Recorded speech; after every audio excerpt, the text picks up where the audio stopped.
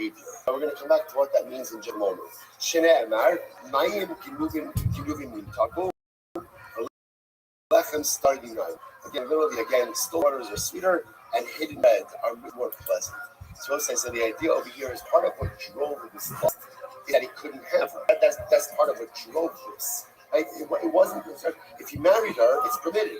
If it's permitted, it's not the same type of satisfaction of lust. Stolen waters are sweeter. So this idea is incredible. It's actually, even though Rabbi Yitzchak is saying this as one idea, is really two different concepts in here. The first concept is this idea of nitla kambia, the nitla oreavera. What does that mean? That the full pleasure of dia has been removed since the time the Beis Hamikdash has been destroyed and it's been given over to only oreavera. So it's actually this morning. It's a beautiful idea, but we say for Noam Megadim. And he says this, listen to this idea. He says, Kasha Beis Hamikdash hayatali. When the Beis Hamikdash stood, Bashina hayashora b'Yisrael, hayashora b'Yisrael, Mishina was when they called Yisrael.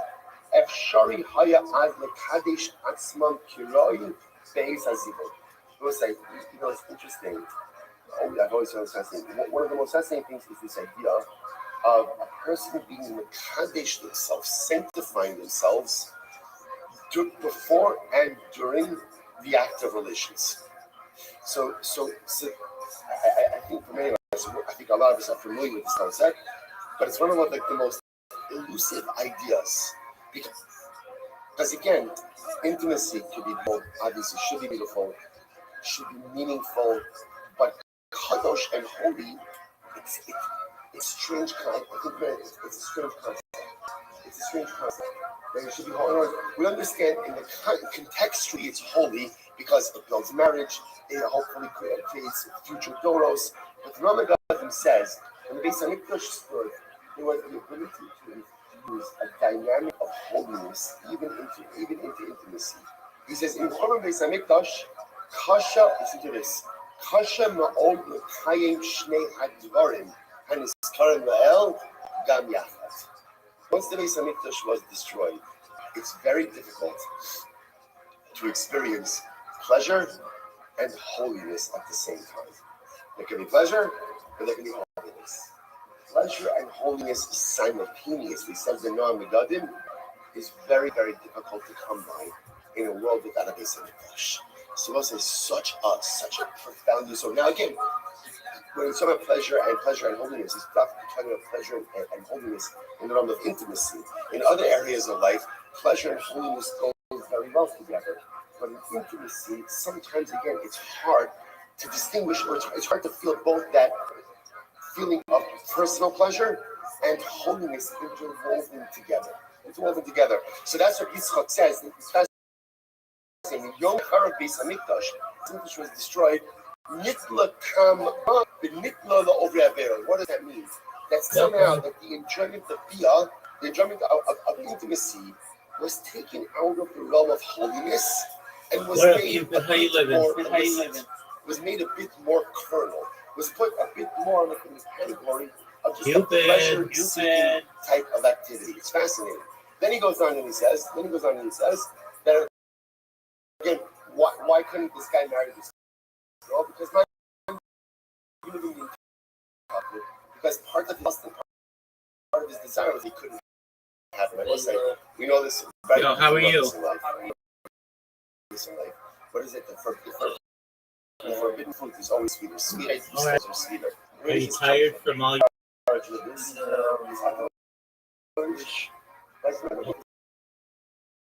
Things going with the one Williams company? At his fingertips.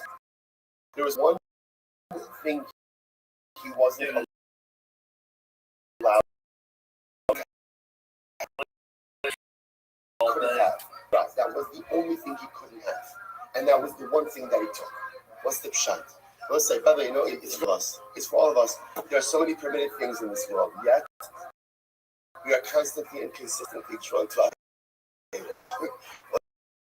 There's so many more things we're allowed to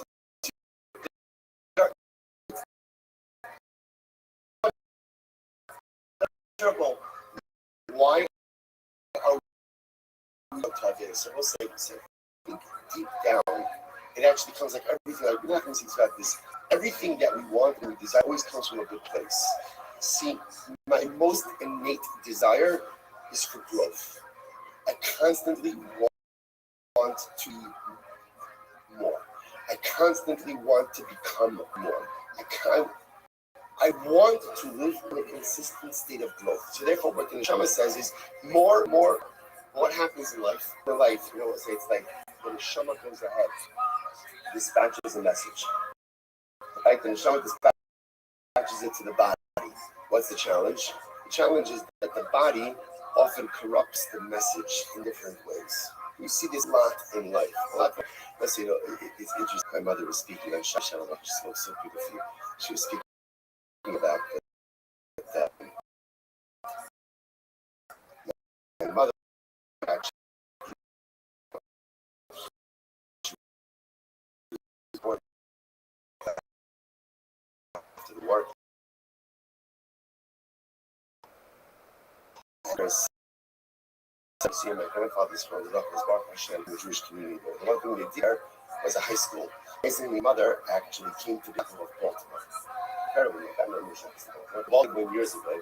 For my mother, like a tremendous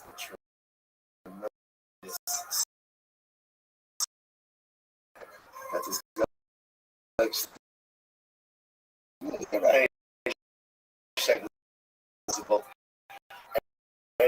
she was speaking about shorter than my questions, but she was speaking about homesickness. Homesickness, it was really, it was so beautiful. Homesickness relating to my daughter, to the fellow. And what's homesickness? Where does homesickness come from? The neshama yearns to go home. The neshama always yearns to go home. The Rebbe is excessive in prayer. Calling the neshama to halal talk. Every neshama has to praise God. And there's other called right? The neshama to halal talk. You have to praise Hashem. Every single time a person exhales, then it jump out of the body and go back to Shemayim. And it goes right. The neshama inside of the body. So the Rebbe says that's why every single time you have to shbarach. He's keeping your neshama in your body. Why? Because the neshama is sick. So what happens? The neshama broadcasts a message of homesickness to the body. So how does the body relate to it? The body relates to it ultimately as physical homesickness. That's why we experience this. Even if you go on vacation. So what happens? What happens when you're on vacation? What happens when you're on vacation? Right? After a few days, right? Especially if you're with your kids. Right? Right? So in other words, after it's fascinating. You could be having the most incredible vacation in the world. But there is a certain moment where you're like, okay, I'm done. Like I really want to go home. Why? Like it's beautiful, it's fantastic. Because it's something that comes from the neshama. The neshama says, I want to go home. Every neshama wants to go home. Body, I want to say, brother, you see this so many things in life. What's the fascinating dynamics of human behavior is window shopping. I can never understand. Right? I think it's so. The neshama wants and more mitzvahs. So what happens? It broadcasts the message of acquisition body. So when the body gets that, the body converts these messages. There's like to acquire. It's the same dynamic over here. Why are we drawn? Why are we drawn to idol? That place, place of holiness. And it wants to acquire more, and more. And it's simply give me more. Give me more. Don't content yourself. I want more mitzvahs. I want to shop. It's all corrupts the message of. Did you relapse? No, do it. Good on you, man. The problem is it corrupts the message. And the body, including that again, we're so drawn to the mind-polluting hidden waters, to these stolen waters, because the body's corrupting the message of the neshama for more. And I will say it's so important because a lot of times when we're pulled towards certain things in life, we often like to think, or we often conditioned to think, that the things we're pulled to are a result of certain carnal desires, wants, and lusts that may be true, but sometimes you'd be surprised that those desires really are coming from the neshama, but it's the body that is corrupting the message and taking you in all the wrong directions. Incredible. Incredible. New Mishnah. All right, on to lighter topics. That's very fun. So again, these are the people who experience streifa, execution by streifa. Now we spoke a little bit about we're going to streifa as well. Remember, streifa burning someone, but rather again, streifa is internal streifa, the molten red. We spoke about this already before. We'll speak about it more in the Inkim articles. Let's go back to it. These are the people who are executed with streifa.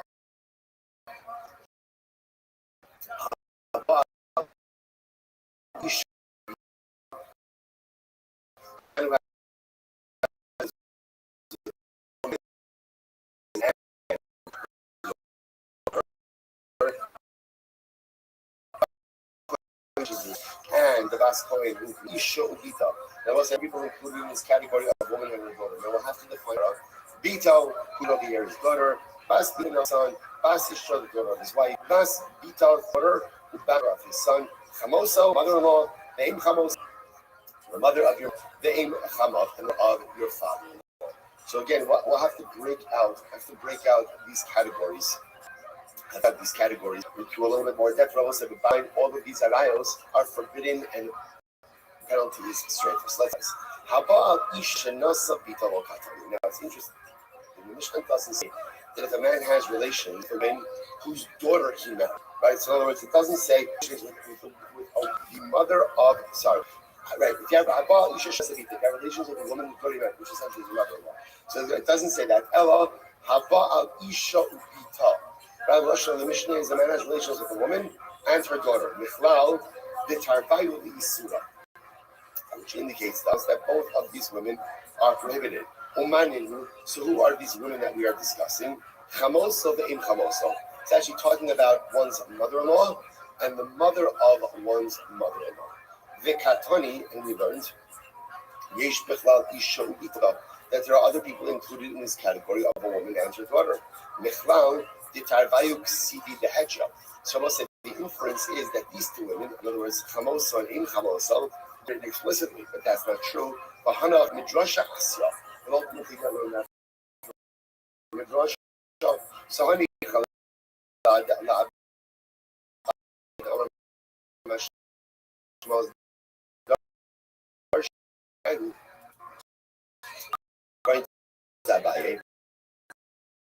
so this makes a lot of sense because Abaye says that clearly the fundamental focus is to it during prohibitions.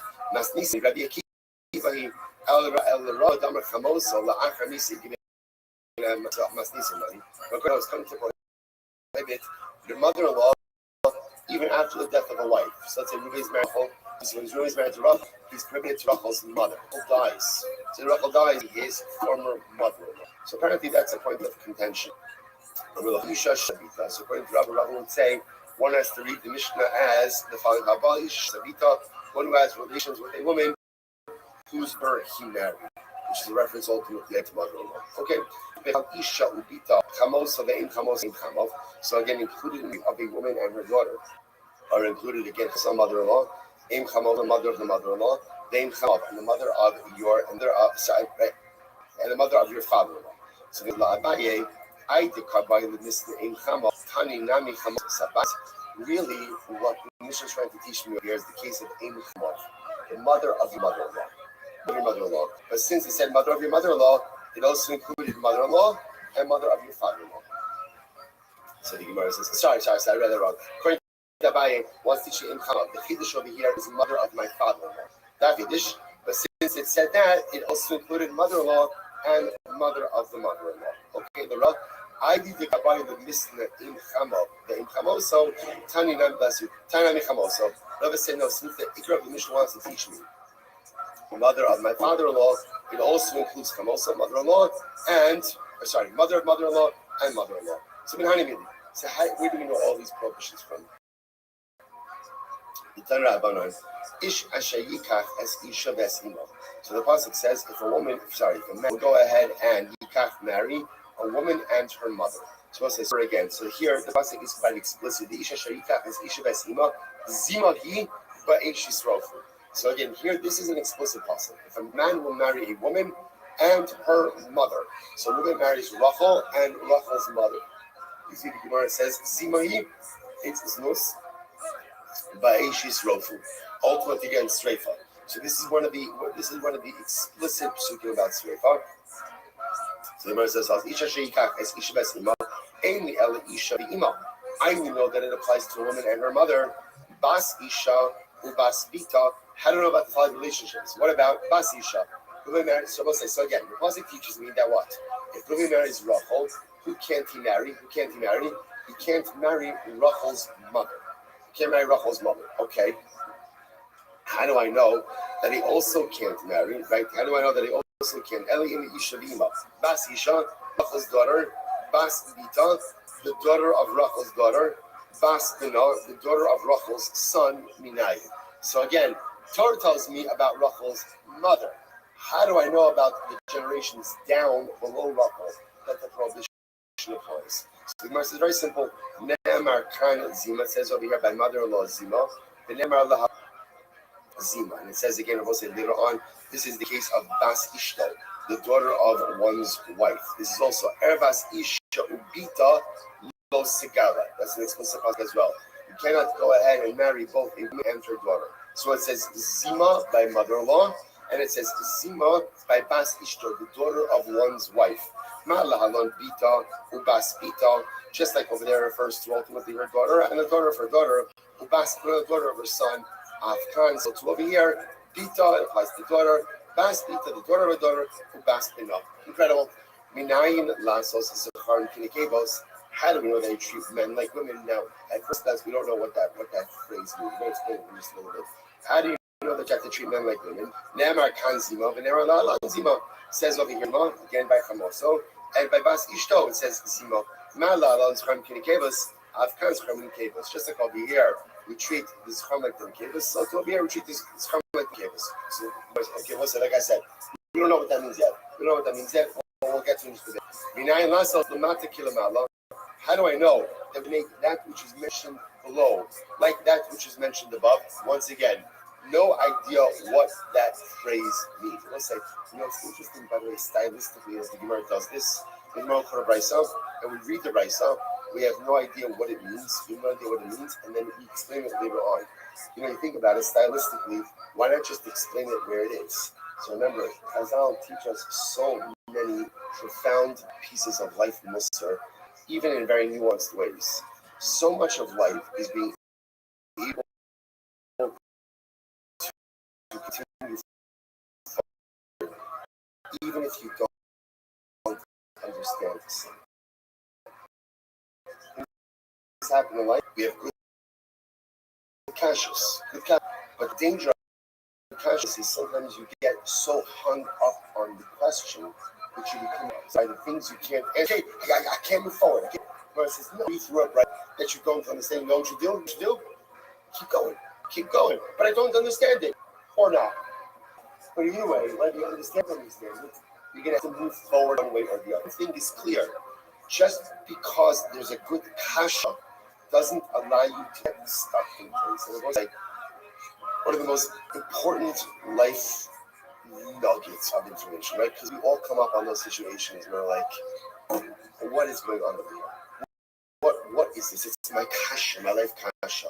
And it is so easy to lose yourself in the abyss of life questioning. The avodah of life is when you get to that life crisis that you don't understand, ask the question, move forward. More often than not, when you move forward, the things you're looking for.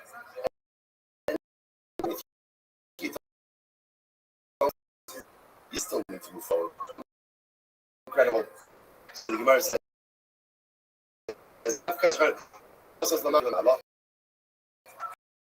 how do we know to equate that which is mentioned below with that which is mentioned above? Ne'emar kan Zima, v'ne'emar lahalon Zima. Lahalon kilamata afkan lamata kilamala, umala kilamata, afkan kilamala, lamala lamata. So again, to stand over here, we'll see exactly all of this is referring to mala and lamata. But here's the point to remember: we have two psukim, right? Over here is Torah explicitly speaks relationships that ultimately again are going to be punishing. Number one is Isha Shayika Shaves Ima, the woman and her mother, right? And then the other is Ervas Isha Ubita, a woman and her daughter. Those those are the ones we have explicit. Everything else extrapolating through there. The Gemara is now going through the process of extrapolation. I think extrapolation is a word. Yeah, yeah, yeah. Right. I'm sorry. Yeah, like extrapolation. Right. So the Gemara says as follows. Extrapolation sounds so much more like methodical. Anyone could extrapolate. Extrapolation. That's yeah. Okay. And anything. So the Gemara says as follows. On both sides. 6 lines up from the bottom. So say, how do we know? Excuse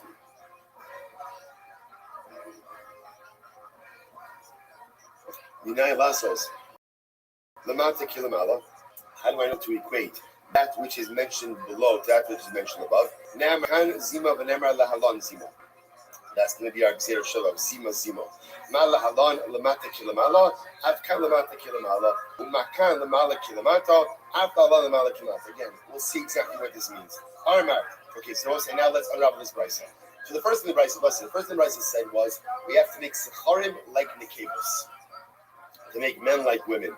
So the Gemara says, what is that? So the Gemara says, what in the world does that mean? So maybe you'll see like this. Maybe it's like this. That this right. So remember, let's just go with Reuven and Rachel. Right, so Reuven is married to Rachel. So maybe it's just like this.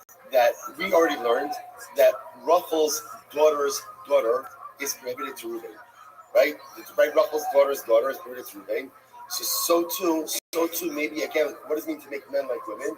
That Rachel's son's daughter is also prohibited to Reuven. Okay, so just like Rachel's daughter's daughter, right? Rachel's granddaughter from her daughter is prohibited to Reuven. So too, Rachel's granddaughter from her son is also prohibited to Reuven. So the Gemara says,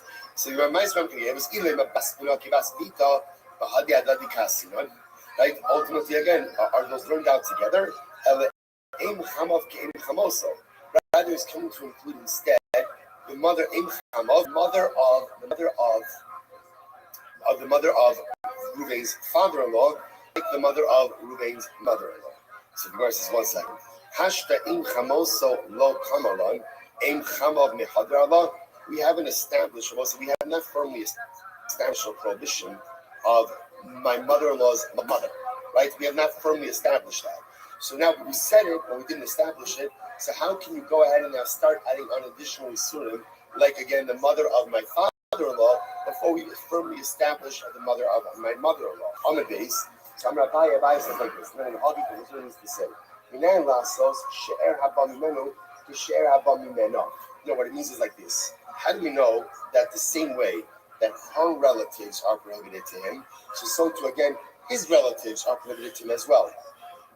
Ne'emar kan zimo, it says over here zimo, v'ne'emar lahalon zimo. Okay. When it comes to his own relatives, there is no lashon of zima that is mentioned. Asya heina, Asya zima. Okay, so also we make almost like a double b'yer shava of heina and zima. Omer Mar, Binay Lasas the Matakilamala. So also beforehand, how do you know today that which is mentioned below, like that which is mentioned above? So once again, my lamata kilamala. What does that mean? What does that mean? Ilemar bas pina ubas bita ki bita.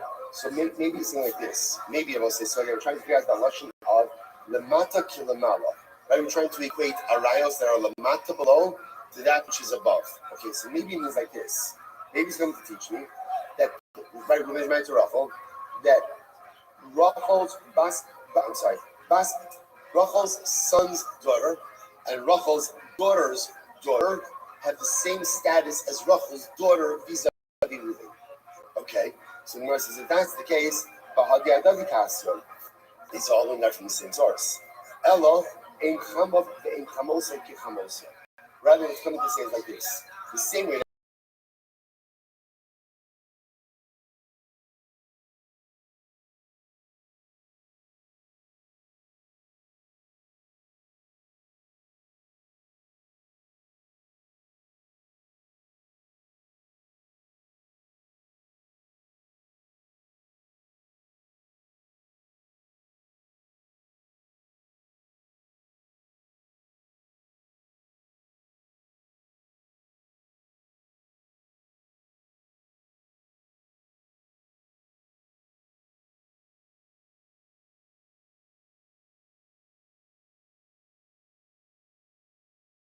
coming to learn out, mother of the mother-in-law, mother of the father-in-law, then I both say that's not lemata kilamala, but rather what? That's lemala kilamata. Because remember, we're going from the top down.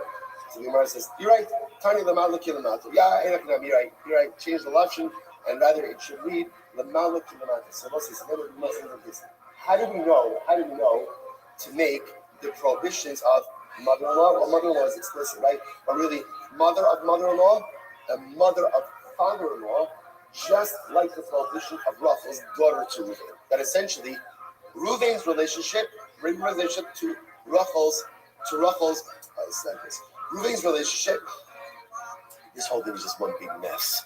And I was saying that Reuven's relationship, no, here it is.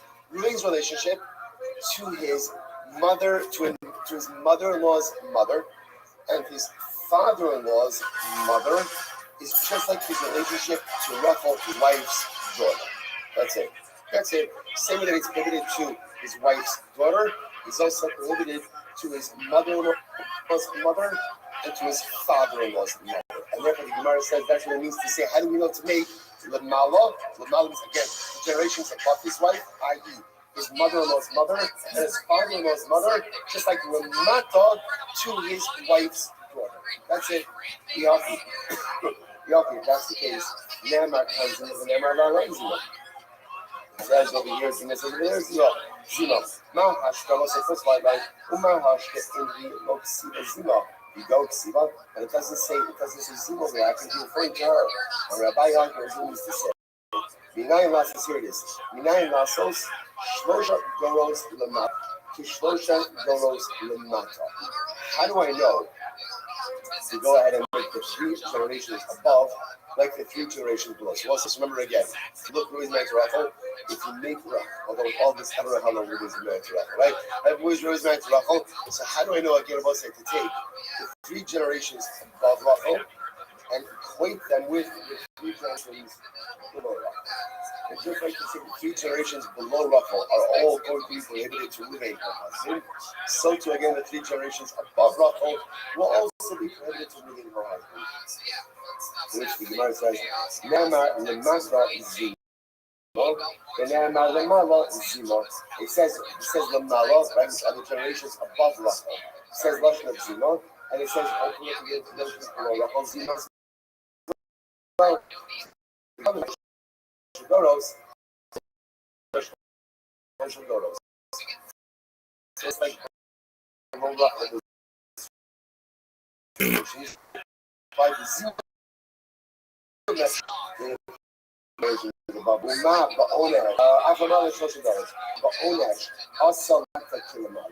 This comes to punishment, i.e. Sreifa. We made again about say Lamata Kilama. We made the 3 generations below Rachel, just like the 3 generations above Rachel, i.e. Sreifa. Ashara Nami Asalamata. So to the lav will also apply ultimately again the Kilamata. So let's say, interestingly enough, we seem to have this fascinating relationship with the Arayos generations, Rachel and the Rachel. So let's say, so again, it really becomes quite fascinating because essentially what we begin to see is Midaraisa, we have 2 explicit relationships. Can't marry Rachel and her daughter, right? That's number 1. And number 2, ultimately again, can't marry a woman, can't marry Rachel and her mother, and likewise you can't marry a woman and her daughter. So that's what I got. Now what we're doing over here, we see Asabal Lamala Kilamata Lamata Kilamala, is we're building up the framework. Ultimately again to 3 generations above, 3 generations below. Beautiful. So the Master Rashi says, no. We all know no, that's right when we said over here. Lamata means, don't say none of what Lamata means is not going down in Jewish. Lamata means a lesser Isser. The Gemara says, Imani. So, Imani, Ima Asura. So, just like when it comes to Rachel, right? The mother of her mother is Asura. Aku in Ima Asura. So, too again for Reuven, right? The mother of his mother is also going to be Asura. I'm Rabbi, I'm a Kral. In the things, Sabai says, the Pasuk says, it's your mother. You should Imo Asana Kaibo. Because his mother was defied. Yatama Kaibo Mishum in Imo. But the sin difficult problem is developed by the grandmother. Rabbi says, Bain Lamanda Amr Tell us it's very interesting. So Rabbi says as follows. Amar, don't Umina. Amar, don't Umina, go Hidasra. So, what's the scene is many transparent in that film. In general, we're never going to zero Shabbat. So, the Shaila is, what are you focused on when you make zero Shabbat? So, don't Umina means that Allah wants to make zero Shabbat. So, really, Halacha Lamaisa, the result is very much rooted in the origin of Limud. Versus don't basra means that ultimately the real limud is much more focused on the result. So the Gemara listen to this. So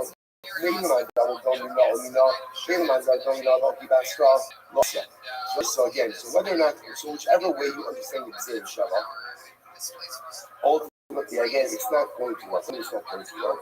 But otherwise, you're not going to be able to learn this aim emo. The mother of his mother. Why not? So the mother of the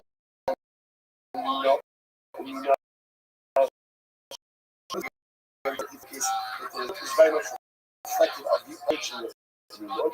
So the Gemara says, Mahi just like by Rachel. Ultimately, again, her mother is going to be also so to again, for Reuben, the grandmother, right, the mother of his mother is also going to be also. We learn from this. In other words, we learn from the place of origin. Just like again, if Reuben retaliations, if Rachel's mother, right, Rachel's grandmother, so too if Reuben has relations with her mother, it will also be straight. The Mandamar straight from Reuben. When it comes to the opinion that says Sreifa is more Chamar Skiba, you can ask if you're Malikin, Shikin Sreifa. So ultimately, again, when it comes to Rachel, relations with her mother, when it's specialized Sreifa, Kamar Bahu, she will be Skiba. If Reuben has relations with his mother, she'll be Skiba. But Skiba, Amo Sreifa, makes sense that if Reuben has relations with his own mother, it's with Skiba, but with ultimately, again, the mother of his mother, it's Sreifa. It was Baal, furthermore, my ego Falakta. Not my heat, no kalakta, but being imala imima. Just like when it comes to Rachel, there's no distinction between her mother and her mother's mother. So to my Ruvain, there should not be a distinction between the prohibition between his mother and his mother's mother. Okay. Well, the Amers in the Famura, and according to the opinion that says, ultimately, again, the skill is more Hammer, you don't have to do the same question. Fine, that's part one. Part two. Don't be not, according to the opinion that says when it comes to Gzeir Shabbat, we're focused on the Gzeir Shabbat on the result of the Gzeir Shabbat. So the Gemara says, Mahi Eni Ma'asura, just like by Rachel, her mother is also. Abu Nami Eni Ma'asura. So to again, Reuben, his mother is also going to be also. And let's derive the halachas from that result. Hasam who did Sreifa. So they both said the other halachas by Sreifa about halachas, but ultimately over here should be the ashki from the emo, as we find is the punishment by his mother, which is Skila. So the Manda Mashefa Kamura, according to the opinion that said that Sreifa is more Kamura, we have another miracle. What's the miracle? It's at top of Vine, Bob 76 8. Maruhi Shekani Mama Sreifa. What about by Rachel? By Rachel relations with Rachel's mother is going to be Sreifa. Tomar Bahu, Shion Skila, by him relations must be Skila. Va'od, okay. Furthermore, I was saying, why should his halakha be different than hers? Or his halakha than hers, Mahi, lo chalak being detailed the just like by Rachel, I will say, there is no distinction vis-a-vis Reuben, whether he has relations with Rachel's daughter or Rachel's mother. Either way, again, it's going to be Sreifa. Afu lo tanflo bo being detailed le'im So to by Reuben, there should be no philic between relations with his daughter or relations with the mother of his mother. But according to what it says that skill is more chamar, may I push up Moni Duna. Again, you don't have this same kasha about the issue of aim. Alright, well, so we're going to stop it for today. I feel like we've reached clarity with this. So we're going to, this is a good place to stop. So I say, okay, so bottom line, what's the takeaway? So, so maybe stay away from family gatherings. I don't know, maybe that's the takeaway, right? So what's so just understand, to really simplify this, actually, remember, we'll say this is just classic situation where the Gemara is working through it. We'll say, there is a bound found this so. Oh, let me first play that. Don't talk about the kindness of the Lord. So as it says over here, right? Mitoraisa, two relationships we know that are explicit. What are those relationships? A woman and her mother, a woman and her daughter. That's what are explicit. What our Mishnah is doing is it's building out a framework. It's building out a framework of other relationships, ultimately again, that will be treated like wife's mother, wife's daughter, and therefore punishable both by Reifa. The paradigm that we're using is Lamala Kilamata, Lamata Kilamala. Using the wife as the Arayos midpoint over here. What we're understanding is those who are above her, and we're getting 3 generations above her, 3 generations below her, essentially are all going to have the same framework for Arayos. Now again, all the Gemara is doing right now is working through this process and trying to figure out how to get. The good part is, I know what the conclusion is because we read the Mishnah.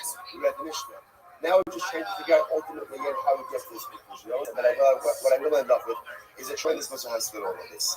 If you notice, you see a Gemara like this, went through a lot of Gemara, or an almost Gemara, and it doesn't feel like we reach any significant conclusion. So what's the see from a tremendous is that in life, when you have a problem, you have an issue, it is incredibly important to talk it out. And sometimes it could be frustrating to talk things out loud. So also this happens in marriage all the time. It is important to in marriage. Sometimes there's something perhaps that your spouse wants to talk about. So you're like, okay, let's talk about it. And then what happens? You begin talking about it. Don't look at me blankly, by the way. Right? You all know exactly what I'm talking about. Yeah, you look at it blankly, right? You talk it out, and then it goes on. And what happens? What are you thinking in your head? This is not going anywhere, right? This is not going anywhere. We're talking about the same things over and over and over. This is not getting anywhere. I would say it's important to understand the tremendous result in relationships is that sometimes you just have to talk it out, even if it doesn't feel like it's getting anywhere, because sometimes just allowing someone to talk things out and to unload things that are sitting on their shoulders. Even if in your mind you're like, I think I'm just getting more, and you have less clarity than when you started, is in and of itself a cathartic and profound process. I think so often when a chazal could have skipped all of There she is. Mr. Aquarius, can you hear me?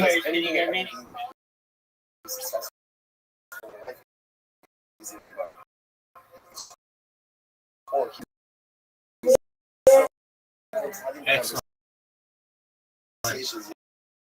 I am on a mission to be on the podcast coming, so we'll see if it happens. But I've been on them before. I don't know why I didn't.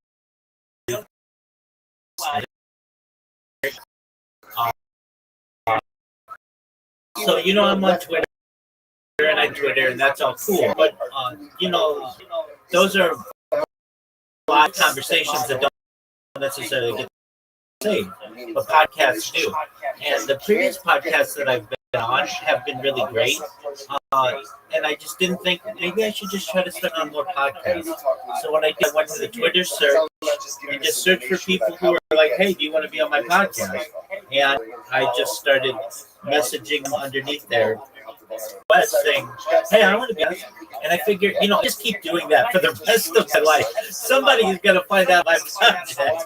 Like those podcasts, audiences, and there's permanency in the conversation. New audiences. I a dozen, and 2 of them got back to me, and one I do pretty soon. Like I don't know, maybe tonight, but probably tomorrow or so. And then the one connected with me as well, and we're making plans. But I just thought to myself, you know what? I'm sick of not being viral. I need to take the ball and just start. Big podcasts are really small, but I know I will be on it, so I'm sure I'm not alone. Absolutely. Excellent, Mr. Chris. Yes, ma'am. Well, it's just a matter of time. And so I thought to myself, you know what? I'll just check every single day, a few times a day, Twitter for people. Boom, and I have a lot to discuss, and hopefully, like the one connected with, we're just out do it. He's like, all this into, I'm into as well. That's interesting. So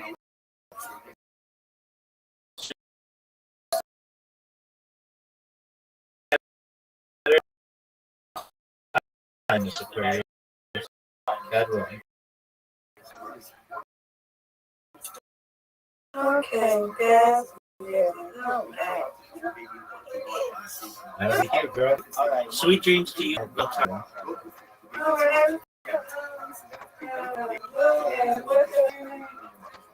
Zoo. I haven't talked to Zoo, and it's come to me. Though it shouldn't concern me. I don't think that he was having trouble with his phone. He dropped or something, and part of the screen wasn't working. So I understand that. And if he's not here tomorrow, then something's up because I've literally talked to him every single day for the past like 2 years, and sometimes he'll go 2 days, maybe without, maybe 3 days, but usually not any more than that. Now that doesn't mean that he didn't come in the middle of the night, which he does regularly, and I'm just leaving. And so I'm thinking that exactly. And Riser, usually we hang out on the weekends. It's great, but we're good friends and always into interesting stuff, and we will be up for like 8 hours. Like when I hang out or whatever, we'll hang out for 1 hour, and then I tell him that we're good. Riser, but because you're nice, and so he'll just keep coming for him. Riser does, but Riser comes in for sometimes like 12 hours, and we'll just talk about business and technology and all kinds of stuff, and we'll watch documentaries. Zoot's conversations are kind of just like, they could be about anything, but usually risers could be as well, but they're usually, I would say, a little more in depth. And no, I enjoy both of their conversations, and I enjoy both of them as people. So I messaged Riser last week and said, "Hey, let's watch a documentary on a given night." And his family was in town, and so he was going to be busy with them. I've actually met his family in here. He brought his parents into the Discord, and I got to talk to them about all kinds of interesting stuff. So I've actually had the opportunity to meet them, at least virtually, and that's really cool. So I told him basically, it's like, hey, whenever you have time, come on in and we'll chat it up. So we hopefully will hear from Zoot soon, and then Riser hopefully as well. I absolutely will. Where Brandon was asking, and Barry, yeah, Traceway. He was in last week a few times last week. He doesn't always spend a lot of time in here, though. Sometimes he does sleep in here.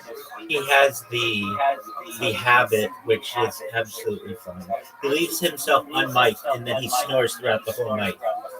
And on this stream, it was kind of funny. Barry, I don't know if they're in a relationship or what, but she'll come in a lot of times when he comes in, especially at night. And that's what I was saying. Yeah. And then Brandon was asking about you more than 2 hours ago. Within like the last hour, he was asking. Absolutely.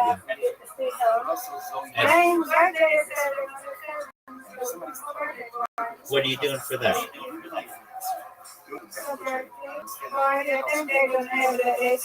Excellent. Oh, wonderful. How old is she going to be? 3. Oh, that's a great age. It's a very innocent age. Big girl, absolutely. Excellent. Well, then that's cool. You got something going this weekend. That's cool that you got something going this weekend.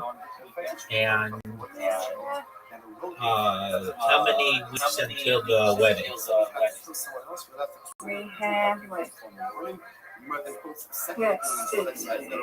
Oh my goodness. Let's see. We have this is this week, so we have 1, 2, 3, 4, about 4 weeks. Okay. Excellent. So we're on the 26th, right?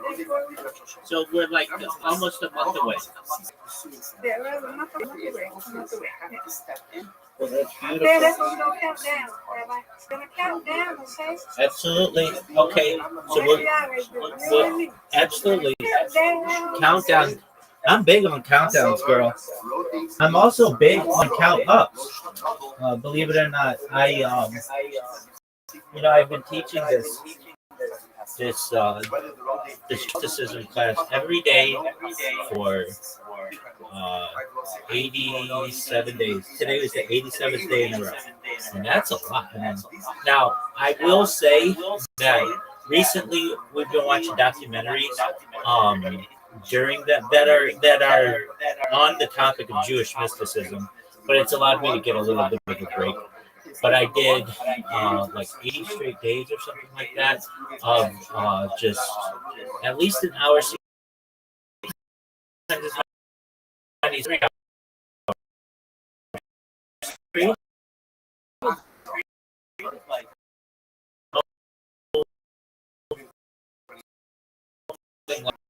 100 hours or so content just on Jewish mysticism in the last 87 days or so. So that's my count up. Every day I count that. And then count down to your birthday, count down to your and so when we're at a month, how's that sound? Yeah. Again. Hold on. I'm gonna I have an app as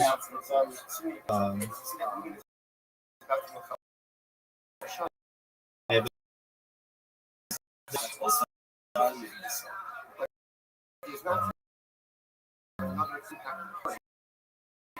what is her name?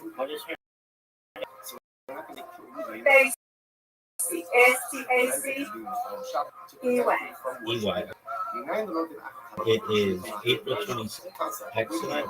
All right, so we're 32 days out. All right, so we'll do that countdown. And his wedding, archive, the sands of time. Yes, I'm excited. I know you like to count down that too. I'm so excited. Excellent, Mr. Curry. All righty, you. You get some sleep, and God willing, we'll talk tomorrow, okay? Oh, hey, one more thing. Oh, absolutely. One more thing. You and I, approximately, let's see how we've been friends for almost a year, and we probably could do a countdown to our 1 year friend anniversary. And so we have Miss Aquarius who joined. Are we past the year? Yes, because George is more than Yes, we are. Miss Aquarius, happy anniversary! Yay! Yay! Oh, yes, we are past the year. Wow, phenomenal! Yeah, you absolutely did. Wow! Wow, we've already been friends for a whole year. That's amazing. Well, happy anniversary.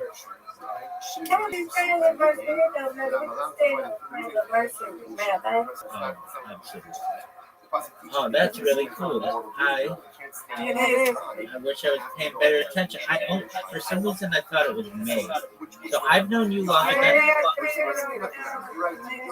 Word, girl. So I've known you longer than I've known Brandon. Wow, that's he joined in like June last year. But boy, does he spent more time in here.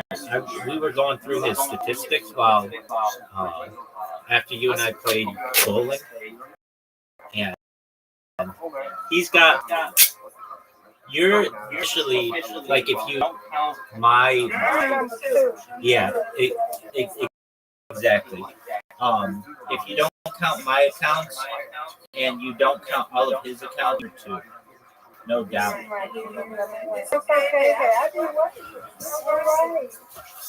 Well, absolutely. Now, Jayski, he's not very close to you, but he's going to start getting close to you.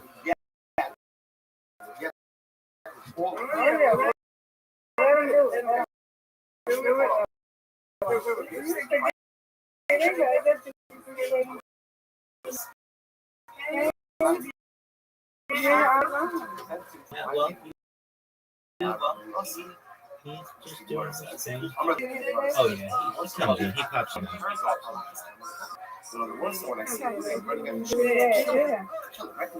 Absolutely. All right, Mr. Aquarius, sweet dreams to you, and let me know if you need anything in the meantime. Yes,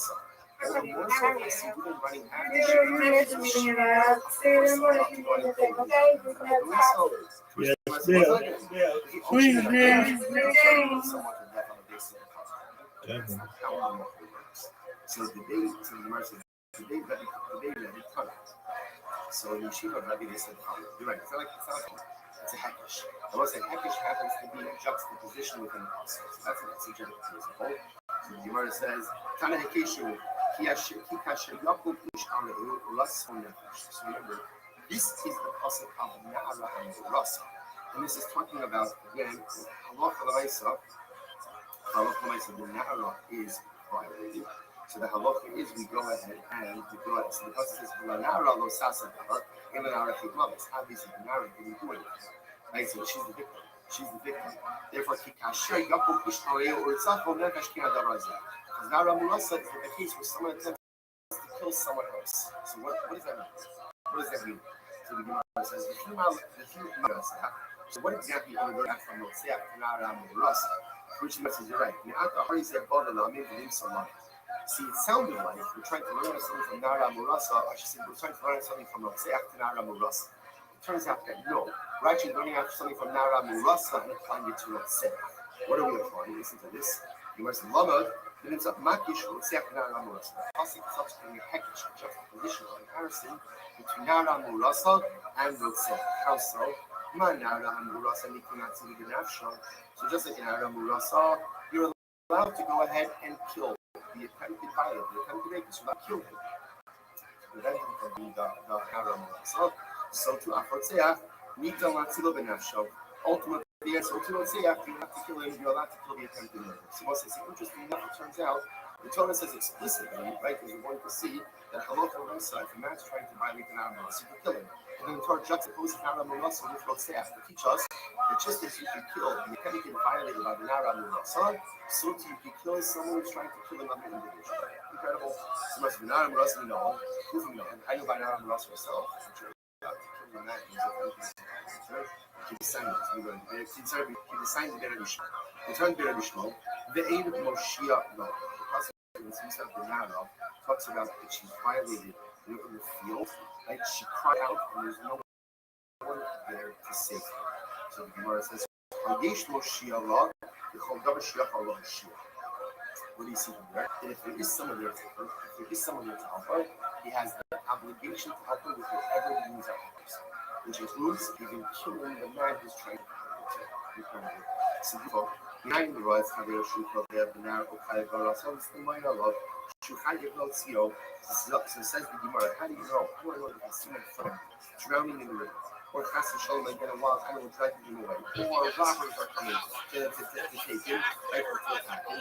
How do I know Shuchai Yevotio? I'm obligated to step in. I'm obligated to step in and try to help. I'm no matter what Samo Pagaya. Pasuk says, do not stand on your friend's watch. It's just a tremendous disease.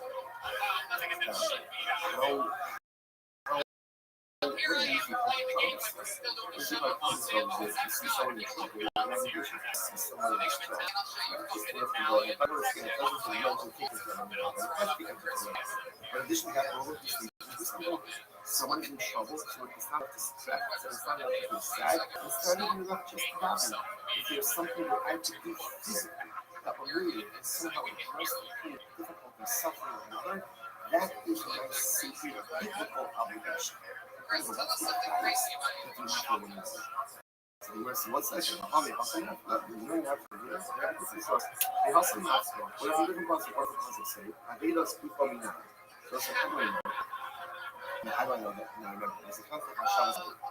Shabbos Saleh does this, right? We're going to lose this. I find this like an obligation to yourself. How do I know that the person is in danger of losing his self? Whether he's immortal, around, the wild animal, the robbers. How do I know that I'm obligated to step back and try to help? So the mercy.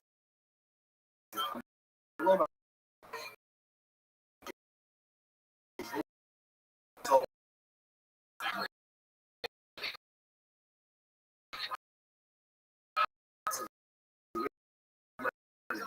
to host solo means, you have to again return low. You have to return to him. And if his self is in danger of lost, you have to return him to him. So it says, "Rabbi Shabbos, give me a lesson. What's that? How about me? I need to do it. I'm meet you up and make it in.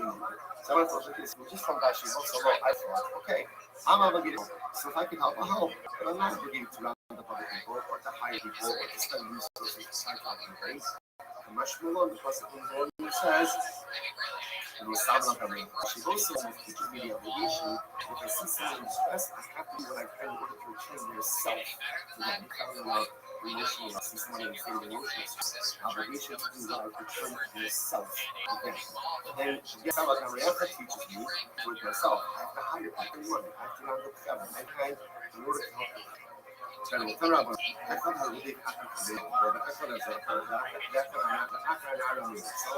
again, whether I see Wu Wei running after Shimon to Shimon, or I see Wu Wei running after Shimon to Simon, or I see Wu Wei running after Nara Marasa to Bayou, the effort having is engagement, or I see Wu Wei going to go ahead and let's say violate someone for whom there is the fear of necessity and death penalty. Or Baka Kadi pieces. Or I see women running after someone to violate them because they fear pieces. What's that? Or Maxim also in action. All these pieces have to kill them to prevent them from violating. So the Gemara says, interesting, Mara the Kohen the Yusha the Kamutra the Kohen in Maxim also in action.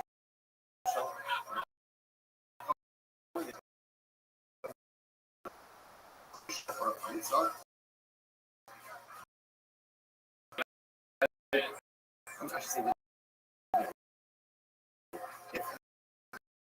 Kohen Gadol is going to go ahead and have relations with another mother. Or he's going to have relations with her. So remember again, these are, but it's very bad. A Maxim also can't kill his Kohen from going ahead and do this woman. You can go with her. He does not have to go. He's no celebration. So this is interesting for a lot. Let's say again, already committed your as he already did. And now he wants to repeat it. The halacha is you can't kill him. You can't kill him for that. That's exactly what that means. That's not something else. Usually, something else.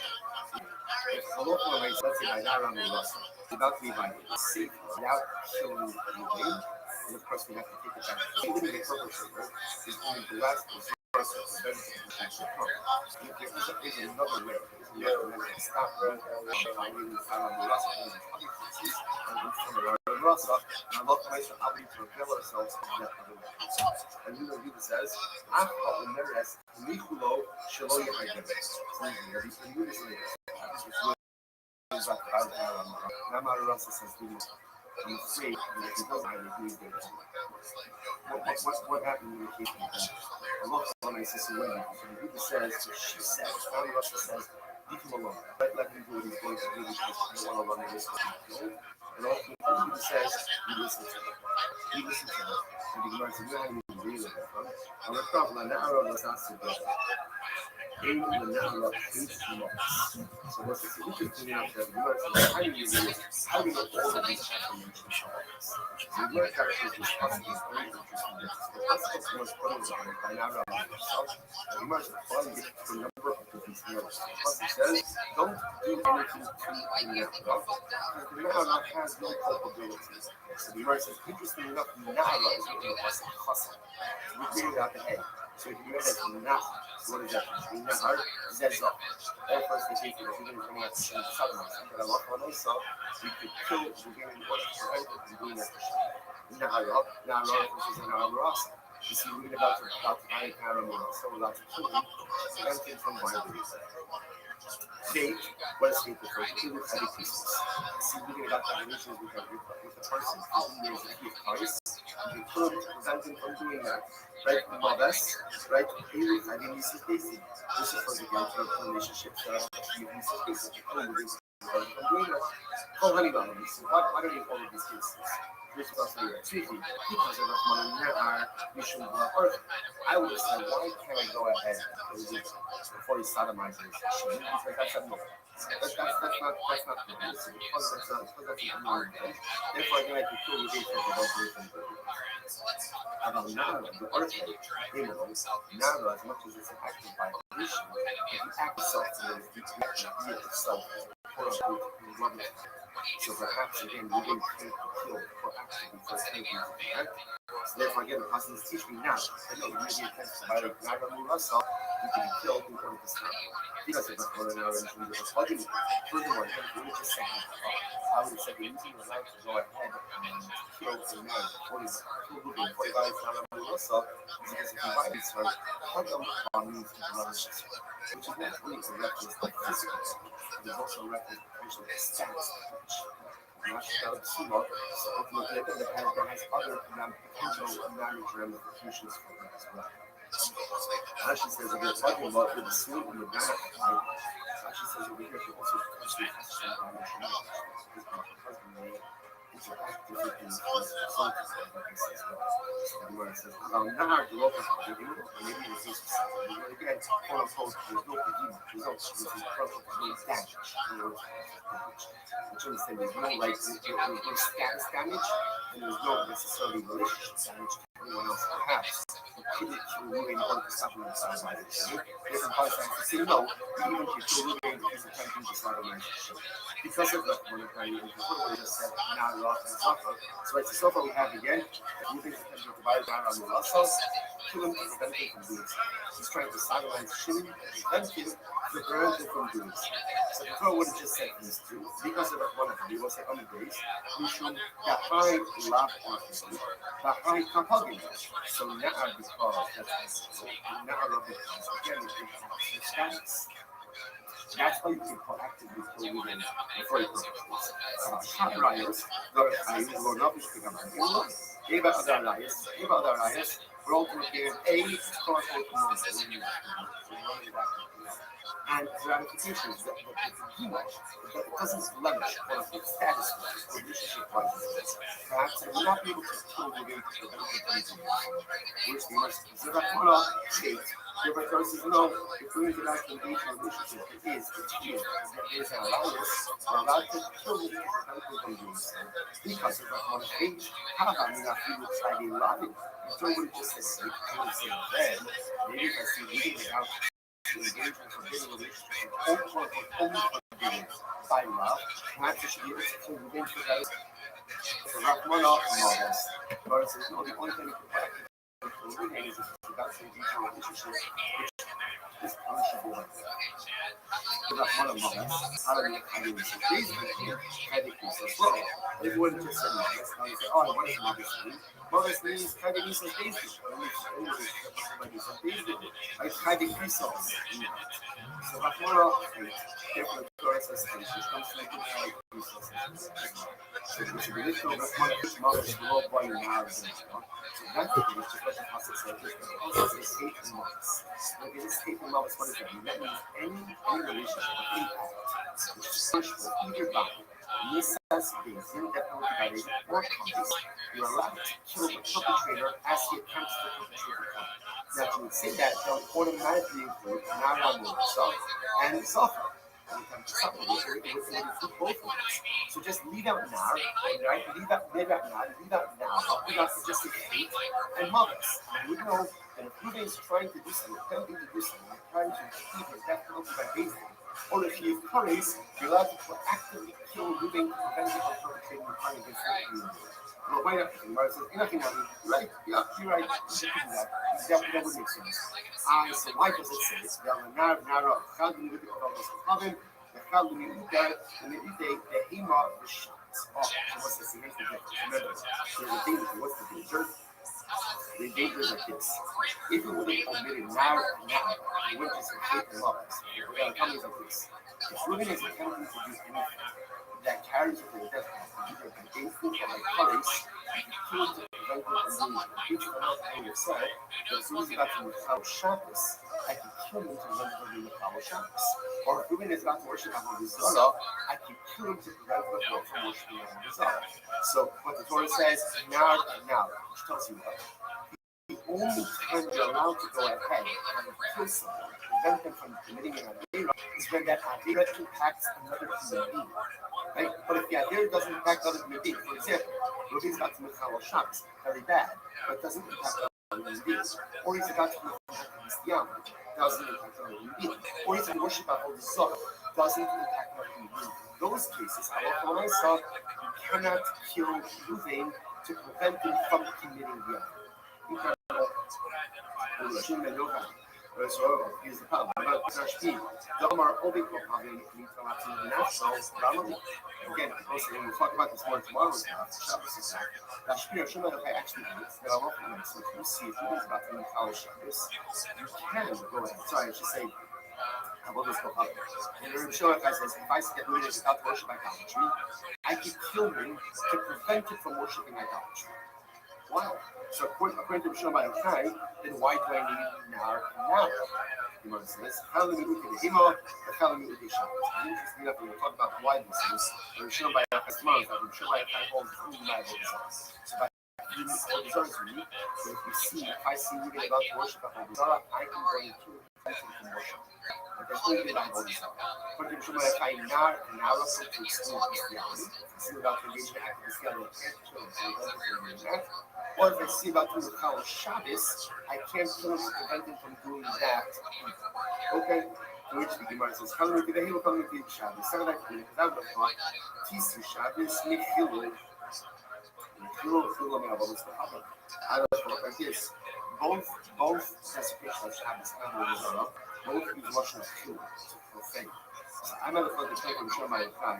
The saying that I can kill Ruben to prevent him from worshiping Avodah Zarah, I can also kill Ruben to prevent him from being Michal Shabbos. Hamash Molam no. Hamash Molam is only for Avodah Zarah, not for Shabbos. When Rabbi Elazar Rabbi Shimon, or Elos and Shabbos, he tells another Shabbos. Oh, so there's another Shibud. There's more. So listen, so what you begin to see is that the primary is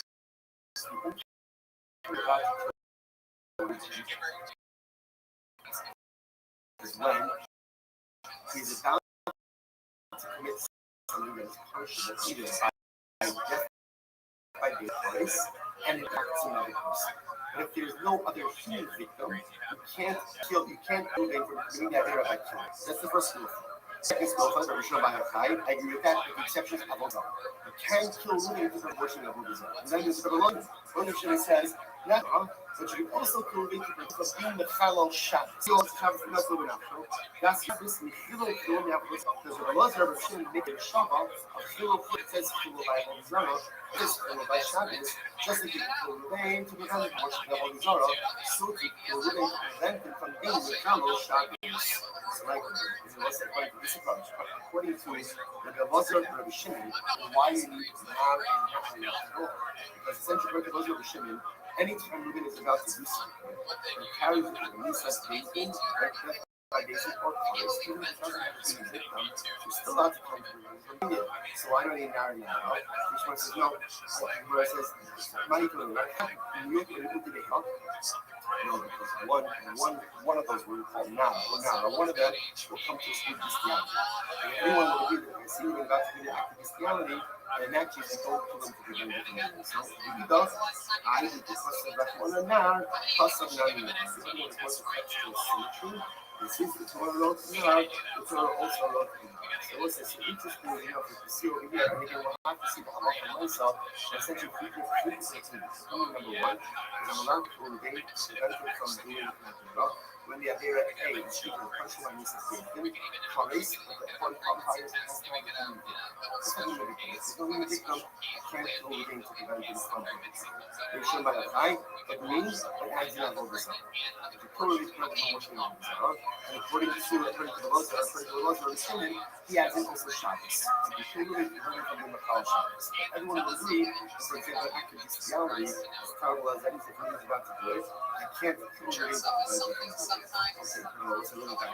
But you don't, I found out she really finished all that.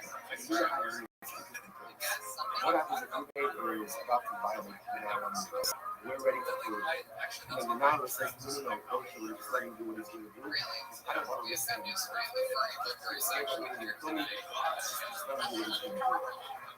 So again, the Buddha said, you listen to it. And the Gemara says, the mic is obviously, the Buddha said, you listen to it. And this is like one of the don't listen to it. So what's the point of that? And I can tell you, I'm going to not take us, I can keep up with my process. So let's listen to this. So the focus is on time. We don't have to get about this girl that she was Machelis on the Gemara. She says, the Machelis on Padma. If you say Machelis, well, come here, but when you play Mishum Adira, the Lokhana Bolas become the Shabbos. So let's say, we know that obviously it's more than one time. And she also she like the ramifications of this act of violation. So what happens if we know that she is must get on the Gemara, but we also she's telling us leave her alone. So what do we do in this case? Rabbanan Sabri at the Gemara Kachmana, Rabbanan Peres at the Gemara. So we'll say, so again, the Rabbanan says like this, the Torah is making from the cover of this girl. And therefore again, Torah says kill the Gemara. And if we know that she's making on herself, so the mice again, we're not going to listen to what she says, and we kill the guy to prevent him from going ahead and biting. And Yudah, I become a more tightly between the muscle and the cell. Or the muscle and the cell. I'm not sure you know this. And Yudah is like this. Why does the Torah tell us? Why does the Torah tell us to kill the perpetrator? Because we're afraid that if we look at the perpetrator, she's going to see her give her life rather than be violent. So we're concerned about the fact that she would have her life rather than be violent. And the Torah is a total perpetrator. And in this case, it's just telling us leave it alone. I don't want to go. And he just says, we listen to it and don't kill the perpetrator. All of us don't actually tell them. Oh, yeah, probably not dying. I'm one of them. She's going to get actually says over here. The must actually tell us she must have some levels. She again, but people I'm not telling you still Dhamma. So what's this? So again. So again, for the business in general, that's what concerning her. She's going to give up her life rather than violence. So she's telling us no, she's going to do what he wants to do. I don't want to run the risk of doing it. We listen to her. I'm going to pull out higher. I'm going to put God on Namika Padilla. What if the point God was getting ready to violate her? It's also could be there's a geological condition. Because now she has relations between God, she can't have a point of work. So when you kill the phone for something like that, another I could give up rap a couple of mana, I could give a super low couple of the Torah sees out the demon, letters, just something not on the place. The fact that now, again, this umbrella will be able to marry a coin, right? Okay, obviously it's ramification, but the nice, again, it's not the type of ramification for the Torah itself is actively concerned. So what's interesting, that's what I pointed out, is that the Lord myself, he passed the night to my brothers, it's not the kind of people. And even in a case where the woman would say, you know what, leave it alone, I'm not the life of you, not it's also important to understand that sometimes you see subjects like this. It sounds a little strange. We're talking about a woman who's back from fire. So what exactly is this clarity? So remember, a lot of times what happens in Europe is that it's what's called in Europe is a lot of innovation. Just try it. Not how it is just an examination or an interpretation of concepts. Devoid of emotion. That's what you see up here. But it's not a lot of races we assume that every single strand you have is ready to violate the process of Islam. That is the concept. Almost in the same way, that a lot of races not the ones we assume that some of them is coming like that. So yesterday, coming to where the rocks as we see that a lot of races, that person is ready to come the house. It's the same as here. What is going to use force against the living? That is really nice again. You should not have the violence, carry the things that means to take one from this. And they view it as your sin. They view it open again as someone who's ready to commit murder, since we are allowed to kill him to prevent him from violating the law. But this is the interesting case where she says, don't do it. She said, don't do it. So what should we do in this situation? Right there? She says, don't do it. We listen. Now, don't say you don't listen. Because I think the story cares more about her covet than she cares about her covet. And therefore, local myself, we will do what we need to do in order to stop this man from violating the Trinity, even if it means taking his life. Right? It looks like we're going to stop over here. We're going to stop with respect, everyone. Again, try to continue in person. And tremendous respect. And a wonderful day. And get more.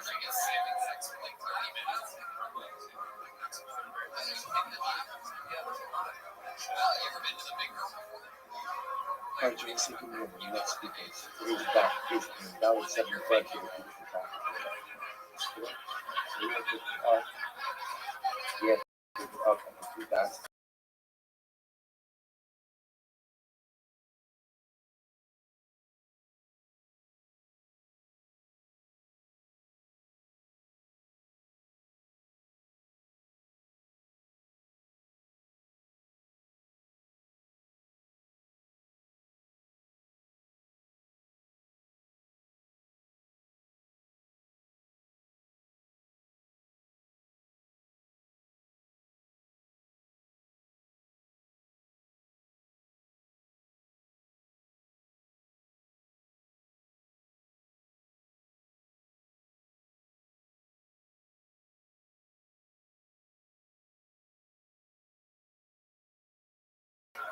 Like medically and then Tishrei, and then it's Samuel, medically and then Tishrei, to earlier things, and then we have this philosophy like Esther, Vashilat, you know, going with them in the merits of our kind of Torah, the Shema. So again, so the Gemara says, women, they will not have Shishlam commands. These are the girls, if you violate them, there is a penalty. Habala says, so ultimately again, one of the examples is someone who has relations with his sister. So remember again, having relations with one's sister is punishable like himself. Yet the Gemara is still saying that the offender, like the offender is still chayiv in mammon. So you see here that even the chayiv in Nisa will still be chayiv in mammon. Which was on Rabbanah Kavigatista, Mishas HaRoch Dipagma, if Jali Miktala, Mimamola Lomishali, if Jali Miktala, Amola Lomishali Akimaki, which the Gemara says is a say that the liability occurs at two different times. When there's entity again, when is he poking her? He's poking her at the beginning of the deal. At that point in time, where there is no financial liability. To give Marpia, at the end of the deal, where there is a liability, what the Gemara saying over here is that the Yisurim come at two different times. Right? The din of Mammon comes at the end of the deal versus again the Pagam, right? Or the Isser. It says it becomes already at the beginning of the deal. Someone says from the beginning it says that is the touching of the male, reproductive organs. The very thing it says that it is literally penetration. Still, what is penetration? Because that would appear then that the Isser and the Mammon come at the same time. Which the Gemara says, Allah is the Kibosh of Bala Shimokidaka, the other is Bala Kidaka. And they want to look at these. The case of the first year is Shimokidaka. And that's what they did with you himself. Then the second time, ultimately, again, the BFD of Rava Amar, Professor Shloyi Hagen. If Rava says, look at these. The case is where the sister is being attacked. And she tells him ready to help her not to step in. Leave him alone because I don't want him to go. And you're leaving, it's supposed to do what you do. There's a chapel I ain't done. The Papa says, look, you think it's a vehicle. The Papa says, we're talking about over here. Remember, this is what we do from yesterday's chapter. We do from yesterday's holds that if a woman says, leave the attacker alone. Leave the attacker alone. And just let her come in. That we listen to her because when she is fearful of being killed. The Papa says, Papa buying down. if a fruit of the account. About the really something over here, in the case of Mafuta, there's a case of Mafuta is when the woman was seduced. In the case of Mafuta, ultimately again, she is innocent in this act, and therefore again, if she is complicit in this act, we have the right to kill the individual to pull out her save. If you have the license to kill her, then by definition you will be chayiv in mama. Abai said, "Yachol ha'chatzil ve'acham eibar." So Abai is not the case over here. Because the case over here is where we can save the woman by injuring the attacker in one of his limbs. Or you don't have to kill him in order to save him. So once again, once this thing is very interesting. And first of all, two things. Number one, whenever you have the ability to save someone by injuring the attacker, that is halachically preferable. Right? But whenever you can save the potential victim from harm by wounding the attacker, that becomes the obligation. And it's really like, remember, if it's a case where the victim could be saved by only wounding the attacker, then this is no longer a case of dealing with fascists. It's no longer a case of dealing with fascists for what? Then the attacker will be chayiv financially. So the Gemara says over here, Rav Yonatan ben Shalom, the Sandra, Rav Yonatan ben Shalom, Rodi, Sherodi Hakadero, Margo, Yakolotio, Lotsi Lahatsilo, Bechne Baro. So say, if Ruben is running after Shem to kill him, and I see that I get injured, right? I can injure Ruben in a way that ultimately again will allow Shem to escape. It doesn't require me to take Ruben's life, then that is my obligation. And what happens in the event below Yitzil? You will say, what happens if at the end of the day I choose not to injure Ruben? Instead what? I kill him. Then you will say, I am chayiv. In other words, the idea now, obviously, this is a very specific case where everything lines up in a way where it's clear that if I injure him, that alone will nicely get me to neutralize the threat. If I know I can't injure him, then I have the ability to control. It's the market I'm going to get anyway. I can injure him, and instead I kill him, I am liable to a death. If said that he not so much Brother loves to listen to the here, speaking about two men who are fighting. They love to be shut up.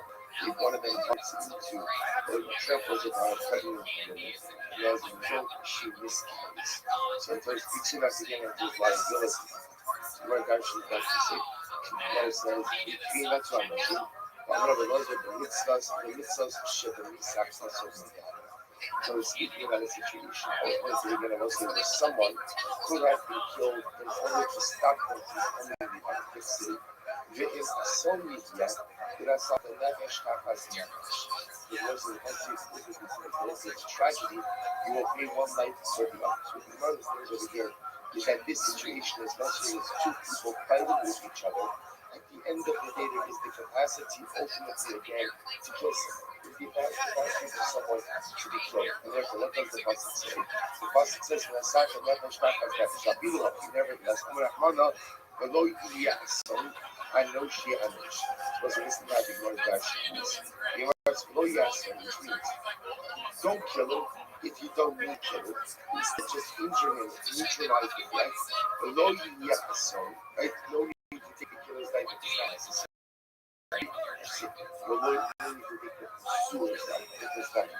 Rather, negotiate on which was a great action here. Negotiation is if you could have neutralized the threat by simply injuring the pursuer, but instead what? You choose to kill him. You, now the killer of the pursuer, will be fired. So if you tell me the local is when you could save the victim by injuring the pursuer, and you don't do so, I love the ways again you are fired for that. So because I the Mishkafas love the Anish. And it was like now I understand what the concept is talking about, where it says that I can be punished. If you go, what's the case where I was one who am I? I'm the person who's stepping in to try to save the victim. When is there a case where I, the good Samaritan, who's stepping in to try to save the victim, when would there be a situation where I would be fired? You go, so the Echaneach, we'll say, what would be the case? This is the first right now. Where will be a case where I could save the victim? by injuring the pursuer in one of his limbs, and they don't do so. If instead I kill him, it's always telling me like what? There's no equal to that. Elohim, Yakoloti, Lakam, Labar, Nani, Nitati, Nafsha. So it's a very key telling that even if at the end of the day, I could have stayed forgiven. I injured the pursuer in one of his limbs. But instead, I killed the pursuer.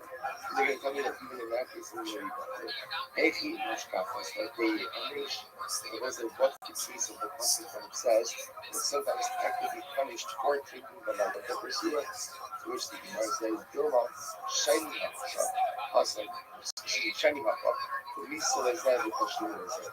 It wasn't maybe this case is here, because it was when they get to this unique Pasuk, there are actually two individuals looking for their weapons. So when we get, so it could be that he's Ruben is killing one person, and in the course of this tussle, he's bumping into the finger and causing it to miss. So it could be that there's a big miss towards one person, and it was something that was ready to kill Shimon. The pregnant to me was the unintended victim of this situation. So therefore, again, it could be that it's going to be Chayiv Miza of the Shimon, but ultimately, again, it would be Chayiv Mamo for the woman. So also when we go back to this, we're really trying to figure out is in a case where someone else is attacking someone in a way that would make me Chayiv Isa, would it also be Chayiv Mama? The Gemara tries to bring this as a raya, but then the Gemara says maybe not. The difference is that the liability goes in two different directions. So the people to which the Gemara says Loshna. We can't make a decision because we don't know ultimately again at where the liability goes, rather what we get. Who this person is liable to. The Amr of Rabbi said, no big show of this Akapavero. Listen to this. Ruben was running after Shem. Now, presumably to kill him. Now, what happened? The Sheba Esakim. And while the Ruben is running after the Nirda, so while the pursuer is running after the victim, the pursuer ends up breaking the utensils. So one says, what's the Shaila? Is the Ruben Chayiv for the breakage of those utensils? To which the Gemara says, Bain shall live up, Bain shall come at the father. No, listen, that's very interesting. As the Ruben is running after the Mirza, Ruben is running after Shimon to kill him. And Ruben shot those utensils. Whoever those utensils belong to, right? Ultimately, again, Ruben is going to be punished. Why? My Kaima, Mischayiv Binapsha. The Lord said, why is that? That is because Ruben is Misa. So why is Ruben Chayiv Misa? Because Ruben is actively running after Shimon to kill him. Ruben is a Ruben. So because Ruben is a Ruben, he's Chayiv Misa. Because it's Chayiv Misa, then what? He's going to be Hatar on the Kalim that he breaks. If he's going to be Hatar, there's no Din Mammon when there's a Din Misa. However, on the other hand, the Dov Shishibra is actually, let's say the person being pursued, that is Shimon, is running away from Ruben, and he breaks utensils. So Shalom, they Hatar. If he breaks utensils, ultimately again, the road gate is going to be Hatar. Shalom, Adam Chayiv. And if he breaks utensils of other people, then ultimately he will be Chayiv. So the road gate Hatar. Why is it ultimately again that he's Chayiv and breaking the utensils of the road gate? Excuse me, Hatar for breaking the utensils of the road gate. Shalom Mono, Chadim Alog Yidifa. So I said ultimately again, the road gate's money shouldn't be any more important thing than his body. Whereas by running after Shimon, ultimately again, he's putting himself in harm's way. Because not anyone would like to kill him. So his mammon cannot be more hammer than his good. So therefore, again, the same way that everyone has the license to go out and take his life in order to save Shimon, so too again, when the Nirda tramples his kingdom, he's going to be covered for that as well. However, again, Shantal Adam Chayiv, or also, can you imagine this case? So you see, Ruben's running after Shimon. Shimon is running away from Ruben. Shimon, while he's running away, breaks Ruben's utensils. But the Gemara saying over here is that Shimon is going to be Chayiv. Really Chayiv. Why? Shematzi. That's some of the Mammon Chayiv. Because also ultimately is actually very important. So you can't save yourself through your friend's money. You say, you can't save yourself through your friend's money, but what? You have to pay. So once they say, if Shimon is running away from Ruben, and he accidentally breaks unintentionally, he starts throwing Levi's kilo, right, at Ruben to stop Ruben from running after him. So ultimately, again, he's saving himself with someone else's money, he has to pay for that. The Rodif Shah, Rodif Akal, Rodif Batsivan. So listen to this. So it's like Melody, Shayalo, Akar, Kadero, Lotzi. So listen to this. So I see women running after shit to kill her. I start running after Ruben to kill Ruben and stop becoming Shimon. The Sheba Sakila, and in the course of me running after Ruben, who is the real Dave, I end up smashing 8 times. Dave Shalom, Dave Shalom, Dave Shalom, whoever through pencils, I go ahead and I break, I'm going to be fucking. Why is that everything? The longer I do, it's that's not really the technical of the law. At the Omer game, means that in the Adam Shamatsu as Hadirim Yad Halot. So it's a very interesting statement. The Gemara says it has to be that way. Why? Because I will say, if I'm going to fight as a good Samaritan, there's going to be financial care for it. Like it's so I see people running after Shimon, I see people running after Shimon, and therefore again, I want to step through, I want to do it, and then go for having Shimon.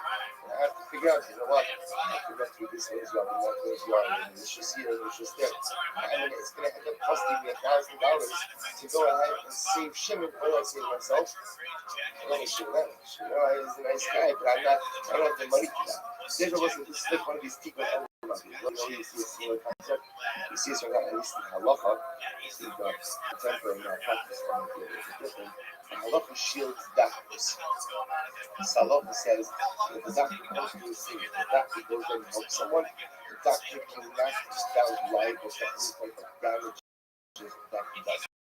It's gross negligence, not just negligence. It's gross negligence. Then halacha is saying so they can be.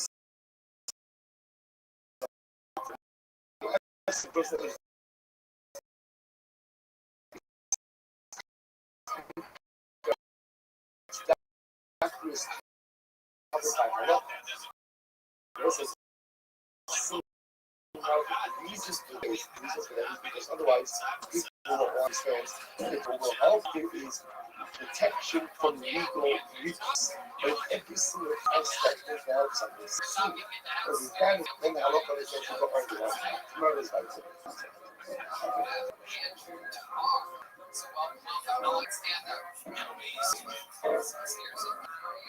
I wrote it back. To go ahead and commit an act of bestiality, you don't kill this. Kindly, actually, how old are those for public international?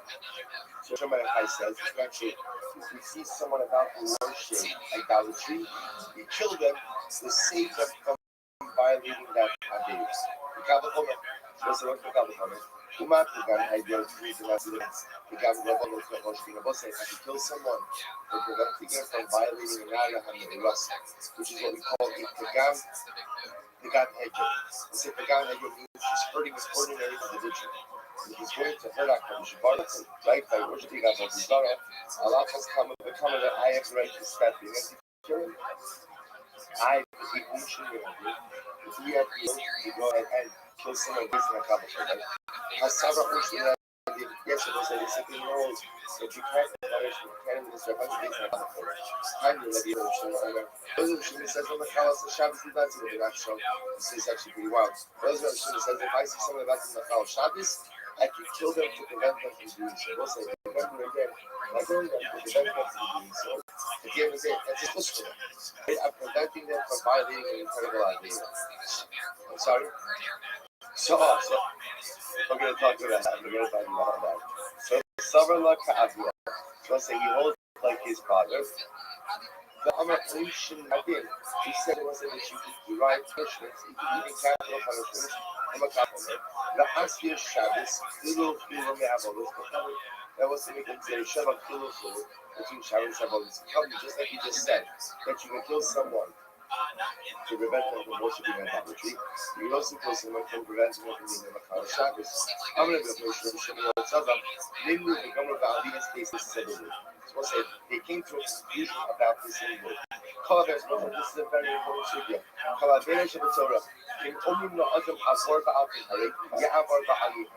We'll say if they threaten a person, and they say to a person, with any avera in the Torah, either commit this avera or we'll kill you. What's the halacha? We'll say you commit the avera. You commit the avera. Flutes, they have others, kokodim, you can the halayos, the shushisam. Those are the two exceptions. The Greek fundamental evidence. If somebody tells me if I should to worship idolatry, idolatry or engaging in immorality or engaging in an act of bloodshed, then what was the halacha? The halacha is I have to sooner give my life than to violate. So you are saying that bonus, but something knows that so much I have to give your life rather than worship idolatry. But I mean, we learn other Mishmamination, how do you know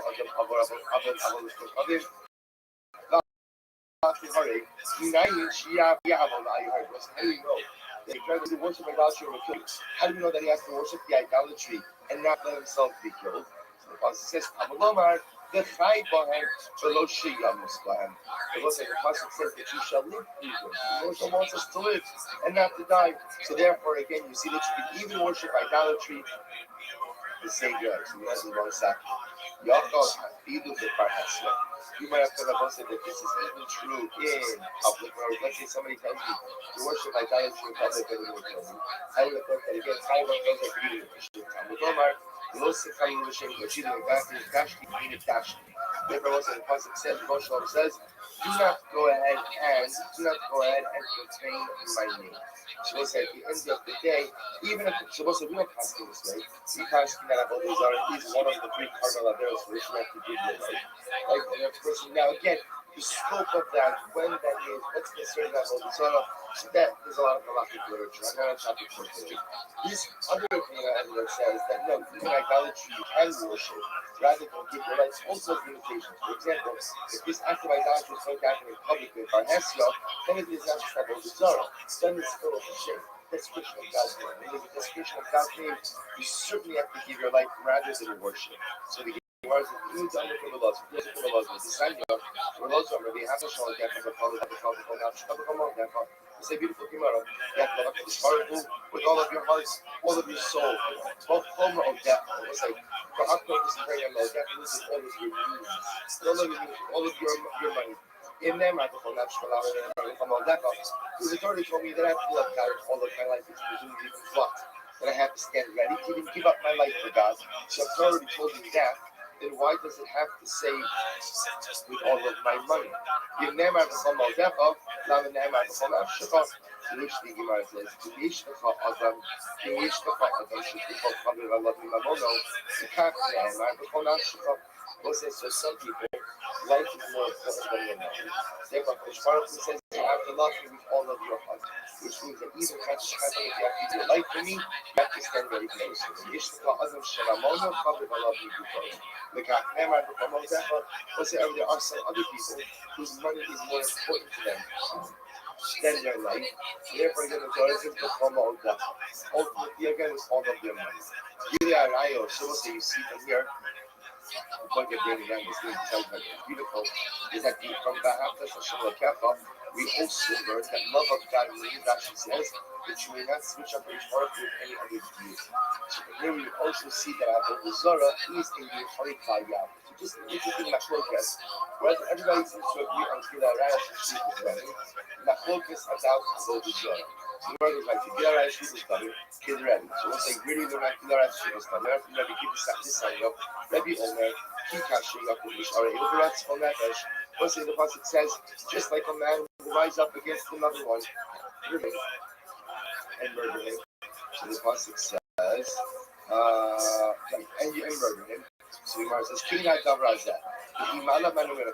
So we'll say, what do we learn after this case of the murder? The Akka Harizia Bamala means Salam. We'll say, it shows that this is just something that we end up ultimately murdering someone. Not you should say after that. So compare exactly now that moved us. Now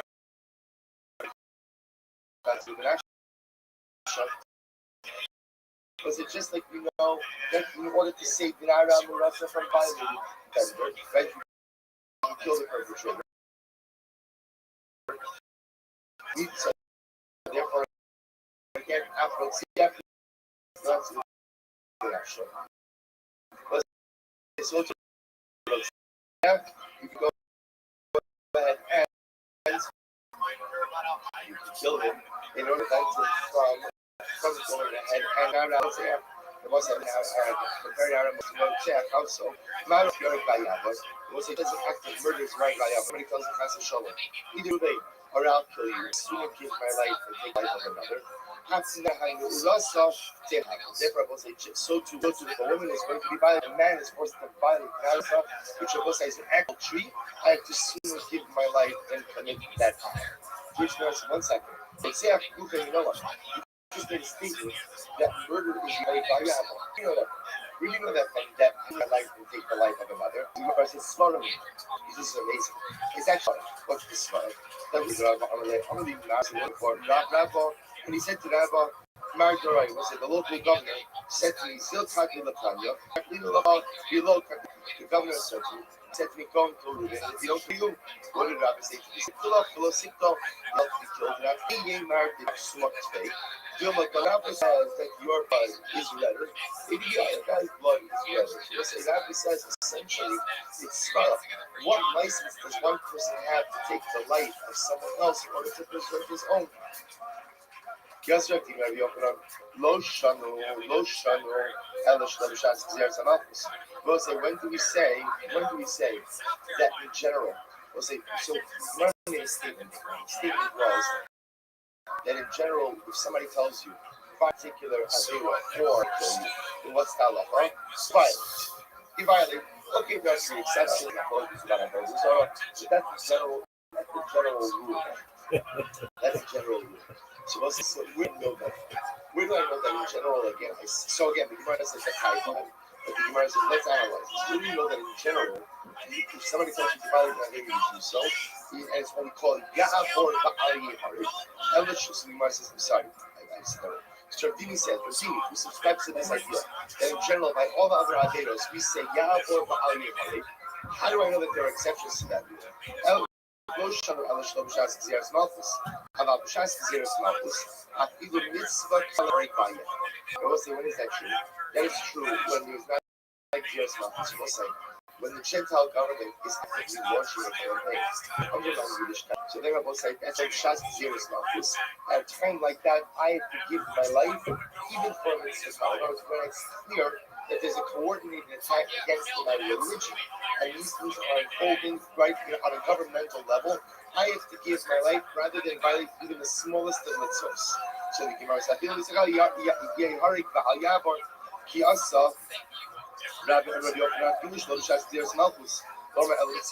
furthermore, I will say another qualification. Rabbi Yochanan says, when we said that in general we hold five mitzvahs, so we'll say that's only true. That's only true. It's sin up. That's only true when you're violating these ideas in private. How about the Parhesia? I will say to violate even a quote unquote small avera, even at a time where there's not governmental persecution, is going to be awesome. You will need to coming be very kind now. We'll say when being forced to violate in public, even if it's not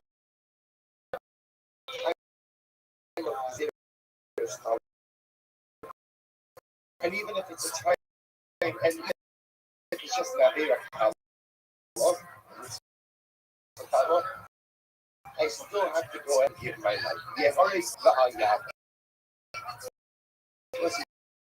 by the way, I'm confusing this of a mitzvah color. What's the mitzvah color? Amarava, Abai, Rabbi, Amarav, even Lushani, even if the old people are getting into trying to change it. So let's say again, Gentiles wear one kind of shoes, Jews wear a different kind of shoes. So again, it's the color. There are circumstances. It says, change your clothes. Okay. Right. Okay. Listen. So. This is part of the Semitic approach to undermine Yiddishkeit. I have to give my life there. I can't participate in anything that is part of a system that is undermining Yiddishkeit. And number two, if the Gentile is going to make a public display of his look, the Jew is willing to change his shoelace to yield to the Gentile. It must speak with the Gentile. As your program is in the hello, you can make a that I have to my life. Now, obviously, with our piece, we don't use the piece. You become eligible for Hashem. So how much is public? So for Hesi Israeli, this goes again every single piece of the there's a certain you went to any like self-respect. So what happened each time? Like that one apple. So you just understand it's well taken, but I'll have to check the one shot is a good kind of Jews. The Russia is not a big kind of Jews. So we see over here that if the Gentile is trying to go ahead and get me to change something in my Yiddish, even if it's a color with Parhesia, Parhesia means in front of 10 other Jews. She, the Israeli woman, as they say, will attach to the self-mary, so it was in the constantly and will be sanctified in the midst of the Jewish people. But sometimes, actually, what we're going to see is the same shot. The cash, this passing by itself doesn't help me. It's just this passing that it looks like Kiddush Hashem, and like that's the respect. No, we're going to make the dress up close in just a little bit. But if you're tissue, so I'm not going to what happens if you have 9-1? Is that for a proper forum to fill out something? This is Kashmar designer again. I told you that I brought Asil Topto. What's making Jesha Topto? Papa, getting cash in so you tell us what they say over here. I'll just say, find it to the Jewish people. See, Hassan, he bought you hope Haida Hazos. So what's that? Says the Korah, says Kashmar says emotionally separate yourself from this ego. Right? So Jesha Topto. Son of a Israel was a just like not again. There's so much pieces to the Shabbat loving that elsewhere. You might the second part is the Shabbat of Ida from Korah to the Meraglim. I say by the Meraglim, Ida so told Ida.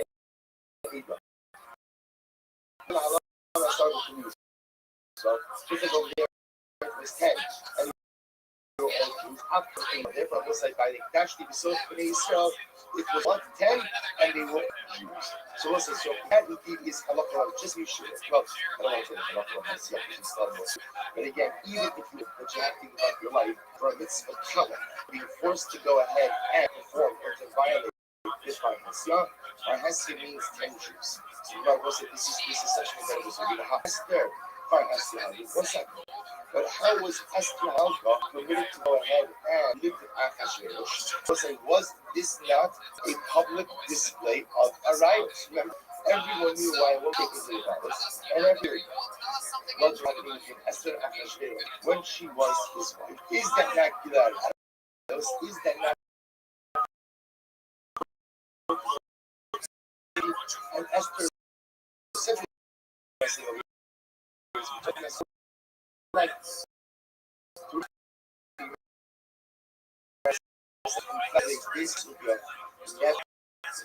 has such kind of a lot of organizations closest here, which we're not going to do today.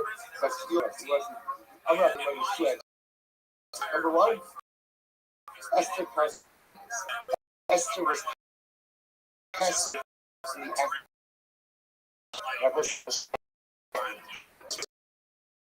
when we say when you see our when I give up your life, you will not have to protect. So if someone comes over to me and says, "So kill Ruben, I'm going to kill you," I say no. So it was a saying no, and what? That prevent from material. The end of the act was not fulfilled. If halakha myself, the act is going to happen, and then I'm not focused, I'm not acting in act, I am not tied to what Abai says, never question. One of the sons is she can say no all she wants. You can buy it with her. So because you can buy it with her, therefore what? She's not going to get us to give up her. So Abai says, as the character over myself, if she was passing yet, also by the way, this is the first right is going to kill her. Remember again the most dramatic part of the Megillah, when Mordechai says to Esther what? You have to go to the king. You have to go to the king. And what does Esther say? You go to the river. What does this mean? So Pashat Shana, she's saying, I wasn't invited to the king. I'm going to go ahead and potentially be killed. The Gemara says, remember again, my book is about the nature of the relation between Mordechai and Esther. So some say that Esther is Mordechai's wife. this whole time is the possibility of reunification because she's trying to hold up to essentially again being violated. Therefore, again, it's not aroused.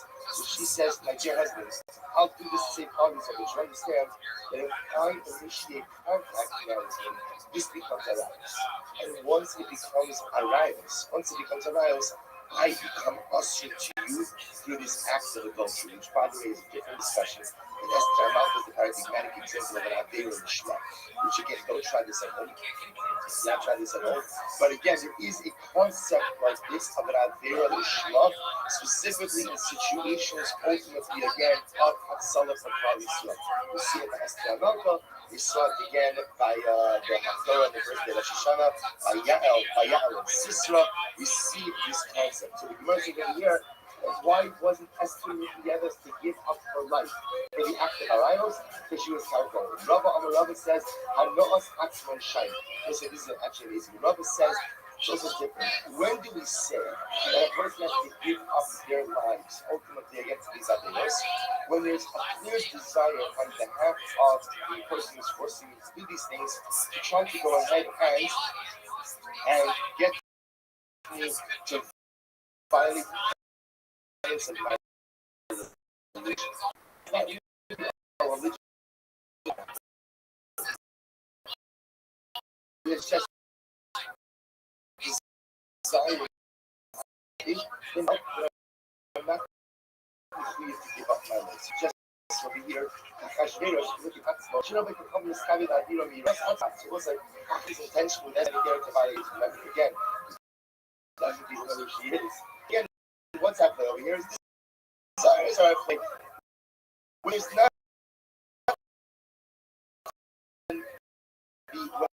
that is necessary to get me to override my religion.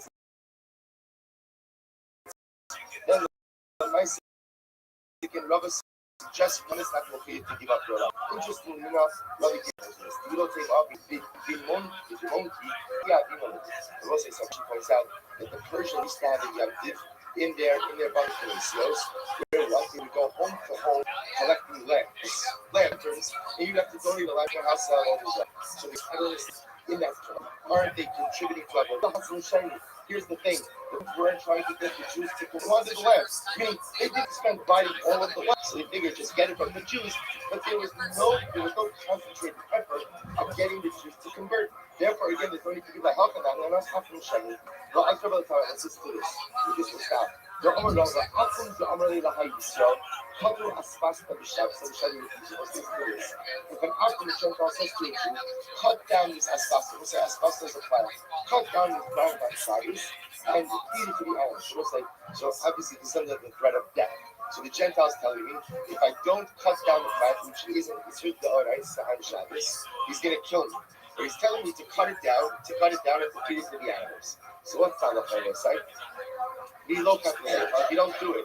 you don't do it, ultimately again, I'm going to kill you, right? I'm going to kill you. So what's the side? Lick deal below lick delay. Ultimately, again, cut it down, right? Cut it down, and don't allow yourself to be killed, right? We're going to see this in just a moment.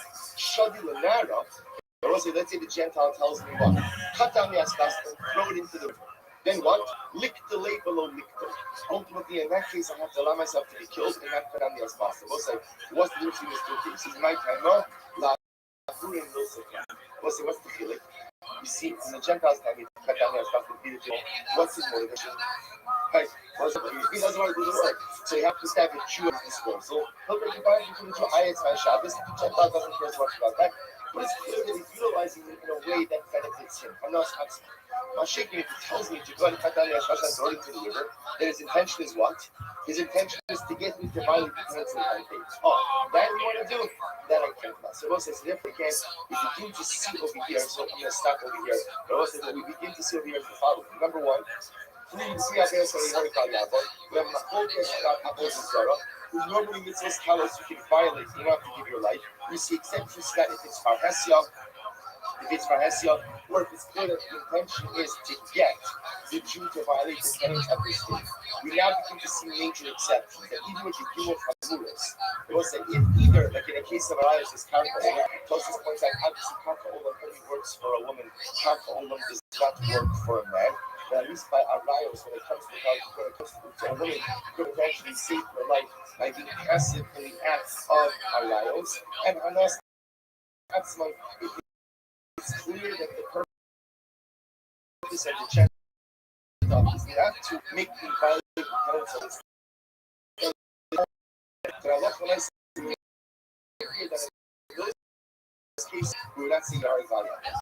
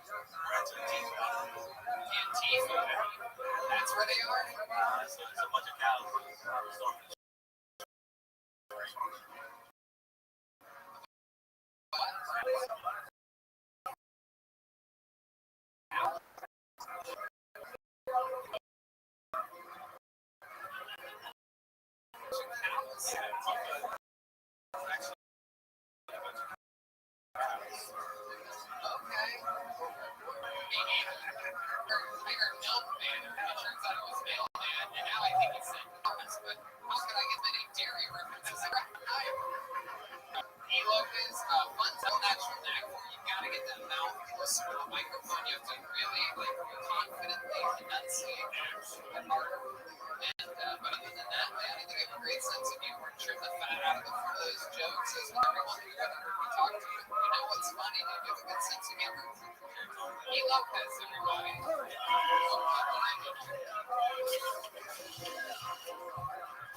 He's a drug mule.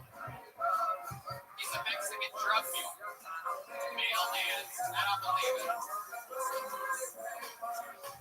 I asked him what he did with his father in Mexico, and he looked at his watch. Like, how much time do I have? All right. Dave Sarah. D-A-V-E-S-A-R-R-A. Here he is. Dave Sarah. You guys having fun out there tonight?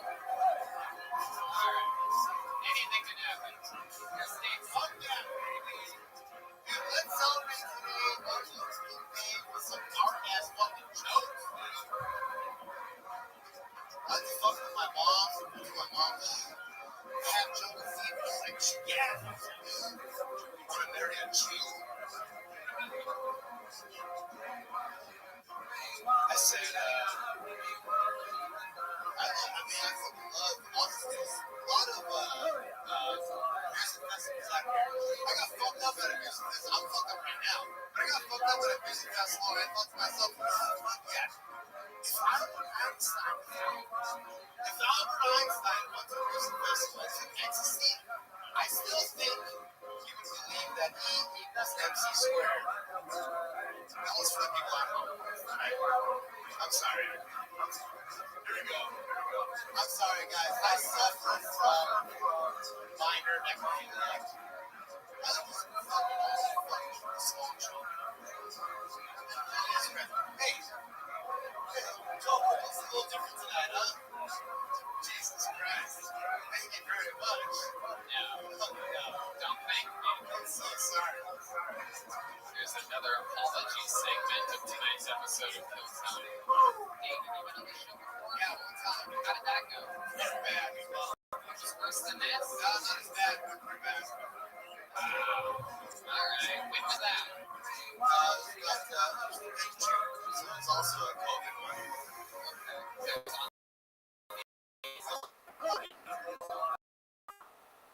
That's a video live.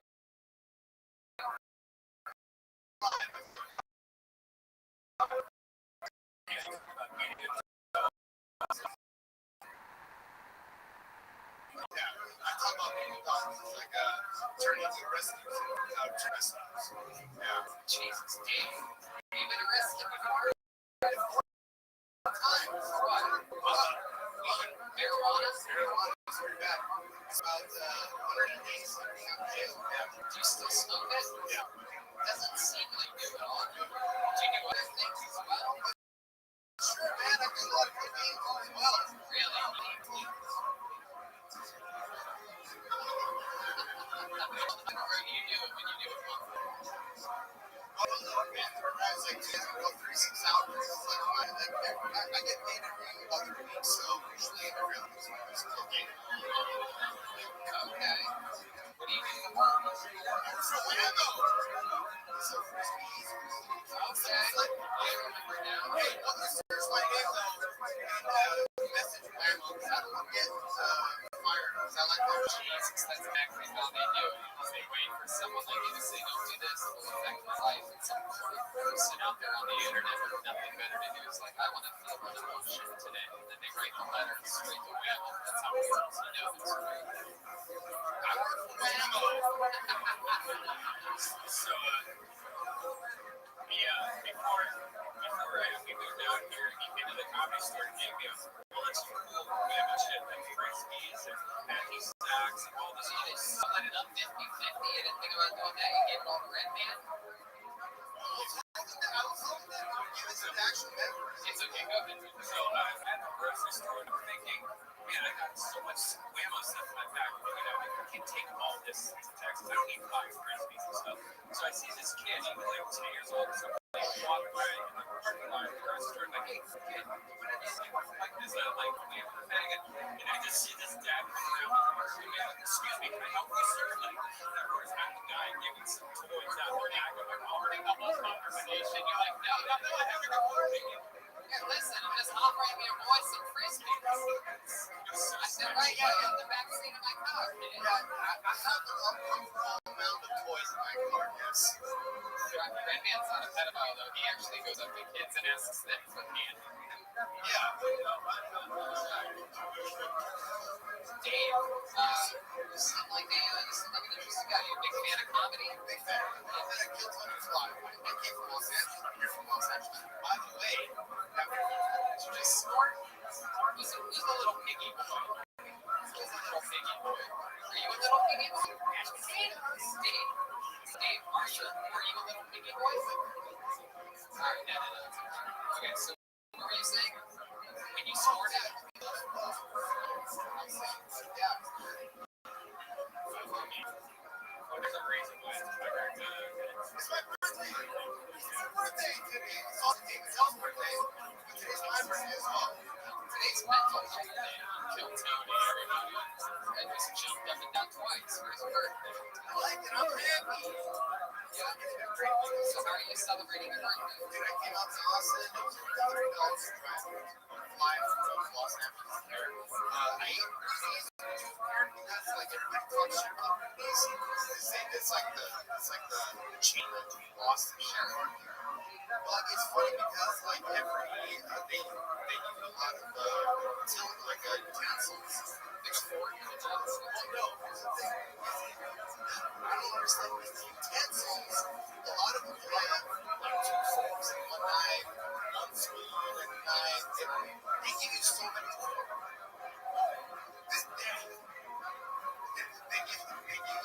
They give you so many fucking utensils that I don't know. Birthday cookie, huh? My goodness, so bad. So bad. I thought that was gonna go somewhere, and then you just started talking about utensils. Alright. Okay, Dave. Yes, sir. Alright, well, you have fun here tonight? Thank you very much. Do you have any special skills or talents? Like, no, I just, okay. Dave Sarah, here he goes. Everybody really keep it moving. Dave exhale. One word, exhale. Alright, just jump on the stage. Shit. Here he goes. He does not remember how he got up. I get the feeling that's not the only awkward meltdown he's going to have in the next 24 hours. Wow, he's having fun. Not another hand for Dave. It's his birthday, everybody. He's having fun. He's having fun. Look at this guy. Time of his life. I'm telling you, I guarantee you. I know what it's like coming from LA here. LA is so depressing right now. So I'm happy that you made it out of here for your birthday, Dave. Even though you're sort of completely insane, I'm glad you got this. Manny Go! Manny Go! You are next on Kill Tony. Manny Go! NATTYGO. Here he comes. Boston's fun, man. I love it. I haven't even eaten. I ate at Rudy's like 8 years ago here or something like that. But a lot of great restaurants. Polo's. Anybody know about Polo's South? Yeah. I had Pete Terry's the other day for my first time. That was great. Oh, the Pete Terry's. Here he is, ladies and gentlemen. Maddie, go. One more time for Maddie. Oh, my goodness. It's an honor to be here. It's some crazy stuff going on outside that also, but my goodness, it was nuts. There was a guy that this just happened. He was was out there, and he was saying they're gonna kill Tony, and he was saying that you're the Tin Man.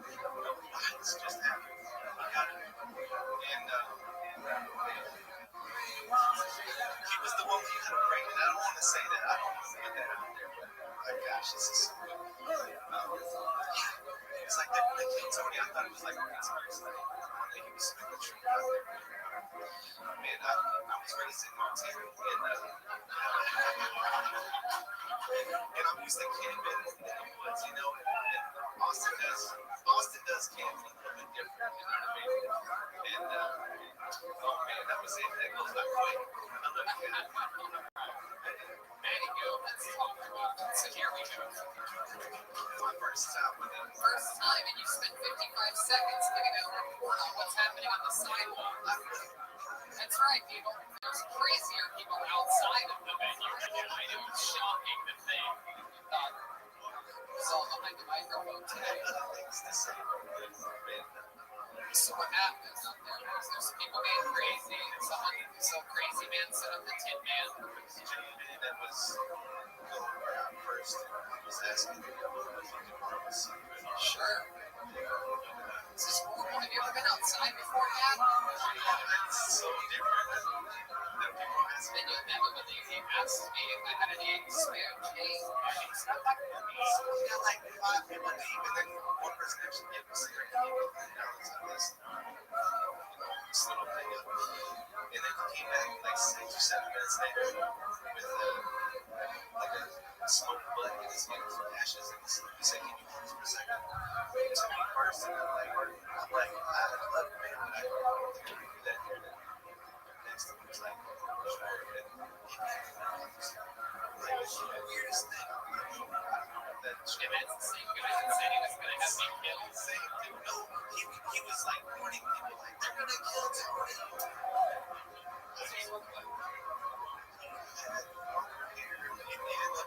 Wait, was he sitting with Golden Girls? You son of a bitch. Alright, Aniko. I don't care. This is just another day in the life of me that you got to witness for a second day. Let's talk about you. We got 5 seconds. You said you're from where? Arkansas? No, I was raised in Western Montana. Western Montana. Alright, what else are you going to talk about today? Like the things that I used to believe as a kid. Like what? Like the handicap spot in parking lots, like the silhouette looks like someone worked on it, and I thought that those spots were reserved for people that didn't do some restaurant. Because it's like, you know, closest thing to the store, and it's like, this really need to go. But I was always wondering why they were wheelchairs and had other crutches and stuff. That makes sense. What else are you going to talk about? Like both flex commercials where top the before and after was like a big hairy Batman, and then after was like this ripped lobster, no hair on the chest, you know, and I thought working out made you more sure of your body. When did you learn these things? When did you learn that? I finally realized the truth. Yeah, when? Was probably, you know, I believe for a couple of years, like from 10 to 12 or something. My parents were like, yeah, let's do that. They let me whatever I And that was when you were still in Arkansas? want. Montana, the white you're saying it's all the same deal. It's territory to me. And now where are you? Here? Yeah, I'm just like, I don't know. Okay. And now we're which direction? I go west, like Marble Falls.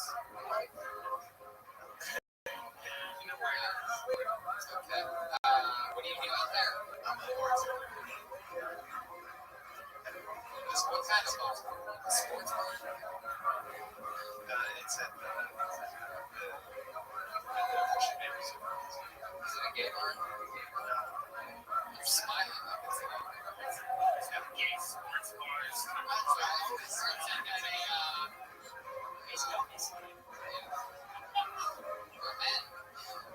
Alright, so what's it like living out there? Why'd you choose an hour away from civilization? My grandparents moved there in like 95, and I was raised in Montana, like I said, from like 1 to 19. So I was like 14 or 15. And we took her to bed and drive down to every episode. Anything fun ever happen out there in our west of here? Yeah, I've seen I saw like a mountain lion. That's pretty cool. I swear to God, I don't know what's happening. I say a couple. I like wildlife. Yeah, what do you like to do outdoors? I like to do outdoors. I like to, I don't know, just breathe in the fresh air and see the quality of the stakes. It really is. This is like a, That guy had like a physical effect. this is like one of these things that shows you like what each drug does to you. Last guy was cocaine, and yonder is just carbohydrates. And this is just straight up sequencing actually what I saw on the fucking sidewalk. It was so good. It was a little bit about me. They know what I'm talking about out there. They do. And it's just chaos. And I bet that they watch this, and I bet they're like, oh, I know not to mention what happened out here. I'm like, read it in my material. Those wildlife things are treated like a guinea pig. Manny, anything else crazy we should know about you before we move on to the next person? Any fun facts about you or your life that we would find interesting? I play pinball.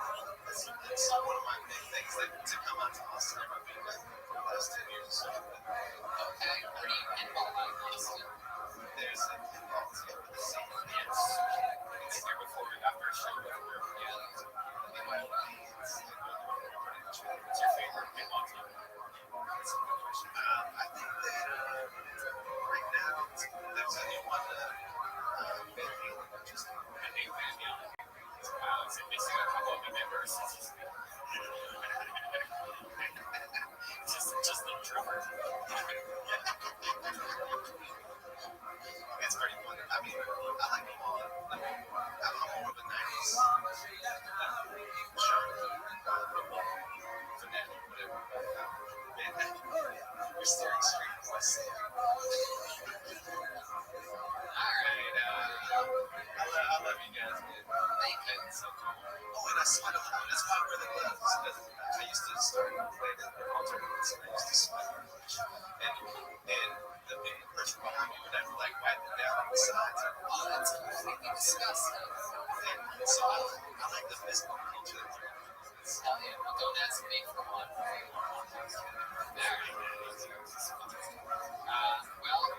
Matt, thank you so much for coming on the show. There he goes, the pinball wizard, everybody. He's at MGD Artist on social media. There he goes. He's got the gloves. All right, another hand for this young immigrant girl who's volunteered. She's not even getting paid for this tonight. She did this job tonight for a cup of rice. Not even cooked. It's a cup of dry rice. She had a little sign that said, "No work for dry rice." And Red Man picked her up. I had Tom dinner.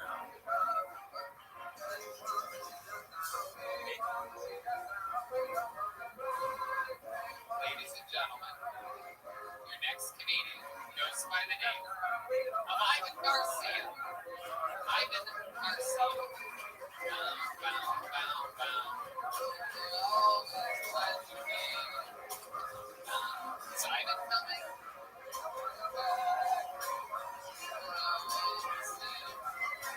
You wanna go where everybody knows your name? Come on, one more time for Ivan Garcia, everybody. Oh my gosh, guys. You guys all from Austin? You guys know all the great bakeries in Austin? We got Russell's, we got Wax, Mi Tradición. I invite you all to come to my bakery here in Austin. There's one of the bakers known as the KK Cakes. We only do gay weddings. Thank you. And sorry, my people, I'm not going to get a that just came this year. 20 grams of Diet Coke. crazy day. This chick showed up super pissed. She's like, "You want to pull my seat up?" He's like, "Sit down." And I was like, it was kind of wrong of me to ask her if she wanted to hook up right away. She just looks at me, she's like, "What do you mean I want to hook up right away? I don't do one night stands." And I was like, "Fuck, I'll leave if you want. It doesn't have to be one night." And then these Austin chicks, she's like, "Sorry, I don't fuck straight guys." I was like, "Oh, fuck, I'm gonna suck some dick and some pussy." You better come with cocaine. It did it, guys. It did it. Fuck you, alright? That's enough.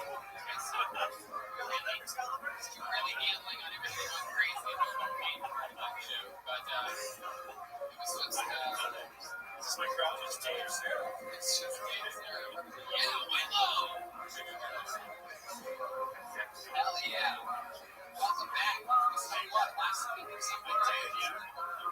You did. This has been better this week than you said. How do you guys feel like it went? The internet was telling me, I love you. the internet was telling me it sucked last week. Alright, well, what's the best you have to say about this week? Oh shit. There you go. That guy might give you $100 and put a cigarette out of your mouth or something like that. There's a big fight outside. Welcome, Ivan. So, what's happened in the past week in your life? Where do you find it? It was really sad about my set. And then I did a couple of shows with a friend. Just been doing that actually on the sets. Listening to music as much as possible. I love music and the podcast. What kind of music do you like? I love old dudes, man. Soul, I love this amazing beer that takes my gosh. Like what? What kind of music? Disco Karen, Beatles, you name it, it's my age. It was really considerable. Disco Karen, That's a problem. I love some Beatles. I love all the music. Yeah, I guess that's all things, right? What would our cheap music super consider the Beatles oldies? I guess it's old. I think oldies is before the late 60s. I consider the late 60s a different thing. But I mean, in this young buck, he looks like he's on fucking, what's it called? TikTok. What's that one reference? How old are you? 32. Wow. Damn, you look like a young. Yeah, really doesn't. You look very young. I think that a lot, huh? Goodness. Wait, you're the guy that has sex in your car all the time? Sometimes. This guy said, by the way, ladies and gentlemen, that he has so much sex in his car that he had his passenger seat. And he takes girls there and has sex with them in the area that used to be the passenger seat in the backstage. Are there any ladies there tonight who would let this guy have sex with you on his passenger seat? There you go. That's the one lady that wants to fuck. Love it, Ivan. You got super lucky tonight. Anything else that you wish you would have brought up in last week's interview that you didn't? Did you think more about the interview part?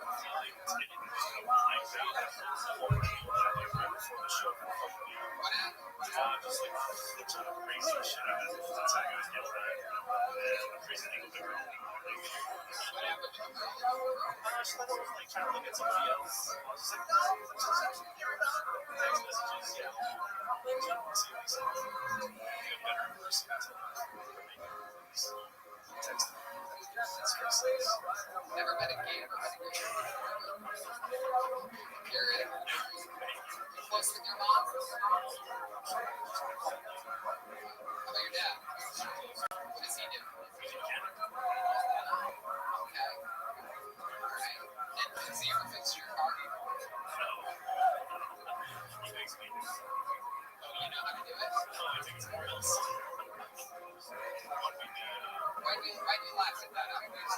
Because it really like really want me to be obvious. Do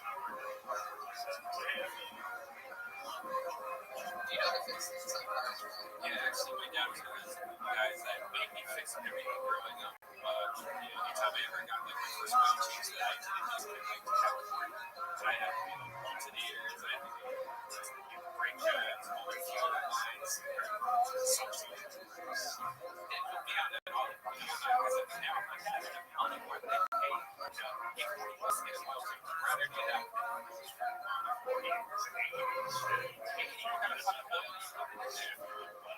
You don't need Teslas even get their own. They don't have any engine. Wild. All right, Ivan. Well, you got him last week. You got him again. You saved it better. I believe in it. Straight redemption in 7 days. Ivan Garcia says that was an improvement. He's Ivan in space. My goodness. You guys think we should go to this bucket one more time? It's been nothing but evil all night. What do you guys think? One more? Oh, wow. Thank you so much. See, young lady made me some sake. What was this? I wonder if this just fell out. Did someone see a egg fall out? You did? You did? Ladies and gentlemen, Daniel Butler. Destiny has given us Daniel Butler. Fell out of the bucket, I guess perhaps earlier in the evening, and now he's up right now. Daniel Butler. Here he comes. He's walking up.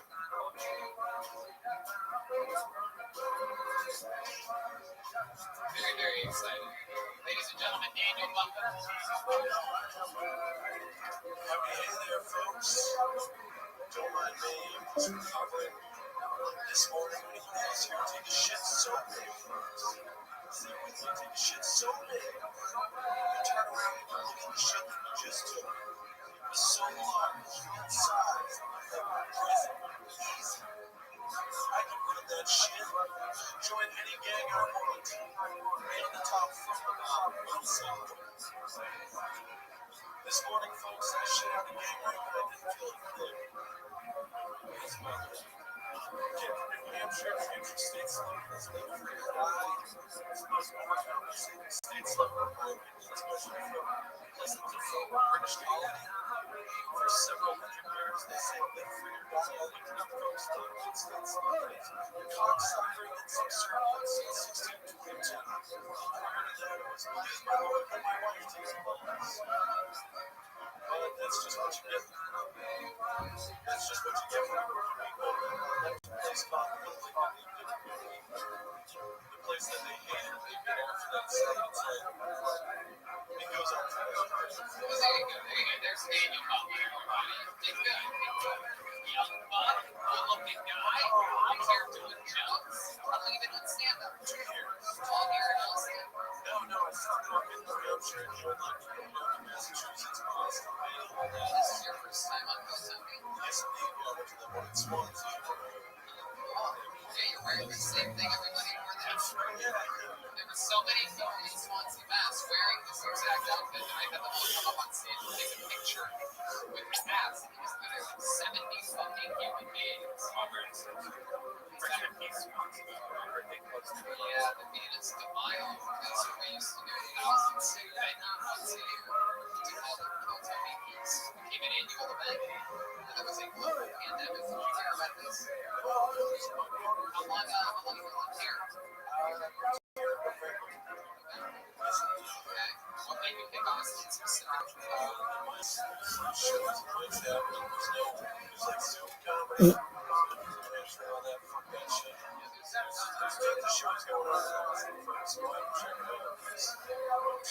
are you telling the people that are out checking out a comedy show that they should go check out GoToMe? I'm talking to the interviewer. When the interviewers are watching from Austin, Thank you, Daniel. Thank you for that plug. So tell us about you. Just put you from New Hampshire. I work just like a server job there in the summer. It's a wild Johnson Christian films. West Virginia. What do you do with the Christian films? Just a cameraman. You must have saw some shit, man. Just a lot of disgusting people. West Virginia. Is it like fake good people? Is it good people in front of the camera and then the camera cuts off?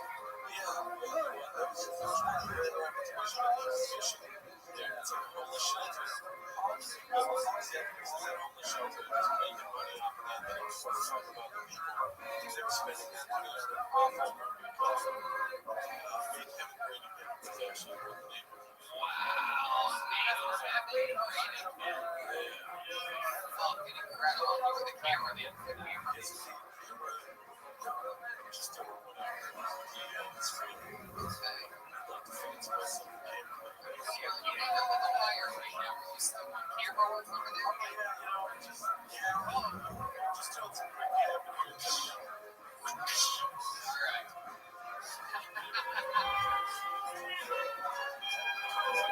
he is. Wow, look at this wire trick. Texas appreciates a good road trip. Such a lame episode, but this is like the highlight of the night.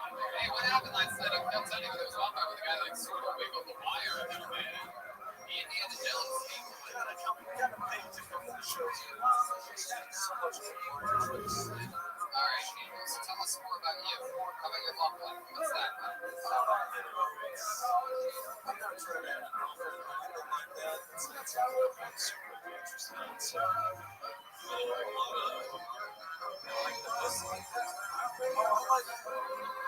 You don't like the pussy? I like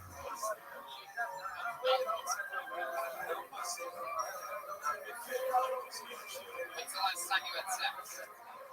this morning. Wow, with him? One of the Christian boys that Yes. Just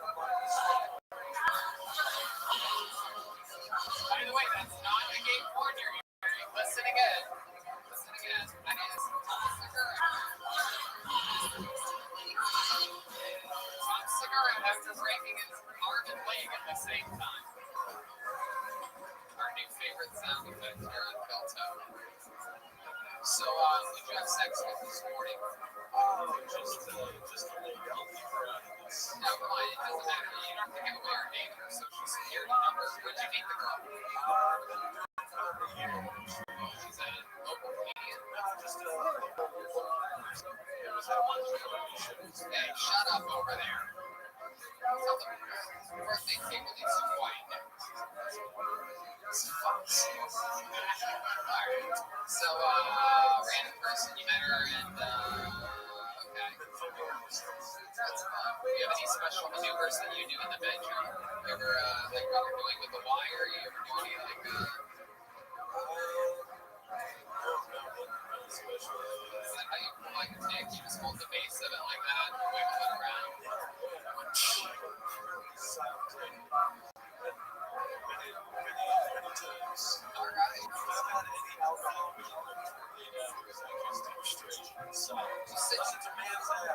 Jesus, Daniel, relax, relax. You said you where have you been a waiter at? You said you were a server. I'm actually allowed to be How was that? Did you feel any side effects from that?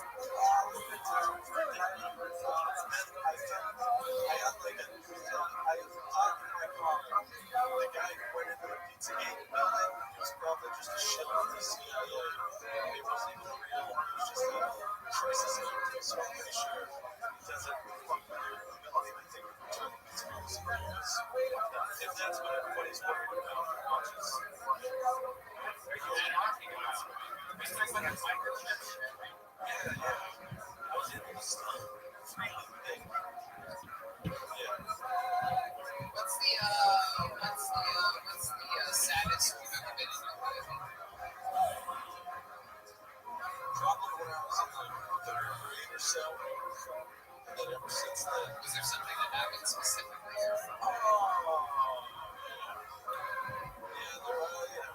Just got into a few too many scraps with my much older brother when I didn't want to. Then what happened?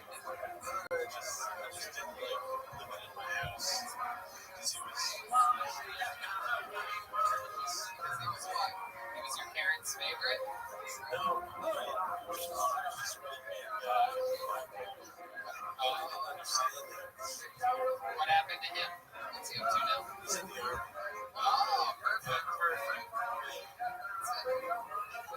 Still being a police officer in Milwaukee. That's where he's heading next. Okay, Daniel. Well, we haven't really squeezed it out of you here tonight, but I think we got there. New Hampshire. What's your favorite part of New Hampshire? Just like White Mountains over pretty great. White Mountains? Yeah, there's a bunch of hiking trails and stuff like that.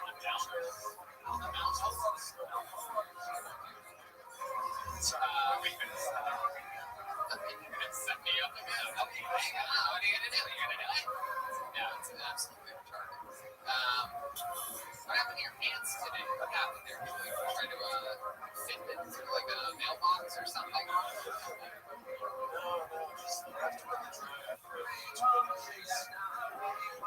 Wet. It's still wet.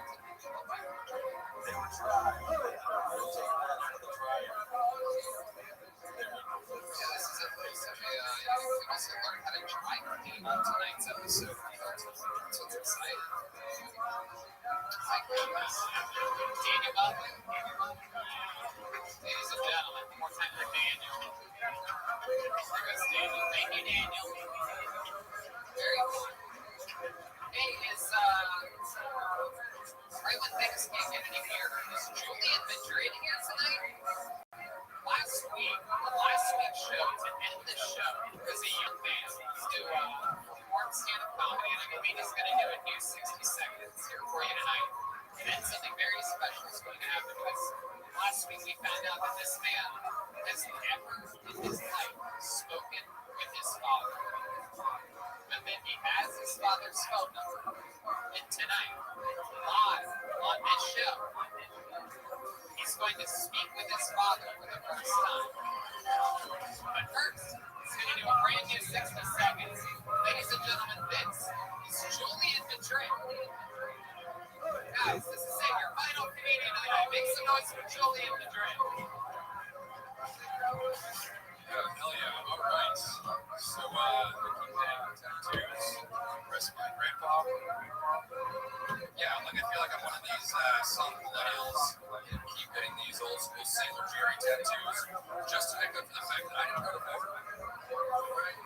Like just to prove to my grandpa that I'm not a big pussy. Like the last tattoo I got, I was like, Grandpa, check it out. It's a panther. He was like, panther, huh? It's just a big pussy. He's like, yeah, you're not wrong. He'll be dead soon. Anyways, it's fine. He's actually fine. They're just that age where he can't really take care of himself. None of my family can really afford to take care of him either. So we am in a home depot. And we kind of just walked in. Now he's somebody else's sticky little phone. Thanks, Julian.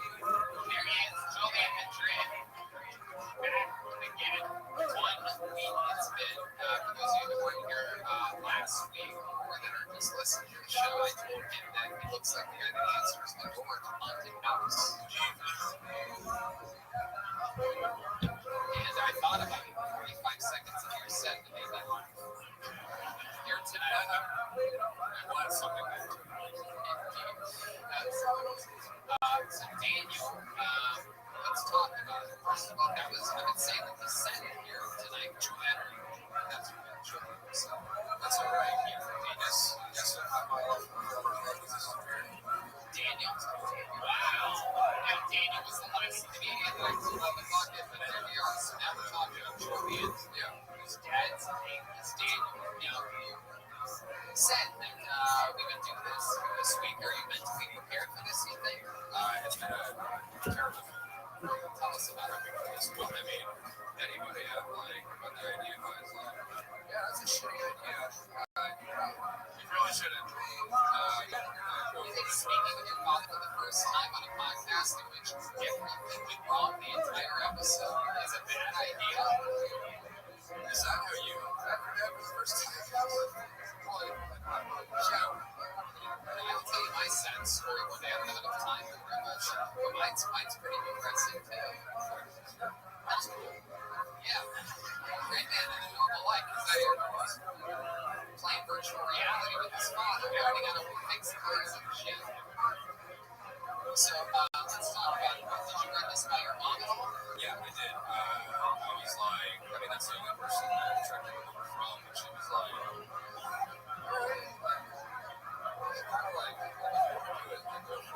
she's seen the show before. We actually went to the San Antonio show last year, so she, she had plenty of chance to be like, oh, fuck it, don't do it, right? But she tracked down his number, and I have it. So let me ask you this before you do it. Yeah, explain to us why you think he hasn't been in your life. Yeah, so my mom was like an underclassman in the high school that I went to. He was like a senior, she was like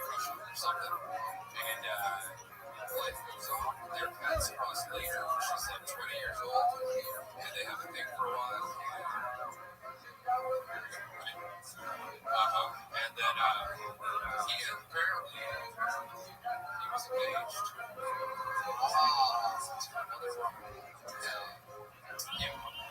Hey, what is going on over there, sir? Jesus. Did you sign up tonight? You didn't get up. Shut the fuck up. Jesus Christ, man. So lame. Have you ever listened to the show before? Do you know how low we think it is? Like you. Lower than everyone. It's worse than the people that come up and don't talk into the mic, the people that don't prepare, the homeless guy that sleeps on my car. It's the worst. It's the lowest level of human that there is. Make Dave Sarah look like Gandhi. That's what Gandhi does. He has the American salute. Anyway, your mother's not a woman. Like you told me.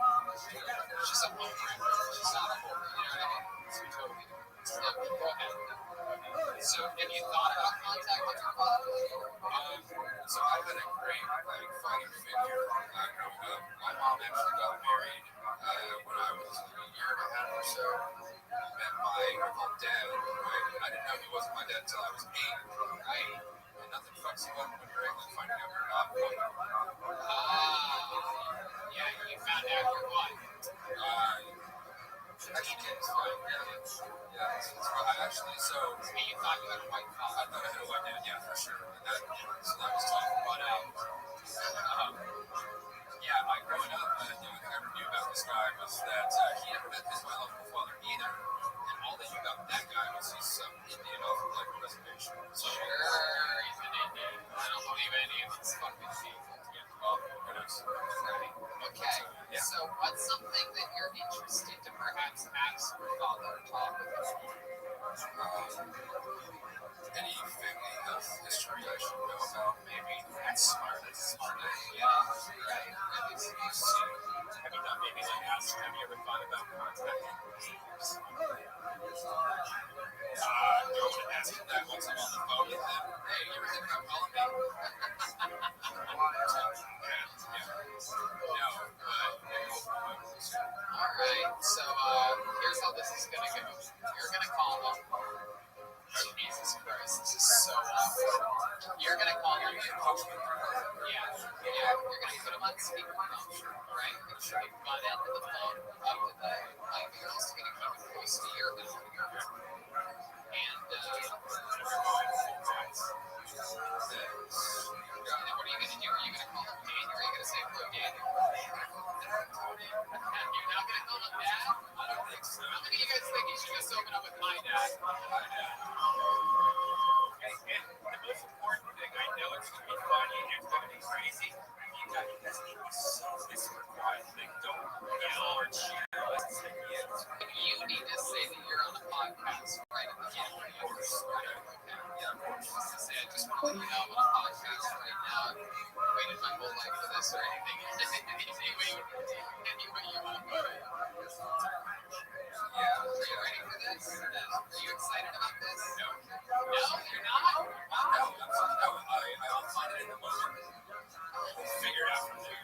Right? Do you regret making this deal with me? The 60 seconds to minute went better than last one, so glad for redemption and the shot at that. I want a chance to play my bad game down here. You deserve it. You deserve it. Right? Cool. Hell yeah. And now I'm good now. Some denim haircut. Yeah. Throw in some denim haircut. Where can we find that? iTunes, Apple Music, Spotify, YouTube Music, the whole jam. We just released our self-titled EP in December. Check it out. Single will come in a month or so. Just recorded that this week. Denim what? Haircut. Oh, there it is. Denim haircut. Yeah, baby. Wow, that's you and some guy who looks like a musician. It's the hair. This is you right here. Goodness gracious. Not father of mine. Alright, here we go. Let's pause it. Ladies and gentlemen, this is Tony Mystery. This is the first time a man has ever met his father on the show. This is real. This is currently the only podcast in the world being taped in front of a live audience. We are back here in Austin, Texas. Really funny if Red Bank's supposed to start drinking. Alright. Here we go. Here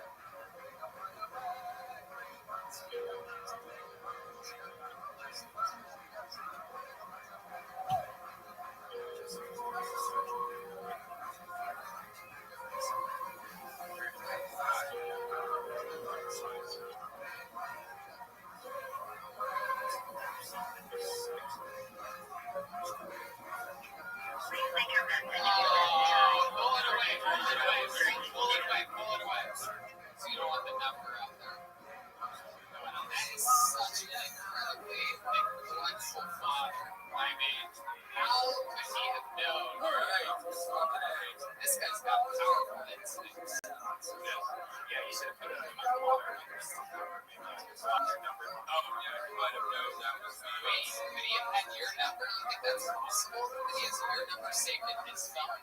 So you think your girls? Imagine how he's shitting his pants. Yeah. Look, man, I mean, He probably has a special phone ringer for you. Yeah. You really stepped on it. Would have been the haunting for you. hey, man, I think next time around we gotta try it again. If you want to try this, next time I'll just walk the number. Okay. You know what? How about this? Since you did better this week than you did last week, I don't know. Maybe I'm completely wrong on this. But I just don't see the story ending here. Don't try to contact your father again. And if that number calls you back, don't answer it. Just leave your voicemail. Hey, it's me, Julian.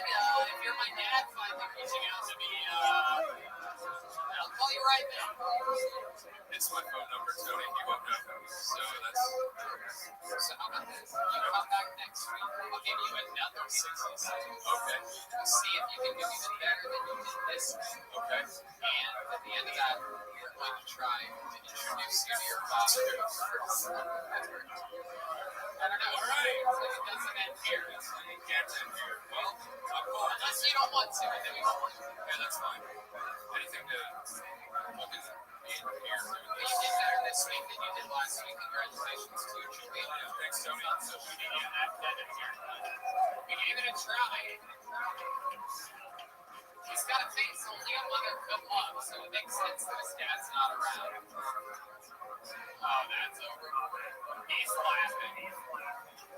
Tight but a lot needs to ship these guys in fucking buffalo or something. Did you guys have fun tonight? I did. It's a real life show. We're all out. We're having fun. Who has more fun on a Monday than us? It's just Monday. Everybody had fun except for the Italian boyfriend who just hated the guts from the beginning. He did it. He did it. He did it. Why was he so upset? So pissed off. Just hated my energy. Oh, he's just Turkish. Oh my god. He had Turkish energy. I call it Persian, and that's like the N word of those people, right? Oh my god, that's so fucking up. I literally wanted to kill me. Okay, one more time.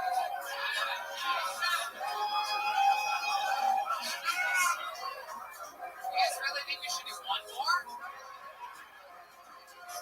You guys are fucking animals. You know that? We shouldn't. We've gone too long. It never works out. It never works out. We had a good ending, you know. You guys sure one more? People in the back, you want one more? All right, we gotta do one more. It's your fault. If it goes bad, it's on you. Ladies and gentlemen, your final comedian of the night. Wait a second. It says Julian's father, Daniel. No, I'm kidding. Just kidding, everybody. Ladies and gentlemen, his name is Nathaniel Bagley. Wait, did we have a woman on today? We did it, right? Long hair. Alright, this will be. Sorry, ladies. Here's Nathaniel Bagley, everybody. During this whole pandemic, I'm trying to stay positive. I'm trying to find silver lining with everything. One of the silver linings I've found so far is you can show up anywhere in public with mysterious stains all over yourself and no one gives a shit. Like, sure, when someone's like, oh, it's a pandemic fit, isn't it? Like, oh, it's a piece of shit, but I'll take it. You know, it's, I see girls on social media posting like, I just woke up like, that's that pandemic look. If I post a picture of myself in a pandemic look, I just wake up, it's gonna be naked on a futon with my stomach covered in Dorito crumbs and fucking dreads. Well, I was just too high to fucking take care of. And I don't think anyone wants to see that. Just recently, I just posted a picture of my face on social media, and some chick said, it's giving Viking vibes. I thought about that for a second, and Vikings just raid the pillage people. And I can tell you this right now, I'm not a thief.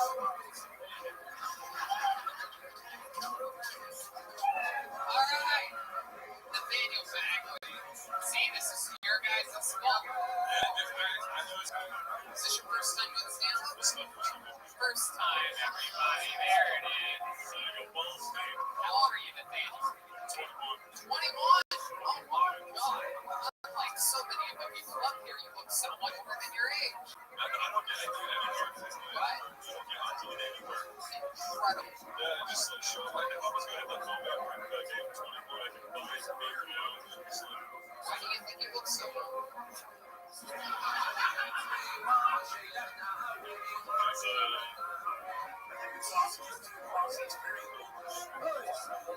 Really? No, I think he looks like how he sounds. He looks like the lead singer of the Crash Test Dummies.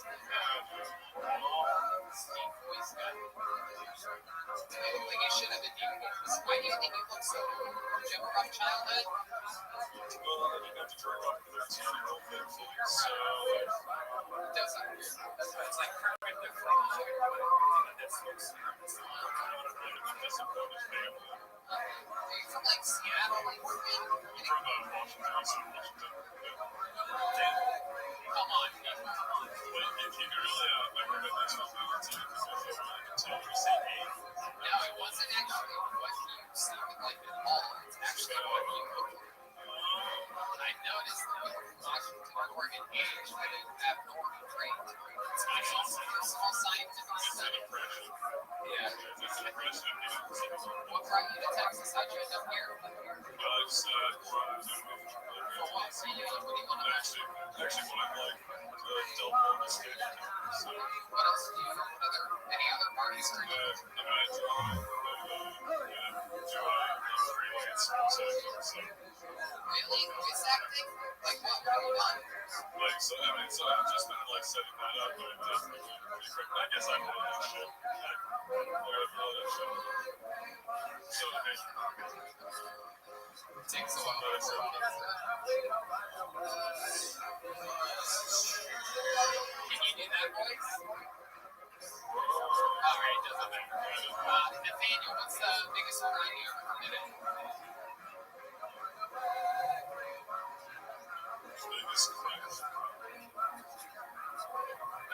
Yep. Thanks to me, that's it.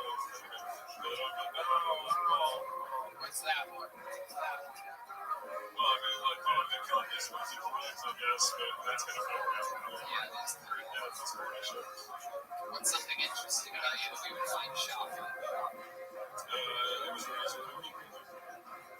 Really? In Eastern Washington? We talking about like Euphrasia?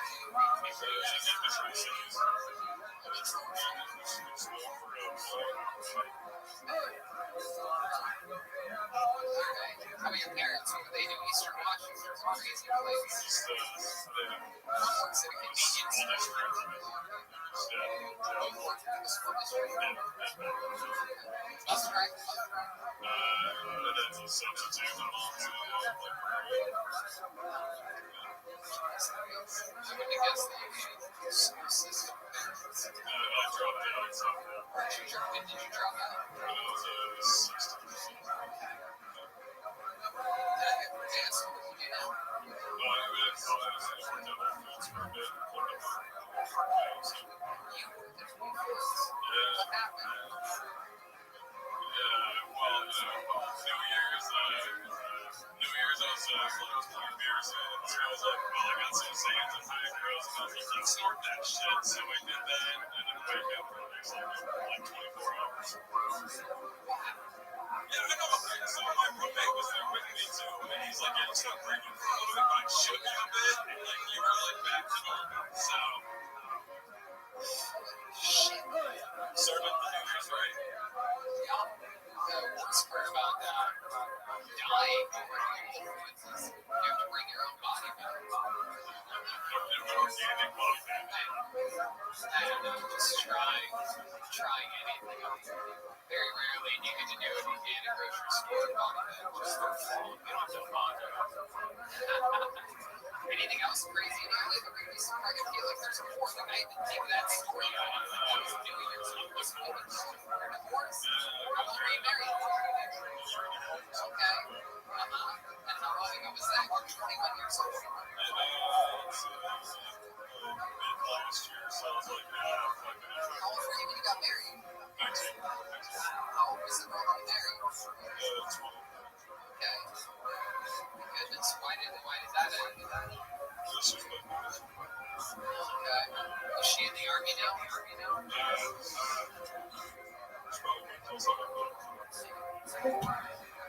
Fun sex stuff.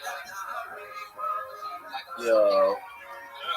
It alternates. It's like he leads the life and you find like a but also it's like just a missionary position that also shows you pull her hair and snap her to the wall. Good question. John D's on the keys. Did she ask you to do that? I'm not saying it's not. You did it anyway. Alright. Daniel. Give me a ball sack. It says here in the notes underneath your name that you have a ball sack too big for your body. It's like, I mean, the other day, like, sitting up in the stand, just like, she felt like it's not the best. There you go. Kermit the Hog, ladies and gentlemen. Nathaniel Bagby. His first time ever doing stand-up. You guys want to know.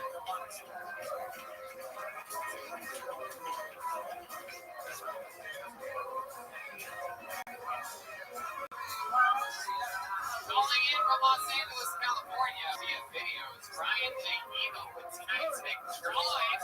Here it is. All these prints are available at RyanJEmo.com.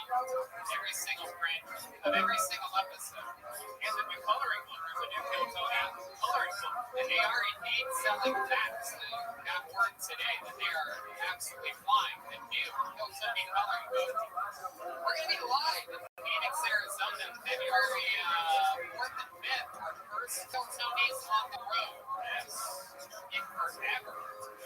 Since February. Since February of the year 2020. That is February 5th and 6th at Stand Up Live in Phoenix, Arizona. I'm also headlining stand-up shows there. Maybe a little bit of a taste of the old man. Perhaps those episodes. Here's the drawing right now. You want to flip that around, show it to the audience? Look how cool that is, everybody. Guess you guys can't really see. The whole time, from the start of the episode to the end. Did you guys have fun here tonight? Have a big hand for John Keys on the keys. He's on social media. John Keys, JOHNEYZ. He's performing this Thursday on a live stream at Comes Jazz, MONKS, JAZZ. The new Mexican drummer, Michael Gonzalez, everybody, huh? Mike A. Gons, 13. Great guy. Great film recommendations. Guys, I'm going to make hand on the bass. D. Madness, huh?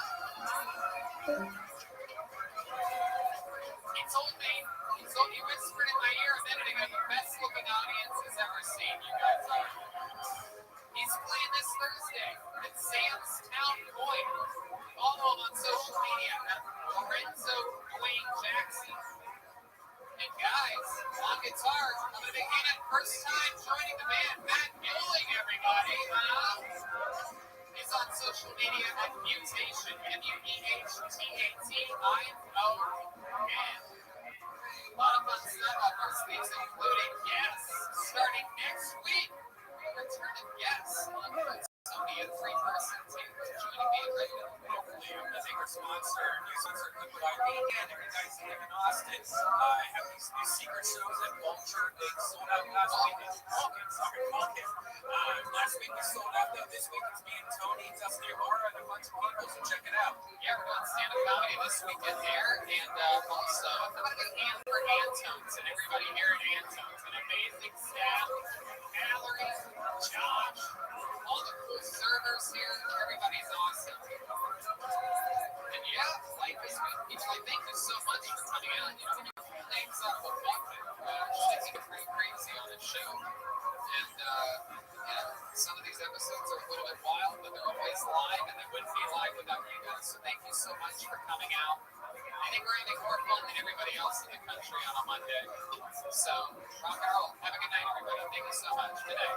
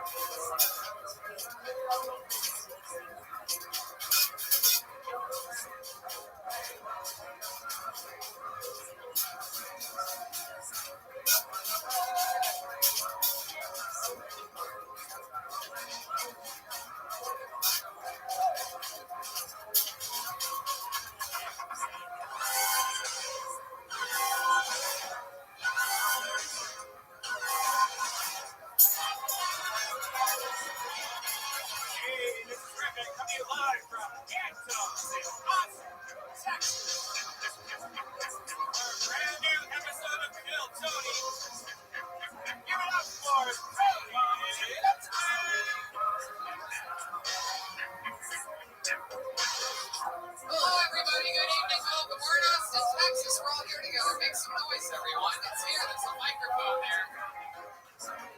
Playing red bands here. Everybody. Look at them. We're on Uncrustables with them tonight. Eating Uncrustables when we were setting up the show like a real grown-up. Crustable, you haven't had breakfast, lunch, or dinner. That's what the doctors say. I believe. And I'm going to begin for the band, everybody. It's a real band. It's a real band right here. How do you feel, Brian? I feel great. Had a great long day. Was on JRE today. Had a nice 4-hour podcast. But it was an awesome show. Yeah, absolutely. Another beautiful day here in Austin, Texas. Love it. This is our home. Just like you guys. We're all like the same types of people here now.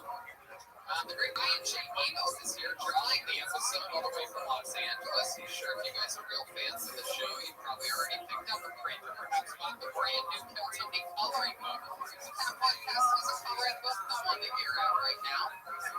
Go to RyanJEmail.com and pick those up. Live coloring books. Big hand for our barbecue guy, Yoni, making barbecue for us. He's the best barbecue show on the internet.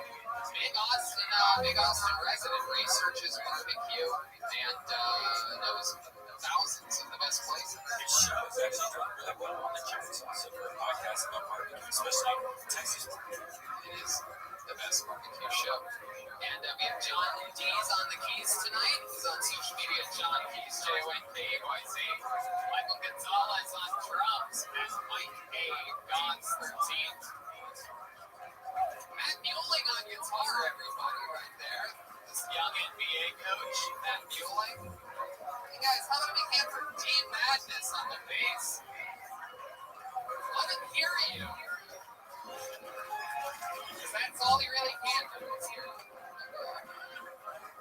I'm excited. We have some fun things up our sleeve for this episode, and I'm pretty pumped about it. A bunch of people signed up, fun stuff coming up. But before we get into all that, how about a big hand? How about a big hand? How about this? This is a word from the amazing sponsors that make this episode available for you here tonight. Guys, we've talked about it before. We're talking about it again. Truly one of my favorite products that I've found in the past year. It is unbelievable. It's liquid IV. With one stick of liquid IV and 16 ounces of water, you get 2 to 3 times the amount of hydration as plain water. This is a game changer. After golf, after shows, waking up hungover, you name it, liquid IV is a magic trick for life. Tony, I brought some of my personal stash for us today. They have the new strawberry. They have the new peach colada that we've tried that again. My favorite is the passion. Now, we've been talking about liquid IV before they even had a sponsor. I've always had a problem drinking water, and this has changed my life. These contain 5 essential vitamins, more vitamin C than an orange, and as much potassium as a banana. It's healthier than the sugary sports drinks that I used to be addicted to, and no artificial flavors or preservatives. Less sugar than an apple. It's made with clean ingredients, non-GMO, vegan, free of gluten, dairy, and soy. I'm telling you, I got off an airplane today, and it's another one of the areas where it's just incredible how well it works. Rehydration to the max. It's absolutely incredible. Again, this is a product we were talking about before they were even a sponsor. It's absolutely, and they're great people. They donate 3.7 million servings in response to COVID-19. They're donating them to hospitals, first responders, food banks, veterans, and the active military. And they donated over 6.7 million servings globally. Grab your strawberry liquid IV or any one of their other great flavors in bulk nationwide at Costco, or you can get 25% off now when you go to liquidiv.com and use the code TONY at checkout. That's 25% off anything you order when you use the promo code TONY at liquidiv.com. Get better hydration today at liquidiv.com, promo code TONY. And we're back, everybody. You guys excited to start tonight's show? So much fun to catch you guys up. Maybe some of you weren't here last week, but we had a young man who we found out at the end of the episode before that he didn't have a father, and that he's never talked to his father, and he's never spoken to his father once in his entire life.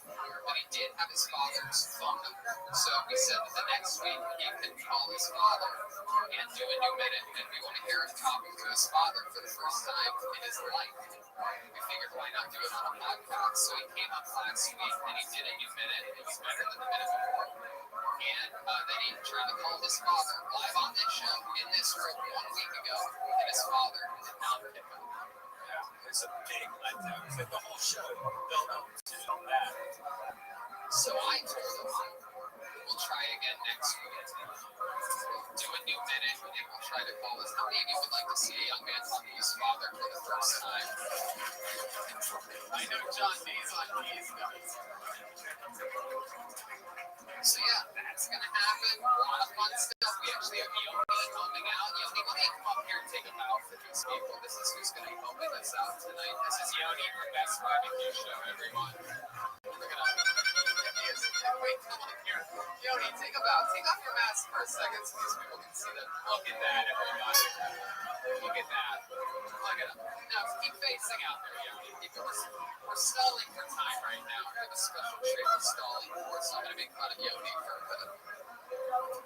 Anything that you could say, would you make fun of I Yoda? mean, that's definitely a cross between Mario and Mora, but that's like it. It's true. It's true.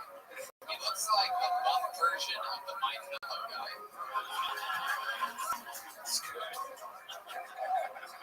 What do you think he looks like, D Madness? Not a whole lot. Feel that sick burn from D Madness. Yoni, how does this make you feel? I love being on stage. Have you ever done stand-up comedy before? No, I've signed up a few times. Really? You did? You signed up for this show? Yeah, I've signed up for this one too. Do you have a minute that you'd like to do on the show tonight?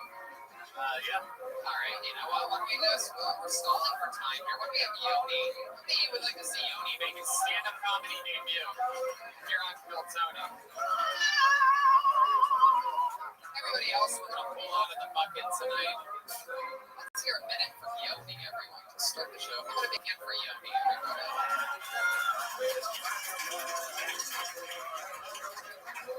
So I got kicked out of a kid's party last week. I went to a play date with a girl I was seeing. She was a single mother. And they were all playing Nerf when I got there. So I love Nerf. So I was running around shooting with the kids. We got a little too into it. It was kind of like Sesame Street versus John Wick.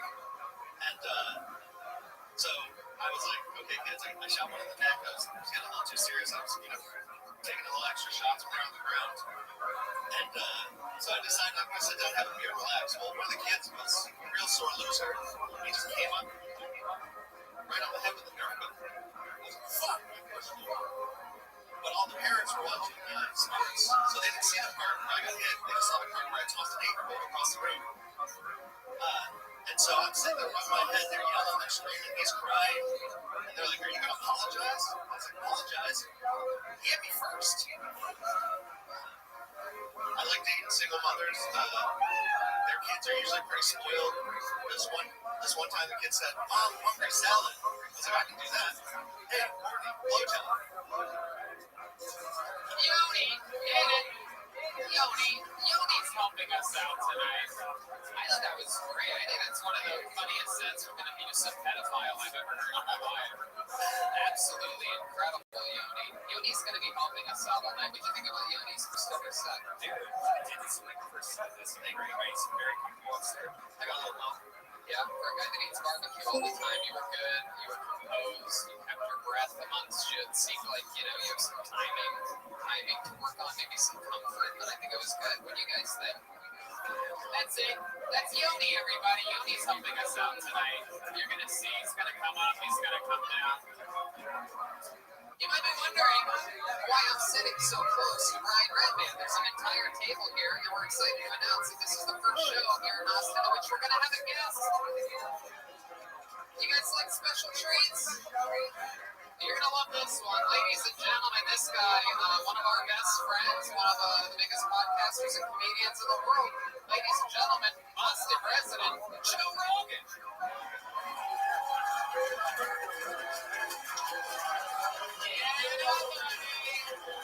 Oh, boy.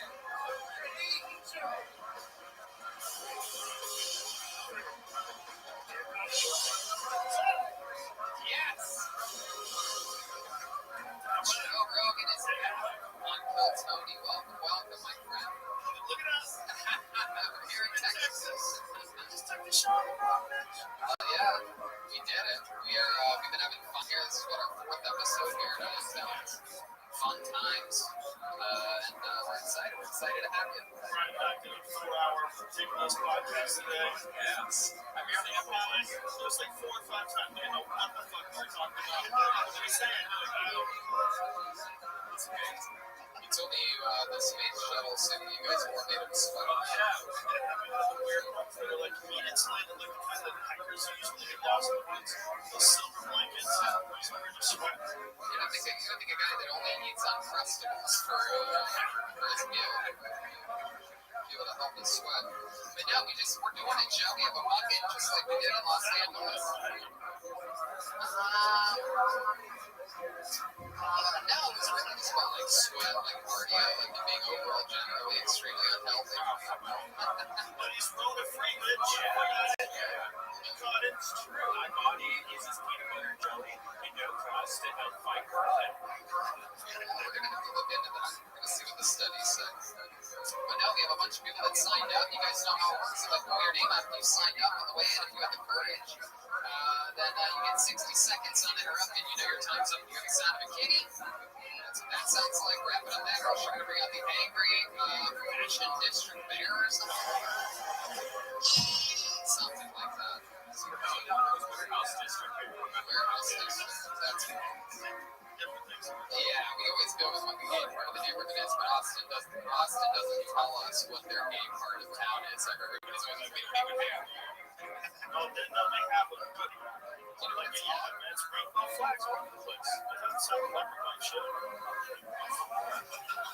Those are gay divorce.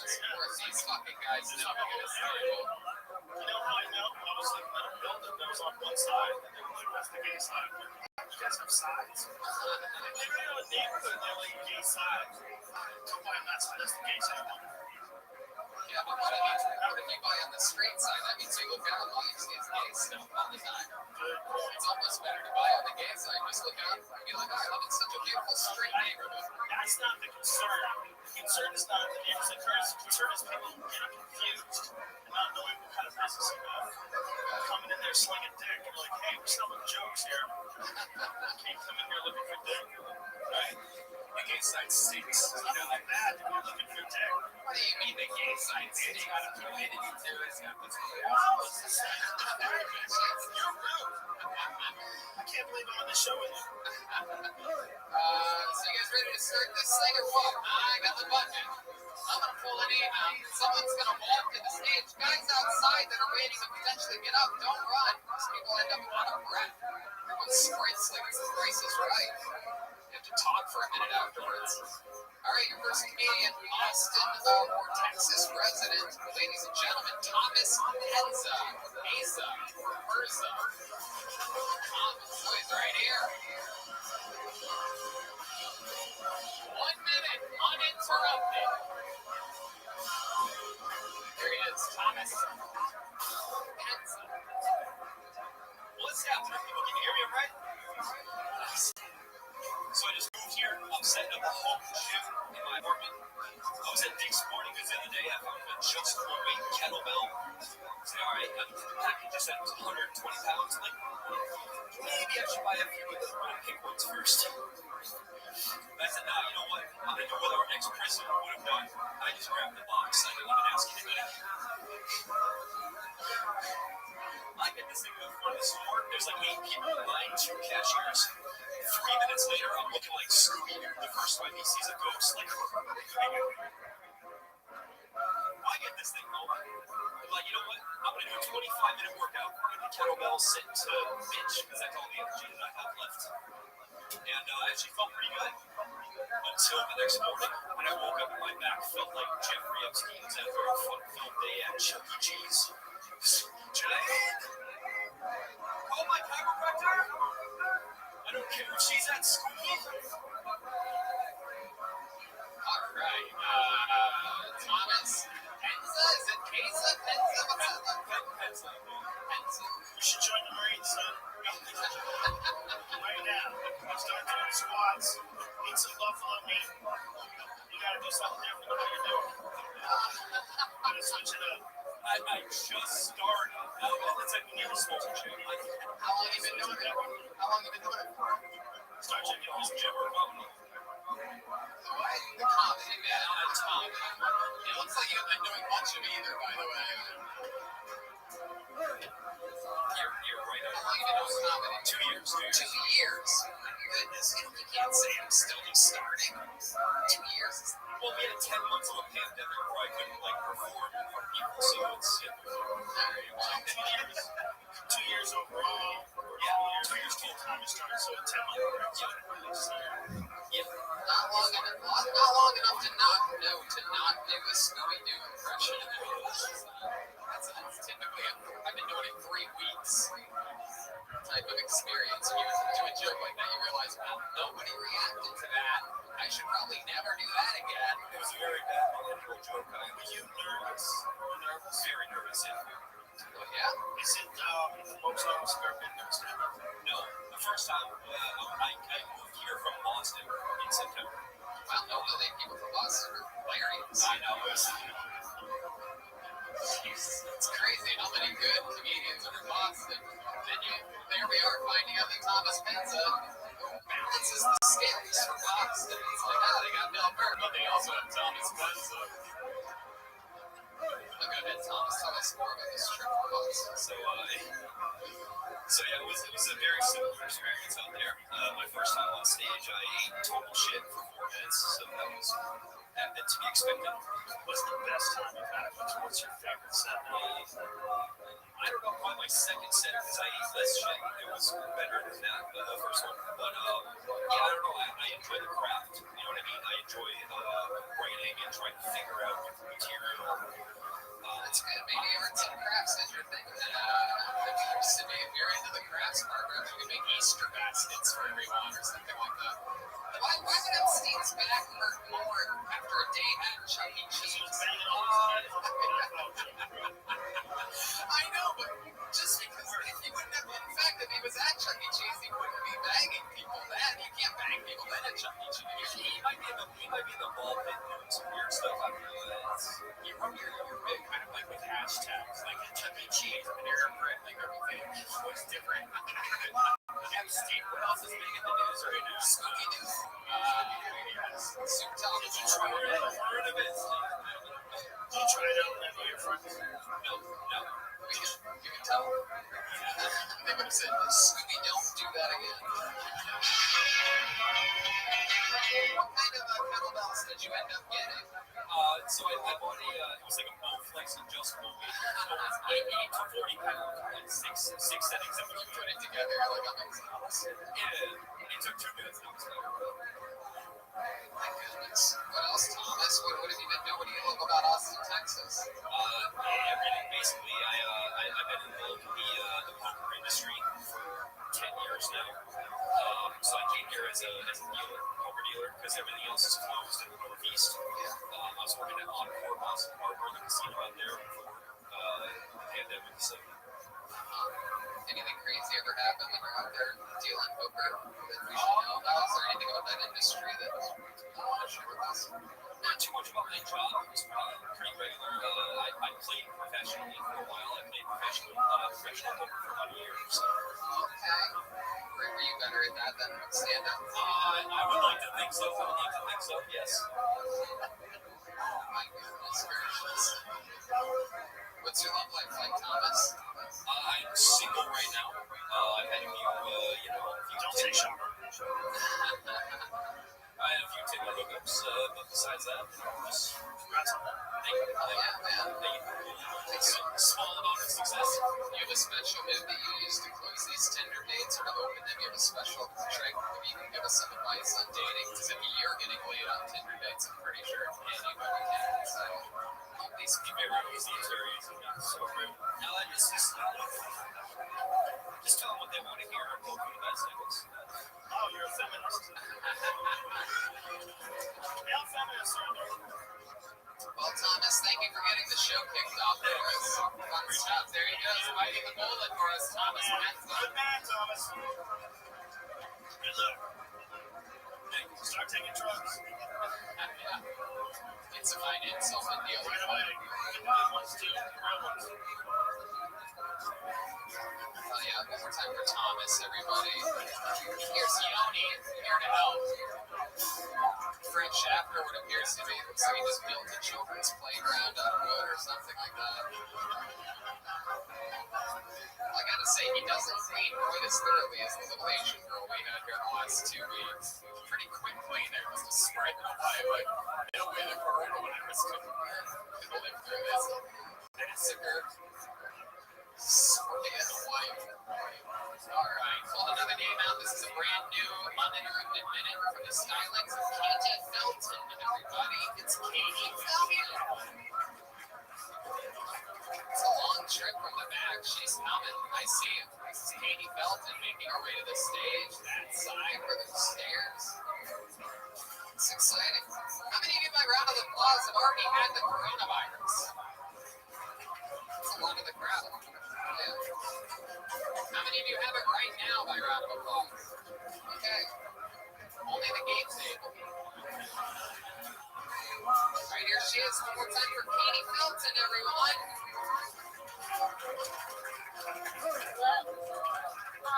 It's come to my attention that I have gained weight.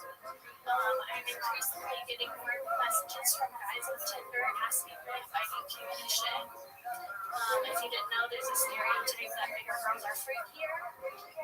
So now I have to lose weight so people know this is missionary position only. My other option is to gain 500 pounds, so that's the only position I can muster. The choices are tied in my head. I have a small will to live. I watch a lot of movies, but I hate watching any movie where somebody does something and overcomes some crazy circumstance to do something super heroic, because I just think of all the ways I would have already died. Like if The Revenant were my life, they would have to rename it If the Bear Doesn't Kill Her, She'll Do It Herself. Like I said, I watch a lot of movies. Documentaries are my favorite. I can't finish the joke. You can finish. Documentaries are my favorite. And of course, after I'm done watching a documentary, it changed my life completely based on what I just watched. So, like, Marie Kondo's tidying up, I got rid of all my shit. And it just really makes me wish there was a documentary out there that talked about how you go down to a woman for more than 5 minutes that helps you build muscle. Just to see how many bros watch documentaries. Okay. Katie Felton. I don't know if I really get that last one. Which one's gonna pussy? Yeah. Straightforward. For more than like 2 seconds. Gotcha. Tough. All right, I got it. Katie, welcome to the show. How long have you been doing stand-up? Just about 2 years. About 2 years. See how much you got to pick up for someone doing it 2 years. It's incredible. I love it. That's great, Katie. I love your set. You talked about you made fun of yourself. It's all good stuff. Is it true? Did you really gain weight during the pandemic? Or? I did before, and I'm trying to lose it and get back to where I was. What did you do? Go flex or something like that? No, everything's sold out. I started doing jiu-jitsu. Shit. Okay. I love fight lines and that. Too much yeast for that. Wait, what? What is that supposed to mean? Yeast infections. Oh, disgusting. Do you have your kill Tony bingo card out? Good guy. He just takes swings. He's just trying. I love it. So how long have you been doing jiu-jitsu? Not very long, like 10 months. I mean, tapped into it. I mean, like, not really. Yeah. So I'm still a white belt. I got very far. All the comments are stuff about thinking you're freaky as fuck. There's something there for sure. Really nervous. What's the last time you comedy? You do it regularly? Not since the pandemic. I've done virtual shows, but this was my first time, like, in person for a while. That was fun. There's no emotion. Oh, yeah, for sure. There is It's so weird. You hear like really funny comics talking. There's no crowd. It's tough. It's so bizarre. It's just weird. But you're fun. You got some potential. Have you been doing it only in Austin, Texas? Yes. Right. Is this where you're born and raised? No, I'm from Orange County, California originally. Okay. How'd you end up out here? Was living in New York and hated it, so had friends that lived here and moved out here. Okay. Very cool. Very cool. It's really nice in this place. All right. You're the one telling them.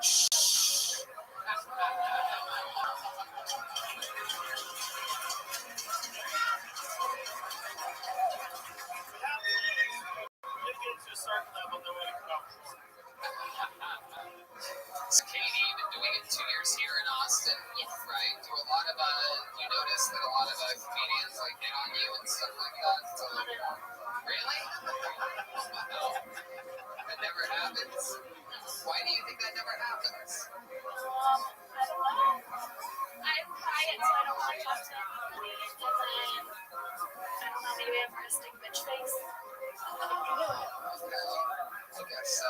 Or still, like, don't know, insecure face. I don't know. I guess so. You gotta hang out later when the comedians get drunk or they stop caring about things like that. Love it. So, where are some good places to warm? I really like, now I'm on the spot, so I can't think of anything, but Castro, like, You know what? I have a better question. You said you gained weight here. What are the best places to eat in Austin, Texas? that's like where the queso, that's what gets you, is you get queso at every place, and then that adds like a million pounds. Absolutely right. Mom's queso and Manzel Rancho. Sometimes I wake up dreaming about it. You ever have that? Mom's queso. I like queso blanco, so like curvy queso is my jam. Yeah. How come the rest of the world doesn't figure queso out? I know it's That's weird. yeah. We hear that you go other places like Yeah. you know what happens? No. Just like I want to be awesome. We're on the West Coast. You have some delicious shit on our menu. They just put like in the West Coast, just puts like cheese on a skillet, fries it, burns it. It has nothing to do about it. They somehow don't get it. Bonito. The Mexicans sort of had it, but then there's this Tex-Mex thing. It was like the Texans are like, we can be better.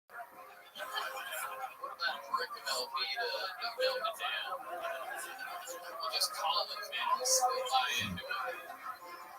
I love it. Katie, your parents support your comedy career? Yeah.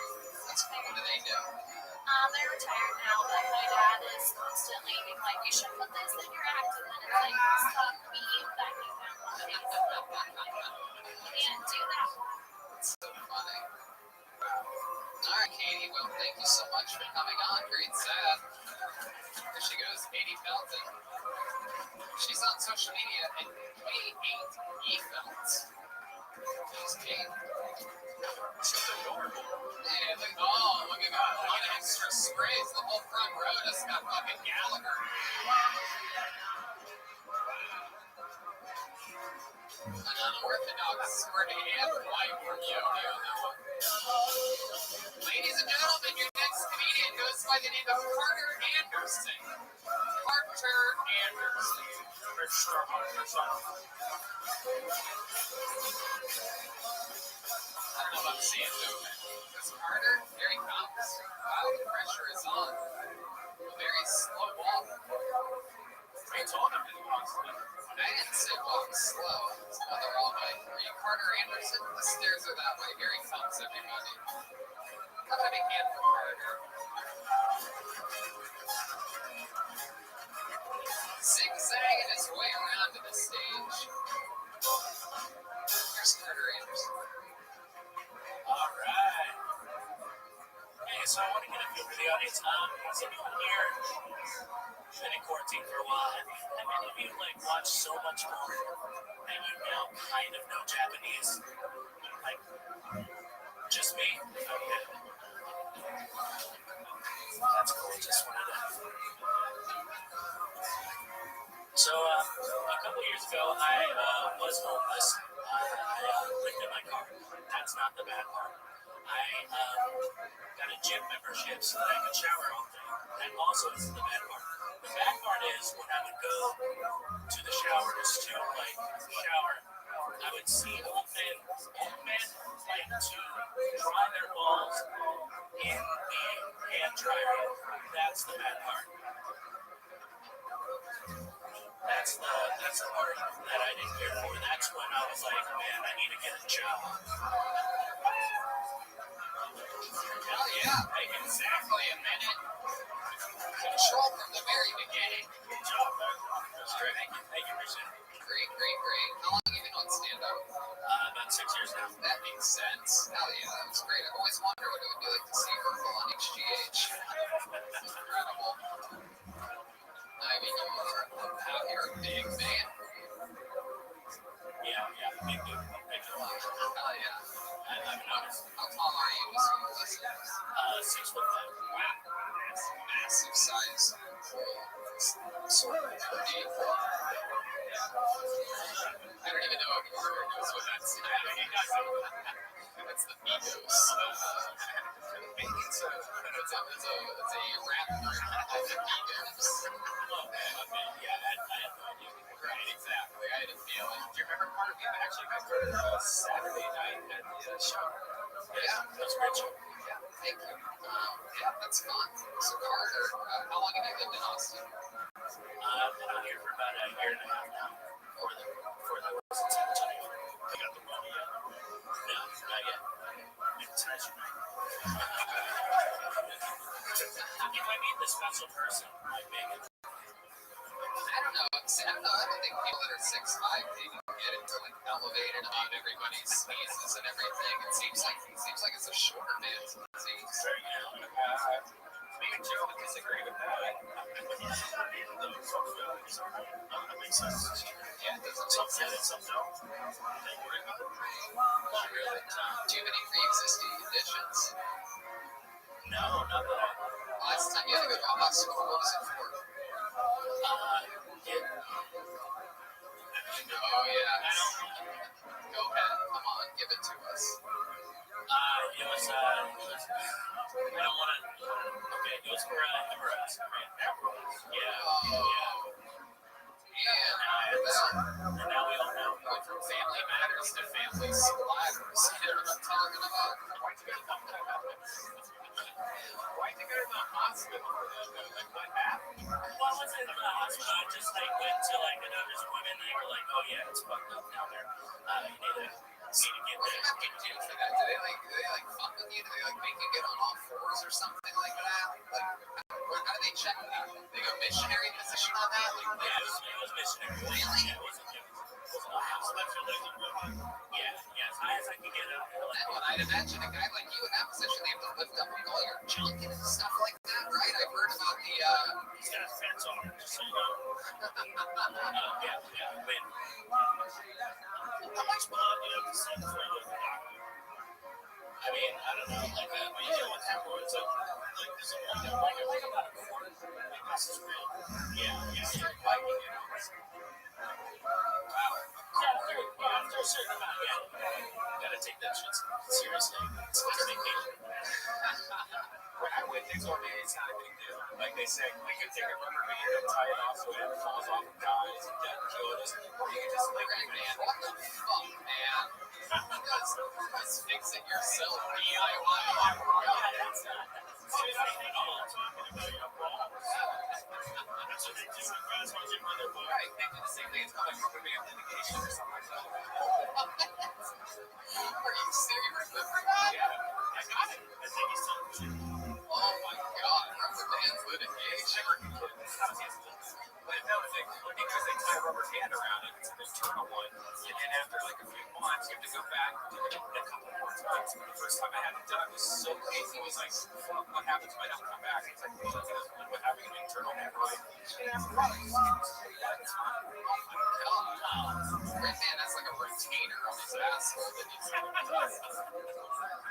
take my rubber hands, please. I'm going through serious litigation right now. Carter, tell us something that we'd be surprised to know about you. Okay, one time I tried to buy a Mini Cooper. I tried to buy a Mini Cooper, and they said no. Like, it was right after that movie, The Italian Job, that came out with Mark Wahlberg or whatever, and like, so I thought, that'd be some cool shit, and I went in there, and the receptionist doesn't even sell cars. It's just like, nah, baby, we don't have any Mini Coopers for you. You're not Mini at all. You can't come here and buy cars. Like, That's wild. and then later I bought a Ford Escort, so I don't know. Like, I would have taken you as the type of guy to buy an Escort. That makes complete sense to me. Have you ever been to the prosecutor? I have not, no. Jesus, good question. Way to spin it around. Again, no, I'm with you, Carter. Maybe that's how you kill it. Maybe you kill two birds with one stone. don't know if I want to get it that way. Not like that. Just like feel shame and sick and bad for a few days afterwards. They're amazing. Could be the move. Well, these are all suggestions. You have a girlfriend, Carter? I do not know. I wouldn't leave by any just because like they saw how big I was, and they were just like, nah, this is it wouldn't work for her. Burgers only like 4 minutes, and they let him try one. That's what he could do. It does. Maybe now. No, I bet they'd let me. I don't think it's. I didn't understand what it was. I don't think it's because you're tall. I just haven't seen a black guy in a Mini Cooper in my entire life. It's not really a black thing. There's no like hanging with Mini Cooper. You know? Maybe they weren't just being racist. Maybe they were trying to help you out. That's cars. Those are dope little cars. It's a little GoPro. That's John Hayes over there. I'm not trying to be mean. Well, we appreciate your set, Carter. You took the show to a new level here tonight. Carter Anderson, everybody. Thank you so much, guys. Thank you. He's at Mr. Carter Anderson online. There he goes, Carter Anderson.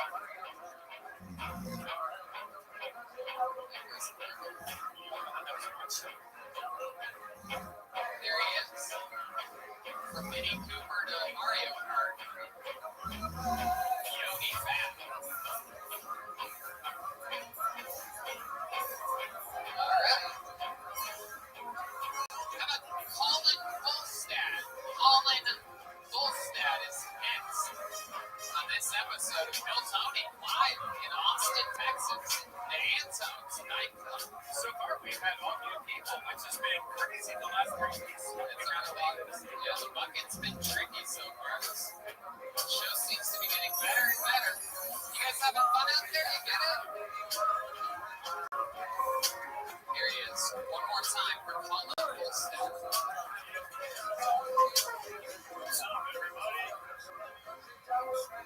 So, we're on this new food delivery app where we only deliver past midnight. We contact you. It's called Foodie Calls. Just keep that late night text you want. We start sending pictures of food.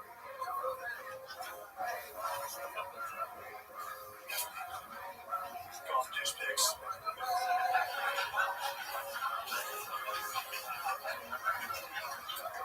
This is Shark Tank. That's why Joe Rogan's here right now. I've been a couple calls, thank you very much. Yeah, Colin Volstad. 42 seconds. 1 bit, thunder and lightning. Like a guy who takes selfies in the store and Capitol Hill. Doesn't he? Absolutely. I mean, he was wearing Buccaneer horns the last time we saw him. Are you part of any groups or gangs or Any tattoos on his stomach? No, just here. what kind of groups and gangs are you involved with? Just like it could be anywhere from motorcycle to bird scooters. Right between. I'm a skateboarder. We're too fat now.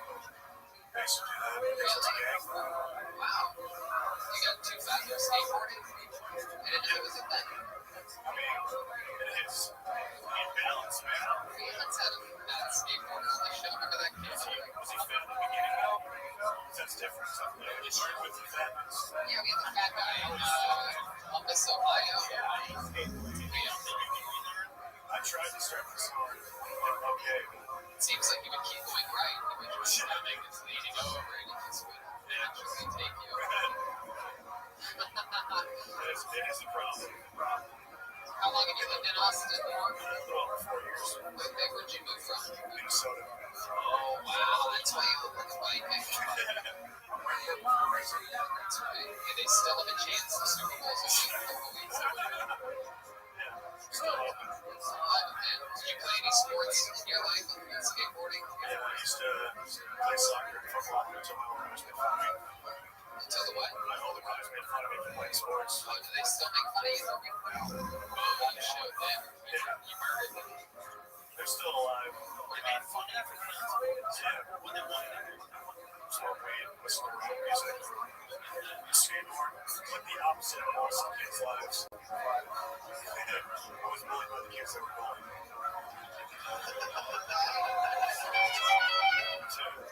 Like, what do you do for work, Colin? I work at like a brewery pub place, it's like Restream. Brewery. Oh, yeah. I don't want to say the name. Okay, that's okay. What's it rhyme with?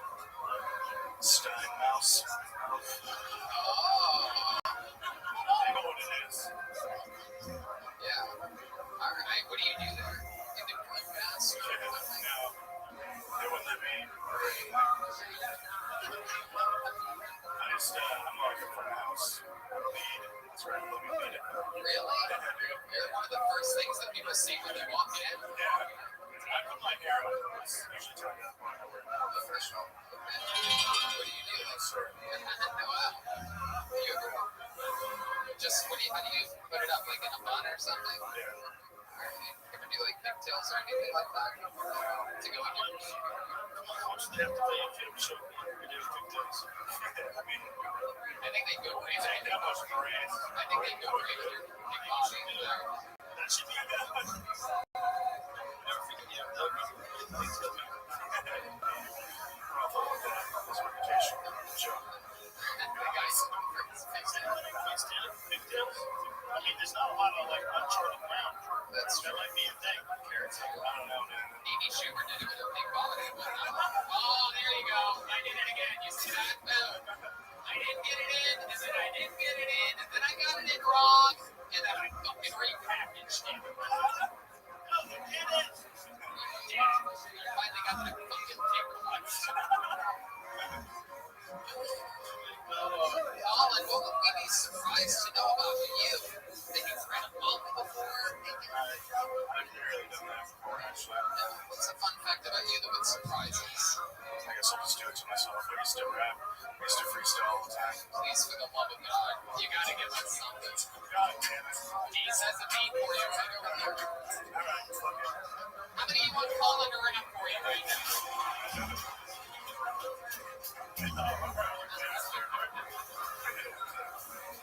Alright, I'll do that. Yeah. Oh, yo, you can only be so white since the light, my life, my spit so cold, you don't even fucking know. Grip the microphone, out of control, I'm going out of the zone, I keep smoking on bowls, my brain's broken, I keep flowing, they know it, they notice, my soul's glowing, you can't stop with the action, I'm talking out from the top of the brain, that's all you get, it's all I'm gonna say. Wow! Look at that! The crowd goes wild. There was one other thing I was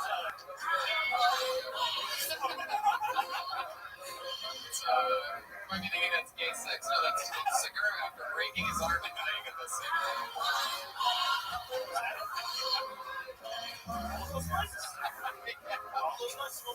That's Tom.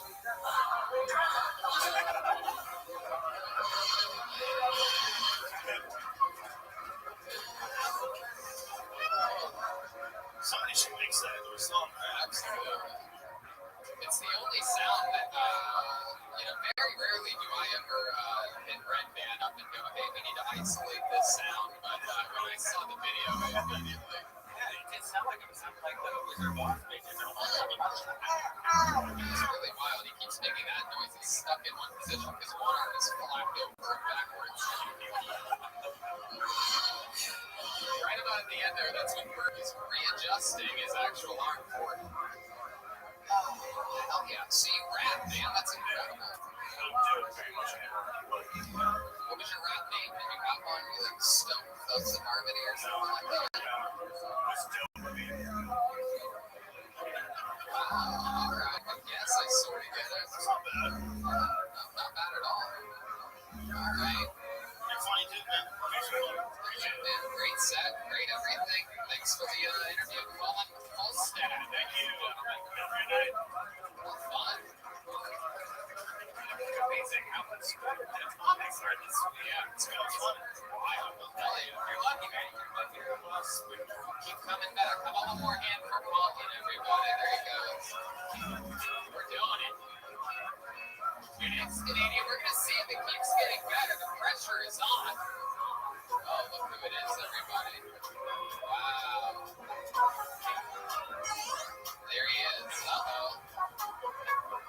Fresh from eating mushrooms and going through sewer tunnels.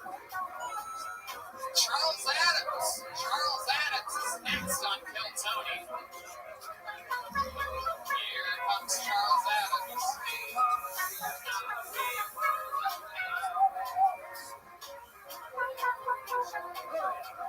Charles Adams making his way to the stage. We had an actual homeless guy on last week. We don't even know how he signed up, but he got up. Ladies and gentlemen, make some noise for Charles Adams.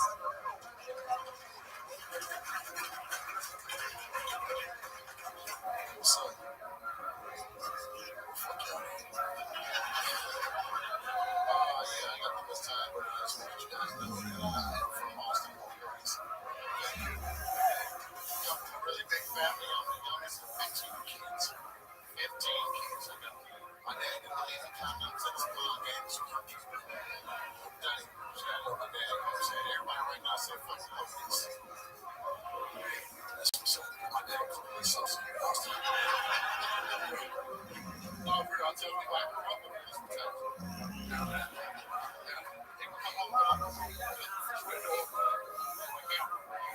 That's all I got.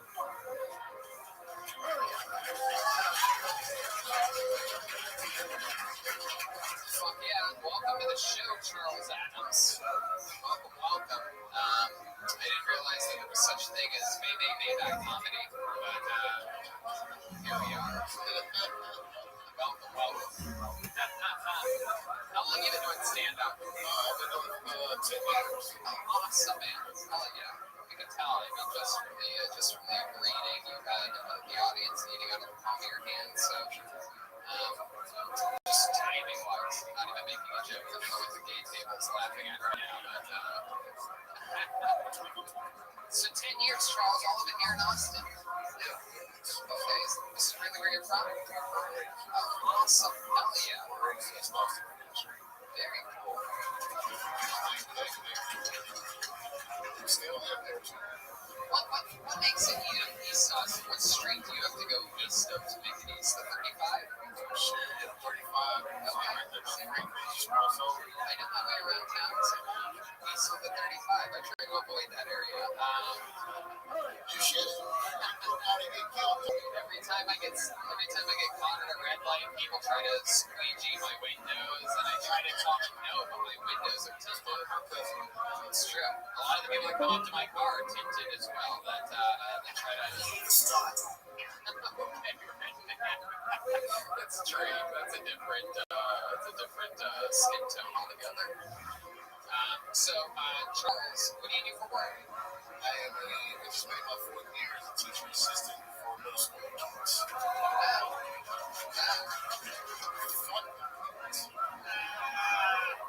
What do you teach them, Jim? English? You seem like the kind of teacher that would do some like scared straight type of stuff. Like if you ever just screaming at people. I love it. How often are you getting up and standing? Right now, anytime I can. How often is that? That's a hard question for me. About twice a week. And you said you're the youngest of 15 kids? 15. Wow. You guys do like family reunions and things like that? Yeah, family reunions. We're now parks. Okay. Alright. Does everybody in the family sort of look like you? Like,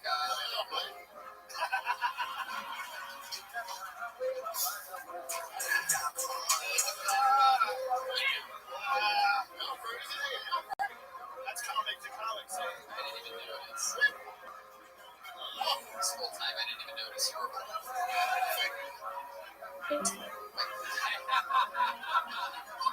Deep in it, saying I I did. Deep from left field.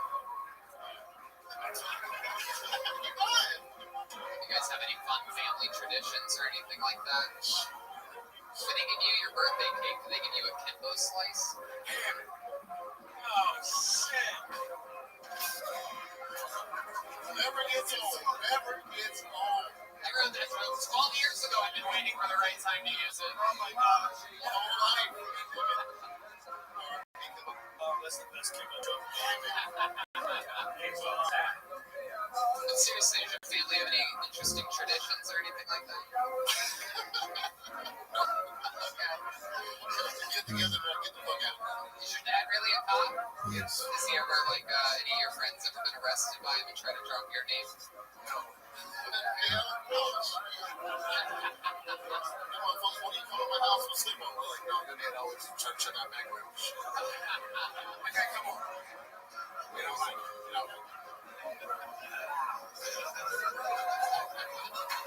My goodness. Your cop father had 15 kids. By the end, your mom must have been like, hands up, don't shoot.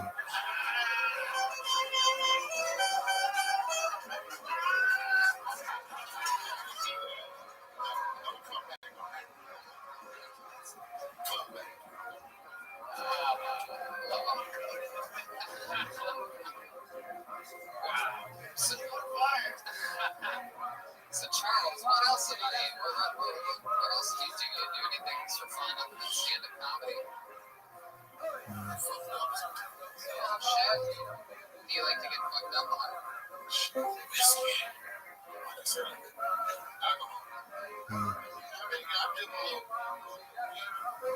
Oh jeez, you say it like your father's watching right now. I love it, Charles. So funny, man. So cool, so smooth. I love your style. Come back again. Sign up, show us another minute. Charles Adams. Very funny, man. Very funny. Hell yeah. We're getting through it today. Yeah, it's so good. Funny comment. Hell yeah. Pulled another name out here. Yummy. Do some work here. Keeping us safe. We do what we can here in Texas. It's not like California where you just put the boards up outside your business and wait until next year. You guys excited to be out tonight? On a Monday. Who has more fun on a Monday than us? I pulled another name out of the bucket. He goes by the name of Patrick DePari. Patrick DePari. D-E-P-A-R-I. Here he comes. Yeah. Patrick's making his way to the stage. It's a nice low up. Reminds me of The Undertaker, who we just did a podcast with. One more time, guys. Patrick DePari is here. Thank you. Thank you. I just moved here from Massachusetts. In Massachusetts, they tried to pass this bill last year to ban the word bitch. Ban the word bitch. What do you want me to put my mom in my contact info with mother? I'm kidding, of course. I deleted my mother's contact info as soon as she died. And then I called 911. Yes, it is true. My mother did die. Not the first loss, though. You know, oldest Florida Georgia Line fan in the world. Joey said, you're going to be the death of me, and then my father was the one to forget to give him a minute. Wrong again, bitch. Yeah. I actually did a 15-minute comedy set at my mother's funeral. Some people thought that was insensitive. I don't think it was as bad as the TikTok my little sister filmed in front of the casket, though. Yeah. You shouldn't have died, you stupid cunt. Alright, that's it. Alright, thank you. Wow.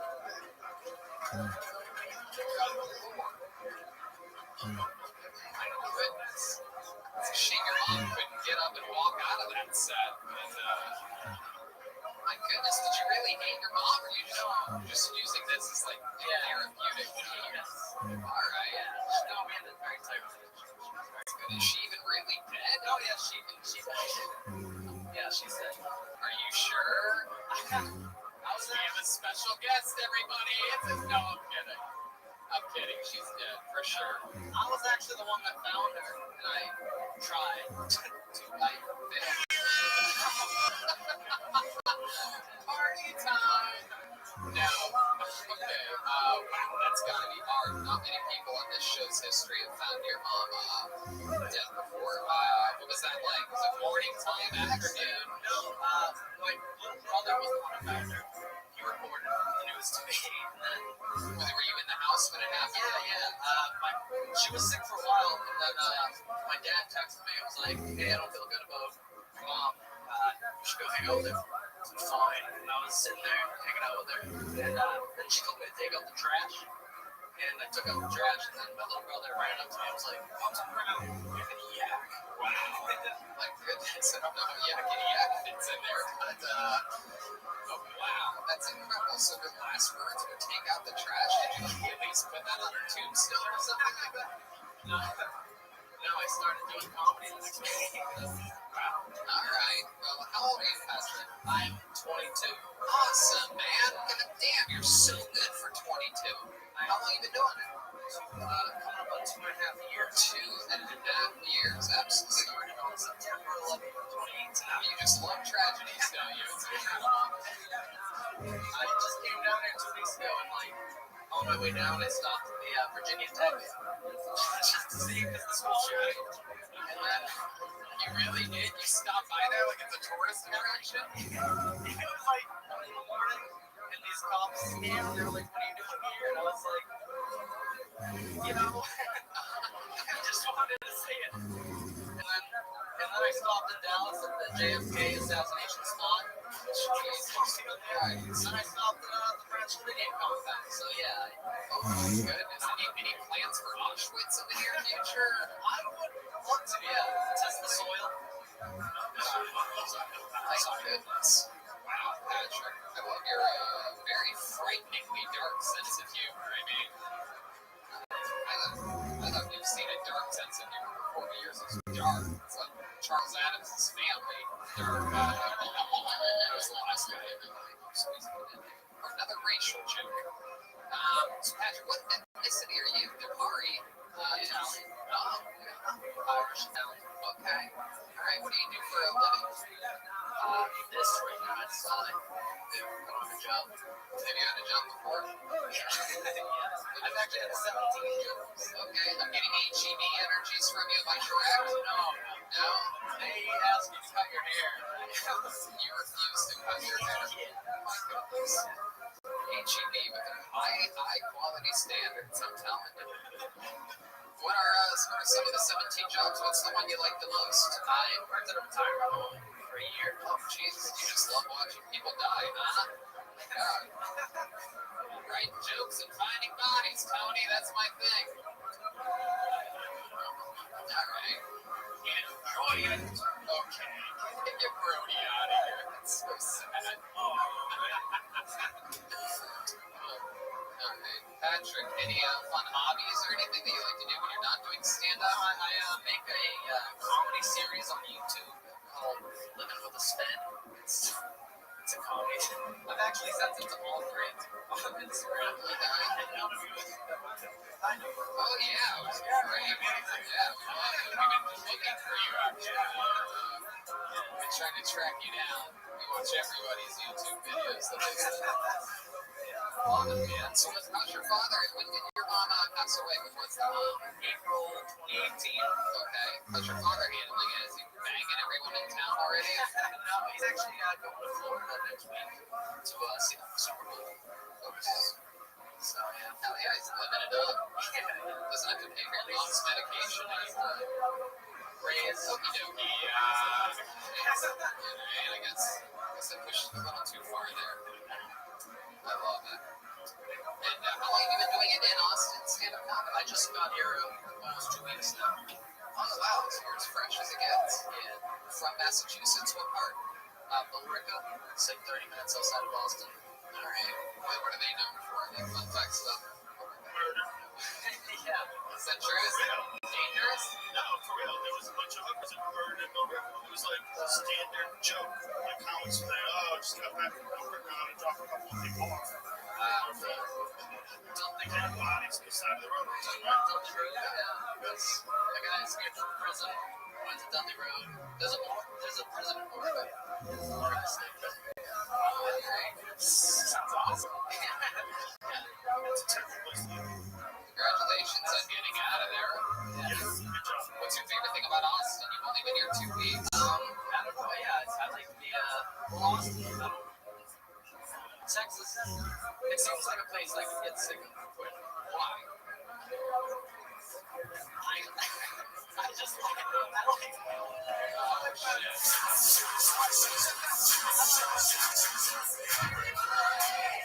Everybody tightened up when I kept making jokes about your dead mom. Now they're like, yeah, fuck her corpse. Really turned the audience against you quickly there, Patrick. The pizza down here is good. Yeah, who goes to Texas for the fucking pizza, bro?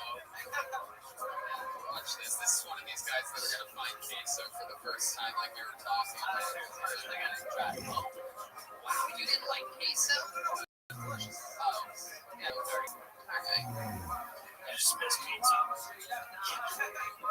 I've been here 2 months. I still have yet to eat pizza. So I just know I've given up on it. I'm like, I'm just not gonna even go there. I'm Johnson. Yeah. They have good pizza, you fucking idiots. Really? It's like new people in town. See the single barbecue place. Texas. I don't have any parents with sauce. I find the good pizza places. Yeah, there's a few. Actually, You can get basically everything. Pizza's basic though. If you don't have a good pizza place in your city, then something's wrong. country time. He's too high there. He's like country time. God, what's they gonna say that out loud? Got lemonade Tourette's over there.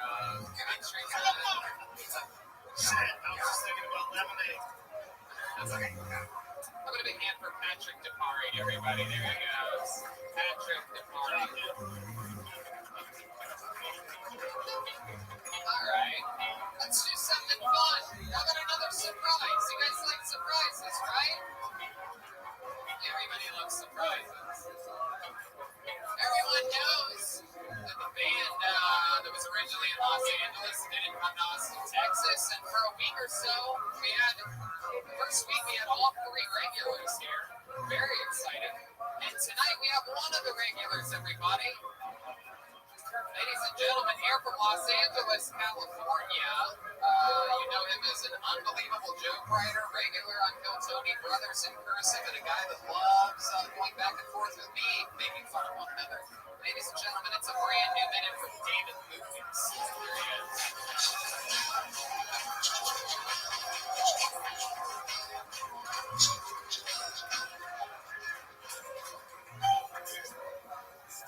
I'm black, but you can tell I grew up very privileged because I have a white ass disease. I have anxiety. Like, you think kids in the hood know what the fuck anxiety is? They be like, can you put that shit on a sandwich? Can I get an anxiety and cheese, please? That's a very white disease. Like, anytime you're depressed, like, it's a white ass disease. I think it should be against the law for unemployed people to buy energy drinks.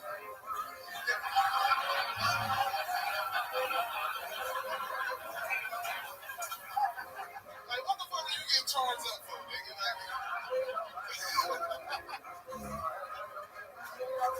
If your ass is unemployed, you should only be allowed to buy bottled water and sliced bread. That's it, you unemployed motherfucker. There it is. Exactly a minute. Joke, joke, joke, joke, joke. Still got it. Good job, man. Yeah, man, the great Joe Rogan, man. The great Joe Rogan. We've seen each other many a nights. That was very fun. Thank you, bro. Thank you, man. Look at him, and he did it all squozen into those jeans. Look at those. Wow, you're still trying that, huh? Were those tears there this morning, or is that just after time? Did you just eat lunch and then, you're like, yeah. You look like a gay camera case.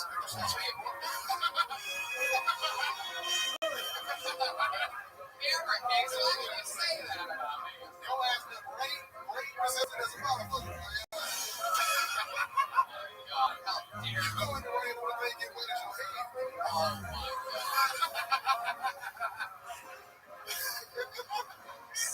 bitch. Y'all can't see it. Tony got on a Puma shirt, but the thing about his Puma shirt is that his Puma is actually jumping over her dick. Oh, come on.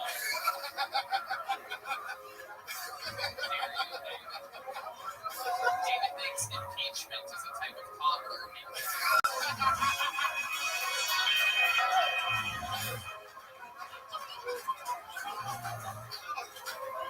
David's excited about the Super Bowl, but we eat cereal out of it anymore. Tony got to the venue an hour before everybody else just so he can sniff the seats.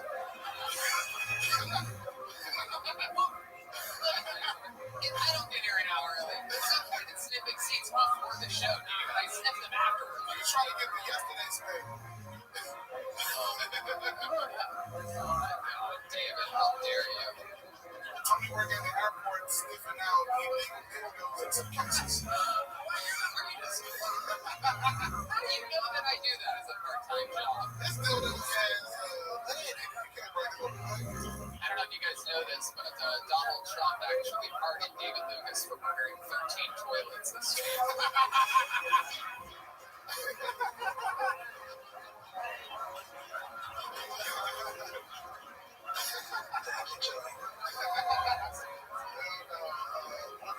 So you excited, David? You're here in Austin. Yeah, you did? No, I thought I saw a tsunami coming. I said you're going into a tent naked.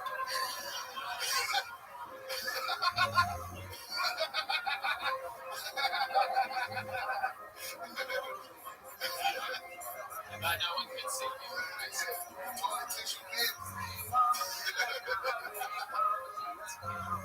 I saw you go into a tent earlier that was a circus tent. You excited about you live in Los Angeles still? You excited they just announced they're going to end the strictest lockdowns there? Man, I'm not excited until the counties open. Just period. Like, in LA, it sucks eating outside until it becomes May. That's true. David eats outdoors. He also eats out windows. And outhouses. Goddamn. So normally when you go to a restaurant, you're the neighbor. What the fuck is that supposed to be? Not a lot of people know this, but David wrote in his vote for president. He wrote in Colonel Sanders. Tony voted for. I'm trying to think of what you look like. So these skinny legs, like gigantic body look. Like I said, The Incredibles. It's like one of those Monsters Inc. or something.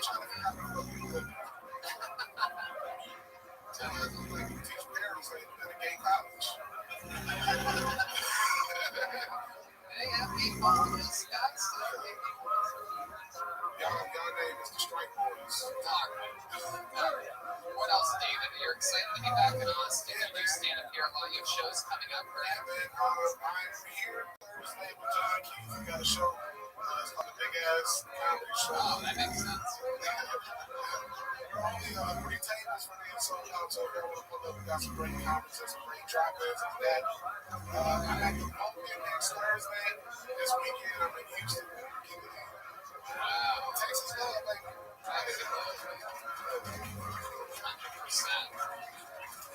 That's about it. That's about it. It's gonna be good ass barbecue. Yeah, what's your favorite kind of barbecue? Recipe so far.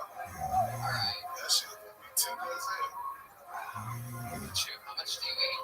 I keep my savage. Man, you look like the CEO of Trader Joe's. Hey, bring your mouth. Bring your mouth. Why would you play that? Bring your mouth.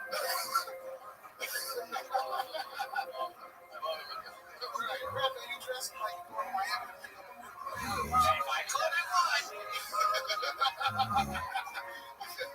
Love it, David. Well, Rusty is now such a fun set, really coming in and showing your, David's a big Comedy Store employee. He's, really rising through the ranks there.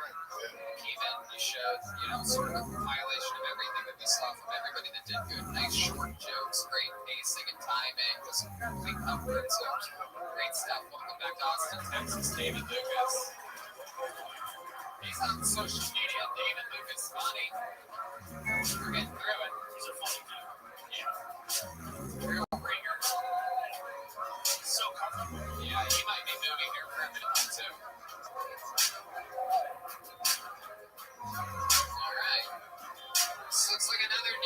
everybody. To meet the comedy of George Barr.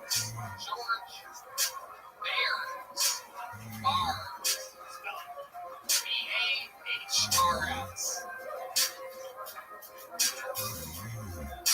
George Barr. I don't see any movement. George. Oh, here he comes.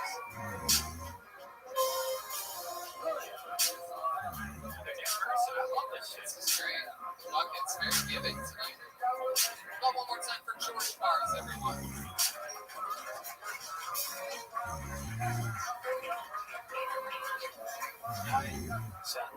So I learned something pretty interesting about magnet condoms recently.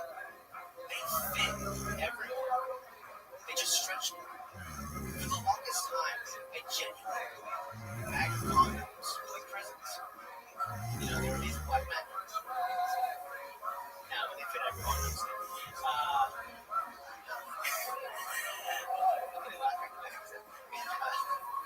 No, they fit everyone though, which is just cool. I think I'm only going to start using magnet condoms. Just think it'll give me some hope. Yeah. I mean, imagine me going home. I walk into a place, slap down that big black box. You're just going to see that and be like, oh, shit. Show these high expectations. Of course, my pants actually come off. She's probably going to be like, shit. Because the reality of the situation. But other stuff, it's pretty fun. All right, George. Let's talk about this little cock of yours. What are we dealing with here? What are we talking about? You're beating around the bush. Everyone wants to know. Cock ears? What? Cock ears? No. Oh, your penis, George. Your fucking penis. Yours. Oh, no. I mean, it's like, I think it's like right on average. Seven and a half inches, 8 inches. Let me knock on. It's like 6.5. It's like right on there. I'm proud of it. 6.5. It's actually exactly what I ended up measuring a while, but I don't want to measure it again because it might have gone down another habit. I'm afraid of that. So, Right. How do you usually measure? Are you talking about measuring tape or ruler? Just yeah, I didn't have a ruler when I did last time, so I used a protractor, which is kind of weird. wow. Look at you. How can you tell which needle was which? Yeah, I think I Protractor is a lot of shit. George, do you get to hook up with a lot of ladies who seem really lack confidence downstairs? Yeah, I mean, I feel like if you have something where you just like put yourself down, you know, it's like maybe lower the expectations, that if you kind of average or above that, they're like, so I guess it just depends on the situation. Is that why you have one of those belts that folds and you have it in your front right there? Is that all the cool? Are you sure you just haven't been measuring that the whole time?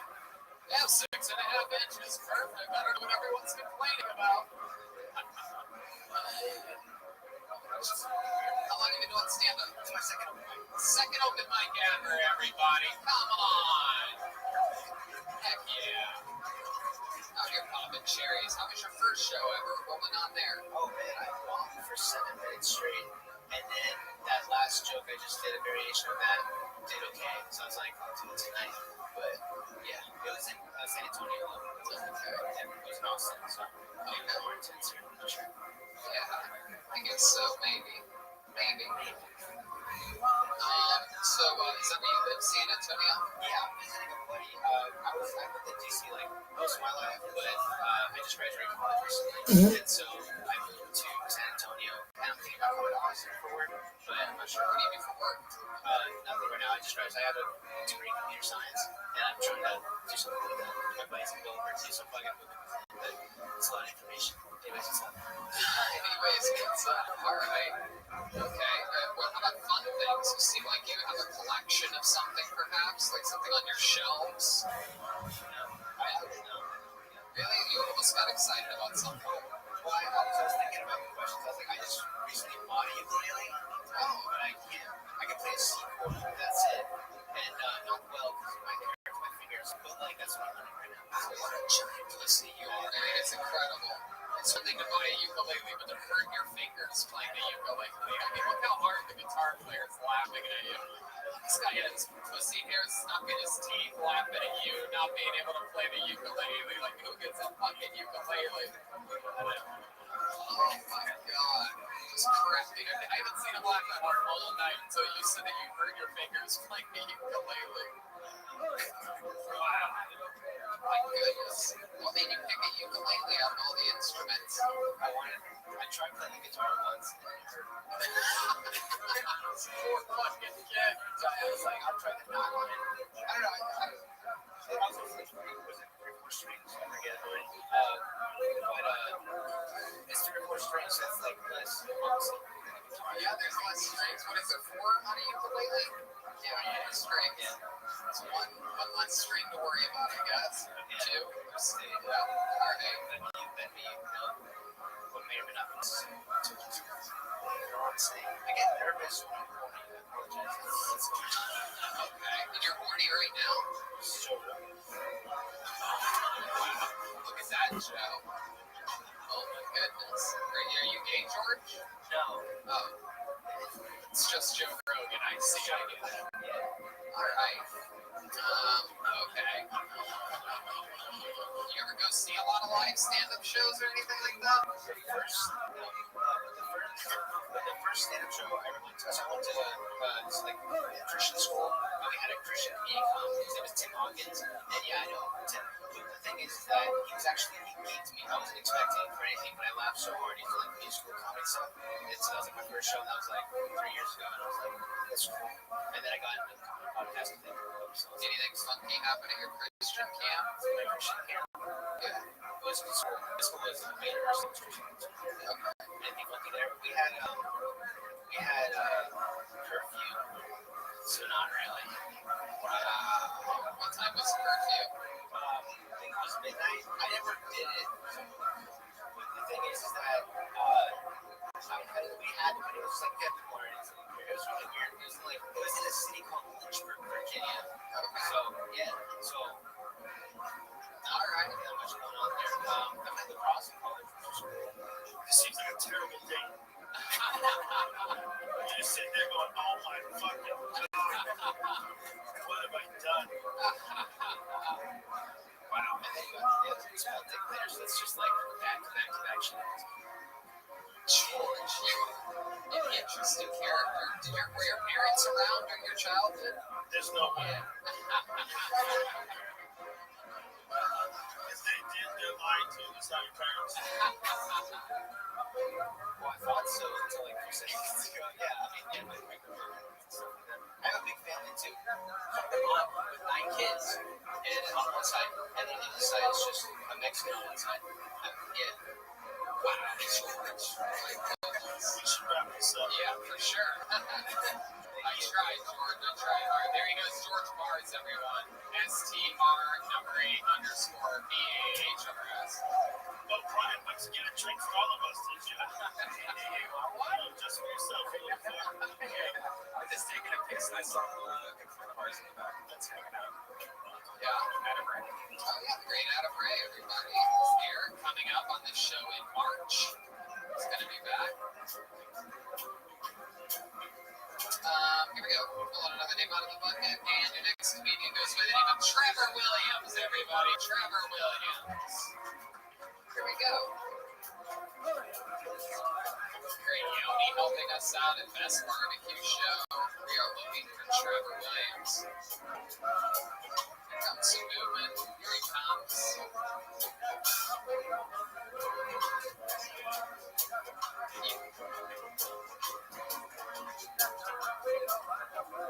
How about one more time for Trevor, everybody? Here he is.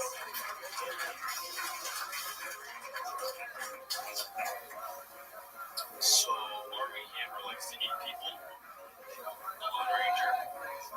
Shocking. Personally, I always thought cannibalism was more of a Tonto kind of thing.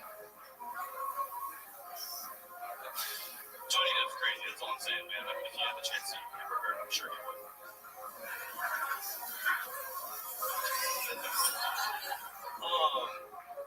I was walking back to my car after the last time I came to the show, and I had that awkward situation where I'm walking behind this girl, and we're walking at the same pace, and like, I feel uncomfortable. I think she feels uncomfortable. I don't know how to like break this tension, so I just yell, "Gotcha!" She takes off. It creates tons of distance. I feel basic. Have you guys seen these indoor trampolines? I'm obsessed with these right now. It's a regular trampoline, but someone just dug a hole into this bitch. And now everybody with a regular trampoline looks like white trash because they got this above ground trampoline, like a broken piece of shit. Thank you guys, that's been big. Fuck yeah. There you go.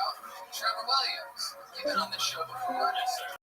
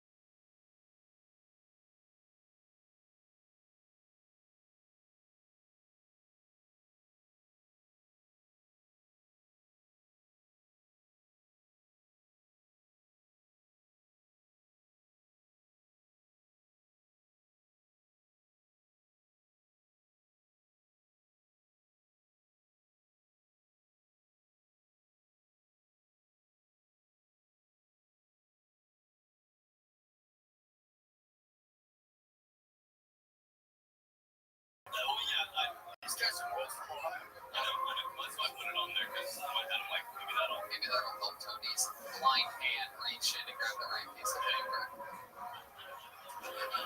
Okay.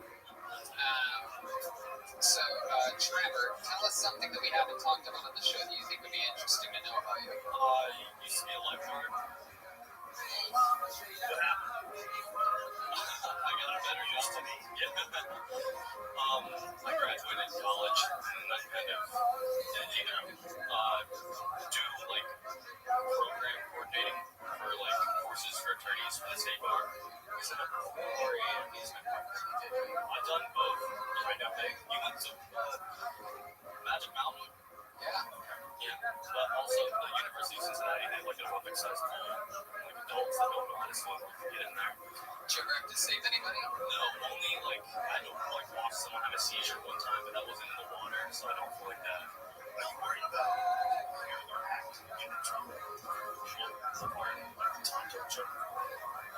I never told that one before, so I was just kind of going out on a limb on that.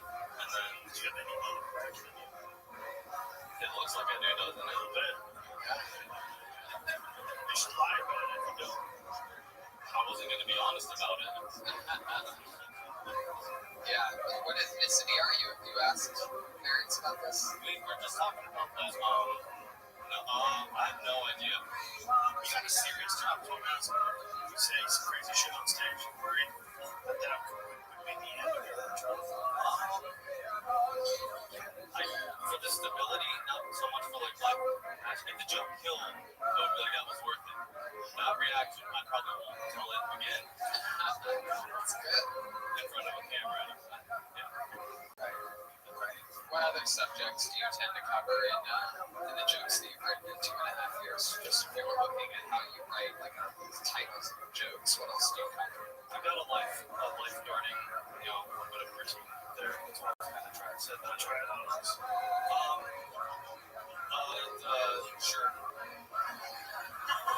Hey man, tell me about being a lifeguard. Periods. Sometimes you like swimming lessons.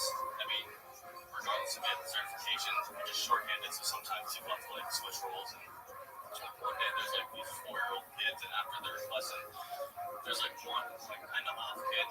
I feel for him. He's like shooting at the hoop, but he's missing everything. So I go over and I'm like, hey man, you want to dunk the ball? And I get consent from him. But anyway, I end up knocking out all of his teeth, completely obliterated. Yeah, he grabbed the rim on the way down, dunked it through, but then it like his mouth just broken teeth, blood. And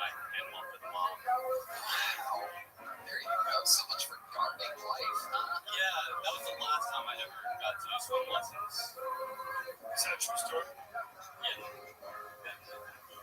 You hesitated, I don't believe you. No, I hesitated because you questioned me so much about losing jobs that I'm like, I don't know how much truth I should be telling you. I never saw the kid again. Well, how convenient. Yeah. Do you think it was his baby teeth or his adult teeth? Definitely, they broke easy. I didn't. So when cookies, that bitch ass teeth. But his face hit. I didn't see that anything happened because it was such a soft tap. But the minute he opened his mouth to cry, I was just all over his tongue was just broken. Did you hear a kid or a meth head? So you never know. could have been a meth head midget. Alright. Good name for a band. Meth head midget. Meth head midget. Trevor, you ever play any music? No. You ever sell weed? Yeah. I'm listening to songs. Yeah, so that's what you do for the state. They paid me well enough not to. All dental everything. Oh, that's incredible. It's a shame the kid that you helped play basketball didn't have the same cover as you. I'm a lifeguard, man. Alright, Trevor, we've gotten up a couple times now on the show, and congratulations to you. You have any questions for us? What would you think? Should I keep trying? Do you really want to say answer that? I don't know now. I'll just, I can keep living my delusions. I think it was better than last time. It's definitely better than last time. There you go. Congratulations. Improvements being shown. Trevor Williams. What do you guys think? Go to the bucket one more time? Wow. Look how fast he's going. Yoni. Like a pit crew. Wow, he's gotten so good at this.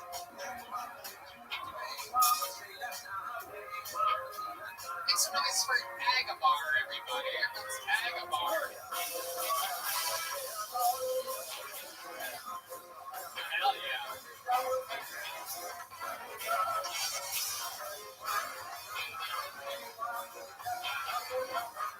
Hell yeah. Come on, make some noise for Agabar, everybody.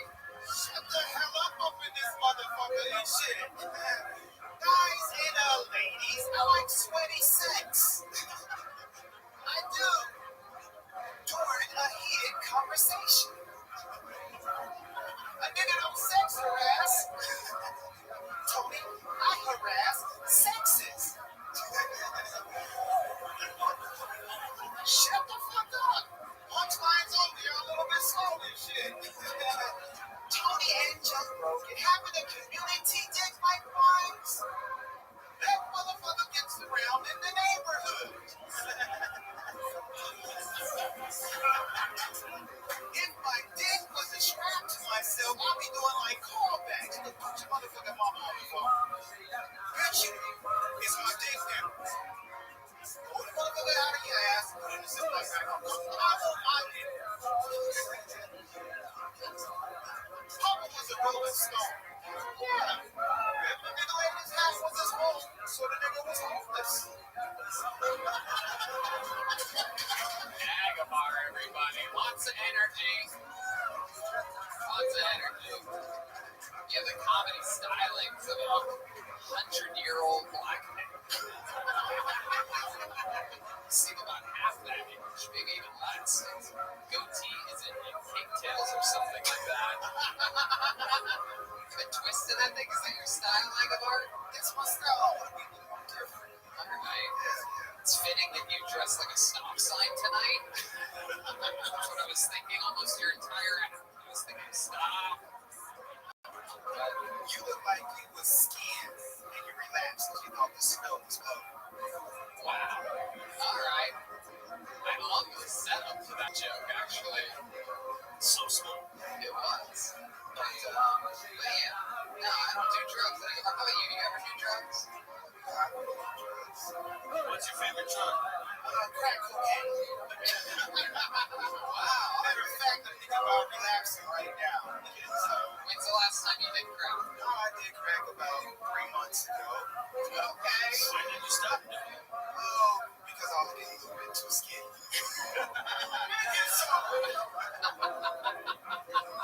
That's the only reason why. I feel like I need to put on weight. No, when I do crack, I order my dick don't get hard anymore. So I'm like, fuck it. That. I smell a t-shirt. You know I'm joking. I never did crack. No, we know that you did. I just be in a crack house. My daddy was a carpenter. So you stay in the crack house that you built? My daddy's a carpenter. He built trap houses. Agabar, tell us about the feeling the first time you smoke crack. What does it feel like? Just close your eyes and try to describe to us. I know a lot of people here, how many of you have never tried crack before by clapping your hands? A lot of people would like to know. Describe it to us. So you light the lighter, you inhale, and then what happens? That shit just be cold. That's it? Hell yeah, it sounds amazing. That's incredible. What do you do for work, Agabar? Well, I just transitioned. I do hair. I work at Philly's Barbershop off of the bar in Restream. Oh, sweet. Hell yeah. And you can reach me at comic_cuts for your haircut. Sweet. Look at that. That's incredible. Do you ever do white guys' hair? All the time. I'm real good at shears. Shears. Yeah. Occasionally, you compare so easy. You just fuck it up, throw it up in the air and shit. You look excited. You get a chance. That's incredible. Like, look at your hair. I mean, your hairline go like this, Tony. I know. It's my own thing. I know. I can't do it like you do it. I can't just like I don't know what that is. I feel like you've been sipping on some scissors. It's like a razor and a protractor. I mean, wearing a small shirt makes you Stop trying to make fun of me. you look like you was. I will not allow this from you, Agabar. You didn't do good enough to make Hey, I'm fun of gonna me. say something about you. One of the first podcasts in Austin, Texas. Okay, all right.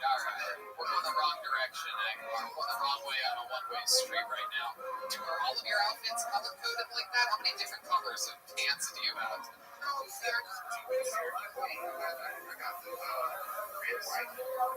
Yeah, there's very little blue there. Are you sure you believe in the American way, or are you a flood? Each side. Did you break out in prison and wait? Oh, yeah. Jesus Christ, that's racist on multiple levels. They're saying that he was in prison. They're saying he's cool.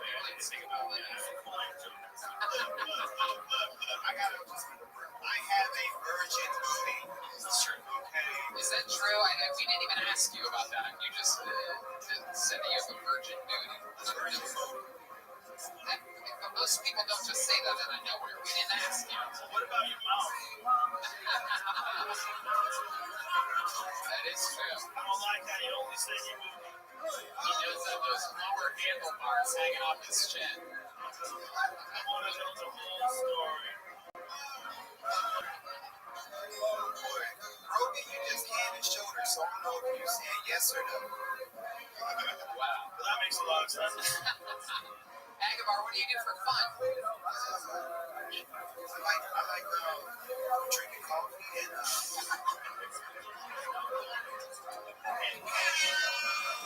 oh my god. Drinking coffee. Do you know what schizophrenia is? Joe Rogan, I'm not schizophrenia. I just talk to myself. I need someone intelligent to talk to.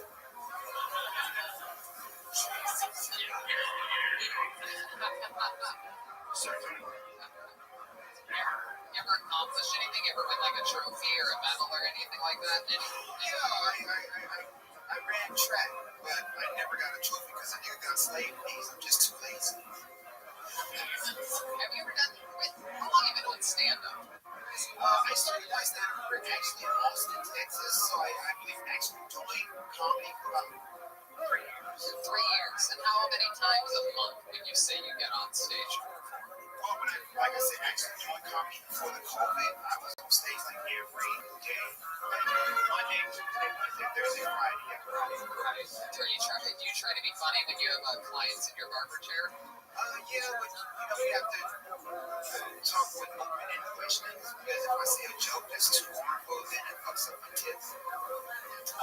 What's the worst joke that you remember ever doing with someone in your partner chair? I said, if God did not intend for us to eat eggs, why do the motherfuckers in between two boys? You should open with that from now on.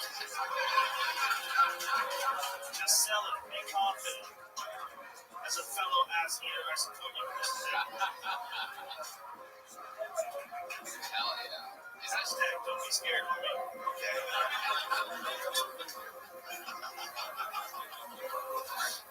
You eat ass and hot egg butter? That's your go-to move. There's nothing wrong with eating eggs. That's true. You ate it on stage here tonight at your minute.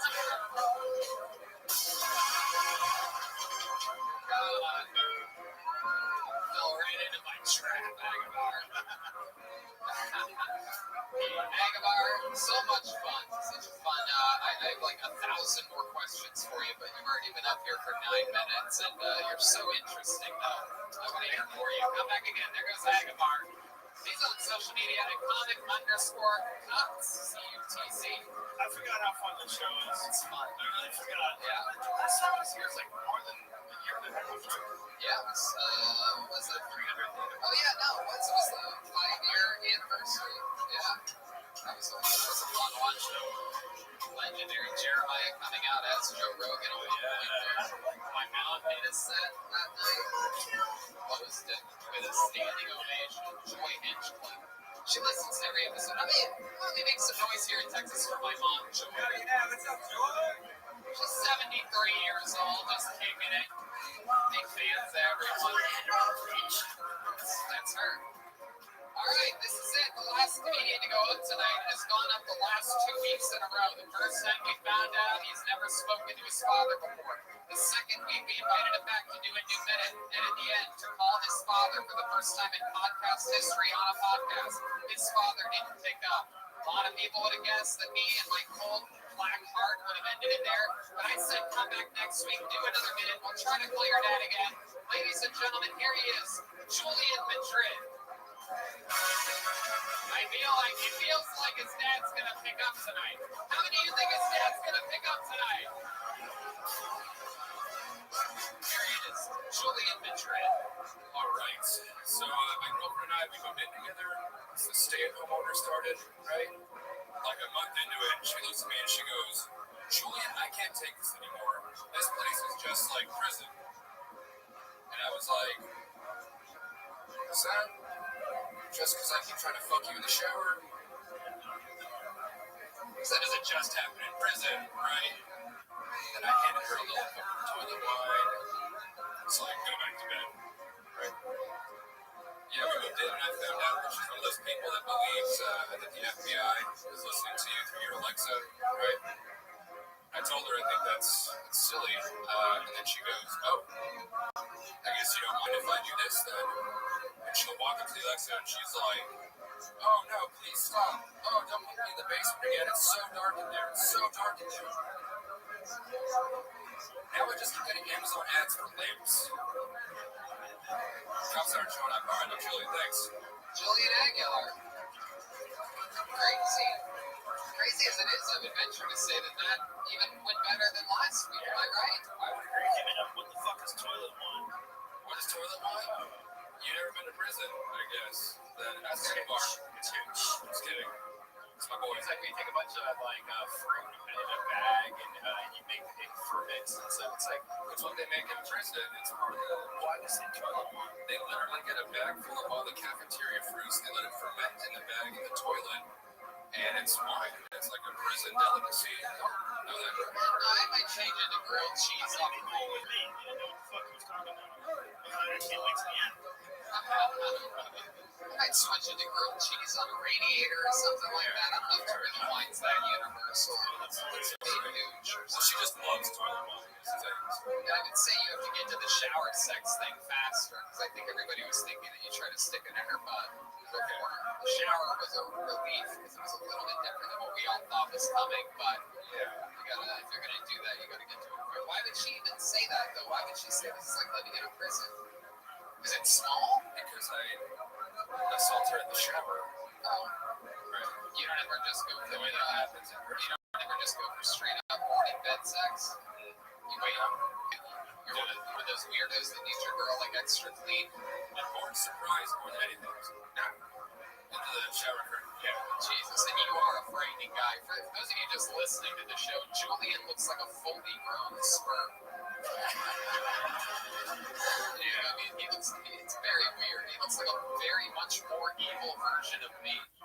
No, he looks like Twilight Zone puppet come to life. Oh, yeah. And you're 100% right.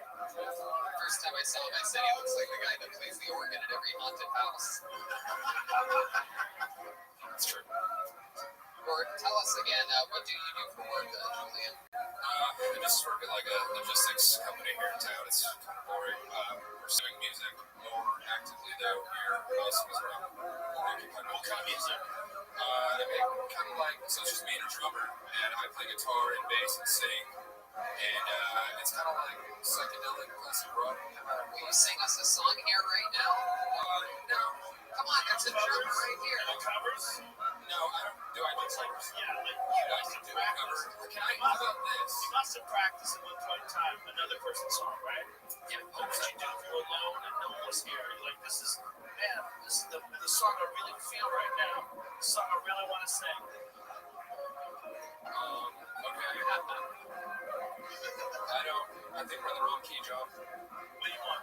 we actually have. We found a little bit of. These guys like this. What kind of music?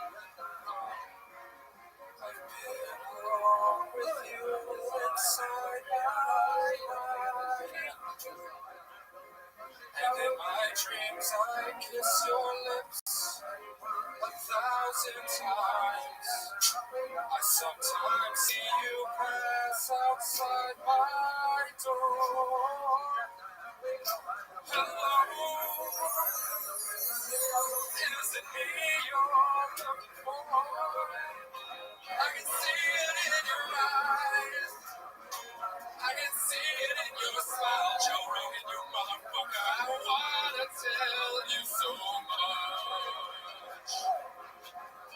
Why? 'Cause I know just what to say, and you know just what to do. You're all I ever wanted.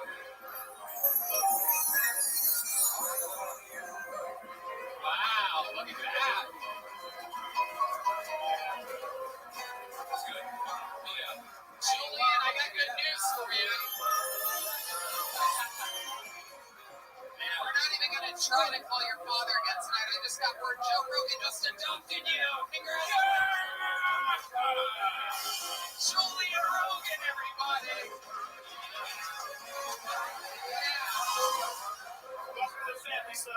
I can't wait to eat elk with you, Dad. Oh, yeah. Alpinos. It'll be great. You got to work your way up the family line, though. You're starting underneath Marshall, so I love Dog? Fuck yeah.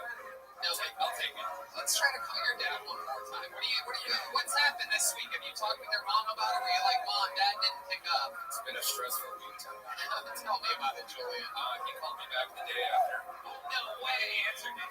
No, as directed. A day or two after, he called back and I just let it go to voicemail, sitting there like, fuck, okay. Did you think of voicemail? No. I'm a little uncomfortable with your choice of shoes. Why's that? You don't like Vans? Jesus, Julian. Now you have two dads that don't want to talk to you. It's because of the shoes. I'm confused. You don't like Vans? It's so sad. They're Vans. Forgot about that, right? Skateboarding. I got the blazers. Weird. Alright. I don't say anything about your hat. Good hat. Oh, Julian. I hate you, Dad. I hate you, Dad. You hate paperboards? Very HC. HC kid. It's Just kidding. I do like So, your dad tried to call back, and now we're going to call him back. So, okay, so he didn't say anything. He didn't leave a voicemail or anything. I just figured. Does he know what happened? That I called him. No. To your show? He doesn't know who called him. He just had a missed call that he responded to. I guess. Is there Alzheimer's or something where he doesn't know what's going on? It's funny. That's actually something Red Band was like, what would you ask him? I was like, any like family health history that I should know about, I guess, like predisposed to anything. But no, as far as I know. I'm going to be honest with you, Julie, we all have really fucked up faces, but, real diseases. We all sort of look like grown-up sea monkeys or something like that. No, he does. He really does. It's one of these old backup days. Try to forget that. That's it. So, you ready to do this? We're going to try it again. Yeah. I don't you want to talk to me? I need to talk to you this week. Okay. So, like last week, guys, everyone has to be quiet while he does it, not say a word. You have to have him turn up the volume with the speaker right on that thing. And you have to tell him he's on the podcast pretty early on. Yeah, like me and you. Yeah. Too. Yeah. All right. I've never spoken to this woman. It's fucking this kill token. I know. Never spoken. Hi. Is this Daniel? Hey, Daniel. This is Julian. And you're on the podcast? I'm your son. You probably know that. Right? That's awesome. Yeah, that is weird. I understand it's kind of a weird hour. Are you out in El Paso? Okay, so it's okay. Yeah, so like 9 p.m. Listen, hey, yeah, it's me. I know we haven't connected ever, but I just wanted to let you know that I'm doing great. I live in Austin now. I got a great job, beautiful girlfriend. What's up with you, man?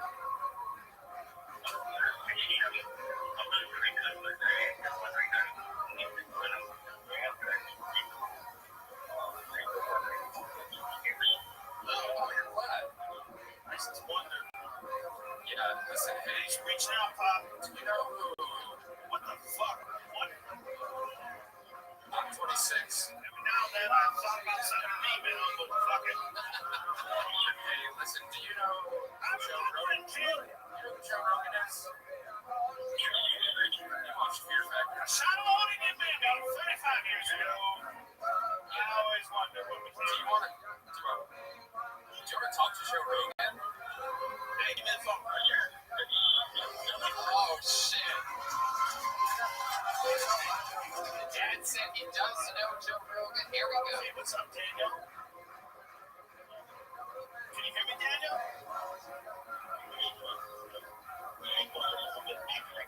T-Mobile, bitch.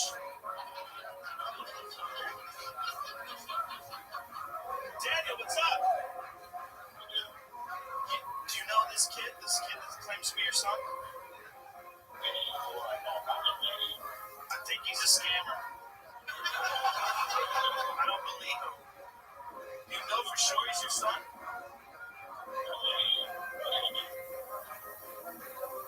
How did it make you feel? How does that make you feel? A little bit off guard. How would you like this call to end?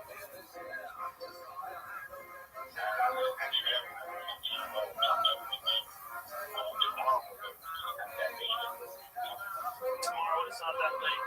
Is that we arrange this? Yeah, that's. Your son is amicable, whatever. Hi, Daniel. I'm Tony. I'm the host of the show that brought you together with your son for the first time in his entire life. Daniel.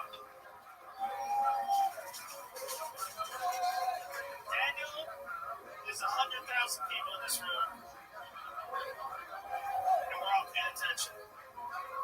Is there any chance that I could perhaps get you and your son in closure? Well, first of all, he wants to know if there's any family medical history that he should know about. That's how lame this kid is. That I almost said that you raised, but we know that didn't happen. But now, is there any family medical history that he should know about?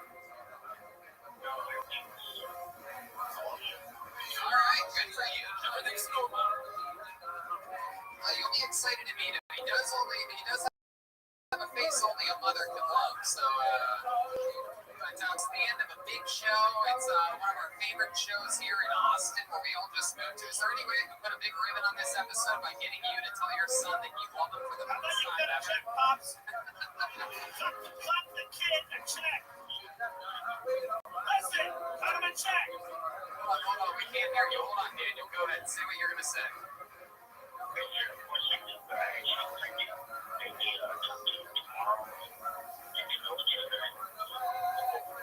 That sounds good. So gotta wait one more day for the I love you. How about a big hand for Julian Stan, everybody? Podcast history. All right, hey, I'll call you tomorrow, man. You can tell it's his real dad because he just called him buddy on the way in the end. He doesn't know what to call him, buddy, old pal. Yeah. Fuck, how was that? How weird was that? That was so weird. You know what's weirder is this feels like a fever dream because Joe Rogan sitting here and I'm just like meeting my dad. Yeah, so it's all very weird to answer your question. That's awesome, man. Congratulations. Are you excited? Very excited. Will Yeah. you record your conversation tomorrow and send it to us? Would you say it right now?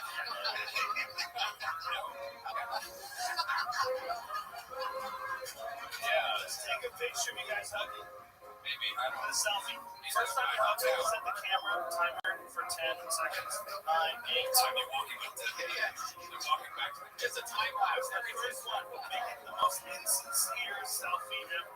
Yeah. What do you think your mom's gonna say when she finds out that you smoked your fucking house? Some girls be like, something like that.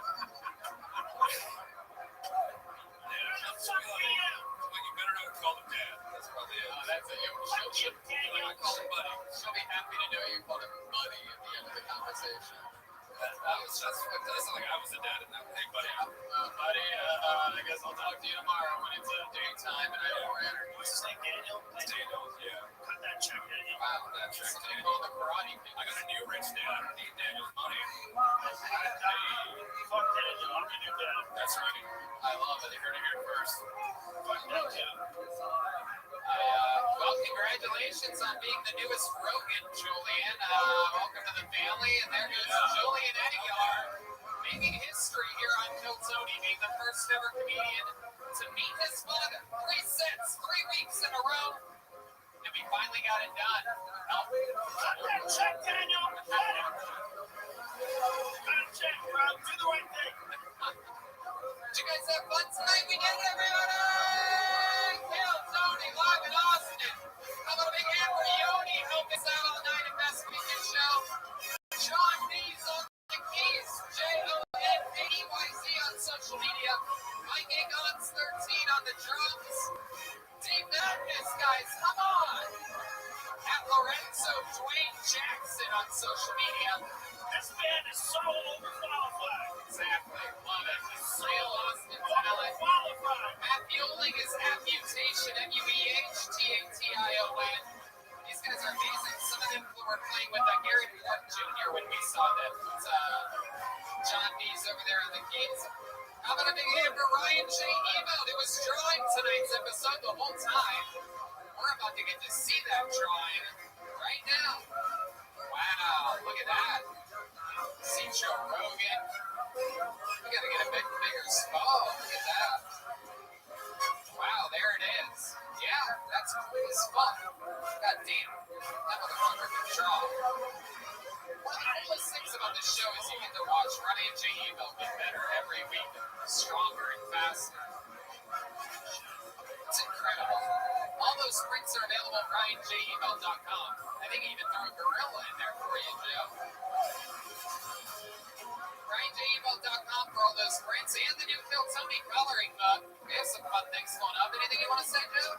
Thank you, Austin, Texas. You people are the shit. I love being here. I'm very happy. We are literally trying to get every fucking comedian in the country to move here. We're gonna make this place the hub. We got big plans. Big plans, Austin, Texas. Big plans. We love you. Thank you. Thank you for being so cool. Kill Tony Phoenix, February 5th and 6th. I'll see you guys there. Thanks a lot, guys. Good night, everybody. Thank you.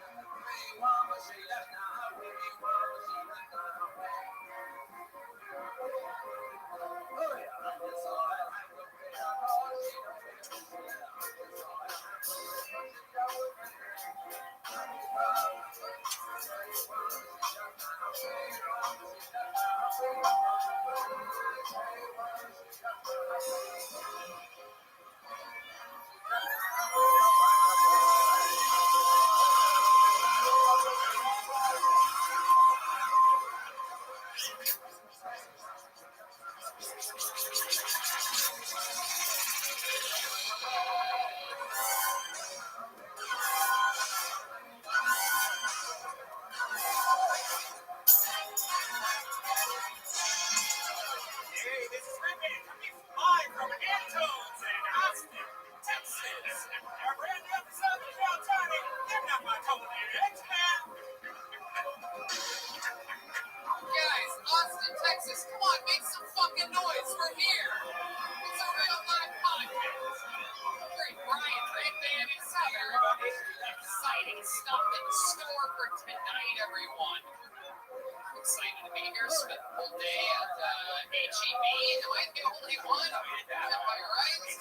My new favorite everything. Just HEB.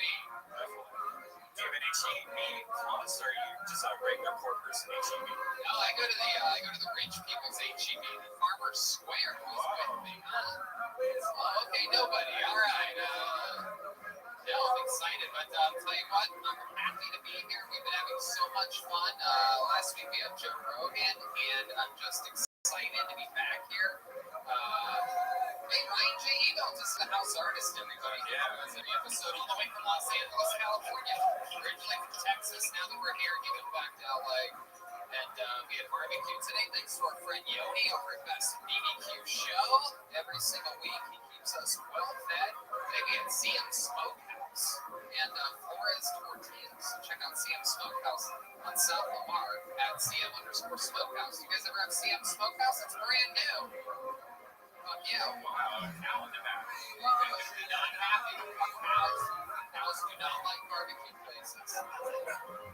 Yeah, and our incredible staff here at Antunes, I gotta tell you, this is a historical nightclub, an awesome place, and the great Miles, who's been the sound guy here every week since we moved here, has an amazing band called Space Flight Records. You should follow them at Space Flight Records. He gave us some awesome new jackets. And yeah, I'm excited about the show. Let's jump right into it, shall we? Before we talk about before we jump into tonight's episode, let's hear a little bit more from the amazing sponsors who made tonight's episode available for you here tonight. Guys, we've talked about it before. We're talking about it again. Truly one of my favorite products that I've found in the past year. It is unbelievable. It's Liquid IV. With one stick of Liquid IV and 16 ounces of water, you get 2 to 3 times the amount of hydration as plain water. This is a game changer for me. After golf, after shows, waking up hungover, you name it, Liquid IV is a magic trick for life. Tony, I brought some of my personal stash for us today. They have the new strawberry. They have the new pina colada. I don't know if you've tried that yet. And my favorite is the passion fruit. Now, we've been talking about Liquid IV before they've even been a sponsor. I've always had a problem drinking water, and this has changed my life. These contain 5 essential vitamins, more vitamin C than an orange, and as much potassium as a banana. It's healthier than the sugary sports drinks that I used to be addicted to, and no artificial flavors or preservatives, and less sugar than an apple. It's made with clean ingredients, non-GMO, vegan, free of gluten, dairy, and soy. I'm telling you, I got off an airplane today, and it's another one of the areas where it's just incredible how well it works. Rehydration to the max. It's absolutely incredible. Again, this is a product we were talking about before they were even a sponsor. It's absolutely, and they're great people. They donate 3.7 million servings in response to COVID-19. They're donating them to hospitals, first responders, food banks, veterans, and the active military. And they donated over 6.7 million servings globally. Grab your strawberry Liquid IV or any one of their other great flavors in bulk nationwide at Costco, where you can get 25% off now when you go to liquidiv.com and use the code TONY at checkout. That's 25% off anything you order when you use the promo code TONY at liquidiv.com. Get better hydration today at liquidiv.com, promo code TONY. And we are back. Are you guys ready to start tonight's show? Very excited. Guys, last week we had our first ever guest in Austin, Texas. It was Joe Rogan. I'm excited to announce that we have a guest here tonight joining us. Truly one of my favorite comedians in the world. Here all the way from his home in New York. We did a weekend in San Antonio this past weekend. Hit me up, said, what are we doing? Are you doing films? Let's have some fun, right? He stayed in Texas. Extra time for you guys here tonight. I'm so excited to have the great Shane Gillis is here, everybody. Come on. The Mac and Shane Secret Podcast. Saturday Night Live royalty.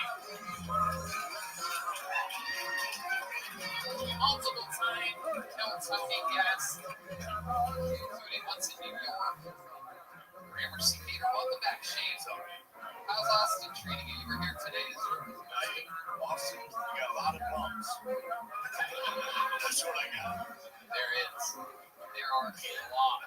They try to clean your windshield. I don't know. It was just one say, trying to like avoid it. I felt like a game like Pac-Man. Like I would just turn, go to a different block, another one would pop up, start screaming at me. You guys don't see it. I think it's funny. Yeah. They're monsters. One fell asleep on my car during this podcast 2 weeks ago. Was that funny to you people? Funny to me.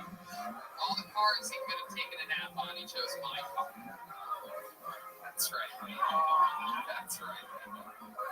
But I'm excited to have you here, Shane. We're going to meet some brand new Austin comedians. Some of them are veterans of the game. We've met some people that have been doing it 15, 20 years. Can't tell they've been doing 15 or 20 years, but they have have been. They say they have been. And something we're brand new and excited about tonight's episode. A bunch of people signed up for the show. Our largest turnout for signups ever. People are stacked out on the sidewalk hoping that their name gets called. And probably a few people in here signed up tonight. If I pull your name out of the book, that means you get 60 seconds uninterrupted. We got the sound of a kitten. That means you're having a bad or should bring out the angry warehouse district there. That's what it sounds like. Is that loud out there? Is the sounds loud? It doesn't really feel loud. It doesn't feel powerful. It needs to be. Okay, I guess that's better. You guys ready to start tonight's show or what? Anything can happen. Hi guys. How could I forget? I'm a big fan for the fucking Kel Tony band. Am I right? John Hayes, Matt Muehley, D. Magnus, and Michael Gonzalez on the drums. He's got great food recommendations. This guy sent me to Poldo South. Hell yeah. Hell yeah. If D. Magnus likes it, that means it's the best tasting place. He likes the scenery. He's blind, everybody, if you're wondering. My God, is he just wearing glasses? No, he's not from the future. He's explain. All right. You guys ready for this? Now I'm going to pull a name out of the bucket. We're live in Austin, Texas. Let's see what happens here. Ladies and gentlemen, your first comedian getting 60 seconds uninterrupted and talking with us immediately afterwards goes by the name of Arnie Diaz. Here we go. It's Arnie Diaz. It's time. Here he comes. Deep in the back. These people are stacked out on the sidewalk tonight. I think over 70 or 80 people signed up tonight. Unbelievable. How many of you already had the coronavirus? Let's party. Here's Arnie Diaz. You look at me, you might be thinking two things. One thing, maybe his dad owns the gas station, or his father works in the gas station. Not gonna I'll tell you what I am, alright? This fucking beard and this nose and this skin is either Inca, Aztec, or Cabila, some kind of indigenous to this continent. And this beard is either French, Irish, possibly Norwegian. But on my passport, my United States of America passport, it says born in Texas. I am the living embodiment of the Six Flags. You must be this tall to ride. Racism. It is stupid to believe that racism will ever go away. It is ancient. It's like herpes. Most of us have it. I don't. But if you get cold sores, you have herpes. Also,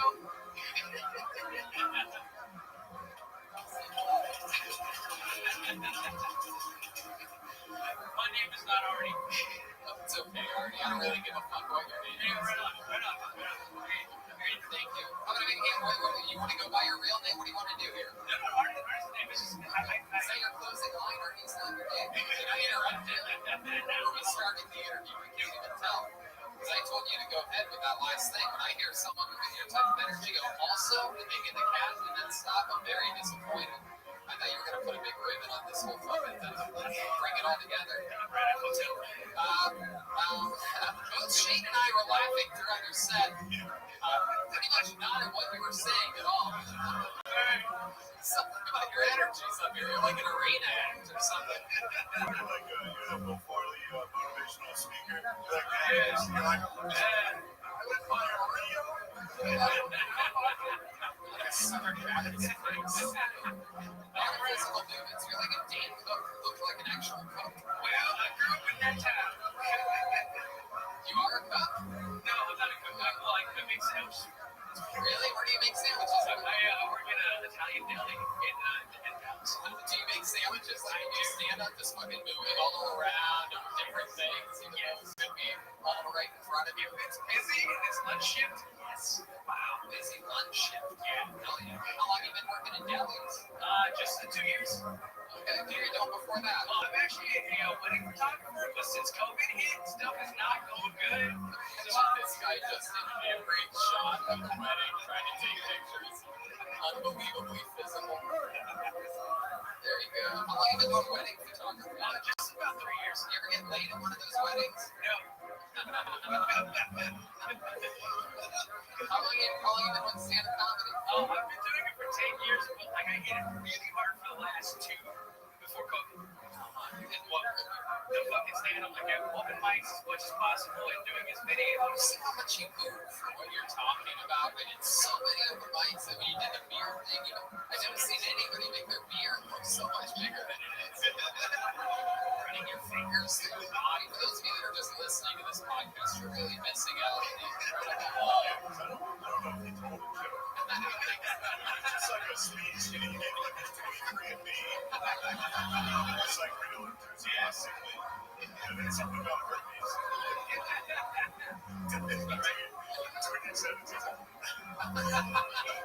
Some adjustments, no segues necessary for you, sir. Just turn around, turn those hips. Why do you think you move around so much? I'm just nervous, man. Really?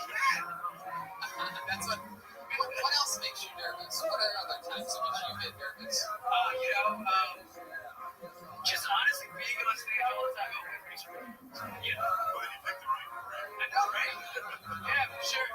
Especially being in front of you guys. I've listened to you guys for so long. And it's, it's getting to me a little bit, Are you really listening, or are you just hearing us? It depends on the day. I love it. Tell us more. What are your parents like? Are you Mexican? My mother's from El Salvador, my dad's from Mexico. I'm like a Latin mother. Sure, they met in Dallas. No, I haven't believed that. Sure, yeah. Some people like that, man, you know what I'm talking about. All right. Tell us something we'd be shocked to know about you. A fun fact about Marty Diaz. Or whatever you're doing. So I did a wedding about 3 months ago, and I got stopped by the police, and they thought that I was drunk, but I wasn't. I got out of my car before they got there, and it was because it was an off-duty police officer that stopped me. It was just like a regular Tahoe, and I got out of my car, raised my hands, and was like, "What do you want?" And at the end of the entire thing, there was like 5 cops that came up. It was like 4 deputy sheriffs and 3 DPD cops, and they were like, "We thought you were drunk. This off-duty cop thought you were drunk, and you're obviously not drunk." So they let me go. Wow, you got this one over and you got out. It's like, what do you want? So like right my shit before we got a guy moving around suspiciously, moving around everywhere for no reason whatsoever. Got to want to do a walking straight line. He started sprinting back and forth. I don't know if he's nervous or not really. He seems suspicious. Could be. Have you ever done cocaine before? Absolutely. Yeah. Did you do it today? Today, I would do it for this occasion. Wow. Boy, this is the first time we've had someone do a giant line on Bill Tony, everybody.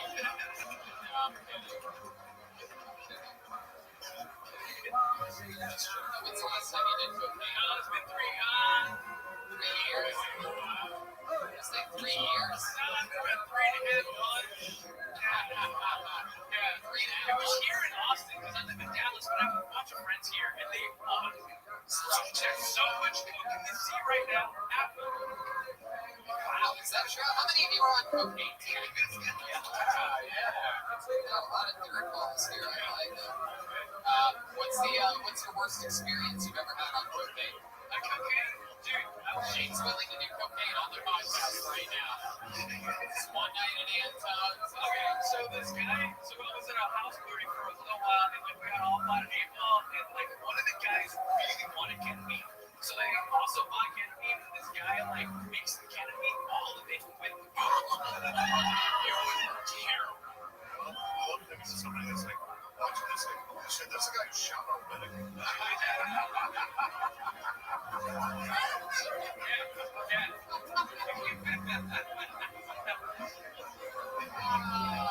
Absolutely. So what happened? Well, I did so because somebody come up. How annoying are you after cocaine? It's one of those guys that are just the opposite. It's really quiet. Spot on. Yes. Sorry. motivational speech. It's like my pillow. Just pointed an imaginary gun at me for that. All right, well, Arnie Diaz, it was fun to talk with you. You move a lot. I hope we never lose that nervous tick. I mean, again, you were laughing the entire time. From the very first moment you got there. Not at all at any particular punchlines whatsoever. It was like being down by the river kind of shit. In fact, the punchlines were the only parts of your sets I didn't like. It's almost incredible. It was almost a break from the trying. Gotcha. No. Michael, don't just because he's fucking brown. Hey, Michael Gonzalez back here with a hard ball. I'm gonna put a wall in between these guys and you know it. How one more time for Arnie Diaz. Get things started with great energy. Thank you, Arnie. Hey, anything can happen, clearly. People sign up. Hell yeah. Hey, look who's back, everybody. You might be wondering, is this one of the children from the movie Fear and Loathing in Las Vegas? No. Zach Bogus moved here this week, new Austin resident. He helped us in the show in Los Angeles. He moved out here to be here with you guys in Austin, Texas. I pulled another name out of the bucket. He goes by the name of Andy Harter. Andy Harter. Let's see what happens here. Had a long walk tonight. A lot of people signed up. Zach Bogus doesn't feel as good as that little Asian girl we had a couple weeks ago. That's true. Andy Harder, I do believe, is coming to the stage. Zach Bogus got his car towed on Saturday night. This fucking guy thought he could park on 6th Street. He came out, there's people everywhere. People getting gyros and hot sausages. He's like, that's where my car was. Fucking idiot. Make some noise for her. Where the fuck is Andy? Oh, here's Andy Harder, everybody. Here he comes, everyone. Alright, thanks, guys. Just came here from Seattle. I fucking had it in Seattle. With all these fucking hipsters with their farm table bistros and their vegan cat hotels and their gluten-free condoms. Condoms don't even use condoms. Why they gotta be gluten-free? I didn't even think you're supposed to eat condoms. Like, I feel like you're eating condoms, like your gluten sensitivity is the least of your worries. Happy to know the strip clubs are open here. They don't have those in Seattle. I haven't paid Destiny a visit in a while. Every strip club's got a Destiny. And between the biker boyfriend and the crystal method is not going good for her. Her tits are real, but her problems are. You want to hear that shit? It's your 80 bucks. Is that a minute? Let's do it. 56 seconds. Absolutely. Andy Harder, everybody. Thank you. Hi, Andy. Welcome to the show. Funny, you're like a real man. A real man from Seattle, huh? Right. How long have you lived here? I'm just visiting. I'm thinking about moving. You're sick of the hipsters in Seattle, so you're from Boston. Trust me. Hipster comedy audiences, especially. Tell us about them. What are they like? Yeah, fuck the hipsters. They fucking cry about just everything. Jim Norton's stunt double from 20 years ago. What are they growing up with? You say what makes them cry? Well, like, I got this joke where I got fired from Lyft because of all the complaints. The car was too hot, the car was too Wait, this really happened? music was too loud, the driver was overly sexually aggressive, and like sexually aggressive. It's not a joke to them. You should have raped them after they said that. You had a problem with sexual aggression? What do you do for work, Andy? I'm furniture, I'm a dog sitter, I sell drugs sometimes. Fuck yeah. You sound an awful lot like a hipster. I don't know. I'm 40 44. There's nothing hip about it. Do you have any veins in your hip? It's all over. Really? 44? Yeah, things are getting rough. I guess almost screeches. It was. Yeah. You start feeling pain all over his body, and then 2 months later, It's true. Rest in peace, Screech. I once had the chance of roasting him. Yeah, oh yeah, that was in Toronto. actually became friends with him. He was on it. I told him, Dustin Diamond, when I watched Saved by the Bell now, I think to myself, why couldn't there be a school shooting back then? That's great. It was especially funny back when there was a lot of school shootings, I'll tell you. It's no school shooting thing bad for business. Have you ever been involved in any kind of tragedy or crime? I mean, I don't know. Crime is kind of not a big deal to me. Nothing in particular comes up. I just say it like you I okay, so this guy is in an airport. This guy like broke in my house one time and stole my weed. So we went down there and fucked him up. Yeah, well, how do you know who did it? Because a friend of mine heard from somebody else and he called me and said, "He's down here." These guys look like these guys that I've worked with, right? They're on the waterfront, and then we went on and on.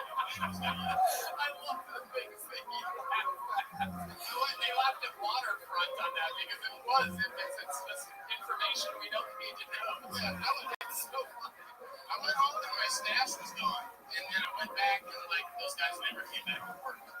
So it was kind of, I don't know. It was like, So you're in like school where you look like a guy that Batman would beat up. Yeah, we followed down our trip.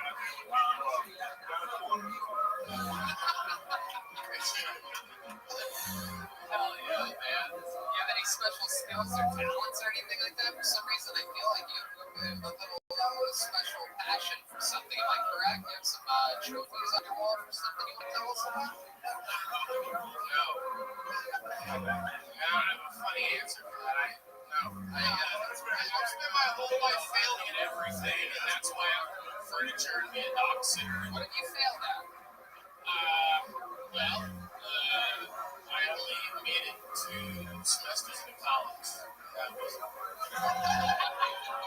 To be quite honest with you, when you named your resume of your the jobs that you currently do, I had you in 0 semesters of college. So yeah, well, you went a lot farther than any of us thought you did.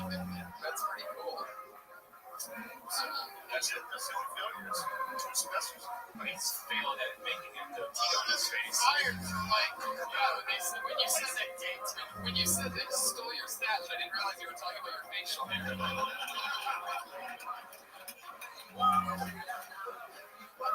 can't really make that joke, but I did anyway. You do have some light-colored facial hair. It just looks like today you're like, you know what? I'm gonna shave, but I'm gonna start growing this goatee in like 2 days. It's like, how many days is that goatee? I haven't shaved this off in like years. Did you see how he pointed his middle finger at you? I know. I haven't shaved in a while. That's a gangster shit right there. It is. That's a kind of furniture move, and they'll beat the shit Yeah, oh, shit, yeah. Poor guys. Wait, so you haven't changed since your second semester? Let's go take all your problems. Okay? He didn't get rid of them. I'll take it to heart. Andy, did you leave a girlfriend or a wife back in Seattle? I actually sort of just got dumped. Oh, really? How long were you in a relationship for? It was like 6 weeks. 6 weeks? Wow. How do you get dumped after 6 weeks? What happened? Did you find out anything about you? I don't know. Women in Seattle are always looking to upgrade. You know what I mean? So I ended up waiting for me. They're always looking to upgrade. Have you ever been someone else's upgrade? Has there ever been a girl that's like, I'm so glad to be with you? I was with a guy that just had 1 semester in college. Absolutely. So you're thinking about moving out? Yes, I mean, I'm down here checking it out. That's awesome. Well, you know what? I think you could get a lot of work here moving people's furniture, and a lot of people moving here, business is moving. Furniture moving. Yeah, that was part of the plan. It's gonna be quite quite ironic when one day you might be moving your own furniture here to Austin, Texas. Do you really go to strip clubs a lot? Yeah, they know. Okay, they know you. Hey, It's pretty sad. hell yeah, this is in Seattle. Yeah. Alright, so they ever do any cool Seattle themed like strip club dances? Like, has anyone ever danced Mermaid dance or Mermaid and then shoot themselves in the pussy at the end of the song or anything like that? Yeah, I've done that. Seattle's great. They have weird shit. They have like topless like coffee shops you can go to where like people are serving you topless red band there all morning and afternoon. Yeah, can I have another cup of coffee, please? Just need to get some energy before I go to the actual strip club. That's so fun. What's the craziest thing you've ever seen at a strip club? I don't know. I mean, the only thing that comes to mind is there was this one gal with like really big tits, and her trick was to like light matches and somehow stick them on the end of her tits. And they look very much. Wow. You ever get kicked out for punching? They don't really do that if you know where to go. You're savvy about the strip clubs and all kinds of shit. You know where to go. You mean like strip club or world to touch? It's strip club and it's an individual thing. You know what I mean? Like so touching. You type of touching. Yeah, tell me about it. Yeah, I don't think even. I think it's Finger goes straight to tell this fucking guy tries to make out with their butthole right away. Like Phil Collins, the drums haven't even come in yet. This guy's trying to make out with her fucking bee cave. You know what I'm talking about, Austin? By the way, the best strip club is in Austin, the Yellow Rose. If you haven't checked it out, Jesus, you already been there? yeah, I've been there millions of times. Millions of times. All right, Andy, fun times, dude. Thanks for coming on. Thank you very much. Andy Herder, everybody. He's on Instagram at Andy.Harter, Harter. Thank you, Andy. Oh, yeah. This band is unbelievable. Here comes Zach Bogus again. We're very sanitary.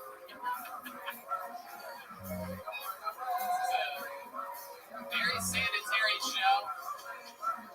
0 comedians have not heard the coronavirus here on Kill Tony, by the way. I mean, we've only been doing it for 5 weeks, so we're going to find out later exactly the damage we did. But I already had it. yeah. It's not real. That's good. Did you have symptoms? You know, I lost my sense of smell. Yeah, Tony had it also. Yeah. You got it. Yeah. On the bed. It was alright. I mean, it was sort of like wonky for a few days. I just sweated a lot at night and sweat a lot at night. Yeah, I have those symptoms every day, so. Welcome to hell. Yeah, exactly. Well, another name out, one word name. This should be exciting. How about some noise for Genevieve, everyone? Genevieve. Here we go. Genevieve. By the way, this is the actual Bucket of Destiny. Made it. This is its first time in Austin here tonight. Made it from Los Angeles, California this week. This was made by the legendary Ichabod. Is he still alive? Rumors of his death. Ladies and gentlemen, here she is, Genevieve. Make some noise for me. I just got fired up. Yeah, the place I work was crazy as hell. Trump had supporters in there buying Bibles, but then they'll have a wild email like hotfunk69@gmail.com. Like the Dream Bibles.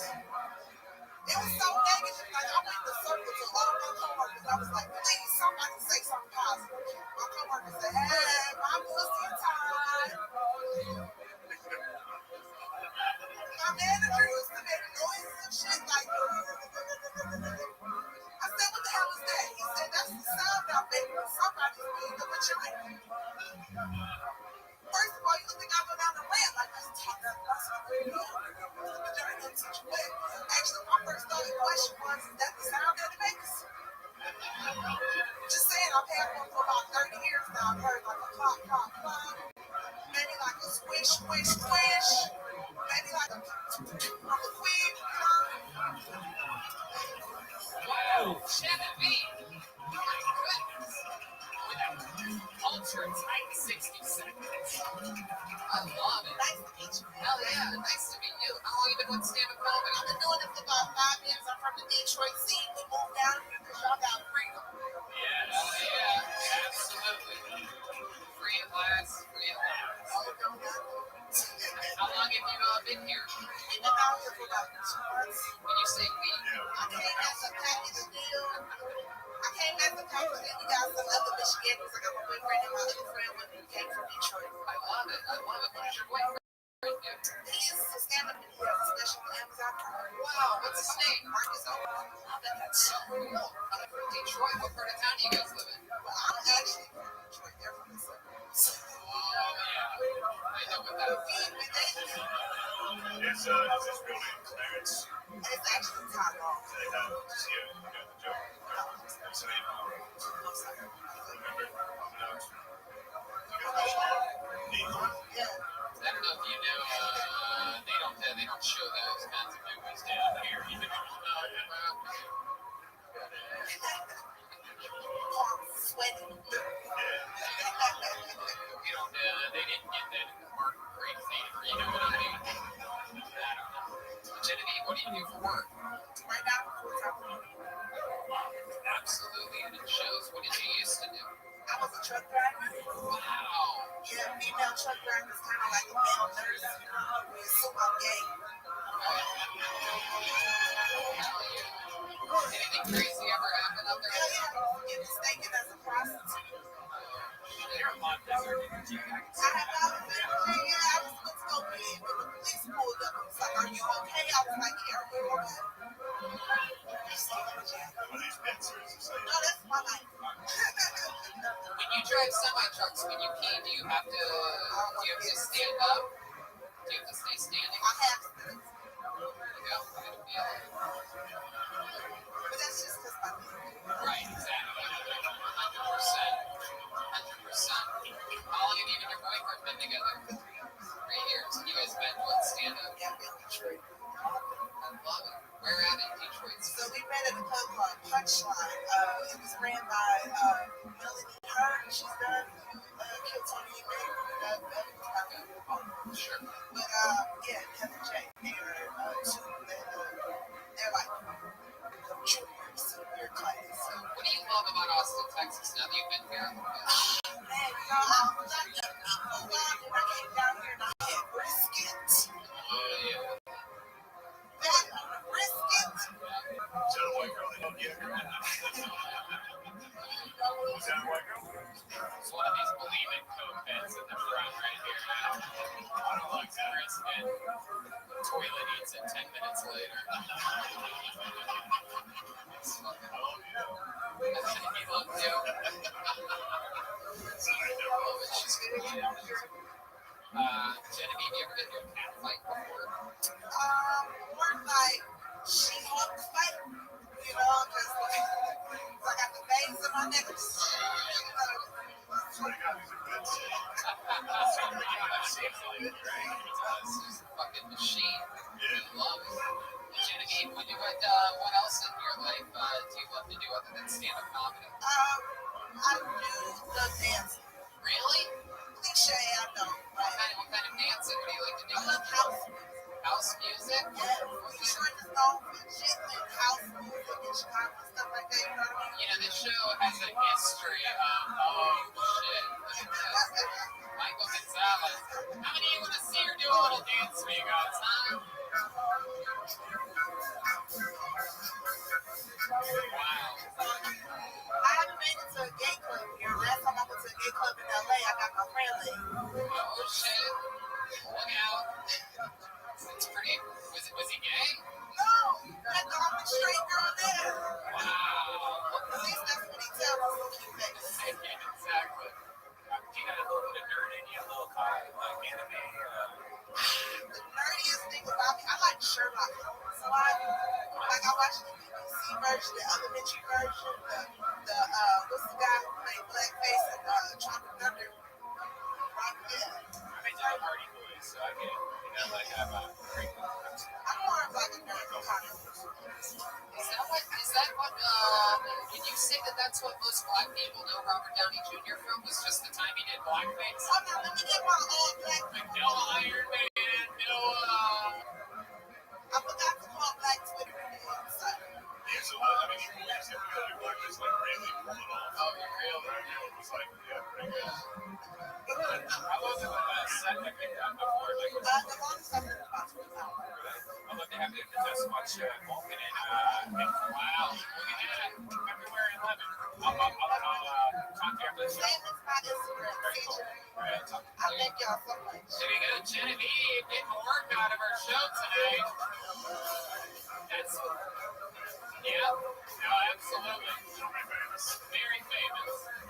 You're going to say you saw her here first.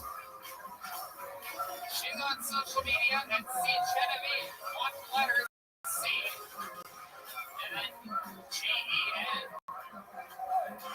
V-I-V-E. Speaking of IV, I had some liquid IV today. Boy, do I feel good. God, it's great. That stuff is unbelievable. Yes. Truly. It's not even their episode. I'm just saying, I love that stuff. You guys having fun out there? How about people in the back? You guys having fun? Wow. Make some noise for your next comedian. He goes by the name of Colin Falstaff. Colin Falstaff. Flying through here tonight. On to the next one, as the great Jay-Z once said. There's a million ways to get it. Choose one. It's Colin Falstaff. Here he comes. Here we go, he's masked up. Man, sounds amazing. Absolutely. Follow the man. Oh, here he is. Colin Falstaff, everybody. What up, everybody?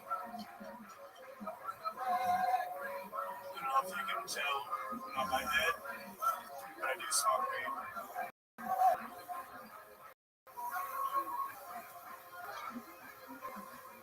Alright, we got that out of the way.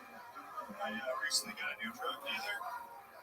Nice thing about a new drug dealer is they make you do the drug for free to make sure you're cool. Turns out pretty fucking cool guys. Like to celebrate 420. It's a long time ago. The same day as Hitler's birthday. John loves it. But I can say this. I do smoke weed every day like it's Hitler's birthday.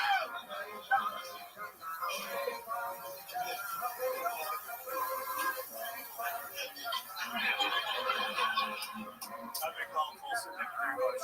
There it is, a minute from Colin Falstaff. Well written, short gems. Colin, you got a last week and this week. Yes, sir. Magical pocket. Are you an overall lucky guy? Almost.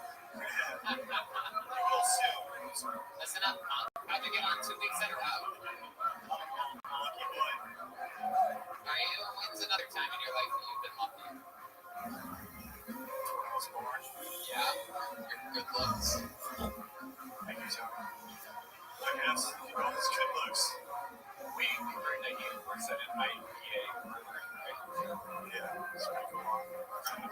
Do you feel alright about yourself? You seem sad about it. So, I don't point that out, dude. I'm just trying to live. A real off-duty lesbian. Lesbian that just got out her job. All she wants to do is eat pussy. I love this look. He's like one of those guys that can get really skinny, but his face will stay fat and cute. I was born just a head. That's it. Look at that fucking round thing. Look at that. It's the same size cheek to cheek. It isn't even a cheek to top of the head. You judge me. Oh, yeah. Look, man, you got everything going for you stand-up wise. Only thing, we gotta get that face in a little bit. And you're gonna make a big. What was that sound? Wow. Getting points over here for these. Colin, tell us something crazy about you we didn't talk about last week that you think that people might find interesting about you. I have a transgender sister. Is that cool? Is that cool? Sorry. Alright, whatever, Texas.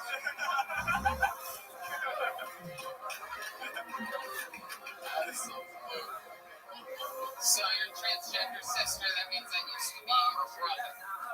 Right. How long's that been going on for? Like 6 years. Like a fucking bill. That's awesome. Red man, I don't even know how that works. 6 years, so that's pretty good. She was like ahead of it. She was. She did. Real. Yeah. Oh, for real, for real. Yeah. I appreciate that. She's committed, you know. When I talked about you getting your head slimmed down, that's not what I was talking about. She did it before you. Did she give it to you as like a gift or anything like that? She kind of okie dokie. That's a little mason jar. Does it look like a little pimple or I something? have an extra ball now. I know I've said something wrong when Red Man's laughing hysterically. I'm like, oh, I crossed the line. There's a little arm that sits next to me. Like, let's see.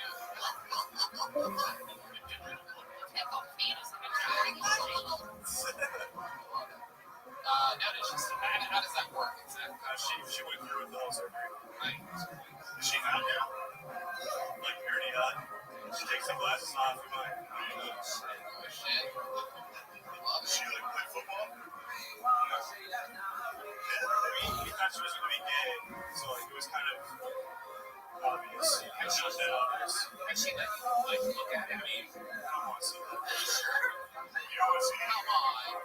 What about like Christmas time? A little something under the Christmas tree. It smells a little funky.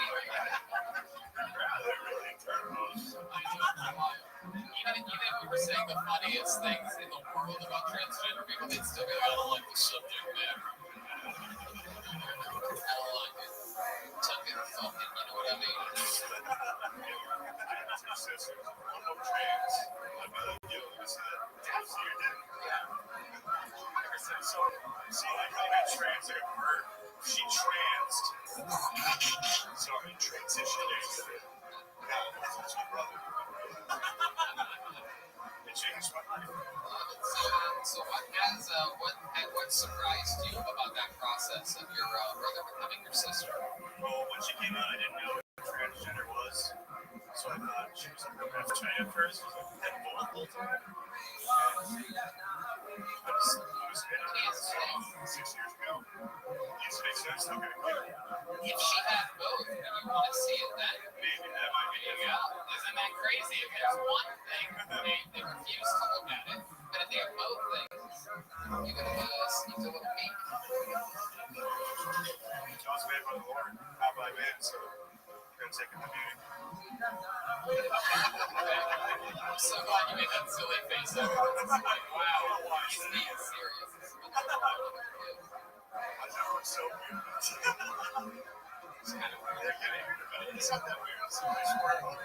In LA, saying you have a transgender sister, it's a standing ovation. Just to let you guys know how different the two places are. And the party begins. Genevieve comes up, starts dancing again. It's a whole party. All right, Colin, you got up this week and last week. Congratulations. Another new minute to go. So there you go, Colin. Full step. All right, let's do something. I got a little something up my sleeve. One of our regulars from Los Angeles, California, believe it or not, is here tonight for you, everyone. This guy famous for his unbelievably great joke writing, his incredible roasting skills. He's here tonight, right now. He's falling in love with Austin, Texas. I give him a big welcome. It's David Lucas, everybody.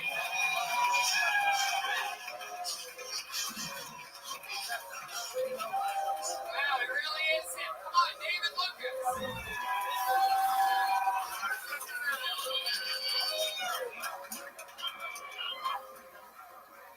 Black history, my joke.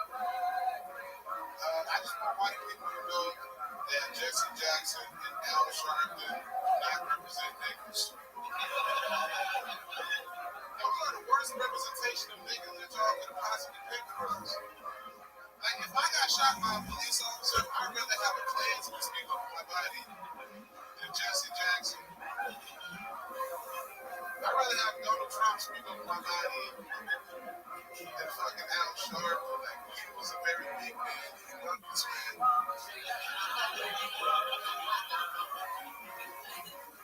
Why is it that you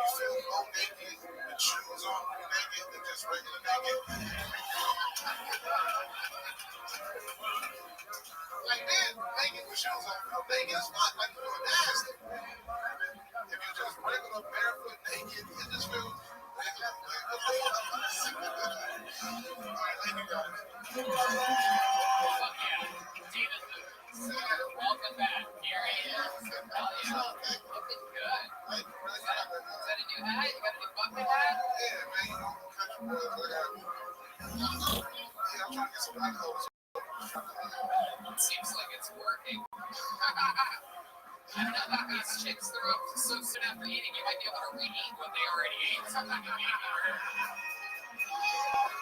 save a lot of money at the restaurants reheating the food that these chicks want to vomit into your throat. I like the kind of hoes. What? I like the kind of hoes that only get like one drink in the salad. That's it. Absolutely. And wasted after that one drink for sure. That's the food that I'm on. Yep. I fuck away from the right guy. Hey, who's that goddamn tall nigga? He look like Larry Bird to me. Big ass white boy. I don't know if y'all can see his legs. This motherfucker. The rare compliments from David Lucas. I'll tell you. I'll tell you what, I'm trying to be funny guys like me, but I think you can get along. I can tell. We the same type of person. Yeah, the same person. Yeah, I mean, shoes on that was crap. When I was just sitting, I was like, man, this is very good. I'm a man, making the shoes. You're instantly just gay. See, he tell my jokes like, see, we already fuck with it. That's true. You guys have the same hat and everything. I love it. Dressed like a dildo. A dildo mechanic? Why can you say that? There's no such thing, people. Why are you laughing? Why are you laughing at me being a dildo mechanic? Hey, man, bring a dildo down to the show. Get it all tuned up for you. I just put it in my mouth and it comes out perfectly whole. I love it. Hell yeah. So what are you even doing while here in us? What you do today? I'm working out.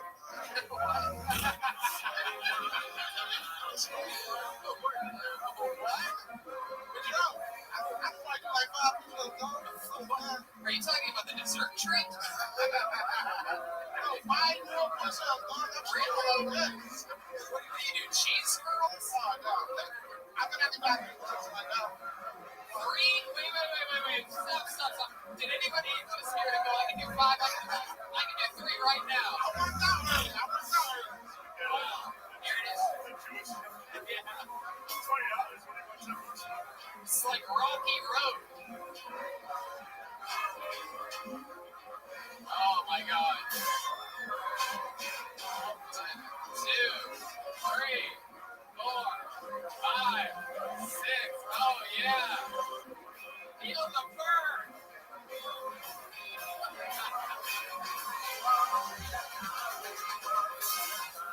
My God, I just lost 2 pounds watching that. Hey, bro, I'm a fat nigga in the street. My goodness, what other kinds of workouts do you do? Are you doing pizza box jumps or You do dildo skills. Oh, come on. How do you know about that? The only way to freeze that, but you gotta touch his ass to freeze it.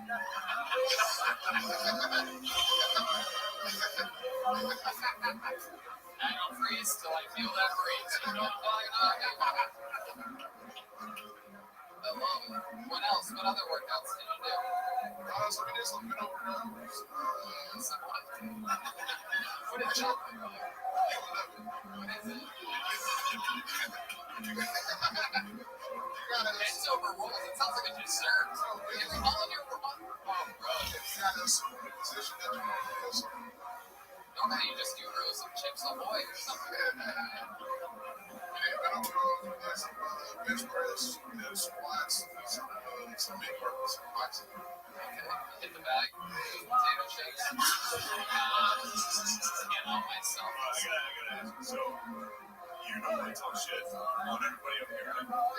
So when you and me, we cross in the stairwell, you talk shit in your head. I talk shit. Yeah, we walk past each other.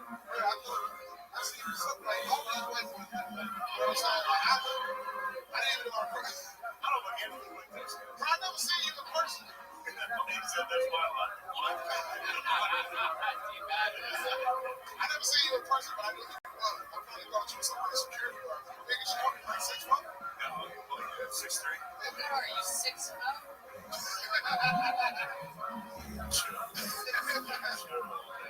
Christ. How long you in hospital? Just tonight, I think. Okay, I'm gonna take a commercial Thursday. Oh shit, did you just hear him plug his own show right there? Like, I said, where was that? you're like the sweat forming on your chest from those 5 No, this is how the shirt's made. It's called fashion. Oh, yeah. I'm just so like fashion. This guy's wearing it. Okay. Are you serious, man? You look like a struggling werewolf.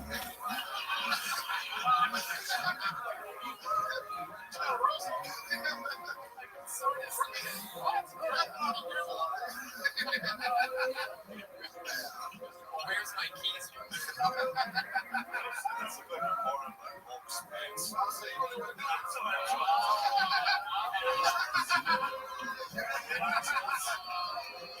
Opening the can of worms. Oh, yeah. I look like that nigga on the tube. I had to eat all the cake on stage.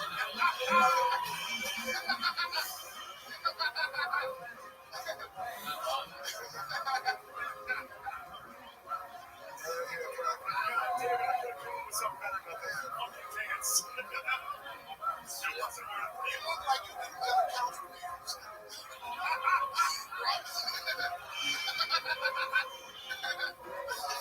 He actually does. I've been watching those videos of leather couch. I've been watching leather couch reviews. That is exactly. Sometimes I'm watching leather couch reviews and I'm like, is that Shane Gillis? That Shane's secret podcast?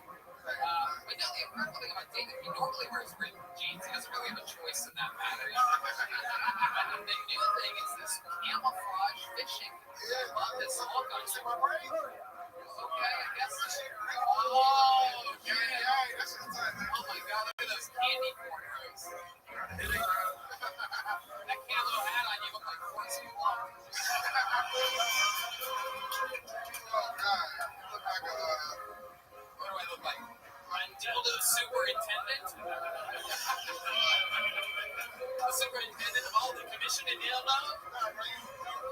You look like the head janitor that's in charge of wiping their pussies.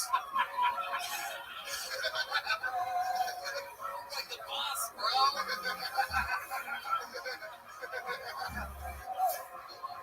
David, you did it again. Another incredible set. Great jokes. So much fun to always have you here roasting. When are you going to come back to Austin again? On the 19th. 19th. Just keeps coming back. Until I can, shit. Until I can find I gotta find a girl next day. Oh, shit. Oh, look at that. Oh, one of the bulimic white girls just threw up in her mouth a little bit. Look at that. Oh, yeah, hit me up on Instagram. You know, man. Oh, shit. Poor white guy with these white girls that are clearly responding to David Lucas. You might want to put another mask on over your face, sir. It's embarrassing what's happening here. How about one more time for David Lucas, everyone? There he goes. Great stuff, David. Absolutely. Look at that. Look at that. Oh, yeah. I got crazy. One more time for David.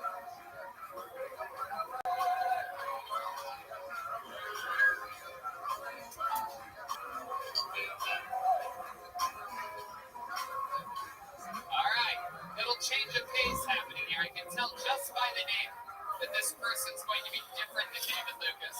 Make some noise for Zach Silverman. Zach Silverman. You're a different vibe of character coming to the stage. There you go. How about one more time for this band? Am I right, people? I mean, all night long. By the way, follow the old band, guys. You know Jeremiah is one Jeremiah Wonders. Joel is mostly sorry. We love those guys. We miss them. Hey, look, it's Zach Silverman, everyone. Here he is. Hello. A little bit about me. I'm a really bad Christian. I'm a bad Christian. I drink. I smoke. I'm a Jew. I'm a bad apple. My name is Zach Silverman. I'm a Jew from New Hampshire, just like the great Sarah Silverman. And if you know him, I'm Lamar. And, yeah, Guys, to tell you the truth, I'm actually only half Jewish. But trust me when I say that in New Hampshire, they round up. A lot of people drinking here tonight. That's great. My drink of choice is a cocktail called the Black Eyed Susan. Great drink, terrible name. The Black Eyed Susan. Maybe the worst name for a cocktail ever until I heard the original name for the drink, which was Shut Your Whore Mouth Susan. Black Eyed Susan. For an alcoholic beverage, why not just call it domestic abuse juice? Or a cosmopolitan. Yeah. That's all I got to say. There you go, Zach. So, New Hampshire. Yeah. Thank you. Goodness, look at your skin tone. Have you ever been outside before? A couple times. Just as white as it gets, huh? That's truly ghostly. You don't like fat faces in the middle. No. You think you're pale? You got those rosy red fucking sheets brought to you by fucking Bud Light. Jesus, you're like fucking David Lucas compared to this guy's skin tone. My God. So, Zach, how long have you been here from New Hampshire? So I went to college here, and then moved back to New Hampshire for like 3 years, and then I moved back here like 2 months ago. You went to Texas? Went to St. Edward's University. Yeah. Yeah, What? What's they only this? that's a hilltop, it's like a building. What? Yeah. It's as silly as it sounds. Wow. Do you guys have sports? Yeah, club sports, yeah. Club sports? Yeah. What does that even mean? Like you pay money to play. Wow. What did you play? Rugby. Fuck out of here. They let you play. Did you have to pay double or something? I was bad at it. Yeah, you were very good. No, I know. Yeah, you were there. Yeah, you'd be surprised. No, it's a Catholic school. They only give up one person. That's the priest there. That's it happened. This fucking angry Christian alumni from your school. Shut her fucking Christian Bible. You gonna confess about this on Sunday? It's been 3 weeks. I couldn't shut my mouth at Monday, so I go to the embassy. Alright, so why did you go to a Christian university if you're not Jewish? They gave me a lot of money. Oh, Jewish answer. wow, that makes a lot of sense. My goodness. Wow, look how he naturally dances to that. You can tell he didn't even want to, but he couldn't help it. Wow. Oh my goodness, that's incredible. He fucking lives for this shit. What's the most Jewish thing about these people? Probably my name and the fact that I got swastikas drawn on my car in high school. That was pretty cute. Oh, wow. High school. Did you go to a Christian high school? No, Oh, yeah, those are the normal people. yeah, they'll get you. Right. Okay. You said you're half Jewish. That's your dad's? Right. And your mom's what? Protestant. Okay. Yeah, you almost called her a prostitute there. Prostate. Just a second. I love it. What does your dad do for work? He's a teacher. Really? What's he teaching? He teaches wood shop. He's a Jewish carpenter. Okay. Wood shop. Right, that makes sense. He's Jewish because he would shop if the prices went so high. Am I right? I'm excited about that joke. I think that's a real standout on this episode for me. Very rarely do you get to do a Jewish wood shop. How much wood a wood shop? All right. Is your dad rough on you because you want to be a comedian? No, he wasn't. Really? Yeah, he's straight. Yeah. Are you in any way related to Sarah Silverman? No, not at all. And what happened is she's from New Hampshire, and everyone in high school asked me. And so now it's a pretty common name. So She probably paid enough money to someone so that everyone there forgets about her. so we all know. There's like 4 celebrities from New Hampshire, and she's one. So we all know. Oh my goodness. Who are the other 3? Adam Sandler, Seth Meyers. Jesus, more like New Hampshire. My God. Buzz Aldrin. Oh, he's Jewish. Buzz is the non-Jew. Buzz is like, anyway, all these Jews, I'll go anywhere. Send me to the moon. He's New Hampshire. That for your dad? Yes. Makes a lot more sense. Yeah. We were hoping you would choose to die in cover. No, I'm kidding.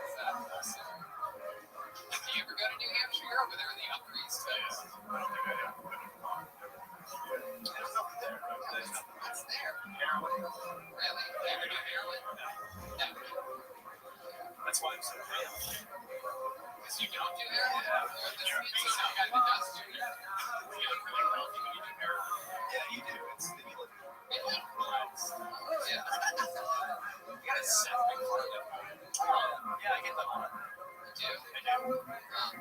I don't like that you get Zach, tell us something else crazy about any special skills or talents that we should know about other than rugby. I mean, that's pretty interesting.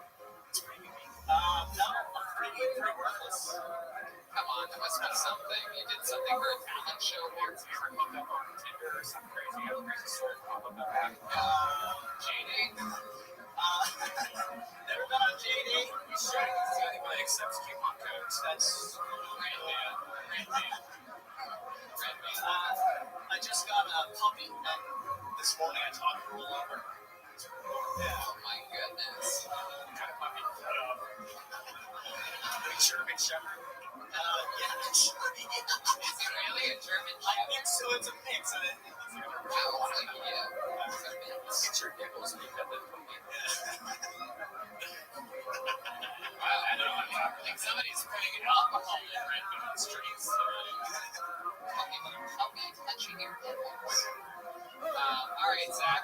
Congratulations. How much longer you live here now? I live here now, yeah. What part of town do you live in? South Lamar. Surfing this way. Yeah! You know what else is on South Lamar? CM Smokers. They made delicious food for us here. There goes Zach Silverman, everybody. He's at Zach Silverman, CAC, all one word. So, Zach Silverman. All right, where's Zach Bogus? Where's Zach Bogus at? There he is. All right, ready to go. Turn over here. I'm excited to bring up your next comedian, everybody. We're going to do something special. Before going back to the bucket, there's one guy from the first episode here in Austin 5 weeks ago. Brand new stand-up comedian, but I absolutely loved his style and his fucking look and delivery, and I wanted to see him write a new bit and come back and do it again. So I told him a month ago that in a month he can come back and have an automatic spot. It's been a month. This is his new minute. He's waited a month for this. How loud can this place get? For J.D. Hinsdale, everyone.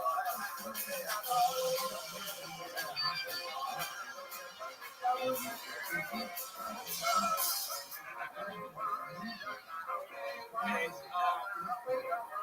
when I was 8 years old, my mom's fiance took me and his son to go ride horses at his friend's ranch. And the first thing my mom's fiance's son did when we got on the horses was slap my horse in the ass. So my horse takes off running, right? And it becomes pretty clear soon that the straps that hold the saddle on are loose. So slowly but surely, I start to spin underneath the horse as it is running. Yeah. If that wasn't bad enough, if I wasn't scared enough, all of a sudden I start to feel something coming in the back of the head like this. Yeah, you're not talking. You don't know how to pretty much tell what's going on.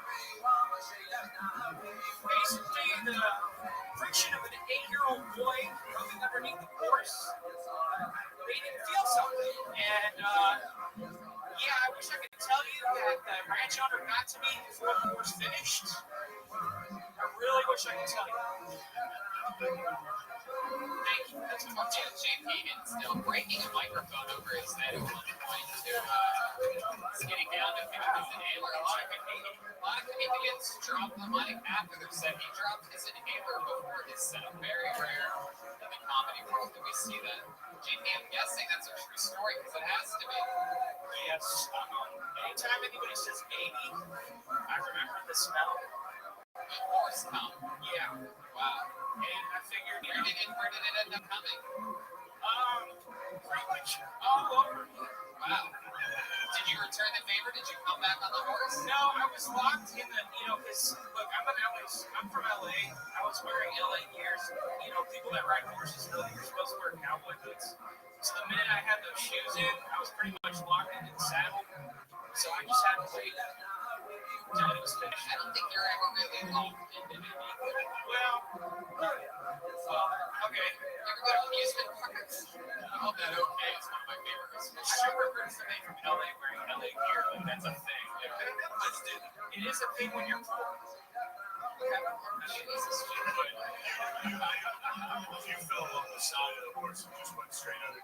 yeah, well, pretty much. Pretty much. Yeah. So there was a lot of comfort. Yeah, it was.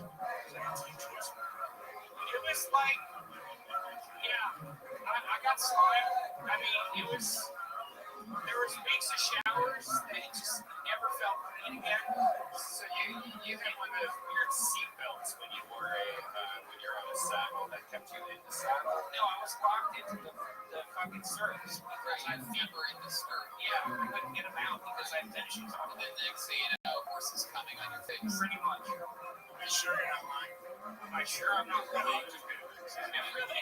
Just like, yeah, that, you know, I just felt that there was a lack of wine Veronica, so I figured I'd just fill in your secretariat safe with us. Yeah, thank you. How on your head? You can deal with a triple crown. Oh yeah, it was pretty gross.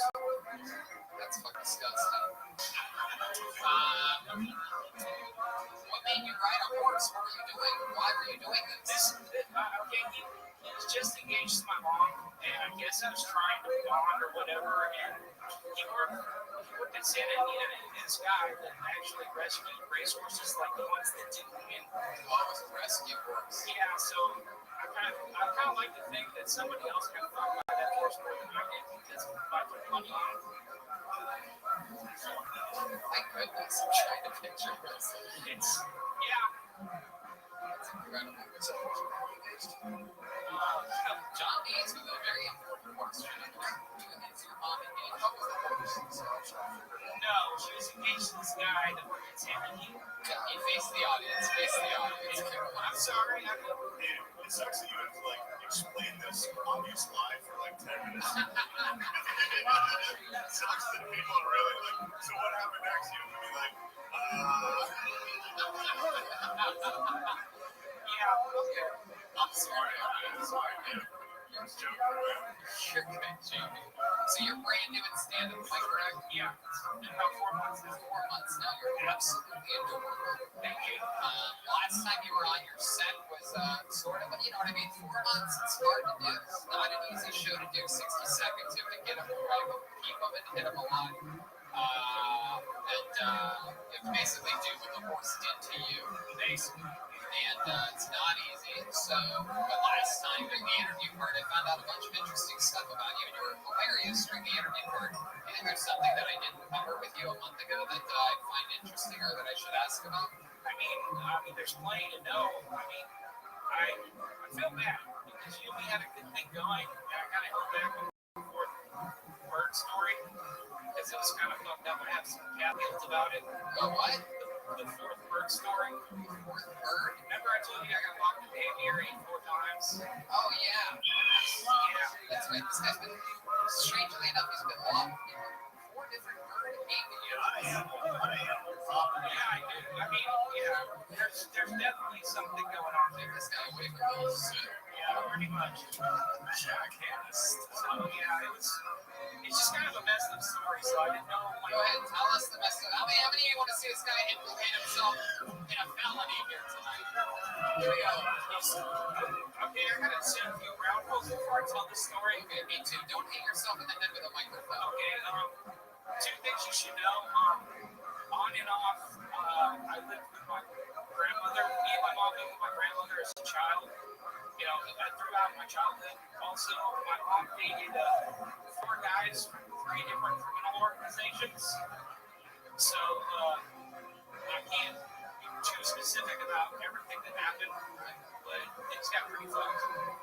So, basically what happened was my mom was seeing this one guy, and he was kind of like, I'm not explaining, it was like the money guy from his organization. And my mom kind of like became this, like, I don't know what you call it, crime wife or whatever. Like, he had her. Yeah.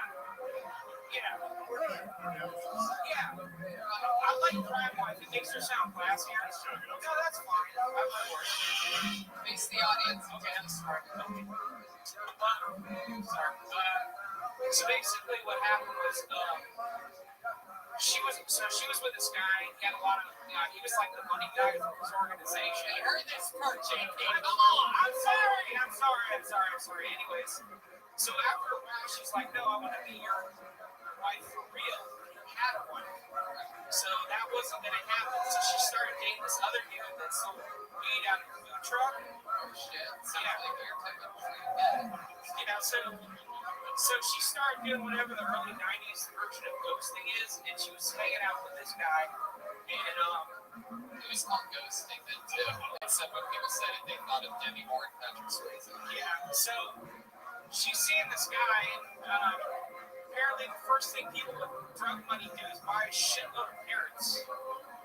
Yeah. Okay, so it wasn't an aviary, but he just had 20 fucking parrots. Who the fuck buys? Jesus. How many of those parrots came on you? None of them came on me, but it gets worse. It doesn't. I didn't see the old fucking parrot. No, but this is what happened. So my mom wanted to go out with this guy one night and meet me at his house, and I said, no, you're not leaving me here with the birds.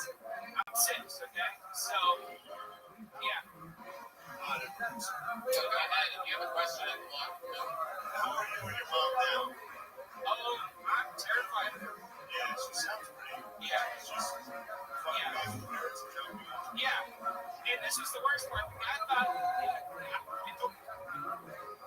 guy thought I could get over my fear of birds, and he taught all the parents my name. So the whole night, the parents are just talking to me because I'm the only fucking person in the house. JP, don't be scared. I want to be your friend. So after a while, you want a cracker? Yeah. Yeah, it was pretty much that. So after a while, the mob boss guy, he gets kind of suspicious. Hey, what the fuck you doing with my parrot? Just get the fuck out of here. Ain't no reason to ferret, it's a fucking parrot. So get the fuck out of here. You afraid of birds? What are you, a rat? Man, I've been waiting to do all bird jokes for 36 years. Go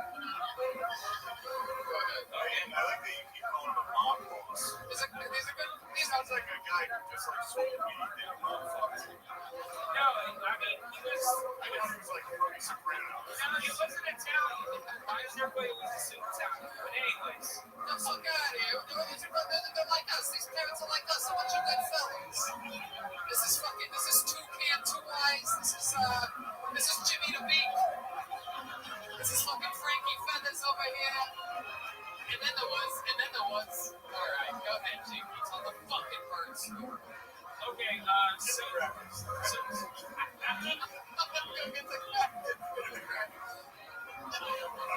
all right, let's stop crackers. Here we go. So after a while, the mob boss gets this Polly is spelled. Every mob movie has a Polly. There's a big boss in it, so I can't stop myself. Hey, Polly, want a fucking cracker? Go get Polly his crackers. Okay. After a while, the mob boss gets a little suspicious. So, hey, he finally got his wings. The fucking guy.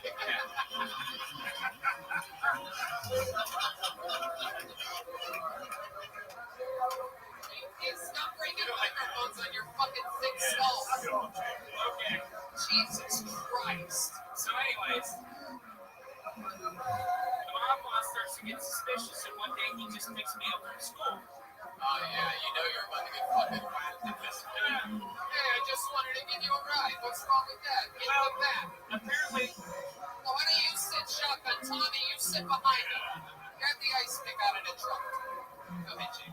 Okay. I'm sorry, I've never had mafia birds. Are you sure? Anytime I hear something new, I get excited. Okay. So, he picks me up from school because apparently my mom at one point registered him as my father. So he just picks me up from school. He takes me out for ice cream, buys me a toy, and he starts asking me if my mom has any new friends. Yeah. Keep in mind, I'm 6. I don't know what the fuck is going on. So, of course, I say, there's this dude. Let's call him Mike. I don't like him. He has too many fucking birds. Yeah. So it takes about a week for his guys to track Mike down. And they beat him into a coma. Yeah. They beat down your mom's new boyfriend. Yeah. They beat him into a coma. Yes. He's gonna sleep with the parents. Yeah. And then there was Pete the Tweet, and then there was. Yeah. I mean, he was in a coma for like a week. They thought he was gonna die. It was really bad. Right. So I felt, and my mom got in my face and died. It's like, it's all my fault. I'm a fucking rat. How dare you tell people my fucking business? I mean, Mom called me a rat. Yeah, it's not the worst thing she's ever said. Honestly. Yeah. Anyways, so what was the toy? What was the it toy? was a stuffed dinosaur. A stuffed dinosaur. Big, okay, it's not a fucking good. Yeah. So she goes back to him for a while. The guy finally gets out of the hospital. But being a single drug dealer, nobody fed his parents. So, yeah. Wait, the guy in the coma? Yeah. Oh, I get it now. Yeah. So, You think they were like yelling your name? yeah, maybe. You fucking rat! You fucking rat! Yeah. Here's some of that food, JP. See, people are fucking starving. So you've been eating from them ever since? Pretty much. I've been eating my feelings. I've been eating my guilt. My guilt. Yeah. Hello. Yeah, parents actually live 8 hours. Yeah, that's crazy. You guys could have bonded over that. Yeah. Awesome. JP also will die if he's recording. It's true. Once I start using ass, I'm fucked. My goodness gracious. Anyway, it goes on. Yeah, go ahead. Okay. So she goes back to him for a couple of months, and I wake up one morning because I hear banging on the walls in my grandma's house. And I wake up, and it's like I know it's like an hour after I'm supposed to go to school. So I'm like, what the hell's going on? So I walk over to my mom's room, and not only is she not there, but her bed is made. Like she's never been there. And yeah. And then so I'm still hearing banging, moving about the house. Someone's walking around the house, banging on the walls, just going nuts. And I'm terrified. All of a sudden I hear a phone ring in the kitchen, and That's not even a bird. Red man. Okay, and then the phone. I haven't told the story this week. No, it's okay. Go ahead. So I crawl over the phone because I'm like, I can call for help. So I pick up the phone. I'm like, Mom, somebody's trying to get in the house because it's her. And she's like, I know. It's George. I don't want to ever see him again. Tell him his shit's at the front door and then fuck off. Click. Wow. And then what happened? I had to go to the front door and had a lunch box, 2 empty bags full of his shit and tell my mom didn't want to see him anymore. Wow. You had to do the dirty work. Huh? Yeah. Come on, kid. Let me get you another fucking dinosaur. What do I gotta do? Let me in. Let me in, JP. Come on. I don't even care about the fucking birds anymore. Don't tell these stories. Unless someone's there with you to really bring out the fucking meat and potatoes. Okay. But JP, again, I'm telling you, your 60 seconds, I could almost describe it as god awful. However, just same thing as I said a month ago. You during the interview part, you're adorable. Look at that fucking smile. Show the audience that smile. Let me see it. Look at this fucking guy. He hit his inhaler before his set.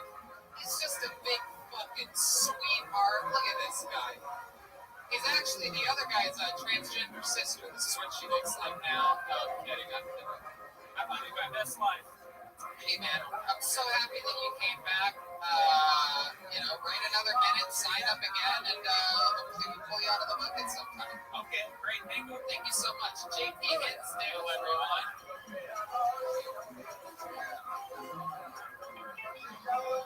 Whoa, what did we miss? What did we miss? Oh, he left you hanging? He left you hanging like you're one of his friends. Fuck yeah. Wow. My goodness.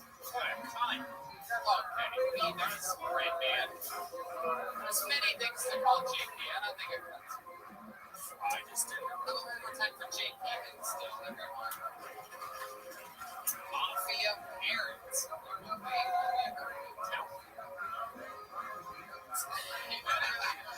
I'll tell you to believe it.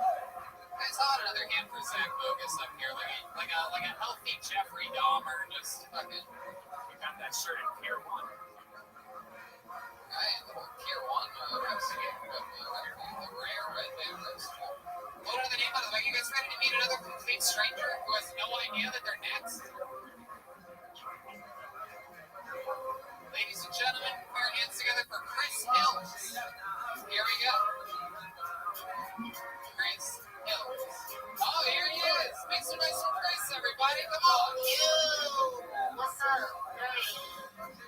Yeah, what's up? How y'all doing? Y'all good? Yeah, that's good. Yeah, as y'all can tell, this is my real voice. I'm not faking this shit. I know. What the hell is this high pitched ass voice? It really sucks having this high pitched ass voice sometimes, because I can't even go to the doctor. Like, I can't even go. I definitely go to the doctor. Like, every time I order something, be like, you want anything else, ma'am? I'm good. All right. I'm gonna leave it with y'all. All right, so.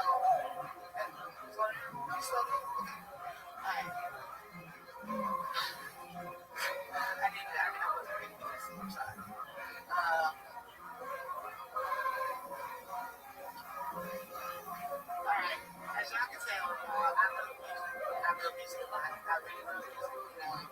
I was in this car with him. That's a big line. You want me to be? That's my Listen to me, who's and if you want to be with me, and no one wants to be with you right now. That's the saddest part. What were you trying to get to at the drive-thru show? That's how you panicked. You were right there. I panicked. I did. I wasn't so ready. I didn't. No one ever knows if they're getting on or when they're going on. It's a tough situation. How old are you, Chris? I'm 27. 27 years old. You know, dang, 13. That is incredible. I'd pick you on my rugby team every time. Chris, 27. What do you do? What do you do for work? I'm unemployed right now. Yeah. All right, what did you used to do? I used to work with kids. Okay, what do you do with kids? Oh, wow, that's perfect. Yeah, that's... If I get off of Michael Jackson vibe or something, this is all I get it now. I get it now. I get the joke now. I get the joke. I just like to work with kids and all the, you know, it don't matter if you're black or white. I can't even go through a drive-thru anymore. I'm so famous.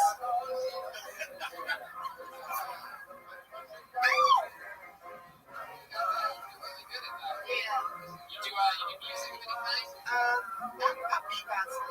Okay, show us some beatboxing. Here we go. Alright. I guess I can like beatbox random people's names and shit. That's pretty cool. Sure, yeah, do anything. This what's your name right here? Chandler. Alright, I'm about to beatbox Chandler's name. You ready? Alright.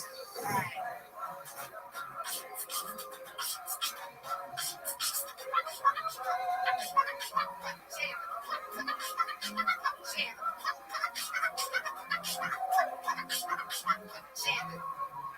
Wow, look at that. That's incredible. Goodness gracious. I thought I heard some part in that beatbox where I thought the parents came back to life. That was incredible. Thank you. Oh my goodness. That is great. And all you had to say, all you had to do was throw in the word Chandler in there, and it was like a magic trick. It's like a magic trick. It works every time. That's how you get it. That's how you get the ladies. I guess that's how you get the ladies. That's true. My goodness. Same thing. They know you can beatbox. You can beatbox. That's it. That's it. Yeah, the musicians go crazy. The beatbox. I should have started with that. You're okay. You're still up here. You're in the groove right now. You've only been up here for 3 minutes. You can still sing this. You seem so defeated. Face the audience. Look at these people. How y'all doing out there? Right people. Look at them right in their eyes. Tell them they don't matter. Y'all don't matter. But y'all do matter. I love you. Sometimes I feel like Peter Pan. Say that. I'm not going to say that. All right? Come on, put behind the beat. almost had it coming. Peter Pan.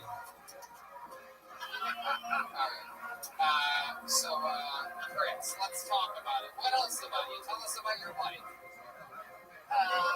Born and raised here in Austin, Texas? No, I was born in Colorado Springs, but I was raised in Dallas. Okay. Raised in Dallas. Yes. Did you like growing up in Dallas? Yep, school. I was in the suburbs, though. So, you know, a lot of white people. A lot of white people. Yeah. I'm a 4-1 light, dude. I'm getting rid of it. I love it. Chris, what else, man? So you beatbox, you have a girlfriend? No. Boyfriend?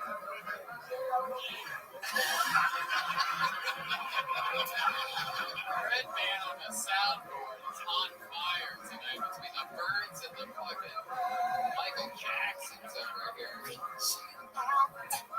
Wow, you really can do it. Michael Jackson. How many you want to get? How many you can give a real Michael Jackson? Yeah. What do you know? What can you do? These guys can do anything. The band's magical. I don't know lyrics. I'm gonna take it. I'm gonna take it till I make it. Nobody believes you. We know you know the lyrics. Actually, the people listen. Toto wrote this song. Toto wrote this song. Facts. Anyway, she out. It's a good thing.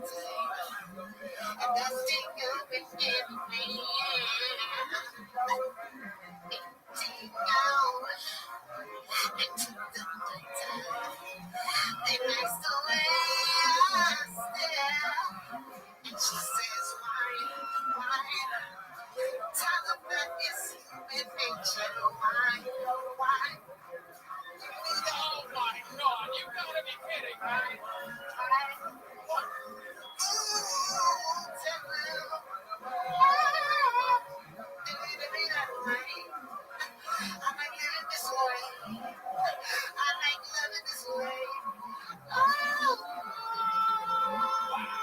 Ladies and gentlemen, this fucking guy had the balls earlier to say, "What do you mean I gave off a Michael Jackson vibe?" I didn't know I had to tell you. And then he had the balls to say he didn't even know the lyrics to the song. I did not.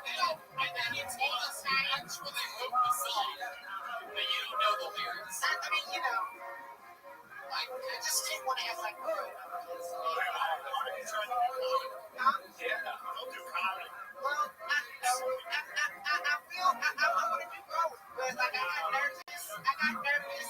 Well, And that's exactly what Michael Jackson said about it. I get real nervous, y'all. Chris, this is awesome, man. That was so awesome. That was a shocking performance. Boy, you really lowered the bar. I love it. I don't even know the words. I don't know the words. I really say she fell. Y'all didn't believe me. Y'all heard the name, and I was like, oh, that's tight. That's the name of the song. Next time you do stand-up comedy, you write and you do it as a young Michael Jackson. That's what we're doing for now. You throw all that stuff in between your jokes. These are great segues. Check for whatever. I'm a sign off. Now you got crystals. Yeah. Crystals. Oh yeah, there's crystals. Tell me about those crystals. I don't know anything about crystals. I just like the way they shine the night. Yeah, you want Michael Jackson. Yeah, what Hey, okay, look. I'm sorry. This weekend I watched the whole Jackson, the Jackson movie. You remember the old TV show, the series that they had with Terrence Howard and the This type of audience and us, we just watch the molestation. Oh, y'all didn't watch the family version? Oh, yeah. This is really nice. Black History Month, so that's what's going on. Jesus Christ, passionate about this.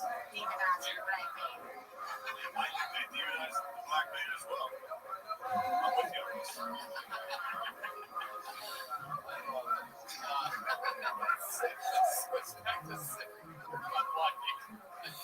Oh shit! All right, Chris, man. I'll tell you. You know, like I said, I called this 3 minutes in. I go, you look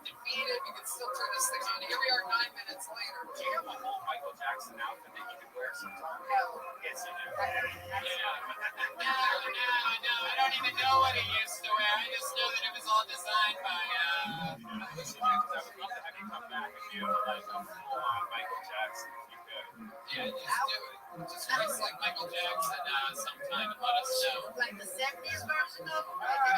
You know which version. Yeah. You know which version. All right, the one I think I see a picture there. All right, I got it. You know which version. We want your version, not the one that would look like Zach Silverman. You know what I mean? We want your era of Michael Jackson. All right. Ladies and gentlemen, make some noise for Chris Hills, everybody. Come on. Straight up to the bucket. Hell yeah, that's good. We're having fun tonight. You guys ready to go to this bucket? One more time, huh? There's Zach Bogus.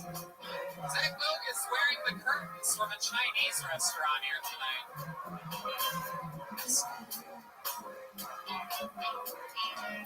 Wow, this is exciting. The bucket has given. I absolutely love this guy. He was on Kill Tony fucking years ago from Dallas, Texas. I love this guy so much. I had him featuring for me in Dallas just about a month ago. Ladies and gentlemen, one of my favorite top young rising comedians in the world. It's the great Tony Casillas. I love this guy. He's great. This is a Dallas comedian that I have open for me. Where's that little baby at? Where's that little baby? Here he comes. Here he comes. Going the completely wrong way. Chaos. Tony Casillas, famous from Kill Tony years ago. My guy, here he is, Tony Casillas. Austin, Texas, how are we doing tonight? When I was 18, I lost my virginity. I tried to brag. It's pretty fun.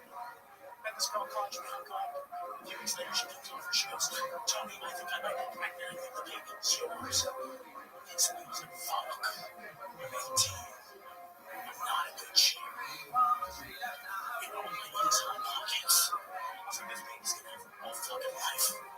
Then I thought about it. I was like, finish having sex. And my first time was terrible. I broke her and just had to have sex. Like a punishment. So after a few pots, I was like, my piss off God. I just left. When I told her that, she was telling me, maybe it was your creek that got me pregnant. They got my creek. And guys, that's what I wasn't gonna like the kid. Right? Like the idea of milking life without even feeling the pleasure of orgasm. Can't piss me off. Guys, I didn't want to create a freak for baby. Okay, I feel a little awkward as over here. There's some freak babies. Okay, don't worry, she wasn't pregnant. Even if she was, I was going to get up there for the kid. I was going to name Blue after her nose. And I was going to do fatherly things like building a tree house. I just wasn't going to finish it. Volume's incredibly low on this bed. Sorry about that. Red Man left me with half a sound. Welcome, Tony. How are you? Look at you, fucking adorable. You're wearing like clothes that healthy people would wear. I know. Where'd you get that little women already? The fat person. Walmart, absolutely. You're the Walmart. Dude, Walmart wants you to fucking sick. Really? They want you to look sick? Yeah, but like paying $12 like a day to make these shirts, it's fucking or some shit. Look at you. Look out there to this audience. This is a very special obese episode of Phil Tony. It's like Phil Tony. Extremely the heavyweights of the local scene. So Tony, I've known you for years now. It feels like just yesterday, but it's been like 7 years ago on this show. I feel like I called you a lesbian Drew Carey. Right? We got to show the audience his face again. It's funnier if you see his whole fucking head. It was 4 years ago now. 4 years ago in Dallas, absolutely. And here we are, we're back again. Right back at it. What's Don't going call on? him sir. It's called him. Why do you have all this? Dude, I was I grew up in a military household. If you didn't get called sir, you didn't call him. Yeah. Wow. What kind of military? Old Navy?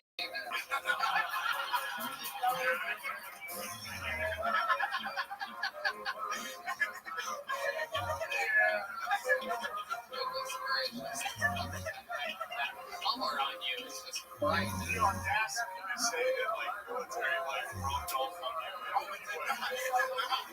Dude, my dad, a few Thanksgivings ago, my dad came up to me and goes, Tony, I don't know what happened. I went and raised a killer in this house. I was like, dude, you let me sleep with the night night until I was 18. Like, that's like you house. Yeah, Okay. Yeah. So, what type of military was it? it was Army. He went to West Point. Did that. So, what do you do? How do you make money now, Tony, when you're not doing stand up? Right now I do a lot of photography. So, damn, your dad thinks that shit's so gay. Holy shit, dude. So, where did I go? So, about the photographer. This past year, because she's been going crazy. I did some fan shit. I did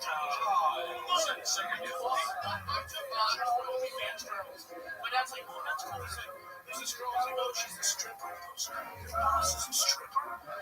And then he goes, I'm proud of you. Square up to the audience. Keep turning at a 90-degree angle towards us. You can talk to us about that way. All these girls in their OnlyFans pictures, they have a look of fear in their eyes because you're the one behind the camera. Did you get naughty? Did you like try to like put some boots on? Like, hey, I got a tip.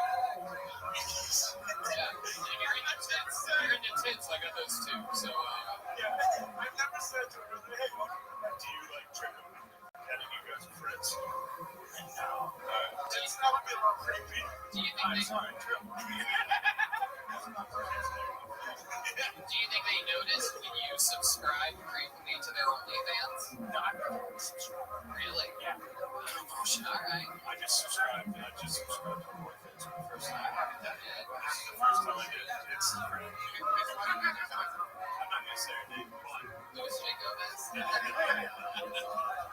it has ladies deciding what porn is. Yeah, they're bad. They don't know. Bitch from the Christian University. They know what they're doing. Yeah, we should decide. We should decide when you're born in. What was it? Like, what was the kind of porn it was? I don't know. She's so good. Is she here tonight? At No, this but no, I don't want to. Can I take those pictures? I love it. So, Tony, tell us more. What else has been going on? How you been passing the time during this global pandemic? I think I've been lucky living in Texas. Like, we were in a pandemic for like a week. Fucking open shit. Yeah. Oh, yeah.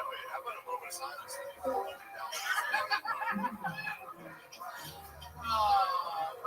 Nice going, Texas. I've been lucky enough to get on stages.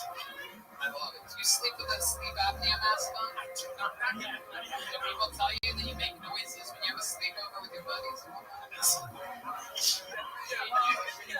of noises do they tell you that you make? It's like a silent snore, but they say It's called a death rap. We actually have the sound that we haven't recorded. All right. So, Tony. big noise. Fine. Thank you. Trust me, dude. We gotta subscribe to my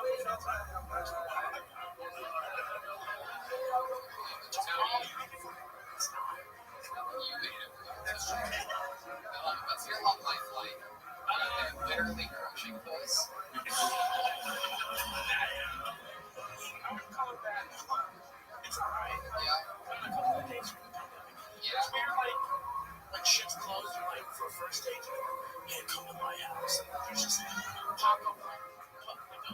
Funko Pop figures everywhere. It's not like a first date. That's how you're having a Yeah, it's like summer collections.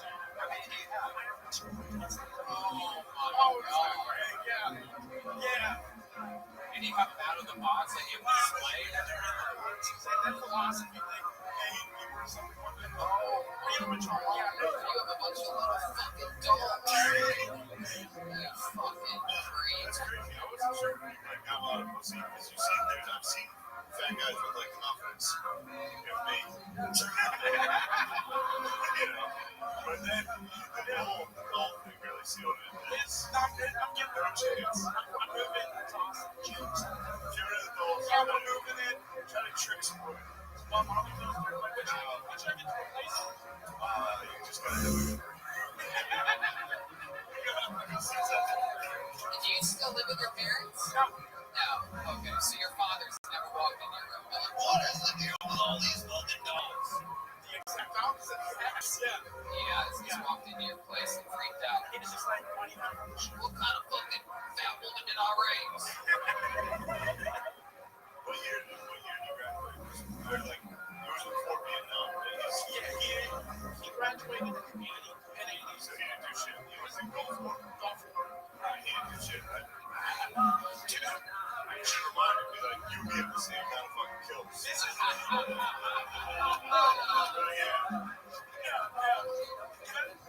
And I can't say too much, but it's kind of like that bit that Tom Segura does, like the ultimate kid thing. They tell you, like, my dad would be like, oh, I went to Boston, what happened? And 2 weeks ago, he goes, yeah, we buy cars from, like, these mobsters, and all that, we got permission to buy it.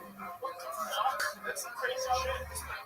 Yeah. Look at that. It's if you couldn't be more disappointed you're telling his horse on the internet. God damn it, Tony. It's Tom Segura. Do you love being named Tony? I absolutely love it. I wouldn't change it for the world. I always think about how lame everybody else's name is. Do you feel the same way? I love it. So my legal name is Robert Anthony Casillas. Oh, you're not in the game at all. Fake Tony. My grandma goes by Fucking fake Tony, get the fuck out of here. Go sleep with the parents. Get the fuck out of here. My grandpa's running Anthony go by Tony. I love it. Summons fucking birds.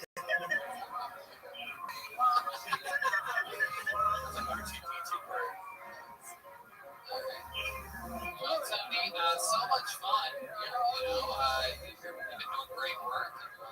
You're actually working. You work a lot out of hiatus. I try to get you every time you're available. I try to put the kid. Oh, yeah, I had him on Face or Secret Shows. It's fucking awesome. I tried to put the kid on my San Antonio shows a month ago. He goes, I'm sorry, I'm already working that weekend opening for Jeremiah Watkins. I'm like, are you fucking kidding me?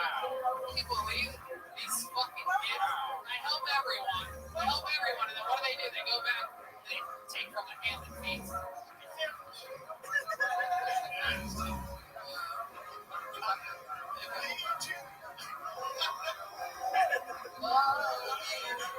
We miss you, Jeremiah. God, can't believe you did that. What the fuck is going on with him, right? He's going to stop that. Stop it. I happen to know for a fact She's gay.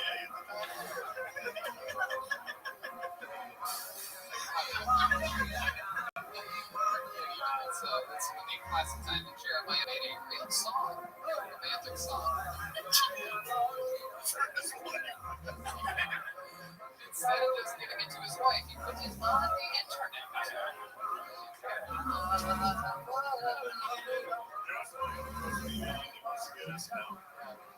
That's worse than what I did. He's going to get us now, and then they're going to be like, he also made this song, and everyone's going to be like, fuck. All right, we're really letting this fat fuck also look over here. He's just watching us laugh about other people. Like, man, I'm really making it right now. Just one of the guys out there, I can't tell me I can become the primitive cast.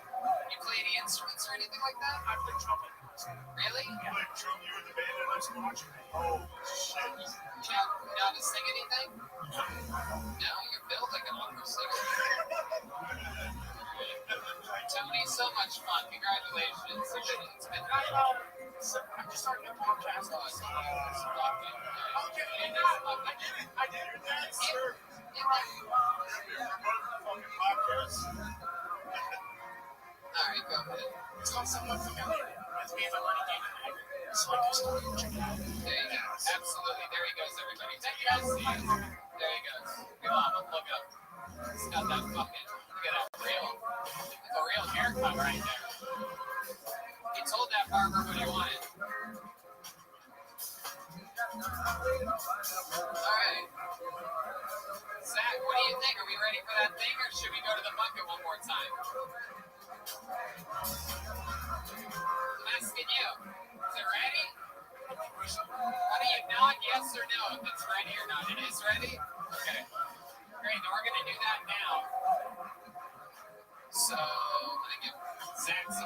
get into a better position. There he goes.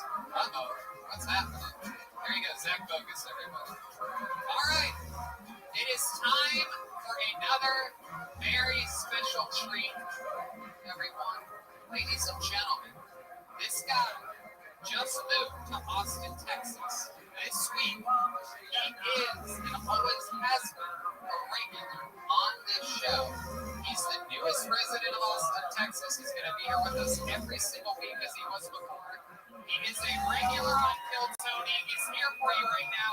Let's see how loud these fights can get. If there's any real Kill Tony fans here, you should be thrilled. It's the one, the only Michael Lear, everybody.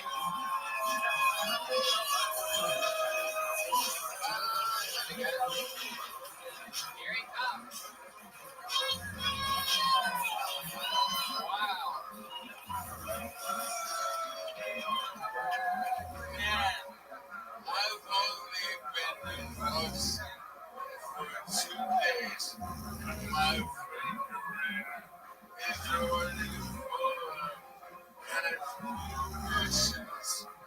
And once I eat that lasagna, I'm gonna use that Pyrex and personally my missions. Right. Hey, don't get me wrong. I really cook crack because it makes my food Now, I've been disability of farming, which means all my countertops were amazing, which is great because I know how the kitchen fucking. Hey, and if the chick sits by the toaster, I don't even have to get out of my wheelchair to deliver bigwors. Now, Texas is having some vaccine controversy, but who should get it first? If you ever ordered in the express from DoorDash, you don't get the vaccine.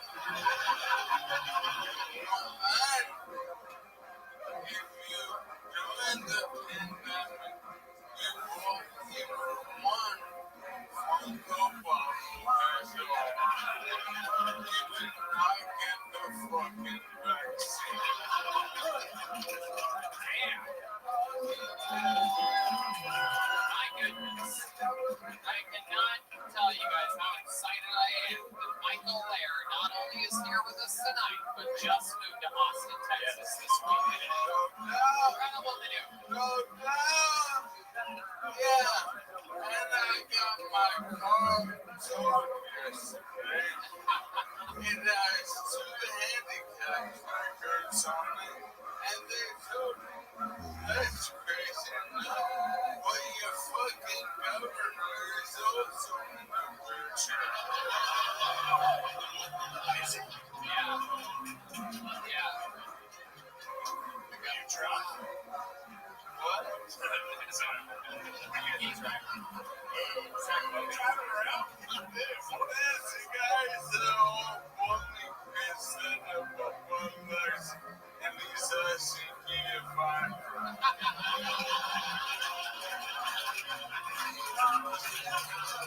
Michael fucking Claire is here. How exciting. Man, that was good. It's always harder. I did the first sentence, but then when it settles, it's good. But man, that first sentence, so hard. I threw together a pop-up show this weekend on Saturday night. This is where Zach Bogus drives Michael Lair, and they both technically got towed on Saturday night in front of that show on 6th Street.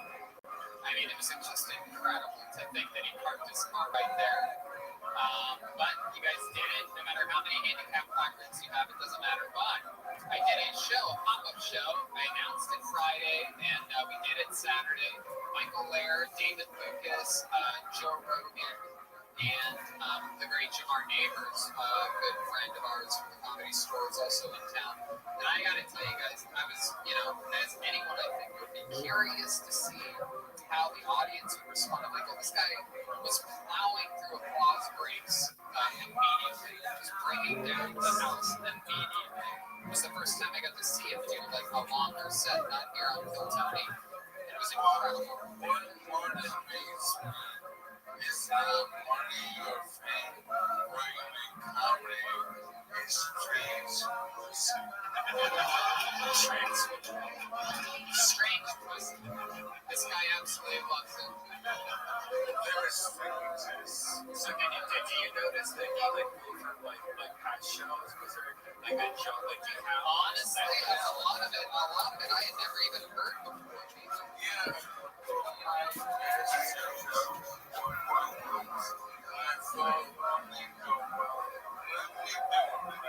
You guys want to see some of the jokes he did on Saturday night? I've ever seen my brain doesn't talk to my muscles right. So today I got trapped in my sweater, and the only way to escape was to make it into my sweater vest. And then the mother was like, you always give me advice like, I will try your God. And I can't believe that I kissed a man. But the part I think is funny was I said, hours, you'll be stretching for people who don't have a big friends. I fucking love it. Did you get any strange puss after that show? No, but it's, I don't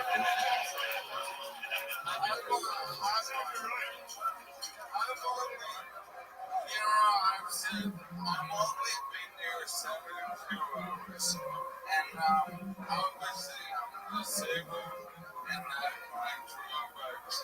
One thing I know is chicks don't mind that they just don't like faggots. That's a really good one. Damn, I gotta say, I love this look tonight. I love that KFC has been hiring all these different Colonel Sanders. Colonel Sanders.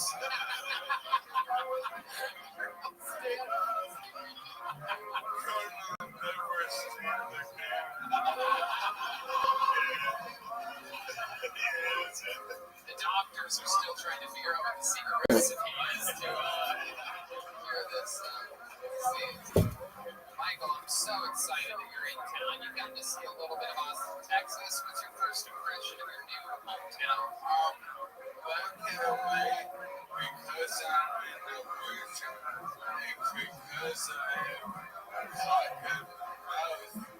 Most people think I'm homeless. And like, I live in a really fancy building. I hang out outside and I experience the hook with the car. They ignore me because they think I'm homeless. But little they know I'm like one big fucking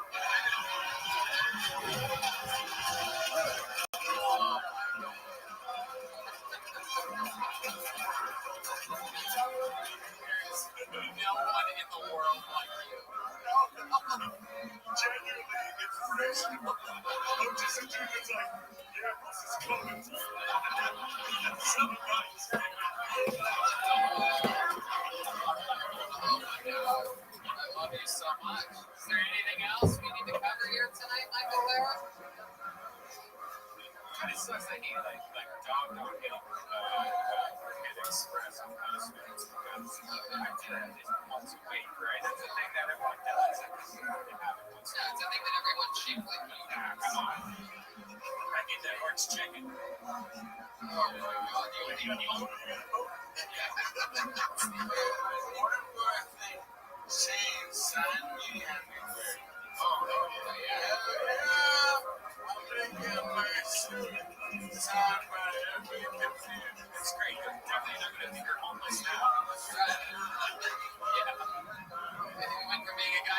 white suit, two totally homeless immediately. Yeah, you're big shock a lot. I don't even know if I'll open the door for you if I see you. I love it. Michael Laird, welcome to Austin, Texas. An incredible set. An incredible performance here tonight. He lives here now. He's a cold-blooded fucking assassin. I mean, just an absolute fucking legend. I mean, I gotta say, I always made jokes and everything about how Michael's probably gonna live the longest out of all the regulars, and William and David, and I've said all these things. Made jokes about how Michael this and Michael that, but the fact that you're the first person to move here out of the original cast from Los Angeles is absolutely incredible, and it shows in fucking unbelievable. Michael, over here. Those girls are all with guys. Look at these girls over here, Michael. Over here. These girls have cocaine. Farther left, Michael. Farther left. There you go. Absolutely. Hell yeah. These girls aren't shallow at all. They'll totally fuck you. One of you should touch it. How many of you want to see one of these girls blow Michael on stage right now? Yes. Oh shit. They're all pointing at one girl like she would actually do it. That's incredible. Oh my god, kill yourself, baby. Alright, just kidding, everybody. How about one more time for the great Michael Laird? He's at michaellairdcomedy.com. Everything Michael Laird. Guys, let me hand for our guest tonight, Shane Gillis. He does Matt and Shane's Secret Podcast. February 19th and 20th, he's at the Arlington Draft House in Washington, D.C. Let's check out the drawing from Ryan J. Ebel. Truly, while you guys all sat there doing nothing, Ryan's been in Los Angeles the whole time drawing tonight's episode. Get a little bit closer there, Ryan. That looks incredible. Oh my god, I'm the devil. Look at that. Get closer, closer. Let's zoom in a little bit here so that I can see it. Yeah. Oh, awesome. I'm the devil. Shane Gillis has a spear and a shield. You see that? David Lucas with a giant microphone. Brian Redband. And Michael Laird. Oh my god. Unbelievable drawing. He draws every episode. They're all available at RyanJEvil.com. Guys, I'm going to hand for the band John Hayes on the keys. He's at John Keys with a C on social media. JONKEYZ. I'm going to be hand for on drums. Michael Gonzalez. Michael A. Dogs 13. Come on, guys. Let him hear you. D Madness on the bass guitar. He's a Lorenzo Dwayne Jackson. And on the electric, guys, Matt Mueling, everybody. Check out his music, mtmmakesmusic.bandcamp.com. He's also at Mutation on social media, at MUPHTATION. Again, thank you to the Best BBQ Show. Thank you to CM Smokehouse and Flores Tortillas. Check out FloresTortillas.com, the best homemade tortillas in all of Austin. What my barbecue specialist is for me. Again, shout out to Spaceflight Records, our sound guys band, the first ever non-profit record label band here in the United States of America. Shane Gillis, anything else you want to plug or promote? Or say? No, thank you. Shane Gillis. Shake us, keep it fun light. Alive! Hey, if you guys live here, you guys live in Boston, but if you guys want to come to a show, come to Vulcan next Thursday. We got a big E-Man bar, we got a bunch of surprises. I can't tell you one of the secret guests, but come to the secret show next Thursday. Tony, Miami, Florida is finally rescheduled. It is happening the last weekend here in February. Go to Miami. We are doing it. So we're back on the road in another free state. Another one of these wacky red states everybody's having fun in. Austin, Texas, again, thank you so much for coming out tonight. We know for a fact, thanks to this pandemic, that it's not the same without you. And we're so excited to be back with you. Thank you guys for coming out. We'll see you again next week. Good night, everybody.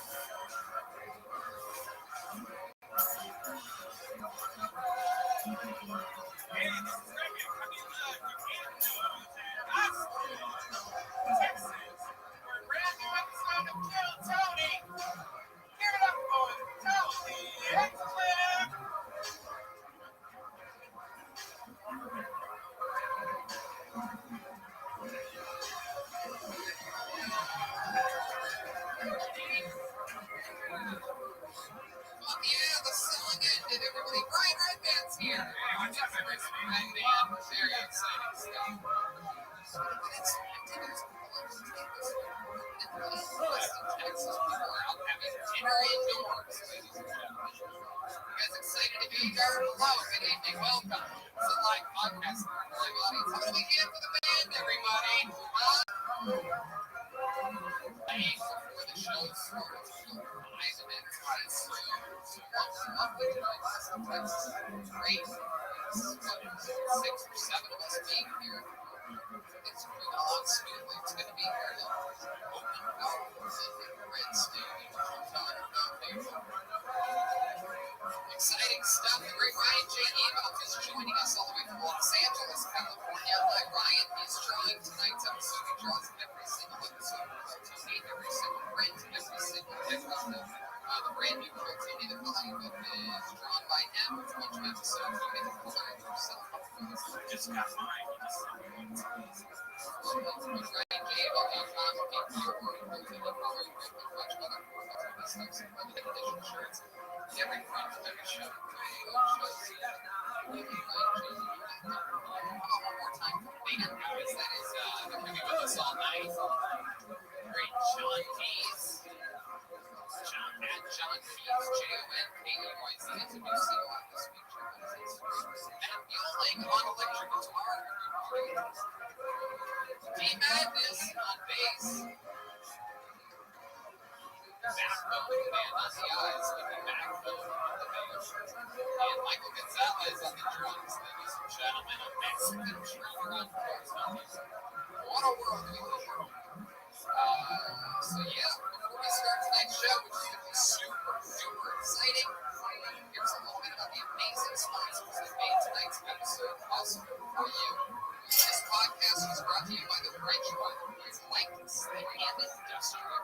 It doesn't fold and awkwardly bulge in your back pocket, and it seriously changed my front pocket situation. It's designed to fit easily in your front pocket. I was having some neck problems earlier this year. Turns out, you move that stuff to your front pocket, it's a whole another level. Most people are still using wallets designed in the 90s. Bigger receipts, pictures of their eggs, gift cards, and organized mess. I mean, you know about this. How much of a mess we place cards in your wallet? Come on. No, but I did think a lot of people like us still here to have that old wallet. This one holds up to 12 cards. Plus it has room for cash. Over 30 colors and styles. I got the carbon fiber one. It's awesome. If this wasn't enough to win you over, check out the 14,000 5-star reviews. My favorite material means each wallet comes with a lifetime warranty. You can buy this wallet and carry it for life. The Rich team is so confident that you'll like it that they'll give you a 45-day trial. You can test it out for 4 to 5 days. If you don't like it, you can send it back for a full refund. Look, I'm telling you, people, every single cast member of Kill Tony has one. They use it. It absolutely works. It's slick. It makes sense. Get your life together. Get rid of your silly, chunky wallet that your grandpa gave you. And have a better life. With a rich wallet. Get 10% off today with free worldwide shipping and returns by going to ridge.com/KillTony. That's ridge.com/KillTony. Use the code word KillTony. Don't forget, get 10% off. It's an amazing thing. Treat yourself. Thank me later. You guys ready to start tonight's show or what? Very, very, very good. Ladies and gentlemen, smash your train. And we're all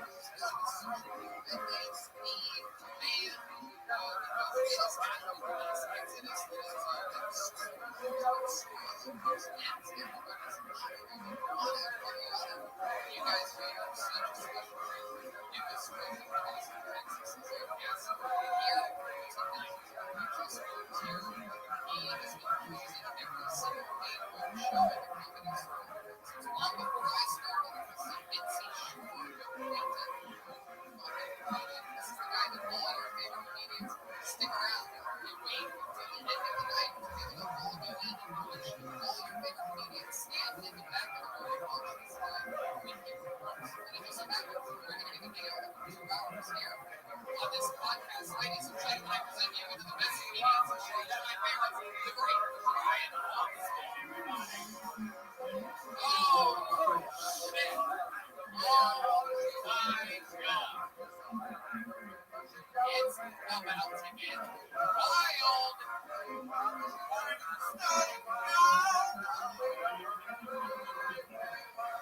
Here, live in the flesh, ladies and gentlemen, this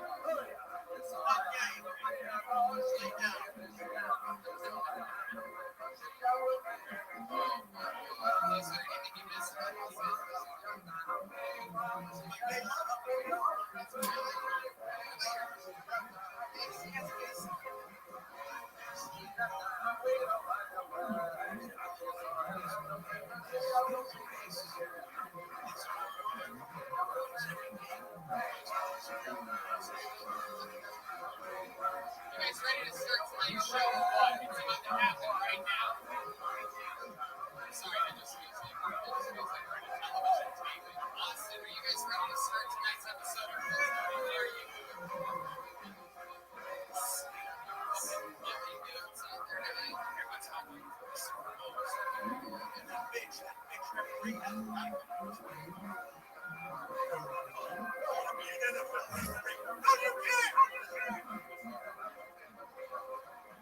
Starting out tonight's show, it's a one-part day. We have make some noise for first comedian Genevieve, everybody.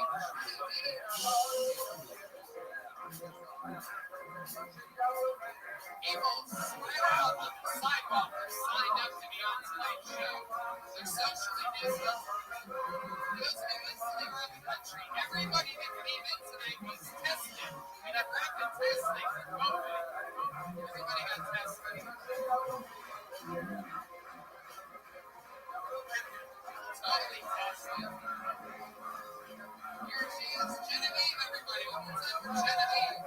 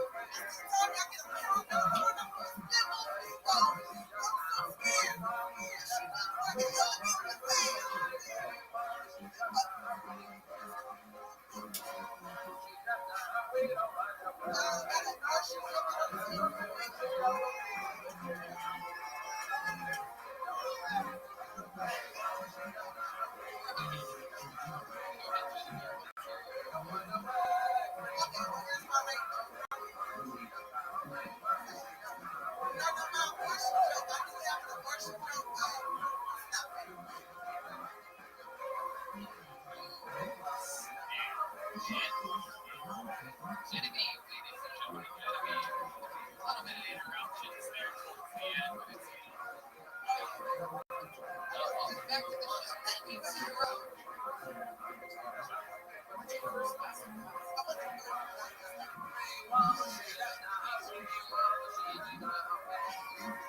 It's so fun. Is that real?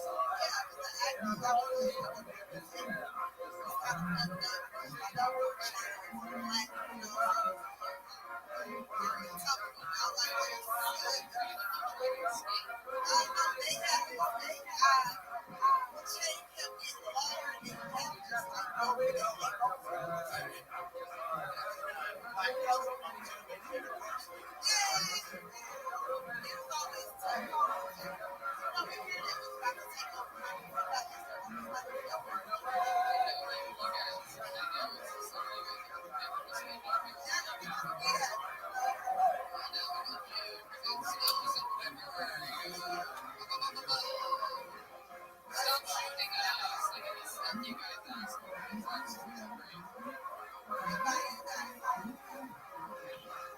Genevieve, how's life going since last week?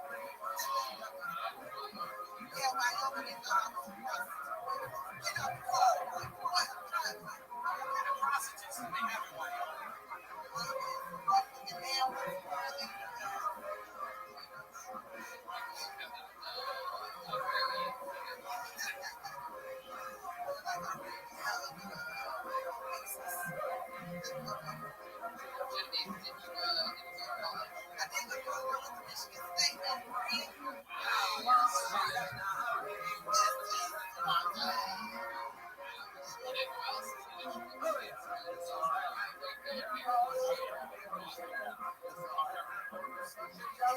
yeah, pretty much 360 days a year. So you'll be on and you're in the main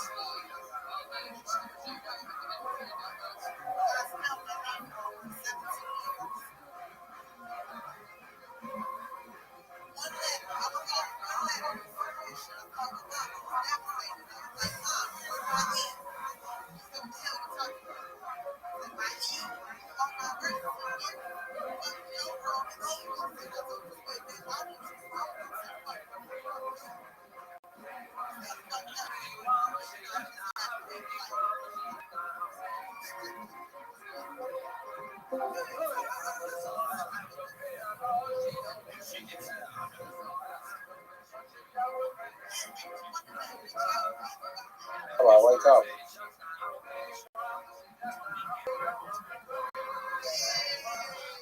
Come on, you've been sleeping. You've been sleeping for 48 hours.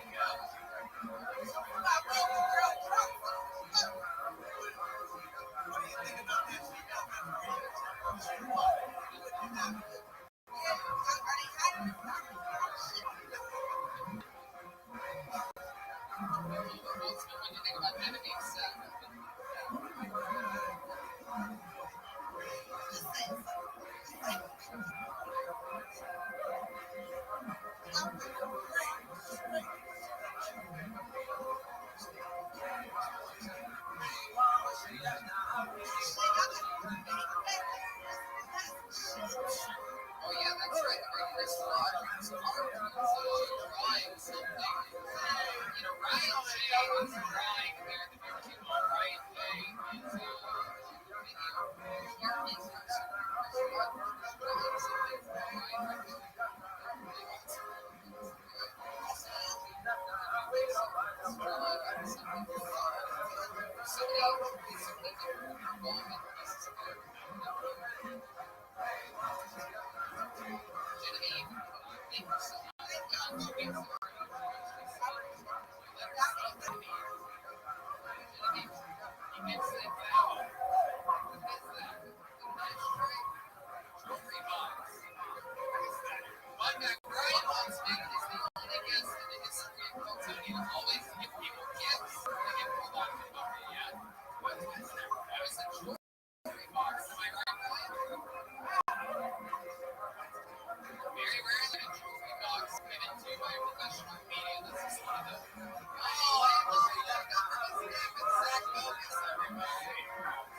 Next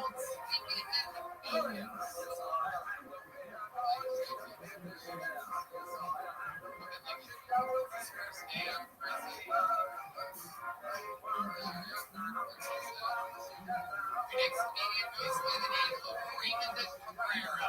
Everybody, here we go. Raymond Cabrera. And here comes the human being from the back row. Live audience, you guys having fun out there? Are you getting it? You sign up. Maybe you signed up. People from the audience.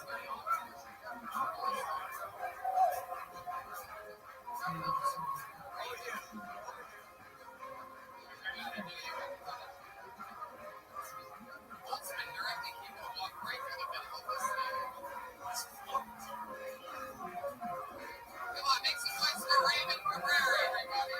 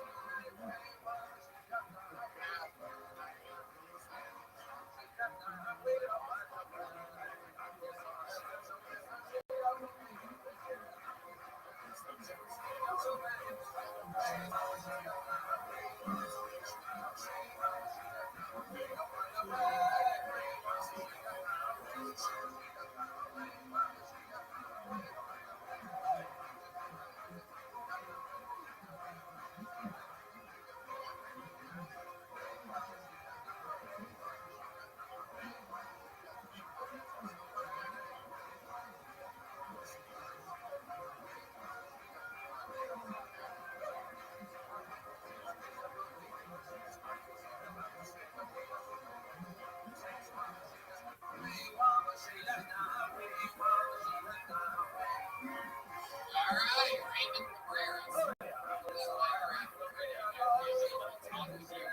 I'm going to ask the question in everybody's mind here.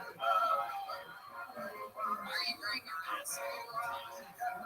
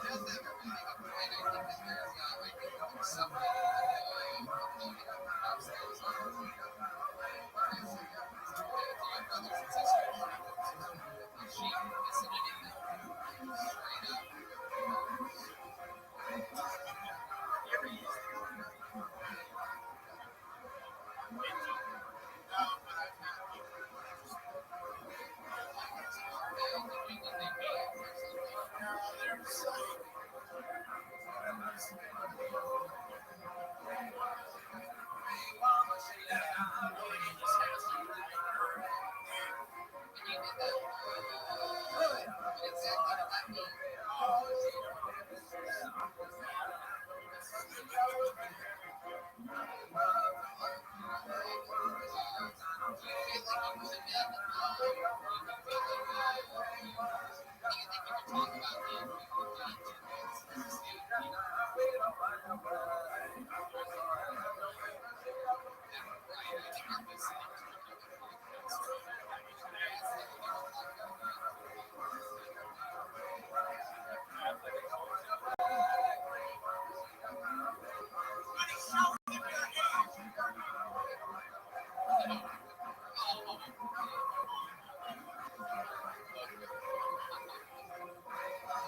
us something else interesting about your life.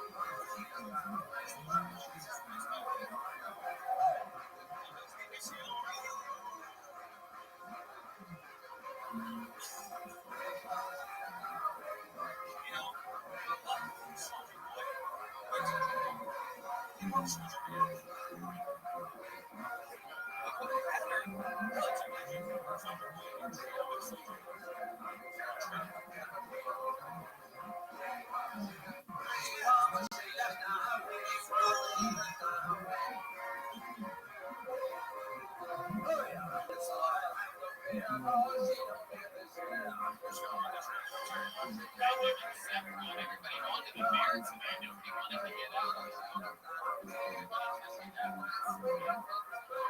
And I always say there are not enough soldier boy media. And so there you are, out of nowhere. No, you talk for the show, you're right. You have to watch.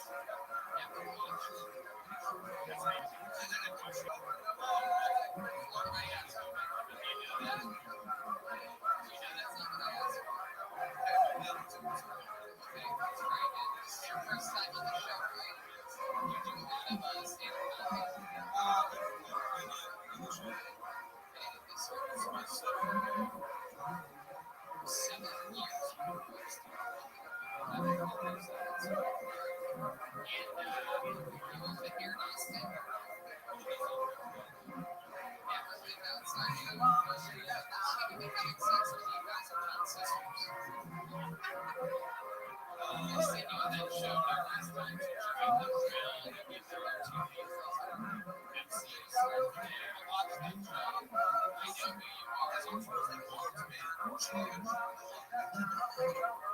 Okay, you signed up for this tonight. How did you know to come here? A friend told you. Were you stalking someone who was coming here?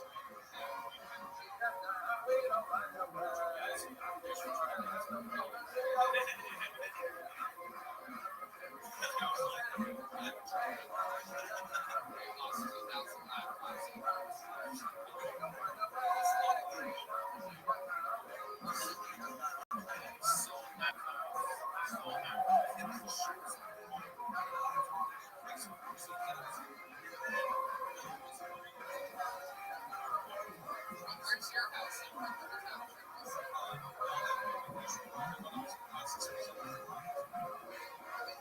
What was the last thing you saw?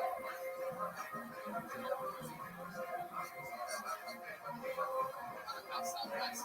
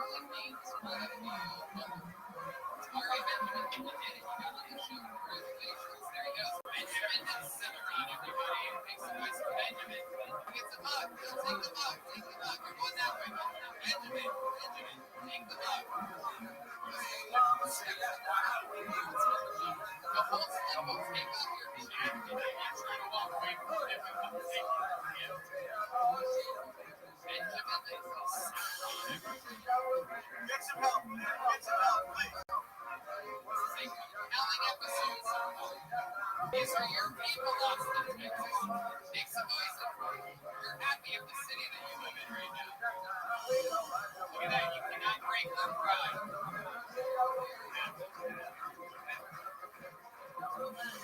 Guys, that is open house. You gotta give them credit for that. A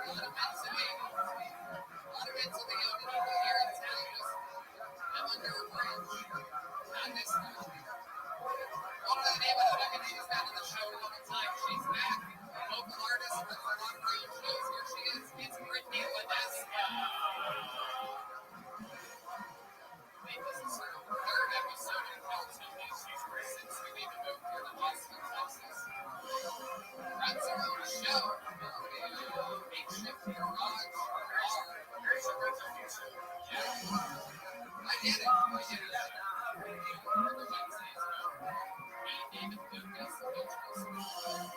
Here she is, everybody. Make some noise for Brittany Leneska.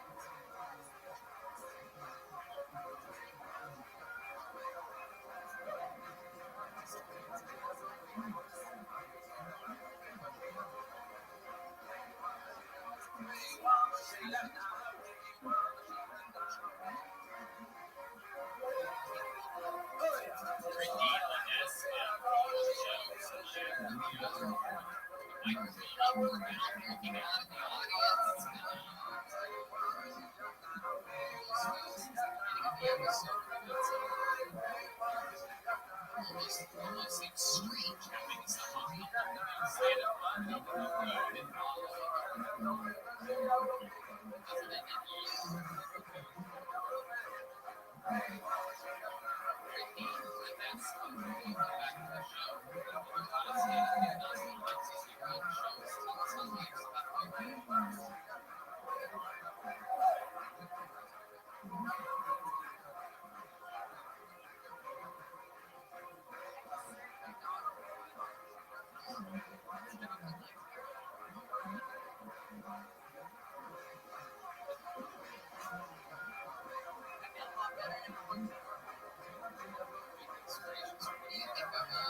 watching tonight's episode.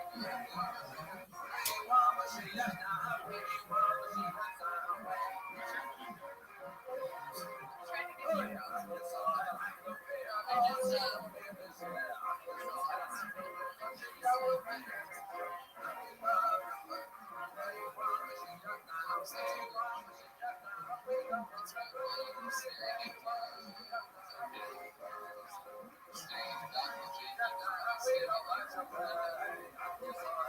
Brittany, tell us something about you that we haven't talked about. Really? What type of dance? Really? Is that true? Get the fuck out of here. Are you serious?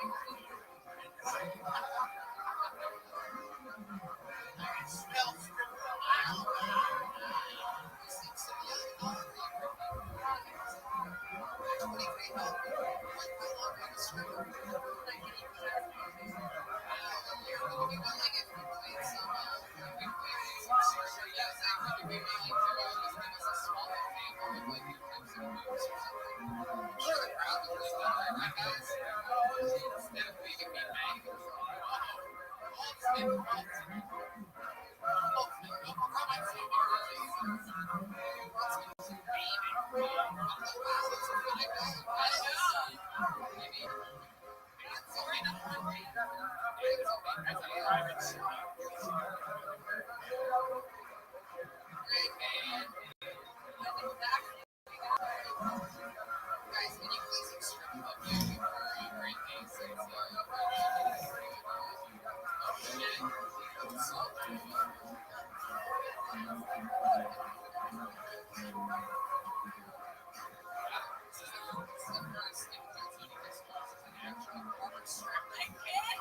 Combining the two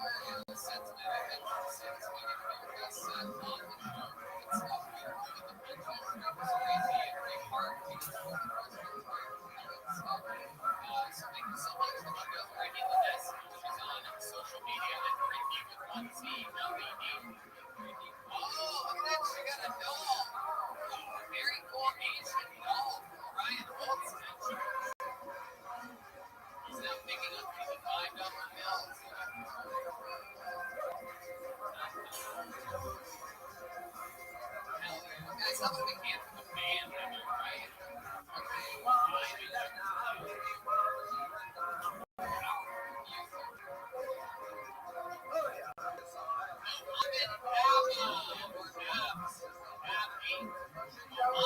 Your name is Mohammed. You just got selected to be next. So we're live from Austin, Texas. Brilliant ultimate survival.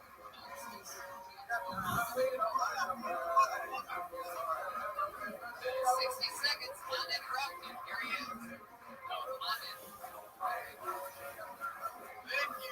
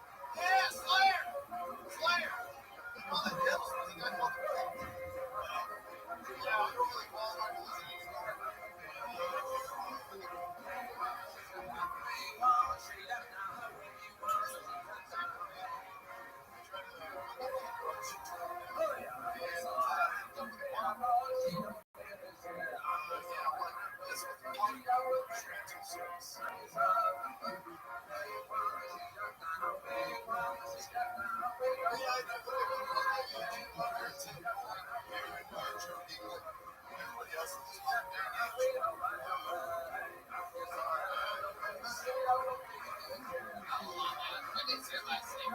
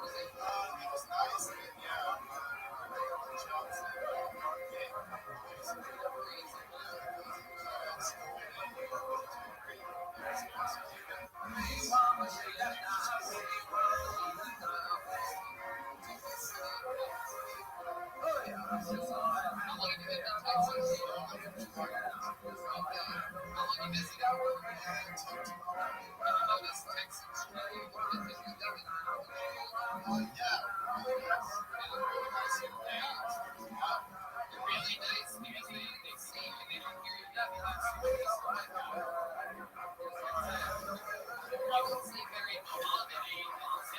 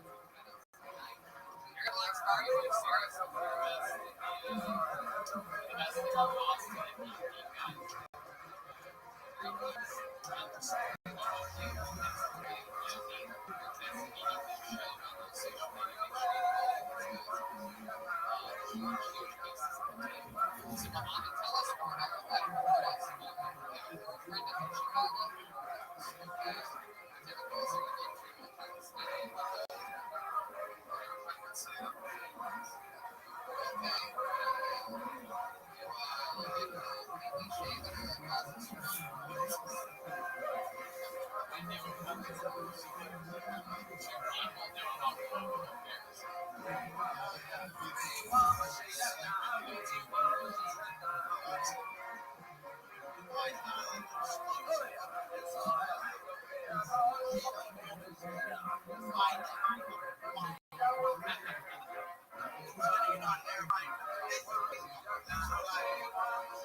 your favorite food?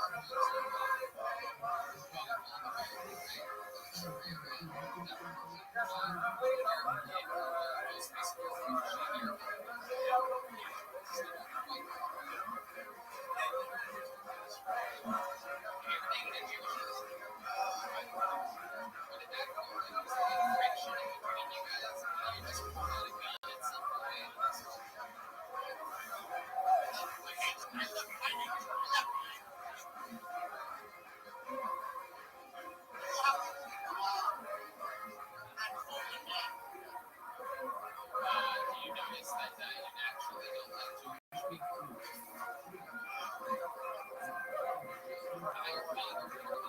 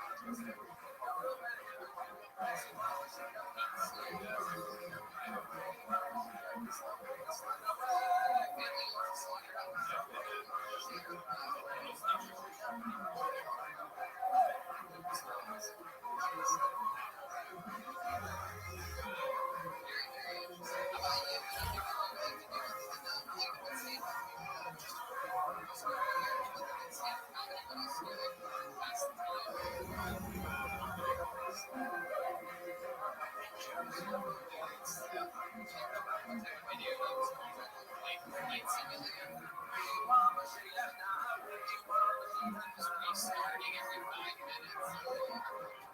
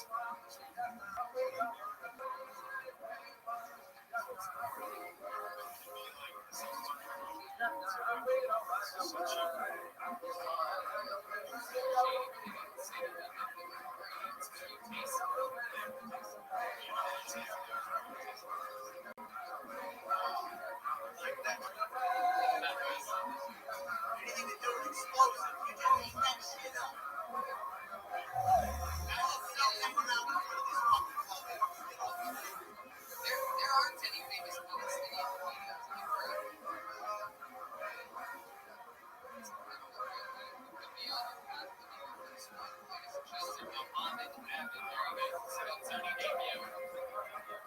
on social media,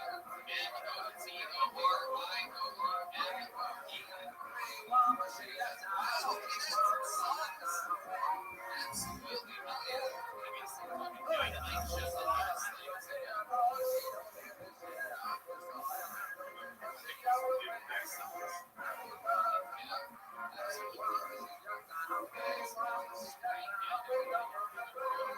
caliber of life changers, spraying their rag. Doing his job like the kind of guy that sneaks in. What was the name of the fucking police voice? Anthony Zamora.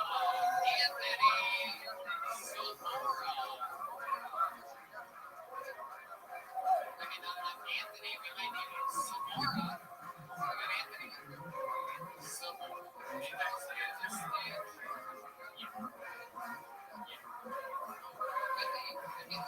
Anthony's deal. Let's see what happens here, guys. Anthony Zamora.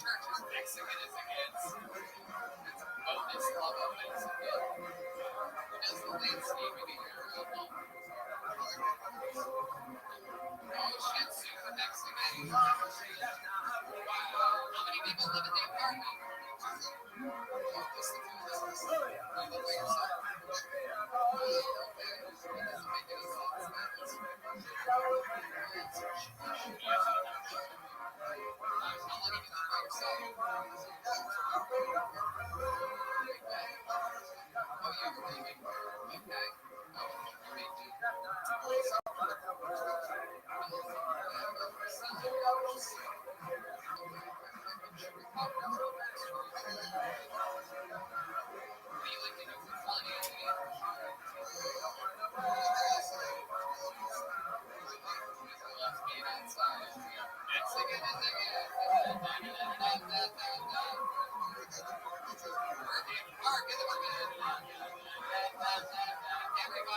feel free to sing along.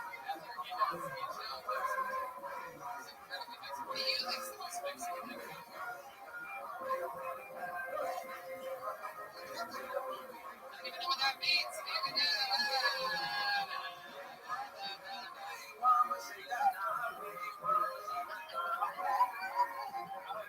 Wow, look at that. Look at that. The Mexican drummer, Michael Gonzalez, got so excited that he did it with him.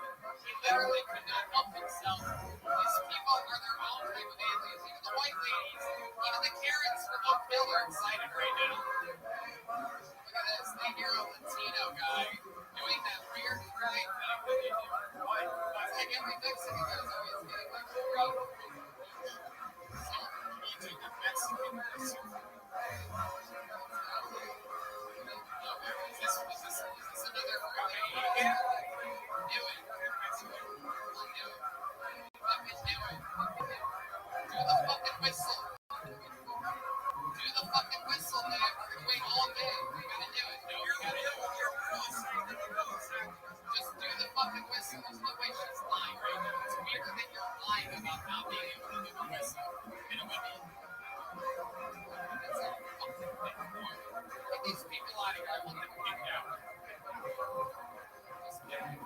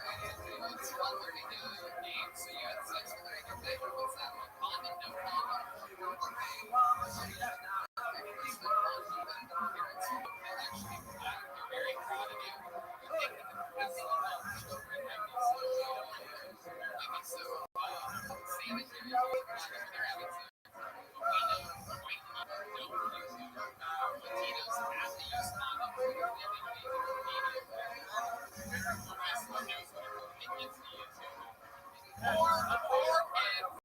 Thank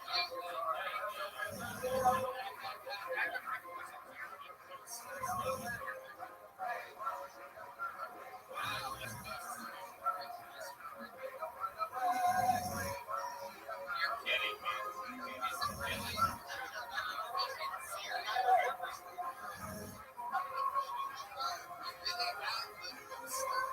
It's not great. Do you have a Jesus candle next to it? Right up there, that Caesar Chavez.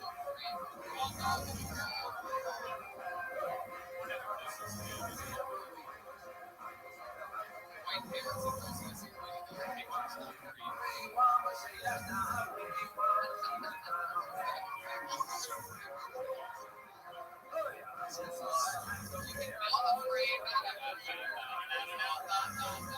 There he goes, Anthony, some more, everybody. Get jokes. The crowd loves him.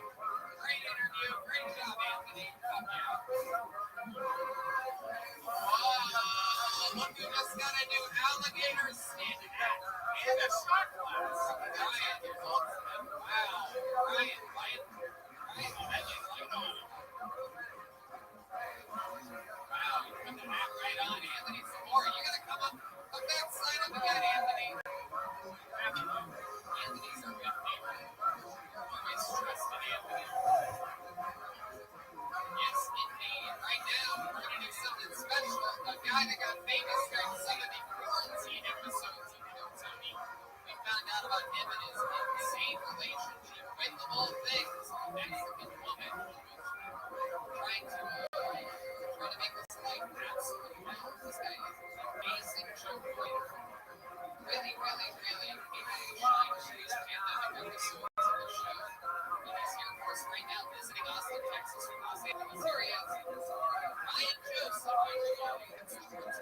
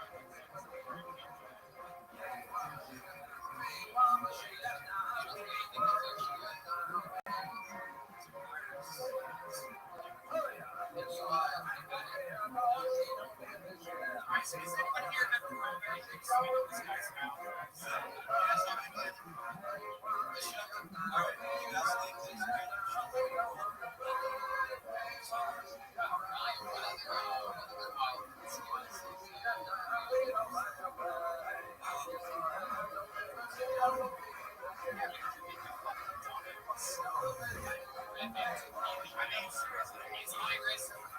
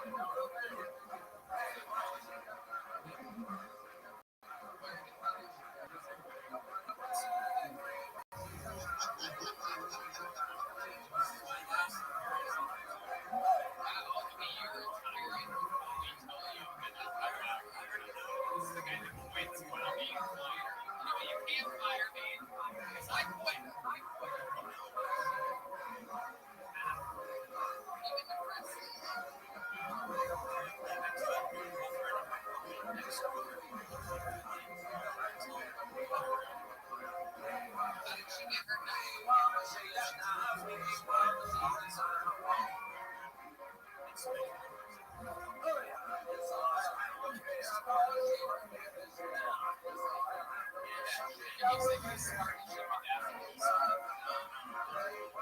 Smarter than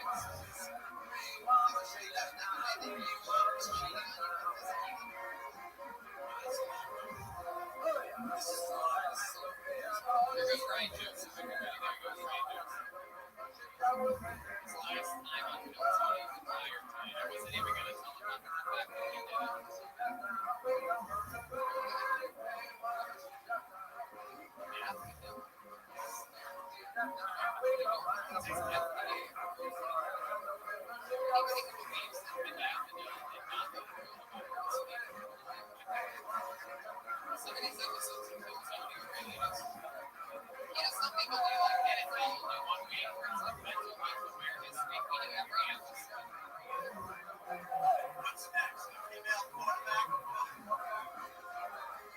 Our next comedian goes by the name of Thomas Penza.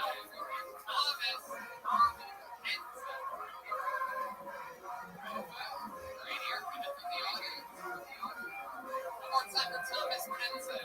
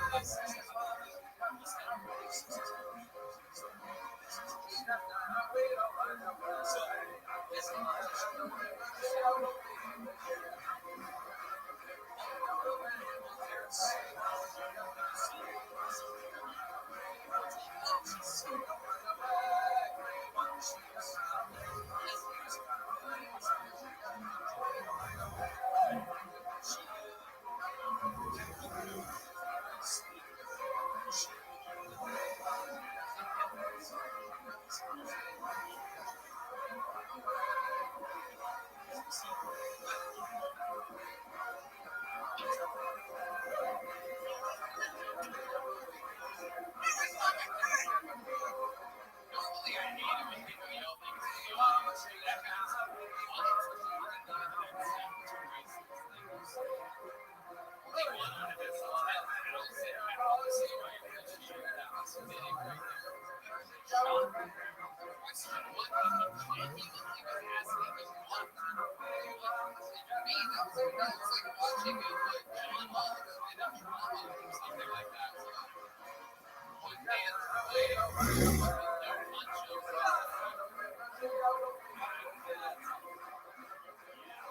Goodness gracious. First time on set. Weeks ago, we're at. Oh my god. Did you go up first that day? Oh, that's right. You know how I remember exactly. Yeah, no, I only remember because I remember the first guy that went to me and said, you need to do something else. Different. Yeah.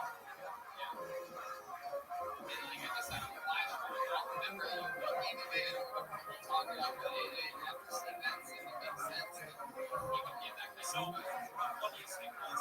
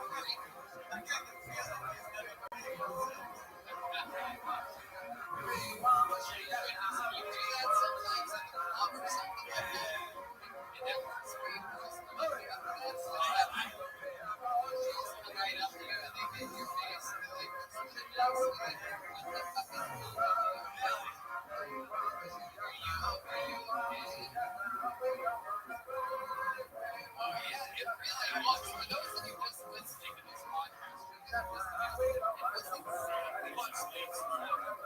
The fact is, dancing with the system, listening to the most comedic thing we did went up there. Comedy was dramatic. Was it should expert dancing? Really should. Wait, you know what? I think that's what it's for.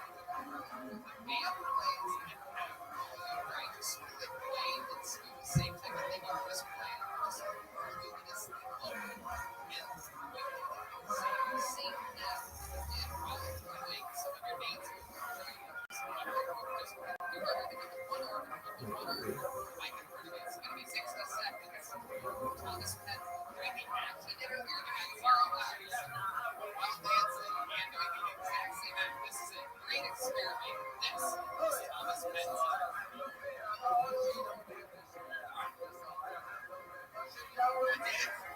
You know what I learned about this?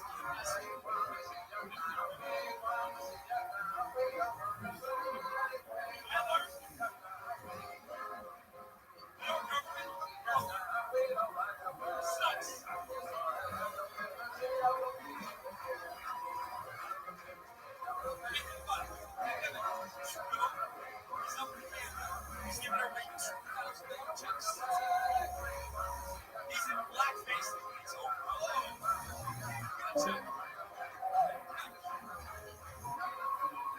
What do we get? Well, what offers?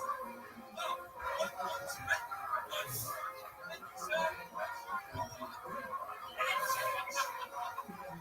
Incredible. The crowd goes wild. Art laughs throughout. We figured it out. Sometimes on films will make me do all the math just to treat us out of it, take someone for 0 funding. 40 miles, 0 plus 1. And then Dan. Wow, giddy up. You make that stand up. Jokes right on between your neck and your bottom lip there. Ladies and gentlemen, congratulations on a huge breakthrough here today. It's Thomas Penza. Thomas Penza figuring it out. I think you should do also some dance moves after each punchline. Yeah, like that. Yeah.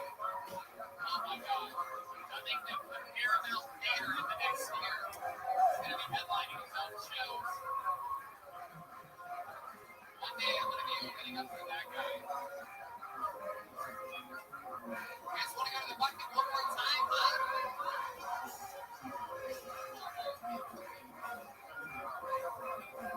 Your next comedian goes by the name of Ben Moore, everyone. Ben Moore. It's been selected. It's coming in with the back door. It's like, you actually had a band tonight. Yeah, people would really, you worked here. Just to let you know, we know that that won't actually work. But it worked here. Here is Ben Moore.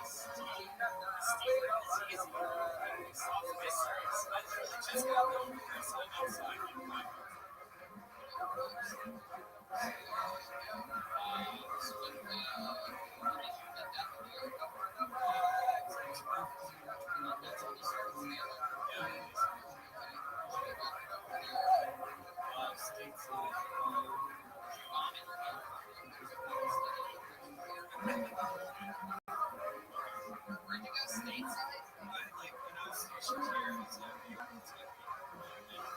in Brussels. Oh, okay, there you go. Same Afghanistan last thing. Talk shit.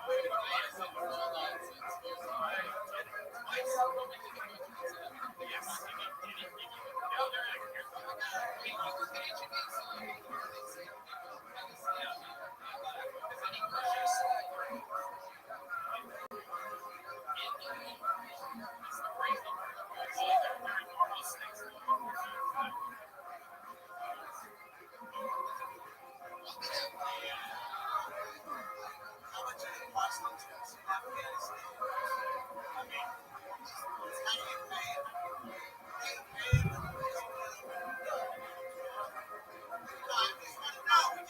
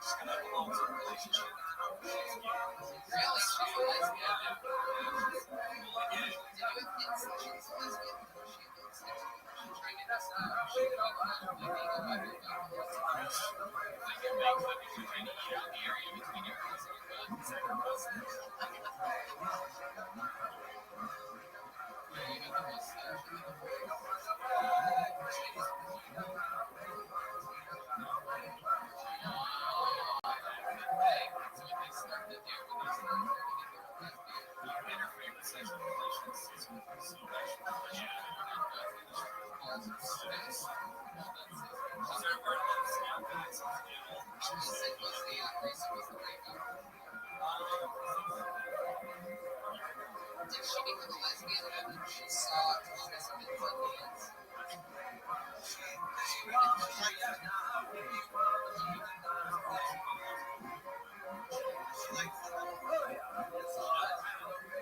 Did she tell you she was a lesbian or did she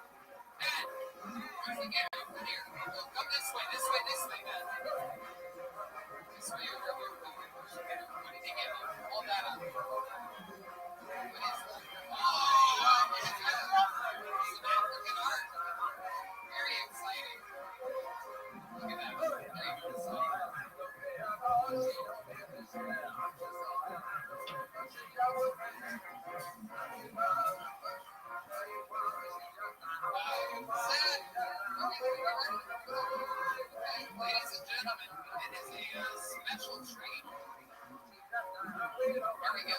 This is also one of the newest residents of Austin, Texas, ladies and gentlemen. A regular on the show for quite a while now. Absolutely unbelievable. Trained originally from Brooklyn, New York, Queens, New York, trained in the art improv in Chicago, Illinois. He's been doing some comedy for over 20 years. And you've been in Hilltony here by the regular. The one, the only, the great Michael Ware, everybody is here. Wow. God goes wild.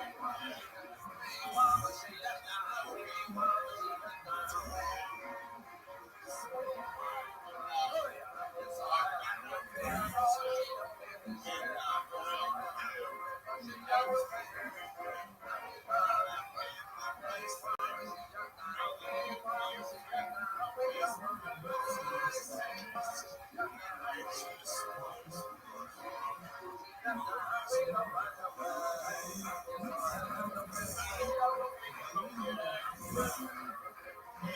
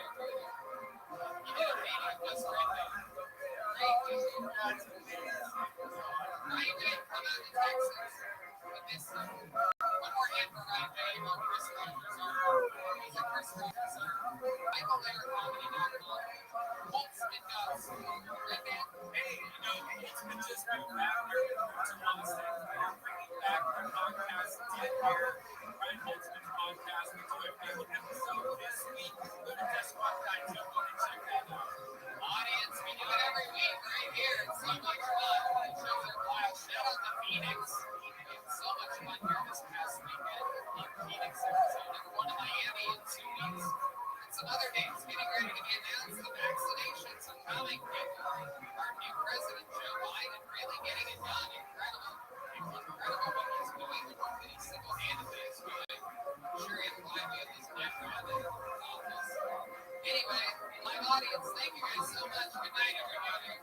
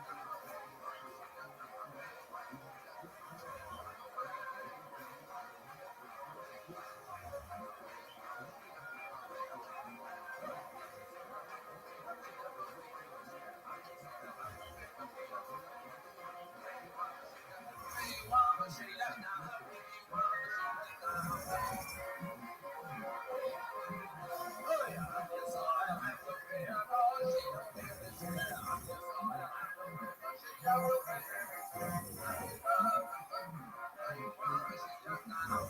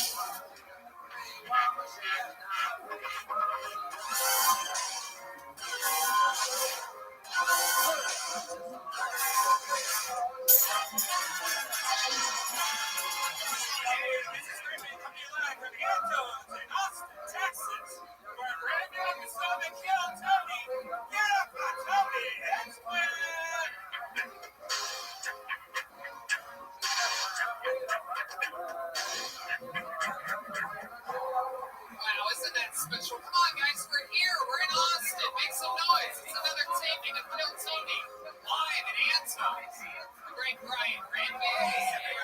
Very, very exciting. Exciting stuff. Well, another episode. Big table tonight. Look at the size of this table. My goodness, how many of you have heard this show before, watch it, or whatever? Very good. And you guys know what you're in for. Great Ryan J. He's at home in Los Angeles, California, trying tonight's episode right now on this screen right in front of us. You can't see it, but we can. He draws every single episode of the show, every poster, everything. Some incredible stuff over RyanJHeagle.com in the new Kill Tony the coloring book. How many of you, my run over the years, pre-ordered your Kill Tony coloring book? Look at that, the first laugh of the night, Ryan. You know, it's a dead silence here. I just got it. It was awesome, man. I had no electricity, no power or anything, so I started coloring this whole book. It was great. Yeah, I made you green. Green man. All right, another very interesting thing. Kill Tony 500 is right around the corner. It snuck up on us out of nowhere. If you're wondering how many other podcasts in front of a live audience have even gotten to have episode 500 of their podcast, the answer there is the same as how many people in this room pre-ordered the coloring book for Kill Tony. But episode 500 around the corner. This is an announcement right now that there's going to be an announcement next week regarding Kill Tony 500. This is a special announcement about an announcement. Not a big hand for the band. You guys have been listening to them for a few minutes here. This is the Kill Tony Austin, Texas band. John D's on keys. Matt Muley on guitar. The great D Magnus on bass guitar. And Michael Gonzalez on drums. I always notice D Magnus gets the most applause. I don't know why. I don't know why you guys feel the need to clap harder. It's his sunglasses, man. It's the future. Look at him. We gotta get you some blinky sunglasses, John. You're being out-likeable by your bass player.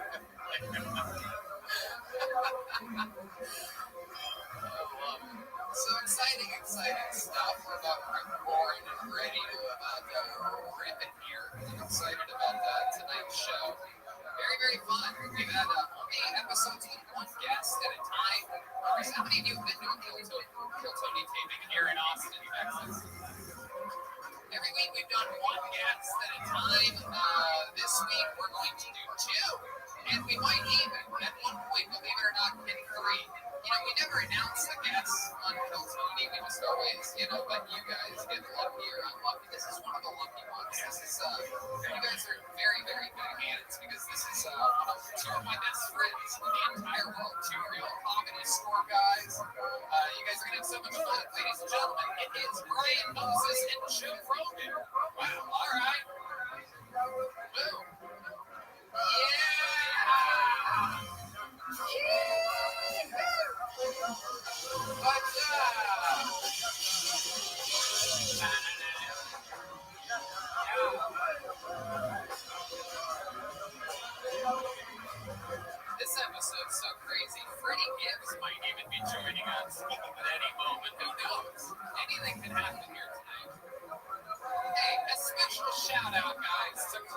Austin Thomas. They made a new Kiltony, Texas bucket. How about that, huh? He's that little guy right there. It's The Undertaker, Austin's own The Undertaker. I found out The Undertaker lived here after moving here. I'm not stalking him, but I do wear the championship belt every day. Right after drying off and before putting on clothes, I throw on my Undertaker championship belt. Welcome back to the show, guys. Moses, you're back. It's been you were on one of the audience list Kiltonys of the Comedy Store during the global pandemic. Now you're here. How does it feel to be back in front of an audience? We kidnapped him from LA, everybody. It's a real black man, Brian Moses. We're smuggling Negroes into Texas. Yeah. It's like 1860. Heck yeah, it's the above ground railroad we're calling it. Joe Rogan, welcome back to Kiltony. It's comedy as fuck up in this bitch. You guys did a fun. Crazy, but it got us off YouTube. Like for real. There's some parts where I was like, this might be an issue. Yeah, you're not as good at double times also. I was like, what can we do now? I love it. He could show up at any given moment. So I'm excited. You guys know how it works. There are a bunch of people sign up before the show to know their way in. Some people are here. Some people's first time. Some people have been trying forever. Some people have been doing stand-up never. Some have been doing it forever. And the names are in the book. If I clear your name out, you get 60 seconds uninterrupted. You know your time is up and you hear the sound of a kid. You hear that? Hear that little kid? Let's hear it one more time. Let's hear the kid. All right. That means wrapping up that early. Check to bring out the angry 4th Street Bear.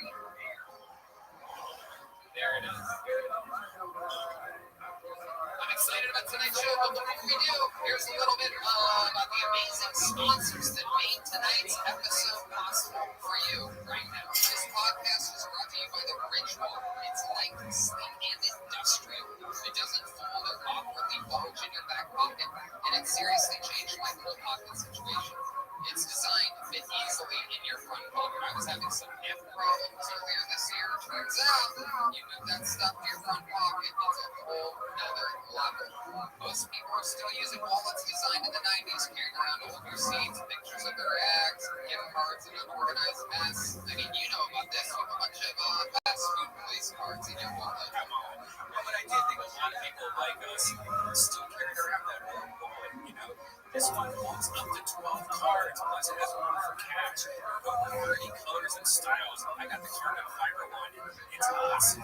If this wasn't enough to win you over, check out the 40,000 5-star reviews. The durable material means each wallet comes with a lifetime warranty. You can buy this wallet and carry it for life. The Rich team is so confident that you'll like it that they'll give you a 45-day trial. You can test it out for 45 days. If you don't like it, you can send it back for a full refund if you don't love it. Look, I'm telling you, people, every single cast member of Kiltony has one. Use it. It absolutely works. It's sleek. It makes sense. You get your life together. Get rid of your silly, chunky wallet that your grandpa gave you. And have a better life with a Rich wallet. Get 10% off today with free worldwide shipping and returns by going to ridge.com/Kiltony. That's ridge.com/Kiltony. Use the code word Kiltony. Don't forget, get 10% off. It's an amazing thing. Treat yourself. You'll thank me later. And we're back. Just ready to start tonight's show. Oh my god, it's so fake. I have to leave. Can't do this. I'm too high. It's too fake. Here we go. And your first Audience night. it could be anyone, ladies and gentlemen. That's the craziness about the show. We think people have been signing up that should not be out in public. So we're going to see what happens here tonight. Your first comedian, 60 seconds uninterrupted, goes to Alex Frank Encenia. Alex Frank Encenia is first. A lot of people socially spread out on the sidewalk. Alex Frank Encenia has a nice steady pace. Very excited. Here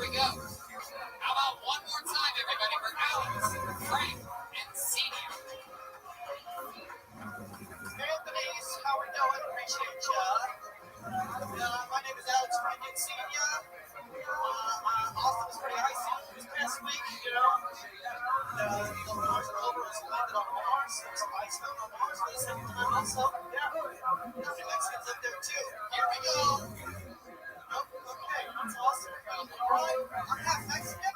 I'm from a South Texas town. I'm half Mexican and half racist. So I can say what the fuck I want.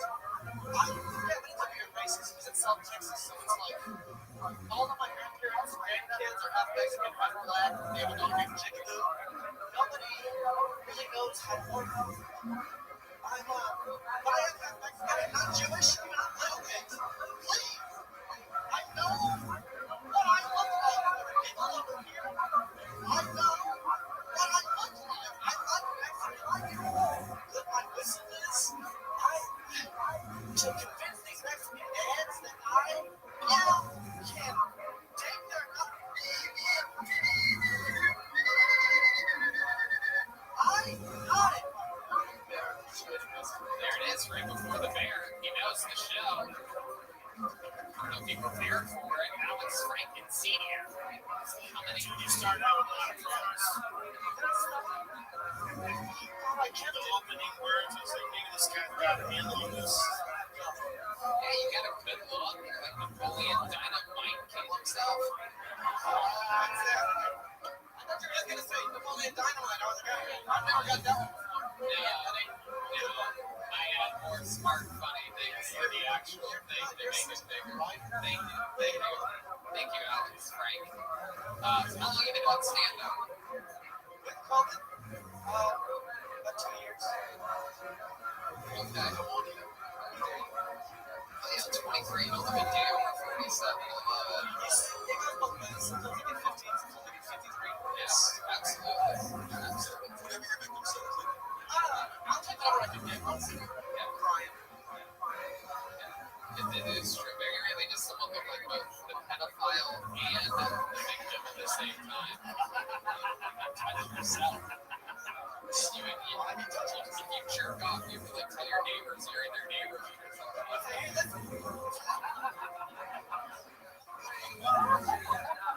What do you do for work, Alex Frank? You're 23, you're here in Texas. I go to the weekends for these bigger shows for professional comedians. Let's talk about the bartending. Let's talk about I'm not lying. No, there was this Ronan Farrow documentary about he's in yeah, where are you bartending? I know they have bars in Hogwarts. Like, what kind of drink are you making spells? What are we talking about? Butterbeer.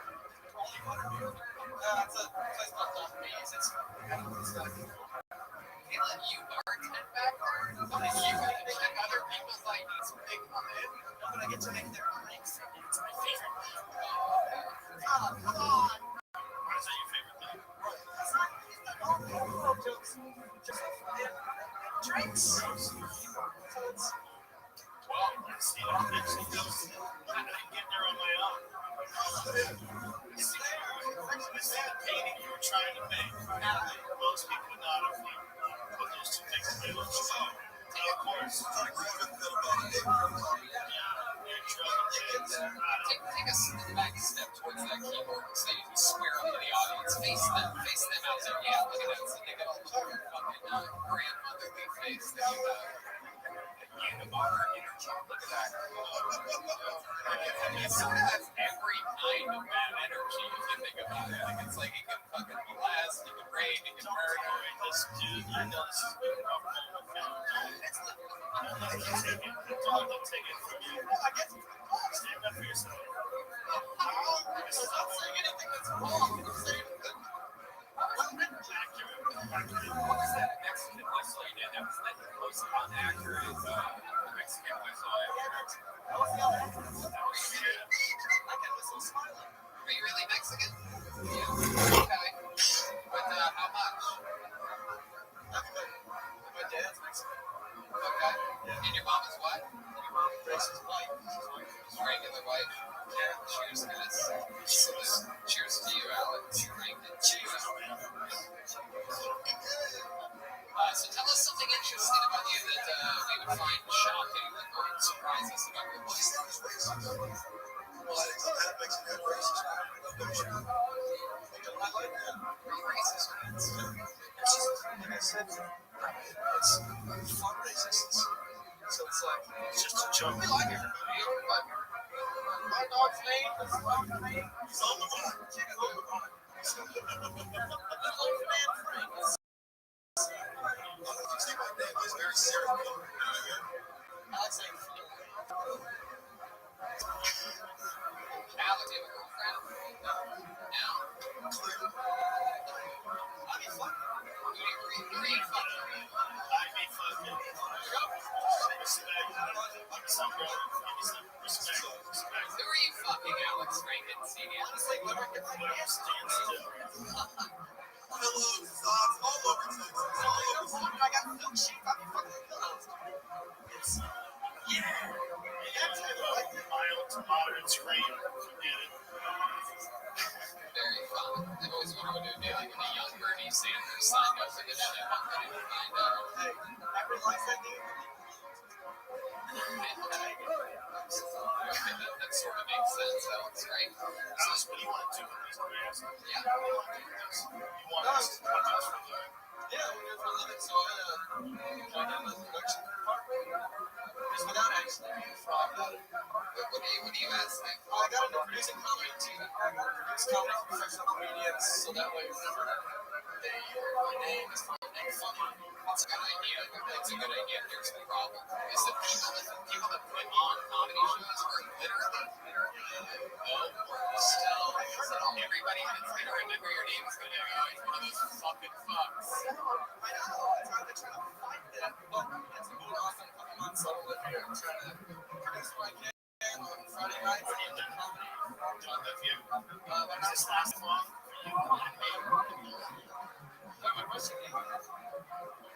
Where do you do your show on Fridays? I want to every third Friday. I want to get your alibi right, Alex. I have one every first Tuesday and Ryan, and every Tuesday on the show with Ryan. Moments was supposed to be here last week. So Okay. Yeah. It's like, yeah, I'll definitely make it. Went from every Friday to every third. Let's mark one never skip the show ever. Bro, he ducked you. it was it's not bad. Deposit in Believe it or not. Okay. All right, Alex Franken Senior, just a wild little one. I feel like it's about time for you to go turn into a were rabbit or something like that. I don't know what exactly. Keep it together. Yeah. There you go. Alex Franken Senior, everybody. First comedian here on Kill Tony. That's how it works. I pulled the name out of the bucket. They performed for a minute. You ain't no good, right? So good energy. It's got a good Number. Blow on those flames. Hey, look who's here, everybody. It's Lieutenant General Zach Bogus.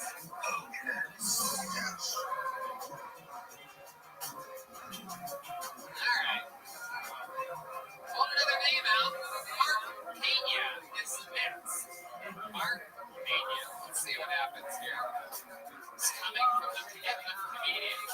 Deep in the back. It's Mark Pena. It's a long walk here on Dance House.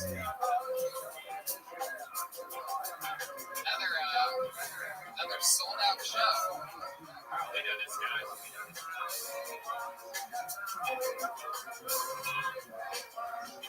All right, here he is. Ladies and gentlemen, one more time for Mark Pena. Hello, everybody. Hi.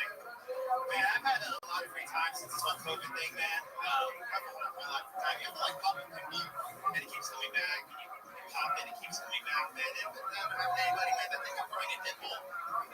Yeah, it's really bad, man. Before this whole COVID thing, though, I was on a tour guide to the Knuckle Vicar bus here. I'm sure there's a bunch of new people here in Austin, right? Well, you might appreciate this. In Austin, live music capital of the world. It's a true fact, man. There's more live music here per capita than any other place, anywhere else. Wow. What a fun, positive spin on the homeless, right? Just like the tar and drum circle in every corner here, man. You know, good for them for being positive, right? It really depresses me. It makes me sad whenever I see it. I see these men, they're so down to earth, man. They're so weak, they're so fragile, that music is barely alive. Give it a week.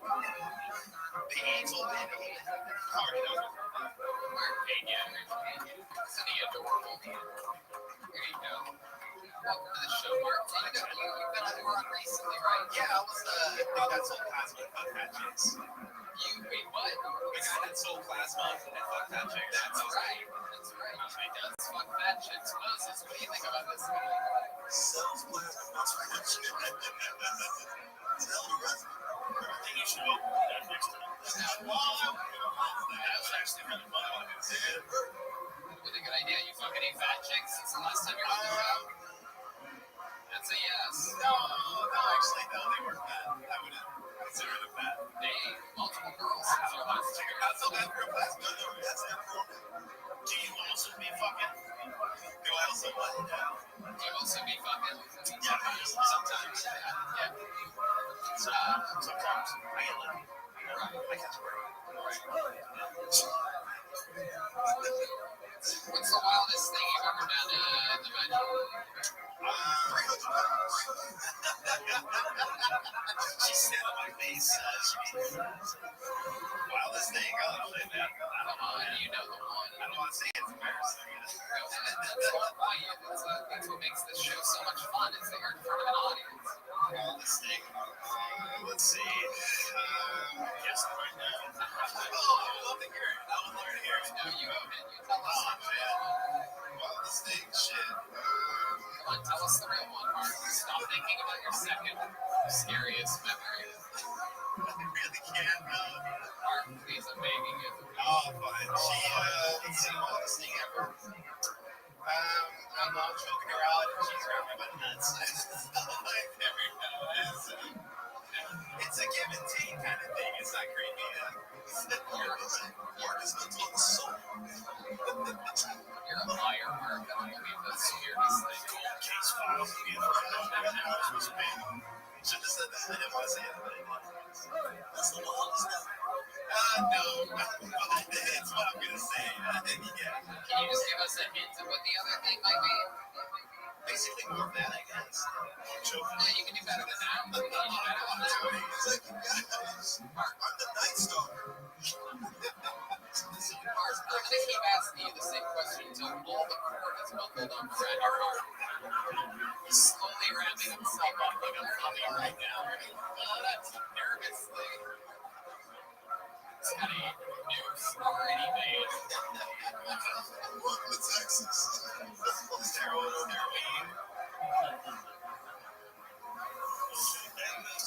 Mark, does it have alright, I guess it's slow. You're not gonna tell us anything about it? Oh, it's very violent, I think. No, what? Mark, how long have you been doing this? You've been doing stand-up? I think 9 years in February. Yeah. No, 2 years? 9 years, yeah. Oh my god. Maybe next time you should squeeze our nuts and let me choke you out. Maybe I will. Wow. Jesus, Mark. What else do you do for fun when you're not fucking fat chicks? Yeah, like, what's another hobby of yours? Choking people to sleep. What else? Oh, man. Yo, I stream a lot of books, man, basically. Books. It's free. Books. Cookbooks that the girls leave my girls' likes. Well, I said, I'm reading The Death of Common Sense. That's a good one. My judgment is average. It's H-Drum. And what was it? Mark, we don't want your book recommendations, right? Well, I was just saying what I was reading. What are you, fucking Oprah Winfrey up here? Get some fuck with your book. You know, I gotta pay a lot of other people are recommending this read as well. Not a lot of people recommend books here, Tony. Well, that's what I do for fun, basically. It's not very fun, but it is cheap and free. I'll just read, fucking run, get depressing. Yeah, normally I write down like the topics that people talk about. Like I have 60 seconds. I didn't even know like what to write down. I didn't even know what we were really getting at. Just chilling. All right, Mark. People are reading books. Well, I used to it's a thing, but they the whole COVID thing hit, and like they do it online now. I don't really think that a whole lot. Jujitsu online. Yeah, it's late. So, You know, you can read books online too. You know, that's online too. It's pretty late, right? where you doing jujitsu? They took our gyms. What they do now? Yeah. They did. They can do both, but I don't know, man. You gotta win basketball time too. I just you do, yeah. I definitely do, but they won't let me out of my contract, man. It's late. I gotta like wait for the whole time. This is before I dive in the what kind of contract are you in? What a sham. Just a regular contract. Just like a gym contract. Yeah, that's basically. What gym?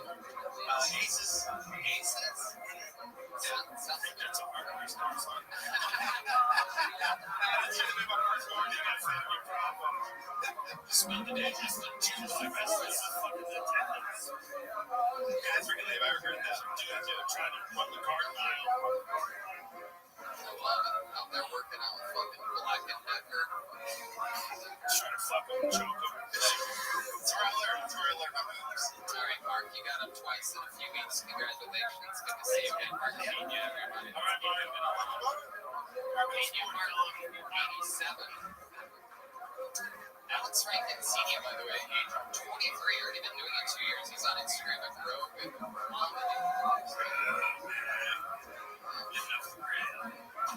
his career.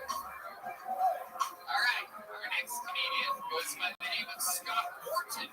Scott Morton is next. He's not coming from the audience. He must be the sidewalk. You guys having fun out there, huh?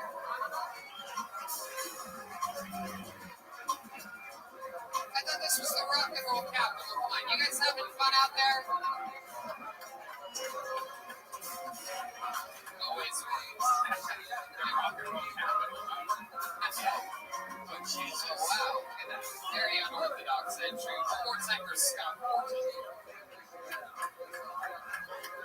What is up, everybody? How you doing? Make some noise one time. Right. So my dog ate my LSD. We've all been there. Don't act like I'm the only one, Joe. You know what I'm talking about. We started freaking out. He's like, come on.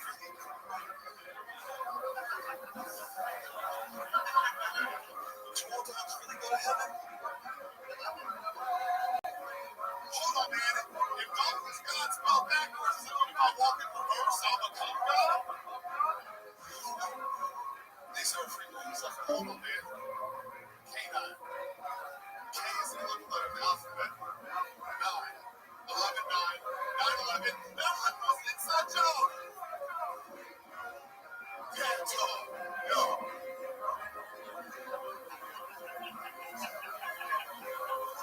I didn't get that joke, man. George Bush wrote that joke, though. It's an inside joke. Look at that. Scott Morton. Give it up for Tony, everybody. Thank you. No, thank you, Scott. That was legit. Those were, you had some funny lines, man. That's a great set. That's all good. It can go on the show. That's incredible. I love it, Scott. Absolutely. You're so polite. You from Texas? No, I'm from Virginia. Oh, okay. I know your friend Alex Moore. Oh, okay. Alex Moore is an OG comedy. That's They did my podcast a couple weeks ago. I love it. He's the man. Love the Dude, everybody's been from there. It's your fault. It's your fault. You did that shit. I started a podcast with you, motherfucker. Well, it's his fault. It's not your fault. So you're just visiting right now? I came here for the week to do Kill Tony and to sign up for updates. This is the Mecca, so I'm here. I was in LA last weekend. I did some pictures and comics. That was very fun. Absolutely good luck. So I love you, love you. How long have you been on stand-up for? 3 years. 3 years. So yeah, I promise, man. Thank you, Jim. You got a good look, too. I always wonder what it would be like if someone did human growth hormone to Nikki Glazer.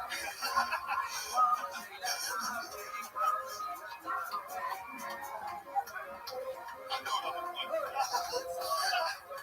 I got a plug for it too, so it works out. Yeah. You don't see it. I know. I had that in, if you're wondering, I had that locked in my head 5 seconds after he grabbed the microphone. Like, oh, I know one that'll definitely work on this guy. Have you ever seen Nikki Glazer before? No. Oh, okay, when you do it, so you're going to see it as well. Wow. If someone gave her like the main treatment, this is what would come out of the other end. I created a soup on Nikki Glazer. All the jokes, man. The extended body of a woman.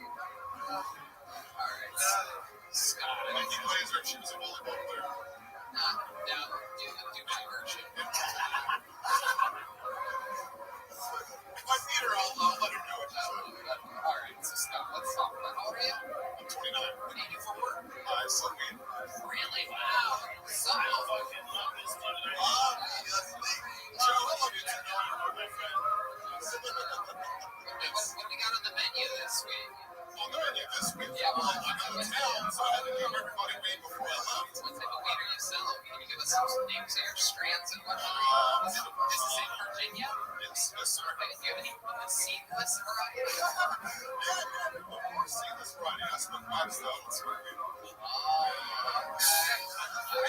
Hey, bro. All right, I don't like that anymore. Come on, show the clock. I already knew. We knew you smoked wax.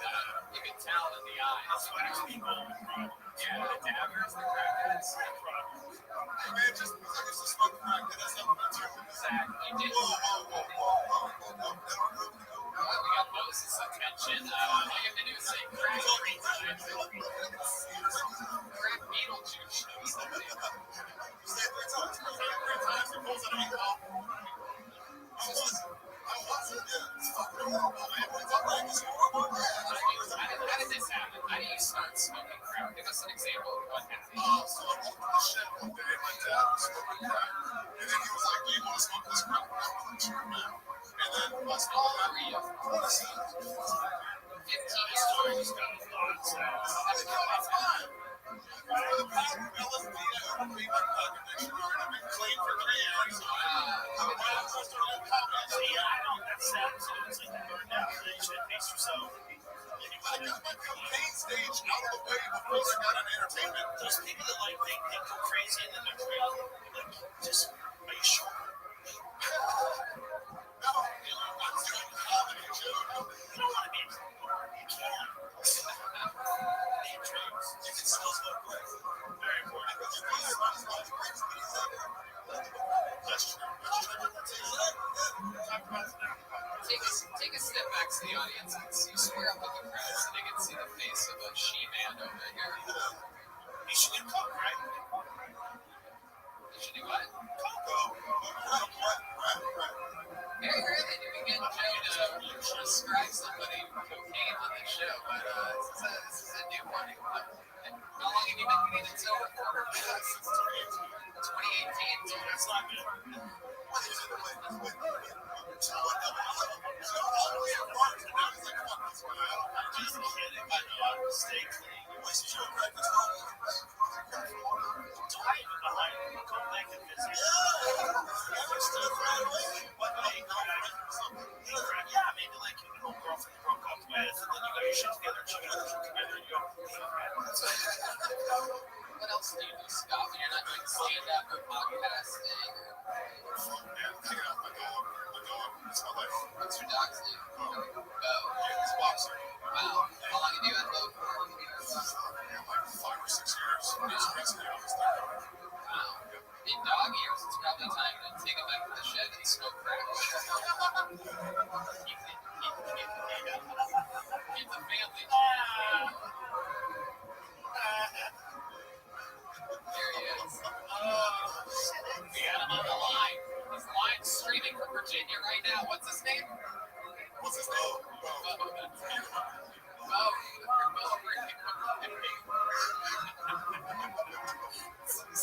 Poor Bo. Do you have a dog coughing on crack? Something, right?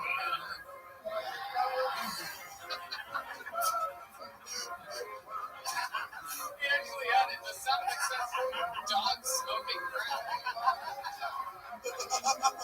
So wait.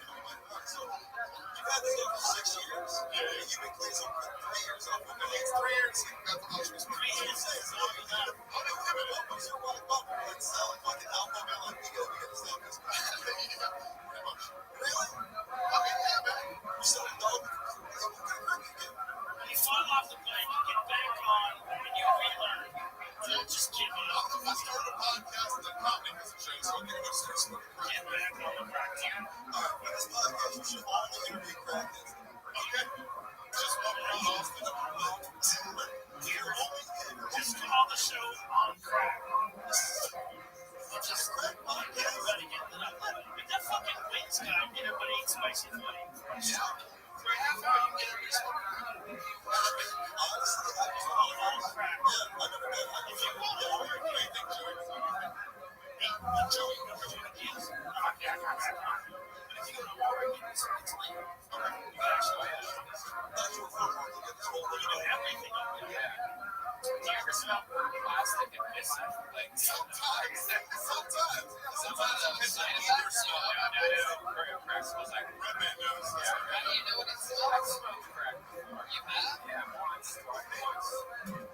I used to date a girl once for 2 weeks. I used to date a girl that was they sold cocaine, and one of their things they would do would make crack, once in a while. And I'm like, what's this all about? This all about the worst. Yeah, some people make cookies. So what? I'm sure my man tried the cookies too. He's like, I'm dirty. All bullshit aside, you guys just touch my Indeed, it can get I'll go back to crack. I'm just joking. I know. Without a doubt. It's very funny.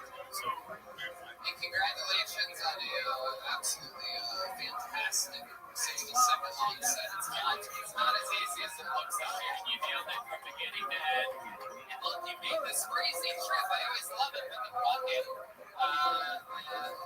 decides that someone is worthy, like you, instead of the two pedophiles that got up before you. You know what I mean?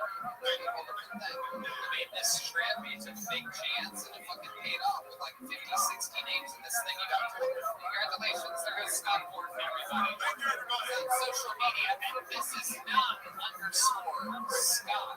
Here he is. He's getting fist bumps. Everybody that goes Scott Gordon. I'll pull another name out. Let's keep it moving along. Marcus O'Lind, O-L-I-N-D. Marcus O'Lind. Let's get Marcus up here. Here he goes, a nice steady pace.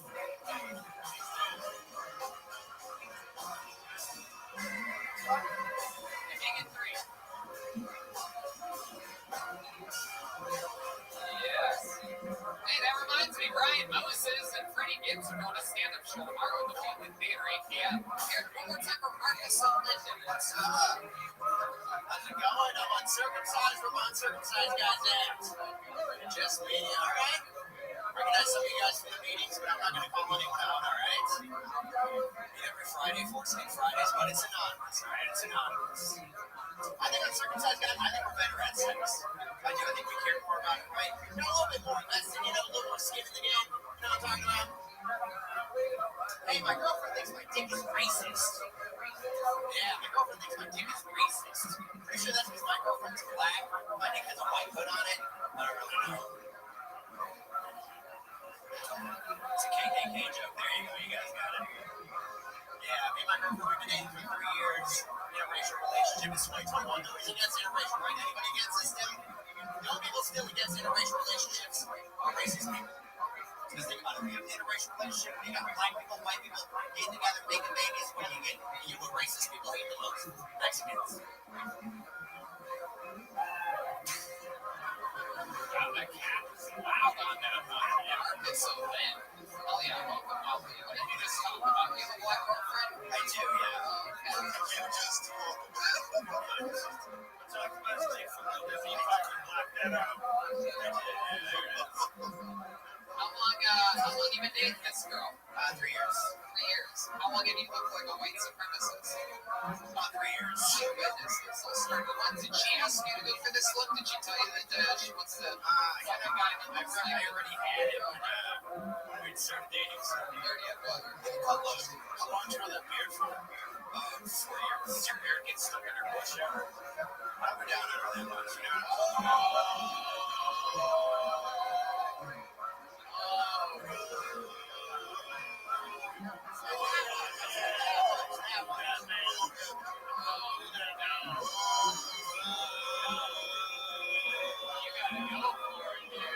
You gotta get in there like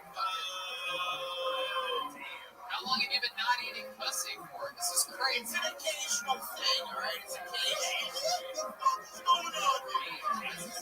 You need to get I'm in trying to use this type of thing.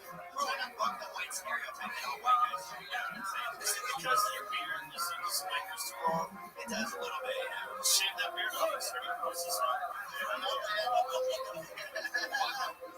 That's the difference. It's not really an asshole, you know. It's not a why healthy scale asshole, you know. I've never done that. Why? Crazy. I don't know. Okay, scared. Alright. Why is it that you're avoiding the vagina like this? It's not that I'm avoiding it. It's just, you know, I just go to sex. You just go straight to, can you give us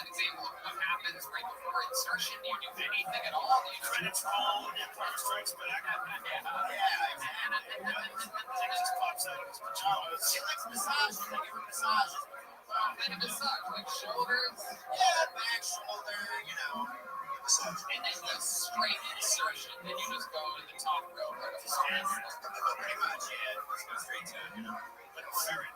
Yes, very much ferret. Has it always been this way, or is it just with this school? You don't like to go downtown?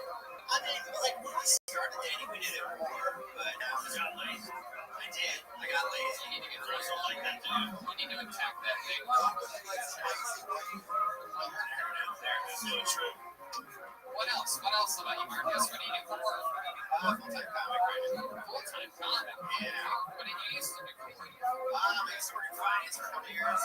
And, yeah. You ever thought about being a wizard? I have thought about it. I don't know if I have the powers, man. Yeah, maybe you should start eating Wesley. Grand wizard. That's my dad, but I don't know if I can fuck him. He's got the look. He's got a wizard-like look. You from Texas, born and raised? No, actually, I was born in Germany, but I grew up in Michigan.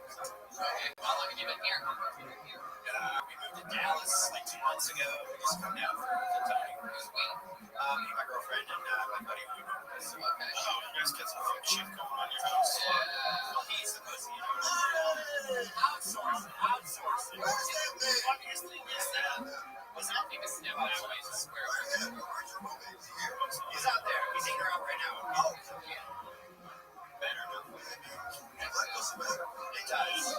Sam, that beard too. Do you guys travel like ZZ Bottom? Alright. Where do you meet your black girlfriend now? I met my black girlfriend in Detroit. Okay. After the odds. Where do you meet black girls, right? That's it. Jesus Christ. This is what? There's availability. Finding a black woman in Detroit is like trying to find an apartment in Los Angeles right now. They are available. They are, and they're there. And the price might surprise you. Very interesting. I like your style. Detroit black pussy. I mean, you know. Yeah, she is. She's gonna kick my ass. I know it. It's gonna happen. What's that uncircumcised? You say that you're a multi comedian. How much money do you make doing stand-up comedy for a living? I mean, before COVID, I was making, $300-400 a month, paid my rent, and then, driving Uber and other shit. This was Michigan rent. Michigan rent. 10 miles. You can buy a house for $300 in Michigan. You can, but you gotta pay taxes.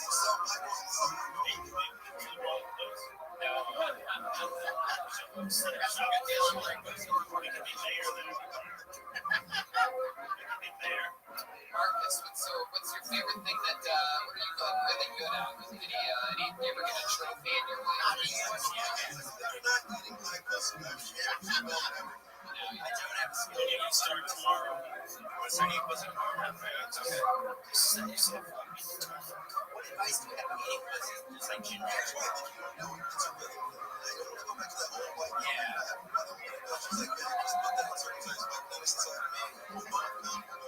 Do you know my girlfriend? You can do it to the beat of the song like near, or something like that. With your tongue around. There it is. Much more beautiful. Or you can do it to the rhythm of a dog smoking crack in a shed. Maybe I'll try that one. I feel like it's more ass eating than pussy eating. I'm not sure. You've never eaten an ass. You've never tasted the sweet. You've never gone down the BK, huh? I had my ass eaten once, but I had it eaten once. That was not essential. That's the fucking point. DJ Khaled over here. What's that? Eat my ass. That's why I come here. That's it. Is that wrong? Well, not for you, obviously. I'm really happy with your progress. Selfish love, boy. Why were you born in Germany? How did that end up happening? It's just military. No, not military. My parents actually met Nazis back there. Exactly, Nazis. They went back to Germany. They went back. She grabbed the one in from Michigan and went back. Okay. She's like, we're going to breed it as a sign language. I wasn't kidding. My girlfriend does think like I'm on an underground drug spot, but I don't know if that's true. I'm still waiting for my trigger word. cherry piece. Trigger with this black girl. You feel the danger. You want those double chins? Does she ever call you the N-word in bed? No, she is not. You guys haven't had any fun yet. I know. Maybe she needs more pussy. Yeah. It's true. It's all good and well. I mean, her pussy, if she starts calling me that, I'm going to I can't do it. I don't know what I'm gonna do. Should I stop? Should I have If a black woman's calling you the N-word in your pussy, you're doing something absolutely Just ask for instructions and shut your mouth.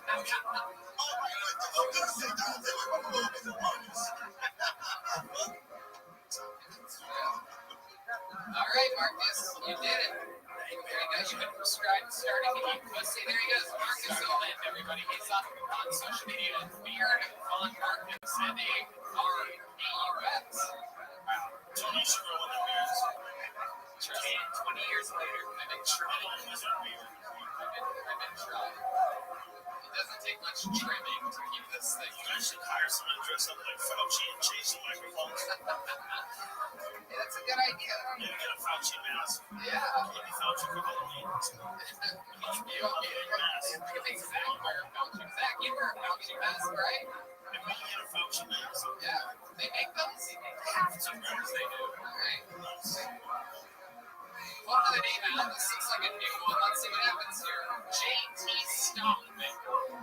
JT Stockman is next. Here he comes. Coming in from the socially distant sidewalk. Bunch of comedians. Through the room. How about giving yourselves a hand for coming out during the global pandemic, huh? Congratulations to you. A bunch of risk takers out there. Alright, one more time for JT Stockman. Shit. Did y'all hear about that earthquake?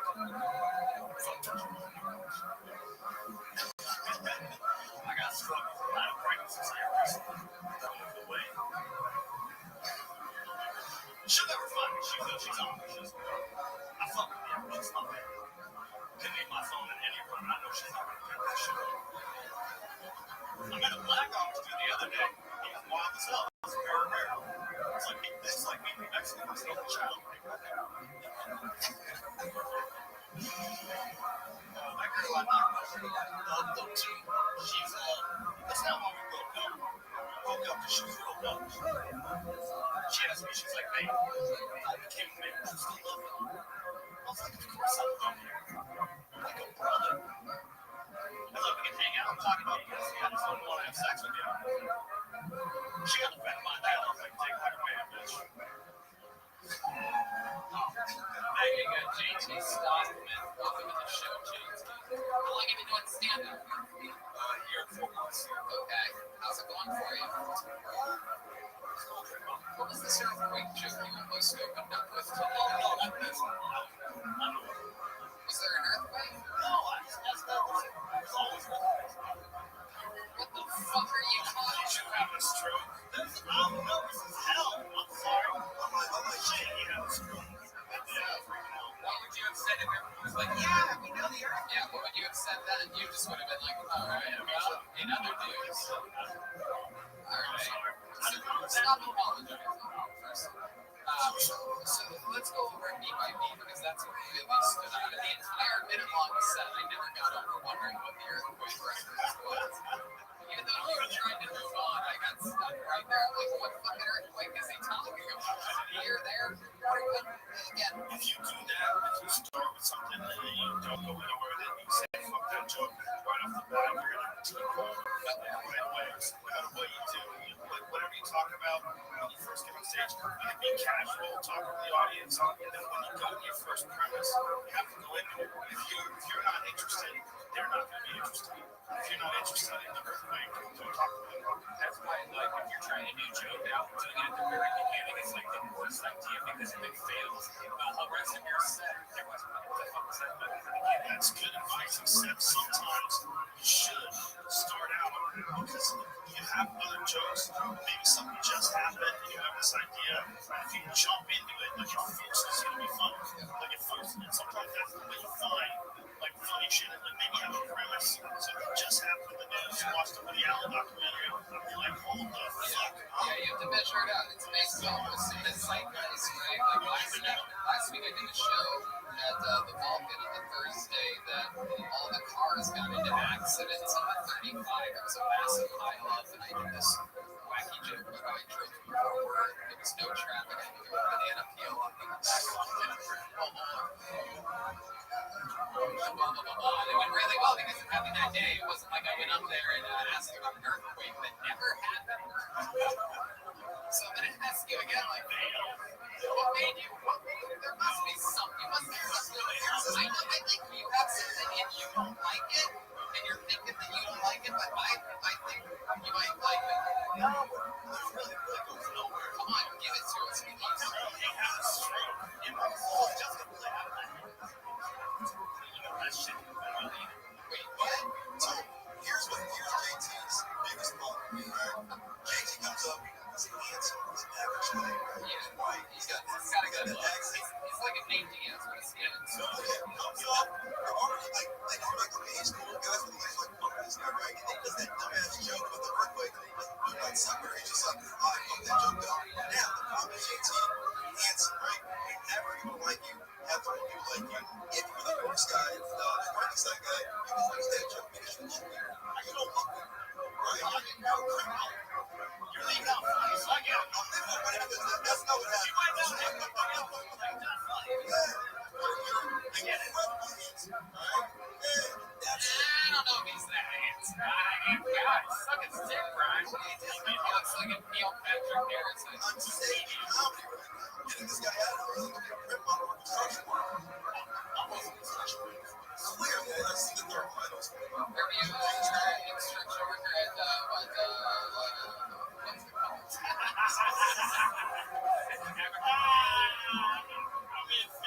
Hey, build shelves. What's the mail strip club called? You're not a geek, though, Chip and Dale. Chip and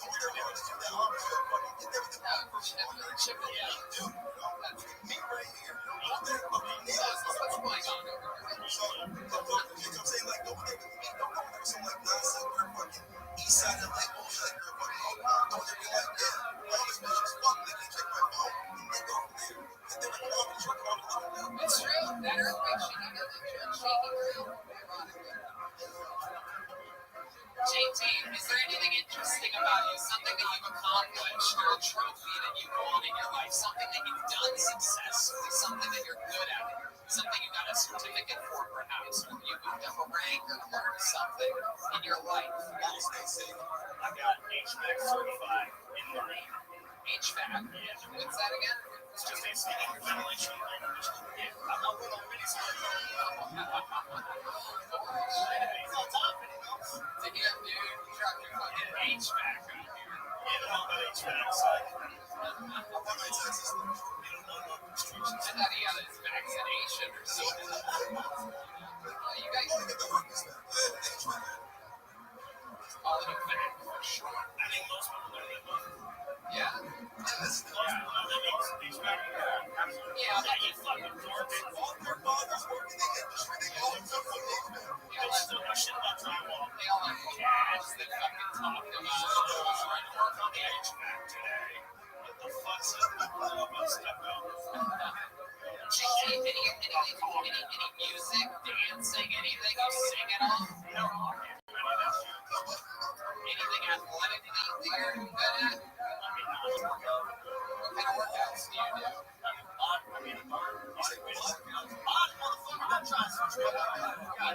We know you do boxing. What else do you do? Do you even lift, bro? I see that. No, I don't lift like that. I'm too long to that. Oh, shit. I'm busy. We're chasing you, bro. Yeah, he's doing HVACs and everything like that. I'm on that day. And you're working construction, you said? No, I used to run construction in South Florida. How about now? Now I'm mini split installation. You run the what? It's the mini split, just the other term for AC. Oh, okay, air conditioning. I know all about that. HVAC, all the way. What do you want to do with comedy? You want to be a professional comedian? I want to get better. I mean, I want to get better. I like to write. I'm dyslexic, so that's that's the show. That explains the earthquake joke. Wow, you wrote your sentence right backwards. That's how it happens. So it's a simple. It all makes sense. Yeah, right. So there he goes, JD song. He's like, thank you, earthquake. Good night. Good luck. Thank you.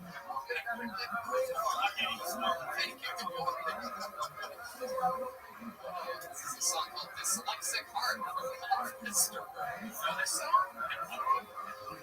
Someone does though. Alright, that's it. I don't know what's going on. I was fucked up tonight, just building up anticipation back there. Yeah. When is dyslexic ever backfired in your life? Has there ever been a time or a moment when it really texted you? Oh, That's yeah. okay. It's not bad. Yeah. Especially when you're dyslexic after like 1 a.m., right? Text to speech stuff. Yeah. Alright. Well, JT, hopefully, you learned something about how important opening a set with a little bit of confidence, and you just gotta fool them for a couple seconds. And then, Appreciate it. Thank you. there he goes, JT _ Stockman on the internet. Wow.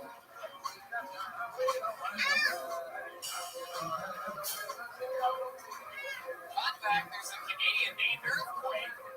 And you might be wondering, does Earthquake ever open up with a JT Stockman joke? No, he doesn't. Alright. Hey, look at this. Your answer for Thomas Siska, everybody. Right there in the front row. Oh, wow. The giveaway. This is the young man that made the new Texas bucket. One more time for Thomas, everyone. Right, yeah. Everybody thought I was real stupid when I told them I was going to start a snowplowing business here in Austin last week. I gave some money. And for everyone else, I'll hit me up on Instagram to plow. That's born to plow. I like the show Naked and Afraid. I feel like they should switch it up a little bit. Like, maybe do the Urban Jungle edition, where they drop you off at 7th and Red River. Let's hope for the best. Preferably in the middle of the dark winter. Or better yet, how about we team up with both of you? Clothed, armed, and confident, where they just get all the tools to get out of a sticky situation. I'm going to come out a winner. I'm actually a little bit afraid of Kamala Harris. Yeah, because her name sounds a little bit too much like Kala, the Hindu god of war, death, and blood sacrifice. Something about it when she's like talking is condescending. Her eyes turn jet black, her tongue sticks out, and she's like, we gotta take it serious with you. We're not joking. We gotta get the vaccines. What's my favorite rapper live to buy? There you go, Thomas Siska. Going over his modded time for that show. Welcome to the show, Thomas. This is your first time here? This is my first time performing here in Austin for Kill Tony. I did a Kill Tony set in Plano, Texas. How did that go? I think this went a little better. I'm doing better right now because I'm facing the audience. And last time, everybody just stared at my ass, so I was kind of turned like this and had a good angle of the camera. I was looking forward to not showing my ass the whole time. So. Okie dokie. Yeah. Really, your own thing. So I'm already winning. Yeah. Do you have a plan to put on your truck? What's your number? Well, it's a Jeep Patriot, and it's a work in progress. Yeah, dude. That's what I thought was weird is that, like, in Ohio, everybody had plows that they could attach to their trucks. Everyone has trucks out here, but no one had plows to attach to their trucks. Yeah, it's more in Ohio. It's a different box. I'm saying if you had that, I can't figure it out, but I was in Alaska. Everybody had plows. I think the ice is growing every year, so it's a smart investment. So, whoever gets there first, is a mix of money. Indeed. It goes up and down. The amount of snow that we get goes up and down from season to season. Yes.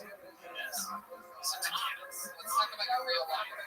Stand up. How long have you been doing it? 2 years. years. 2 years, all of it here in Austin. I started here in Austin. I've done some sets in New Orleans, traveled around a little bit, did some shows outside of Austin. Okay, what do you do for work? Currently, I'm unemployed. Yes. How long you been unemployed? March 17th, when the shit hit the fan. Right, what were you doing before that? Worked at a little Italian restaurant on Congress Avenue. Yes. It was going to reopen, and there was a shooting that happened out front, and they made like a candlelight vigil, and they haven't reopened since then. Wow, how Italian is this restaurant when they lit the candles? When they lit the candles for the vigil, did they at least put like some shrimp scampi above it and Yes. He got shot. The guy with the AK that had like the paraplegic girlfriend. Yeah. my goodness, I didn't even know this. Hamlet closed down the restaurant. Well, I warned the owner like a week before. I was like, hey, people are canceling reservations from these protests. And I guess I feel a little threatened. He's like, really? I'm like, yeah. He closed that night, and I was already in Louisiana visiting my family, and that shit happened. I was like, damn. Shooting there because I don't know about this AK-47 paraplegic. Yeah, I know. It's there's a lot going on there. I mean, there's plenty of we can laugh at, but it's really unfortunate. What are you running for governor right now? What the fuck are you talking about? Yes, born to plow. I'm asking you to describe the listeners who might not know. So this man had an AK-47 and a paraplegic black girlfriend. He was a white man, and he felt that he needed to protect her. Why does she have to be black? Because it was a Black Lives Matter march. Gotcha. There it is. She's black and paraplegic. Yes. Oh, you're not gonna make it. Come on, Tony. Now you go ahead and live it. Yeah. I mean, to know something, right? Stop, I don't know. Thomas, over here, Thomas. I'm fucking talking right now. Just look at me, pay attention, great. She's the one that got shot? No, Tony. Okay, she did the shooting? No, Tony. Well, how does she fit into all of this? She was getting pushed around by the boyfriend, right? In the middle of the street on Congress Avenue. They didn't have a permit. They're just marching the street with one paraplegic people. And so on. Yes, please do. Joe Rogan's going to tell the story. So, this Joe, he was Black Lives Matter protest, and the man was the driver. He was also a veteran with a concealed carry permit. His Uber car was on Waze and took it right into the protest. They didn't understand what was going on. They didn't know the road was shut down. They drove towards the crowd. He stopped the car. He got an AK-47 in his window. He had no idea what was going on. He pulled out a gun and killed everyone. The guy with the AK-47 was pointing in at various people that got too close to the protest. Stopped and going where they were driving towards like a running video. It was a terrible misunderstanding. I don't think they knew what the fuck was going on. It's just a bad scene. The dude was looking carrying this large rifle. The other dude was just driving an Uber. It's crazy. That whole law to where you're allowed to just carry around a black female paraplegic. It is There it is. Son of a bitch. It is. You think I forgot about that? I just didn't know that shit. But no, seriously, R.I.P. And I've been out of work since then. So What's the name of the Italian restaurant? No, it was an Italian. He didn't know what was happening. He was Italian, so the guy moves towards him with the car. He thinks the guy's gonna run them over, so he pulls up the gun. The guy in the car, and here what I read, he sees the guy before an AK-47 out. Sticks his head to the second he shoots the guy, kills him. It's a disaster. Don't laugh. Look at this evil blood. The Joker, the real Joker. Look at Joaquin Phoenix. Look at him. But yeah, so I've just been doing comedy since then. I've yet to do a joke about that until we brought it up tonight. He said, "Why are you working?" I'm like, "Well, Tony, somebody got shot." Bro, the cop I'm sitting here for this kind of fun. Take you with. What did you do with the Italian restaurant? I serve tables, pour wine. I like to cook those, so I can easily get back there. But that just wasn't open for me. So they hiring for you? Yeah, they know they hired me to serve. So. But I do enjoy cooking a lot. What's your favorite meal to make? Philly cheesesteaks is like my OG, like go-to. Yeah. For sure. Love it. Philly Italians make the best food. Nothing better than some bruschetta, just some wine, and delicious salad, right? And good old fucking Philly cheesesteak. Chicken marsala, just with chicken franchise, bolognese, all the goods. Some Cajun stuff. Alright. White boys love Italian. Yes. Alright, Thomas. Well, congratulations. Thank you so much, and thank you. You made the bucket, right? This was a nice little collab with me and my girlfriend, and about artwork, and keeping the tradition. Oh yeah, Tony. Thanks a lot for having me, and thanks for coming on, Thomas Siska. Everyone, there you go.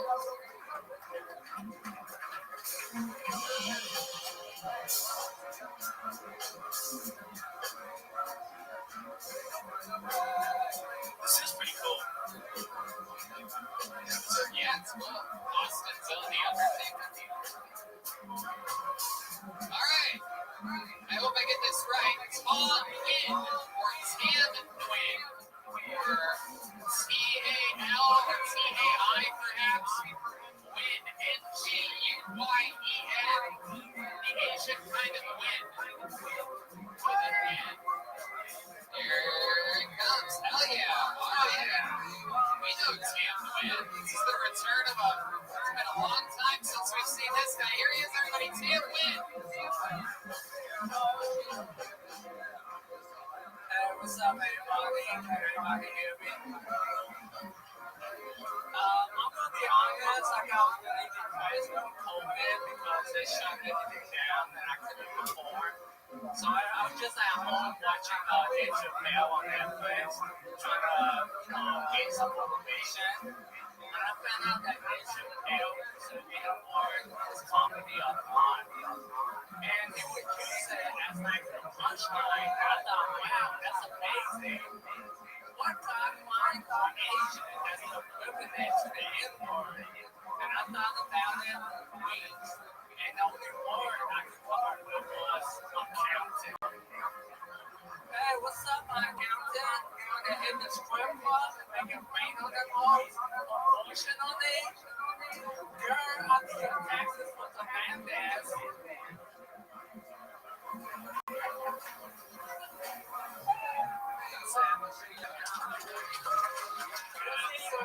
Good to see you again, my friend. How long's it been? 5 years since my house. 5 years, and that's right. That's when you from Spider House Ballroom here in Austin, Texas. We were on live Bill Tony's, and you came in and fucking. What's happening at that place? I'm not sure. I love that place so much. Yeah, I hope they come back and talk about the business. I'm sure it will. It has multiple stages outside. It's amazing venues. I'm sure they're going to have like Tiffany Haddish, right? No, actually, Barfield. Okay, yeah. This was when y'all were starting out, right? Well, no, we started almost 8 years ago. Okay. But yeah, you were there, and then it feels like you were part of the start. It was your start, being on the show. Yeah. How do you say your first name again? Ty. Ty Win. Yeah. Ty Win. Okay, got it. So Ty, what have you been doing the last 5 years? Other than working on that Asian fucking hole that you got going on back there, huh? So, Party in the back.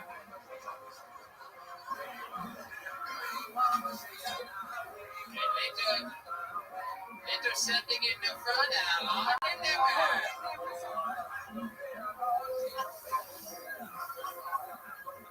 In the back all time.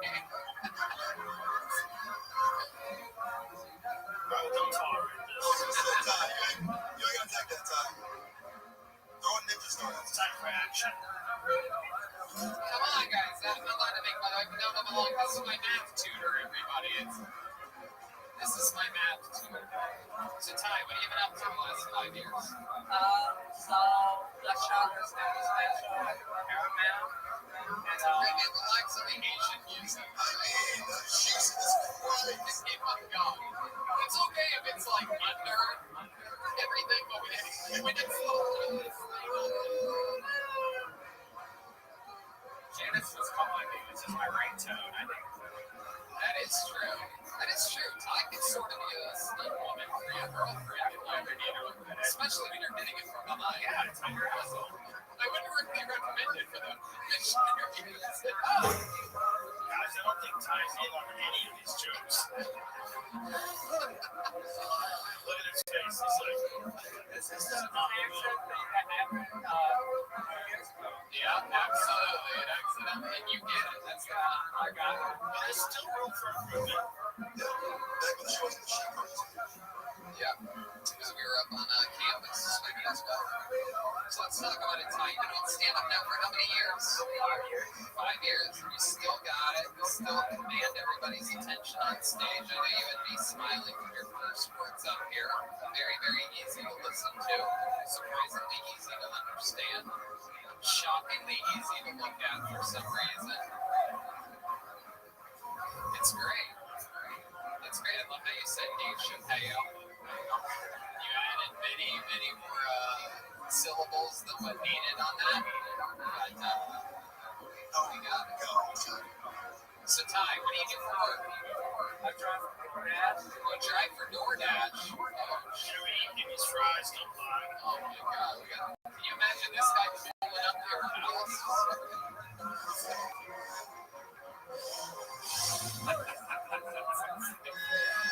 DoorDash, yeah.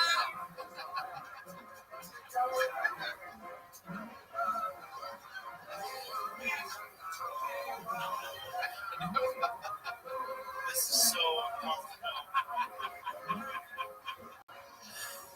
What kind of Asian are you? What the fuck? Kill Tony. Yes, what's your name? Fucking 50s. You were talking about that shit today. He's talking about this exact. These are the jokes we were allowed to do in 2013 when we started this show, and we're gonna still do it. God damn it. These people bought tickets for a live show, and we're not gonna fuck it up. These people pay good money to hear that fucking Asian stereotypes.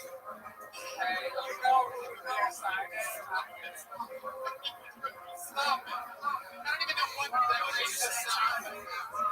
Listen, right. What do you want? Question. We're excited to watch this. Would be excited to watch this. Paul Provenza would be excited to watch this episode. You're friends with Paul. Okay. But I met you. I met you before that one. Right. How do you know Paul Provenza? You're the same way, but You saw my stand-up special? Yeah. you saw it? Yeah, I've seen it. Okay. And then you guys became friends. Yeah. Does he know your photos? Yeah. So put me on my documentary. Okay. He's helping you on your documentary. I'll make sure he's in on this. Your documentary. Oh, documentary. I thought he said documentary. You know what I'm saying? Like, Paul might not even know what's on there. Yeah. Maybe he might be like, what? What did I do? Well, I can't wait for him to watch this episode. Yeah, I get to it, right? Yeah, of course, Ty. Yeah. Of course. Maybe it's the weirdest thing you can watch. We're gonna preemptively block him. So, Ty, tell us more about your life since then. You have a girlfriend? When's the last time you had a girlfriend? 5 years ago. Wow. When's the last time you got laid? Really? Why is this?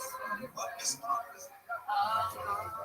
just feel like Stop it, Red Man. Stop it, Red Man. You son of a bitch. You're going overboard. Even I have to say, pull back. These are the most racist sound effects I've ever heard you play. I don't know if it can get any more racist. Fine, right into the mouth, you son of a bitch. Red Man. Red Man. These Asian people are very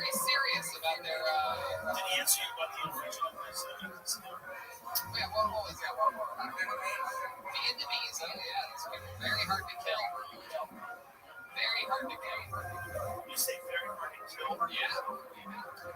Yeah, we had a war against them, and they I might have to leave. Yeah, what are you talking about? They are the hardest people to murder. Put this microphone down and flip. Because Spotify can only tolerate so much. They've been so kind up until now. Today's my Today gets me crazy. Oh my God, we're for sure getting canceled. What's your favorite thing about being Vietnamese, Ty? Don't say the food. There's how much fun I have being out here, being Vietnamese. Just how much fun we can have. That's good. And that's absolutely true. It's true. That's a secret to the show, a secret recipe. Is during your interview, give us something to make fun of. The last guy did it. You think that poor innocent black paraplegic lady had anything to do with him getting fired? I think that was in his act. That's what I'm saying. Yeah, that was crazy. I actually have a show Wednesday, maybe at Bolton. I'm gonna look at the show. Oh, look at that. No. You guys. Do it. Do it this time. That was my question. He means open the show with a go. That's. I can't be fucking racist. It's okay with those motherfuckers doing He's got a point. He's got a legitimate I said a gum joke. That's what gum noise is. I've been a long time. That's what your fucking minds. They say, well, should open the show with a gum or whatever. Why is that racist? What the fuck is wrong with this Why guy? is that racist? Show's racist. Doesn't make any sense. Racist. Like if a gong went off every time you walk around, we won't be cool. It's like you won the lottery and that was one of the parts of the deal. Every time you walk around, What other than stand-up comedy and DoorDash, like what else do you do? You have any other hobbies or anything else that you're into? Since COVID, I've been into Cryptocurrency. Wow. What have you been doing? Can you give us any inside information? I've been stacking Cardano, VeChain, and Ethereum. Wow, you know the good shit. Yeah, those are three of my favorite sushi rolls you just named right there. I love it. All right. Jesus Christ. Stupid. It's like the fun that I said. There he goes, Tywin, everybody. That's right, Tywin. For you long-time listeners, you just saw a old school legend. It's been a long time since Tywin. Go check out those old Austin episodes from the Spider House Mall where we had fun. Crooked F Beats on social media. I think that one's going to be a real issue. We want to edit that one out. No, we're gonna actually extend that one. We're gonna roll it twice. It's gonna be choppy. Kill Tony is going to be the thing that gets my new place shut down. No, it's not. For sure. Roast battle, Kill Tony. You're not. 100%. Those are two things we're going to institute immediately. That's why I did an Asian girl, Joe. Good call, bro. Way to think ahead. All right, let's do something special. You guys want something special? All right, I'll do it anyway. You're not that far off, but a little bit off. Ladies and gentlemen, it is now time for a regular here on the show. He's an absolute monster comedian, over 20 years of experience coming from Second City in Chicago. Started stand-up after finding out that he got ALS, because he always wanted to do stand-up, and was ridiculously good at it. He's been writing and performing a new minute on this show ever since, and killing it on all the shows here in town. my show, the Red Man Show, as we go stand up. Ladies and gentlemen, you're in for a treat. It's a brand new minute from the great Michael Lair. Fuck yeah. Come on, guys, you gotta get loud for Michael Lair, everybody. Fuck yes.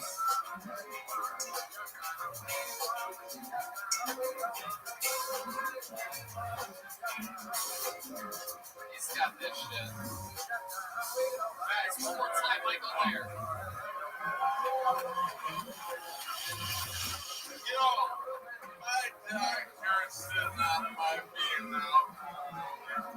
Because every morning at sunrise, I go to sunrise with this smell from the cookie, right?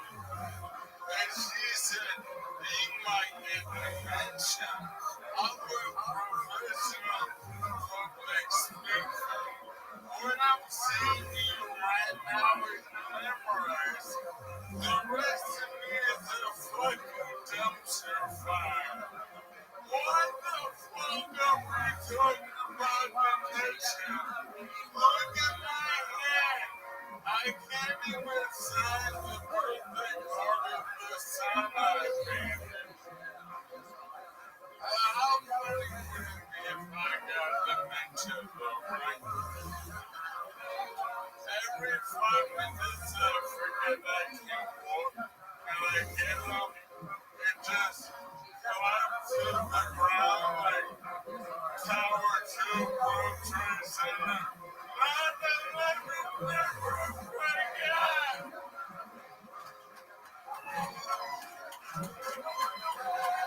Fuck yeah. Michael Lair does it again. Comes in every single week with a brand new minute. Every single week. So just to like put it into some perspective for you people. Like maybe it's your first time, maybe you just come here sometimes. All of these other people that you've seen tonight are coming with most likely their best minute of their career.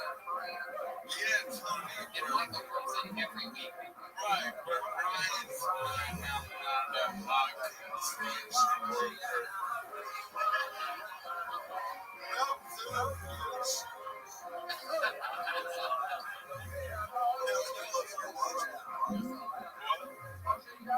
Mike has great style. Thank you. Yo, what a crazy fucking week, I live in North Austin. I lost all my power. I just stay on a hotel by Rainy Street. Every city has a block like Rainy Street, Carter Street. And if you're not familiar, it's like what game or tycoons.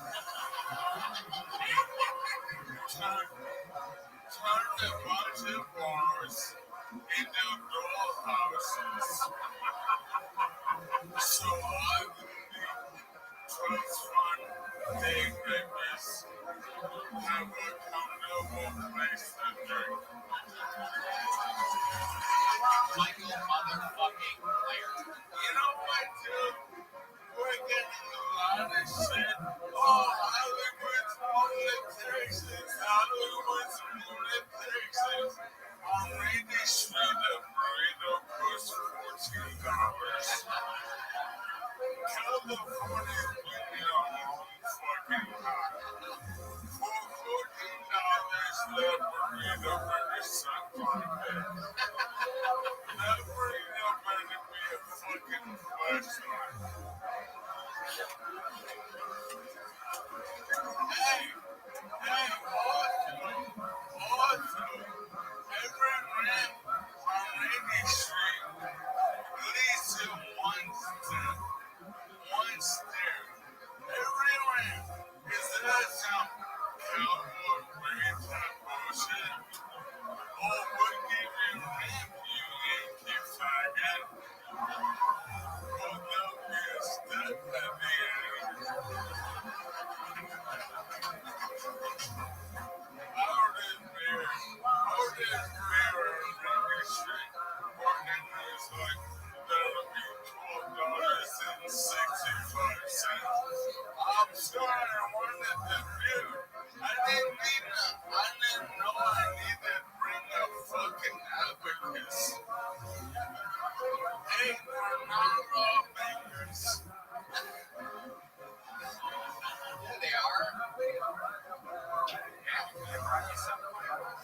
is some delicious liquid IV.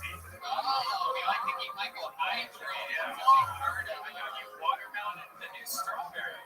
For those of you who don't know, Red Band and I drink these every single day. Yeah. Especially after a long night of drinking or the morning after, or maybe before a workout or Red Band's. When I work out, Red Band after eats breakfast or something. It's all on this. Is this a fucking ad? No, You sneak.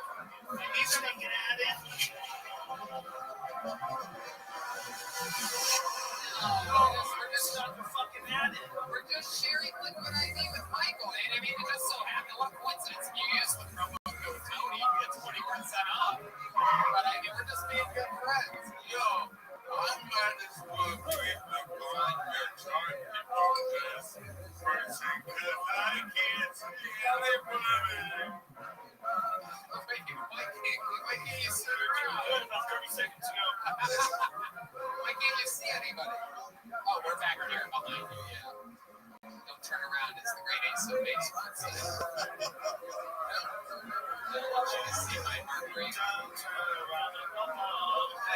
You guys all sang different songs.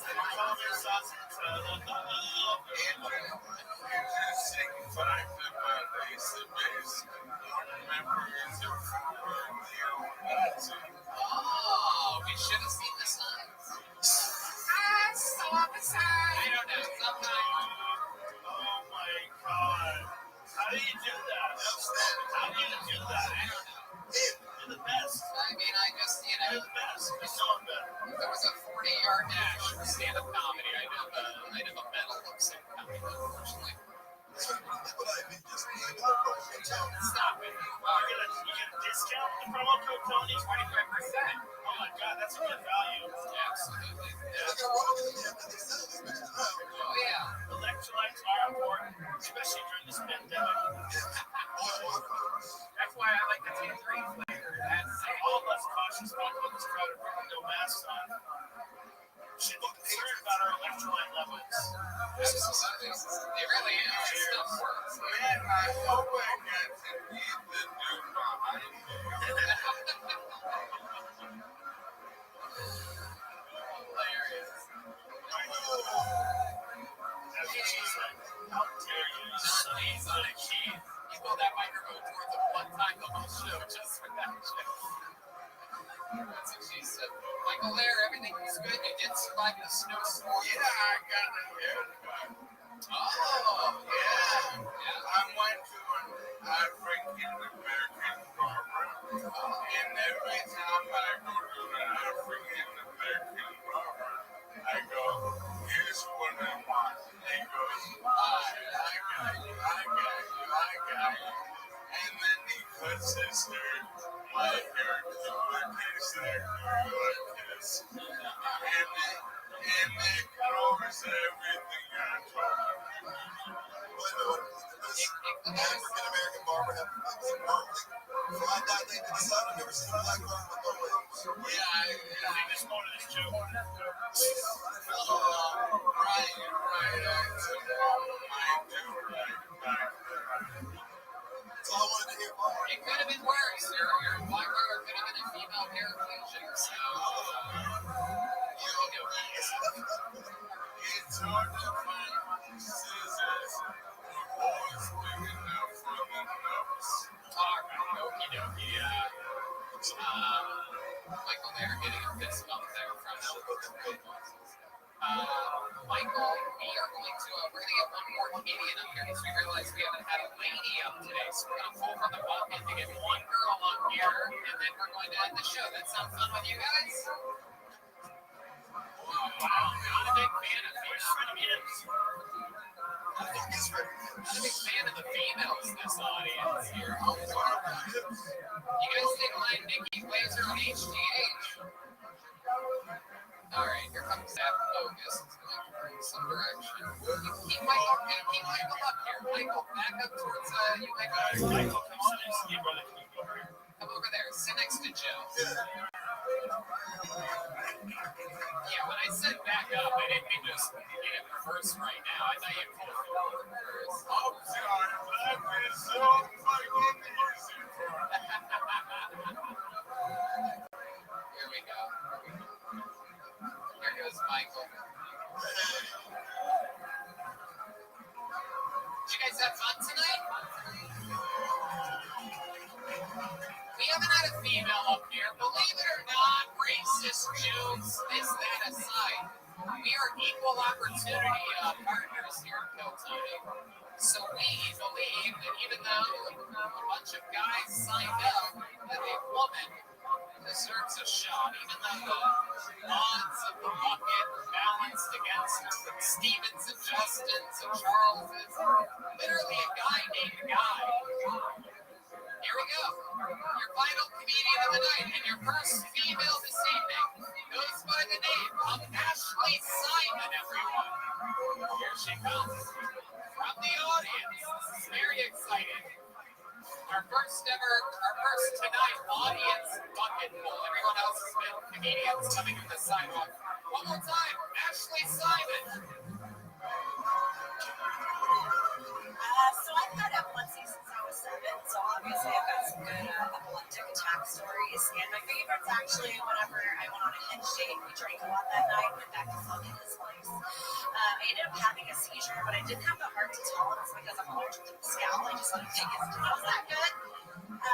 But I've taken medication my whole life, and it sucks so bad that I put a magnet inside of me, and that helps stop seizures. And my friend takes medication for epilepsy, and he just gets random boners. So I was like, that's not fair. Like, if I were to take this magnet and swipe it to stop seizures, like, what would my ideal situation be? It would be fucking orgasms, right? Like, every time I swipe my magnet, I have an orgasm. It would have a fucking fake orgasms when guys from Hinge. There you go, Ashley. Ashley, welcome. How long have you been doing stand-up? There's a minute. Go ahead. I finished faster than that guy did. I've done theater for a while, haven't really done stand-up. This is your first time. Ashley Simon, everybody. Stop this. Brian's playing strobe light videos to try to get her to have a seizure on stage. Got the magnet, bro. Try again. So where do they put this magnet? Where do they put this cancer? Right here. Oh, look at that. And I've got this sick Colombian necktie where they put the wires in that go to my brain. Wow. That's wild. Disabilities in my brain. When did you have that put in? Hey. Time out. He's not the only one. Michael is not. What you got?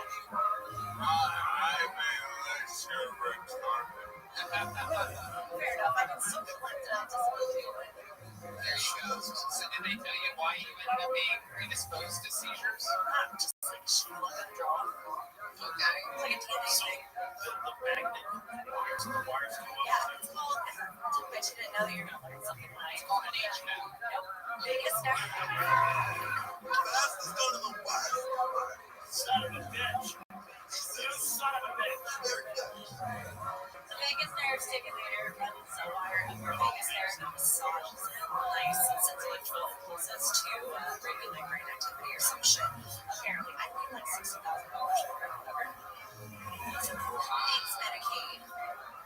So it's inside of your body. Yeah, I get consent to touch or touch it. Does it ever run out? No, it's not like an iPhone. It's charged. There's no battery or 5 years, 6 years, just like the IUD. Wow. You have an IUD as well? My goodness. I like to, like bitch. Cyborg. The wires go up your neck. Yeah, the Vegas nerve. The vagus nerve. Wow. Why do they call it that? spelled different. V-A-G-E-S. Okay. All right. Great. Joe Rogan is here. This guy reads. Educated. Very few people in the show's history have ever read anything, so we're happy to have Joe here to know something. I might have spelled it wrong. So, Ashley, you said that you've been doing theater for a long time. This is your first time doing stand-up. Is this something you've always wanted to do? Tell us more about your life. I did theater for like 15 years. years, took a big 10-year break just because you can't make a living off of it, nor did I want to. And then recently, like, picked up like comedy and improv and writing again, which is where my main passion lies. So might as well. I have no humility, so if I take, I take. And it sucks for you guys. It sucks for me. I love that. Your attitude is incredibly amazing. It's the opposite. It's such a good episode. This episode encompasses what to do and what to, things to take for actually doing this art form. The guy that didn't have confidence, or he did something right. The vagus nerve as a modulator of the brain got access in psychiatric and inflammatory disorders. My point with what I was saying was that AGUS. Forward into me and into any research. like the earthquake guy was totally concerned about what the people thought about him specifically, and you don't care what people think at all. You just power right through that seizure thing. That's the titty batteries for you. They're doing something with the vagus nerve. Actually, I'm you're taking it again. thinking about getting out. Really? Yeah, maybe it's good. We can swap magnets, make it work. Maybe it works for you. Maybe when you get a battery, you can like a layer of jump or something.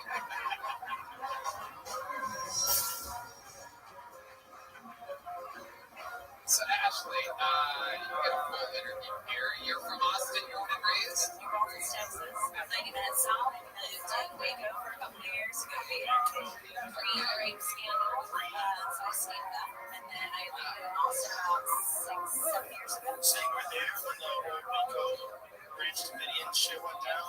No, I'm not. That was like in the 90s. I'm a young 32. Okay. Just asking. I don't know.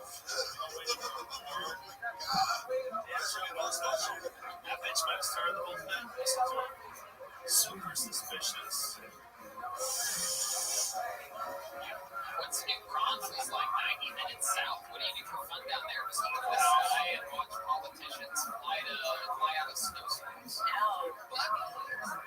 Tubing Tuesdays at 2 was a whole thing. Like, me and my friends would show up. It was an open invite. Tuesdays, 2 o'clock, Mount River. We all had weird front tans because we're just two clothes starting over. My friend now used to always do the lot of debate on her birthday. She got a parasite that's something like went up her vagina and laid eggs or something. So what's happening? Wow, look at that. That's called anecdotal evidence, ladies and gentlemen. Sometimes you should ignore it. Well, IUDs protect you from parasites and so there's no. What do you say? The IUD prevents pregnancy from parasites. Can you prevent the latter? You need to talk to your doctor a little bit more. It's there to catch sperm, not lizards. Because water lizards, they'll make their way up the canal. It's dangerous. How long have you had the IUD for? Since I was 25, I just got it replaced. Okay, fresh one in there. You got the new model. What's it like getting a new IUD or getting an IUD? It's cool. Your tires change, son. So I'm really excited to hear Traction. Say that again.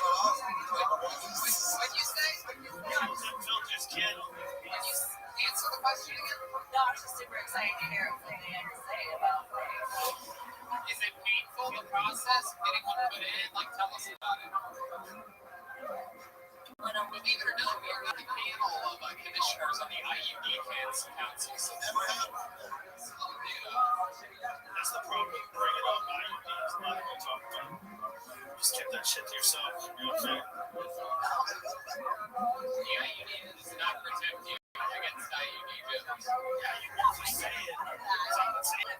What's it like getting one put in? You pump it in, and guys with small dicks like to pretend to say it like you feel it, but you can't. You can't feel the IUD, guys. Stop saying that. Someone's body shaming. Oh my God. Small dick dude shaking their head going, I was a fan. I can swear I was a fan. Michael Laird has his hand raised. Can you share your mic there, Ashley? I think you dig. And fucking them down with the IUDs that fucking someone you will.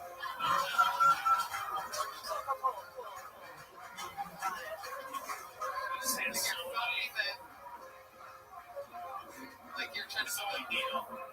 That's literally a needle doing it, and that's not fun for us. Yeah,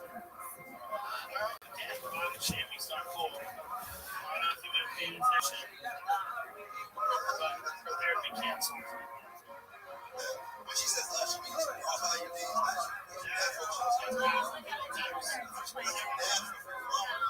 You can feel the strings attached to the IUD. Talk that shit.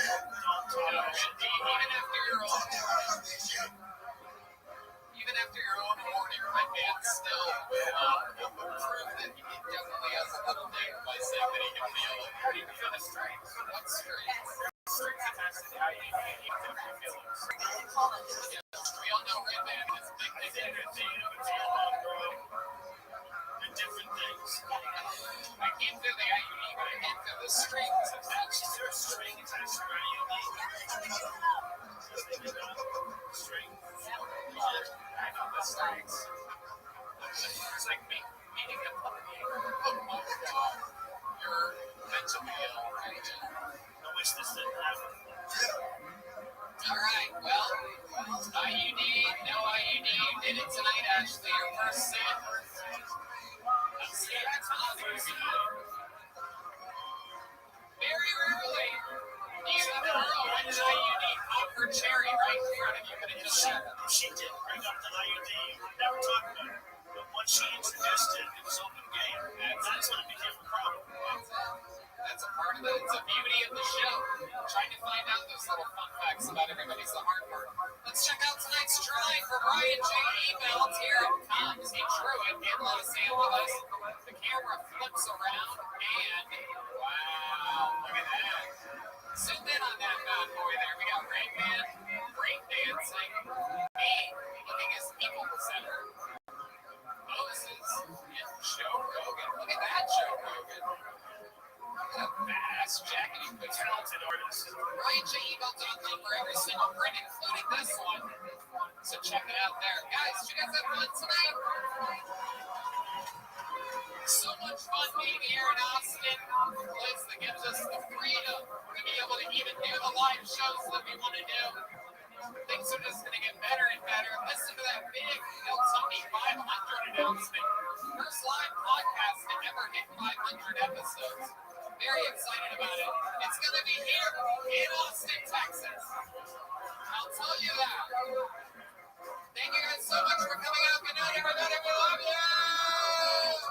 Oh, wait, the band. John Keys on keys. Follow him at John Keys, JONKEYC. Matt Mueller, Mutation at MUEHTATION. Michael Gonzalez, Mike Gods 13. Hey guys, how about one more big hit for Andre Steve Madness, huh? Good night, everybody. Thank you so much. RyanJEbelt.com for prints. Good night, everyone.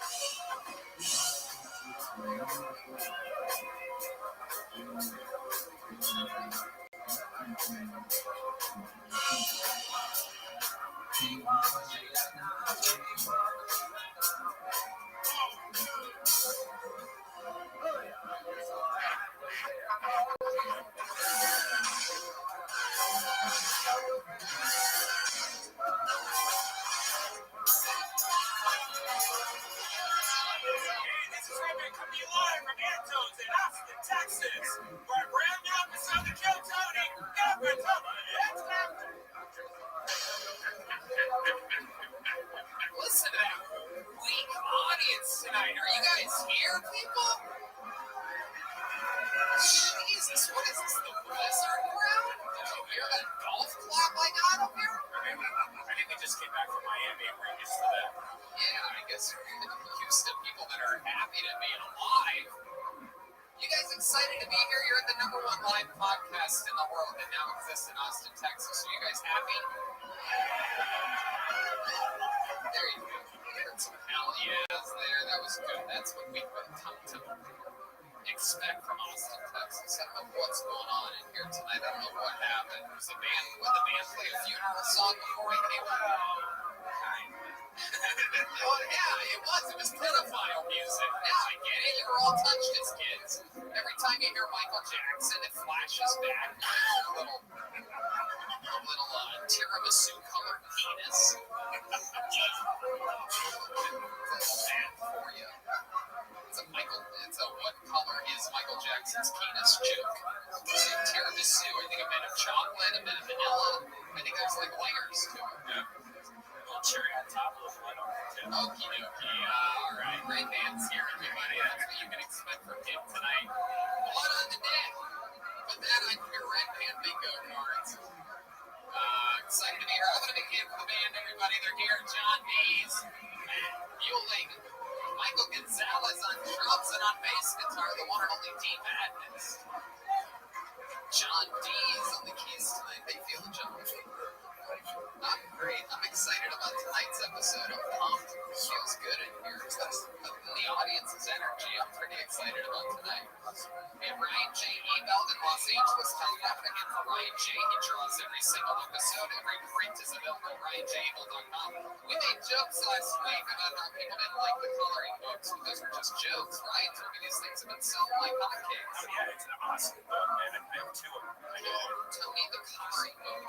Yeah, it's great. You know Methed's love coloring books. Did you know that? No, I didn't know that. Yeah, like if you look in a Methed's book bag, it's always got coloring books. That's a true fact. You know what's funny? Actually, I did know that. I did know that. Might be right. Well, no, I know it because, like, I don't know, like 20 years ago or something crazy like that, my older brother, it turns out he dated, like, one of these Miss Columbus, Ohio types or whatever. It turns out she was a meth head. And I remember for Christmas one year, this is true, obviously, as you can tell by my ladylike giggle. She sent me for Christmas these like laminated pieces of paper that were actual newspaper comics, and they were all color. And I always thought, like, what a horrible Christmas gift, like these color comics. And then I found out, like, a couple years later, that she was on meth the whole time. Miss Columbus, Ohio. like 1998 or something. It was on Restream. Go Buckeyes. Anyway, you guys excited to start tonight's show or what? We're here. This is it. You're in it to win it. But before we start tonight's show, here's a little bit about the amazing sponsors that made tonight's episode possible for you right now. Guys, we've talked about it before. We're talking about it again. Truly one of my favorite products that I've found in the past year. It is unbelievable. It's liquid IV. With one stick of liquid IV and 16 ounces of water, you get 2 to 3 times the amount of hydration as plain water. This is a game changer for me. After golf, after shows, waking up hungover, you name it, liquid IV is a magic trick for life. Tony, I brought some of my personal stash for us today. They have the new strawberry, they have the new pina colada. I don't know if you've tried that yet. And my favorite is the passion fruit. Now, even talk about liquid IV before they even been a sponsor. I've always had a problem drinking water, and this has changed my life. These contain 5 essential vitamins, more vitamin C than an orange, and as much potassium as a banana. It's healthier than the sugary sports drinks that I used to be addicted to, and no artificial flavors or preservatives, and less sugar than an apple. It's made with clean ingredients, non-GMO, vegan, free of gluten, dairy, and soy. I'm telling you, I got off an airplane today, and it's another one of the areas where it's just incredible how well it works. Rehydration to the max. It's absolutely incredible. Again, this is a product we were talking about before they were even a sponsor. It's absolutely, and they're great people. They donate 3.7 million servings in response to COVID-19. They're donating them to hospitals, first responders, food banks, veterans, and the active military. And they donated over 6.7 million servings globally.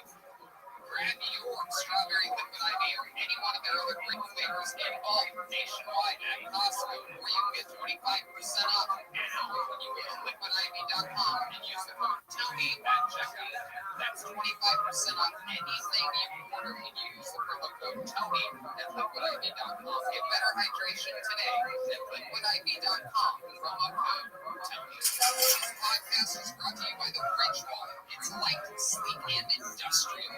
It doesn't fold or awkwardly bulge in your back pocket, and it seriously changed my front pocket situation.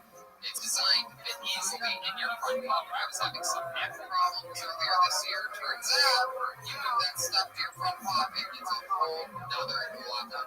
Most people are still using wallets designed in the 90s, carrying around old receipts, pictures of their ex, gift cards, and an organized mess. I mean, you know about this. You have a bunch of fast food place cards in your wallet.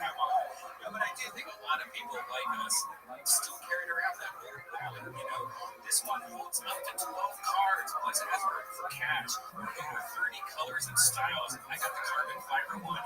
It's awesome. If this wasn't enough to win you over, check out the 40,000 5-star reviews. The durable material means each wallet comes with a lifetime warranty.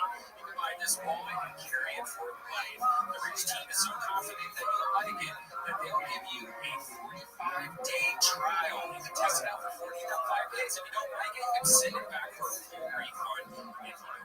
Look, I'm telling you, people, every single cast member of Kill Tony has one. They use it. It absolutely works. It's sleek. It makes sense. Get your life together. Get rid of your silly, chunky wallet that your grandpa gave you. And have a better life with the Rich wallet. Get 10% off today with free worldwide shipping and returns by going to ridge.com/KillTony. That's ridge.com/KillTony. Use the code word KillTony. Don't forget, get 10% off. It's an amazing thing. Treat yourself. You'll thank me later. And we're back. Are you guys ready to start tonight's show? We have guests tonight, ladies and gentlemen. Very, very excited. These people, two Kill Tony legends. One of them was one of the first ever regulars on the show. So how many of you have been Kill Tony fans for a long time? I know for a fact some of you are lying. This was one of the first two regulars in the history of the show. And also joining her this evening is one of my funniest friends on the planet. He was just on JRE. He's in Austin all the time. Comedy Store, a regular.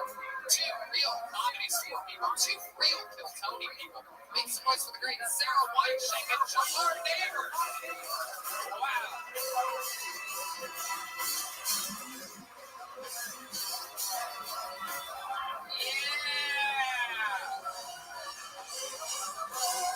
The return of Whiteshank. The return of Jamar Neighbors. Both of you were on episodes in which we had zero audience during the pandemic at the Comedy Store. Those episodes are what we called rough. Yeah, this is sort of like a throwback to those no audience shows actually here. This crowd tonight in Austin. Because we love you, Tony. That's goddamn right. Sarah Whiteshank, welcome back. Thank you for having me. What's up, Austin? Sarah just arrived. You're headlining a show here this week, right? I am on Thursday, tomorrow's week. I love it.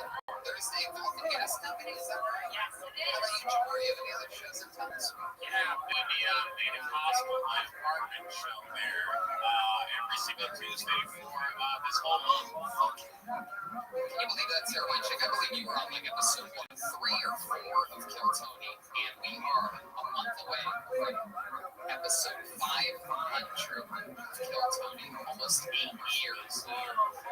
Nice. More episodes than any other podcast taped in front of a live audience. It's like 15 years.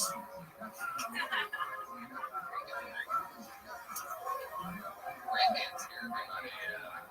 Shout out to our boy Yoni and the great people over at CM Smokehouse. They fed us today. Incredible food.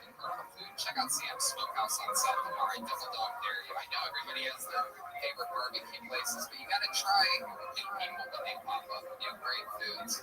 What's literally my favorite thing about Austin when people ask me, how do you like it? And the biggest standout thing is the food here. You guys like good food? Very, very proud of you people for what you've done here. That's it. A bunch of people signed up tonight. This is the Austin, Texas Bucket of Destiny. Over 60 people signed up tonight. A lot of them out on the sidewalk, socially distanced. They've all been heavily tested for the coronavirus, as has the entire audience of the governors listening. Everyone was tested. It's a lot of the reason they actually got the vaccine. That's why they're feeling so tired tonight. And that's that. When your name out of the bucket, you get 60 seconds on this stage, whether it's your first time you're a local veteran. You know, your 60 seconds is up when you got the sound of a kid. That means wrapping up then, or else you're going to bring out the angry 5th Street Bear. That's what that sounds like. You guys ready to start the show? This is it. You know how it works. Could be a crazy person, could be a local legend. They don't know if they're about to get up. I pull their name out of a bucket, and that starts right now. And the first person getting an uninterrupted 60 seconds tonight goes by the name of Elaine Ruben.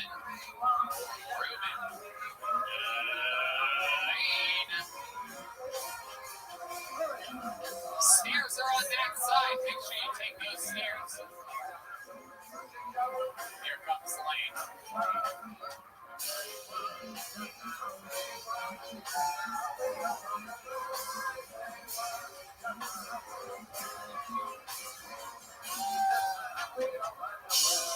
One more time for Lane Roman, everybody.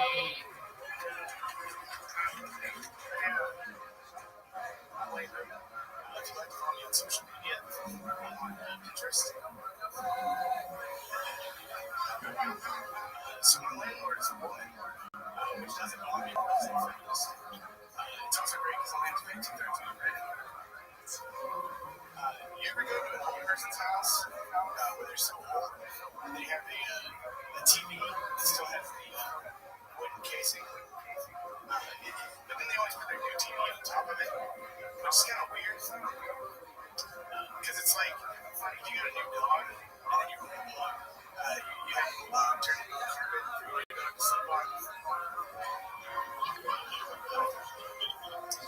So I love coming to Austin to, they decriminalize weed, which is cool. But then they ban cigarettes on weed all the places, which is weird. So now I have to wrap my cigarettes with weed to hide the smell of tobacco.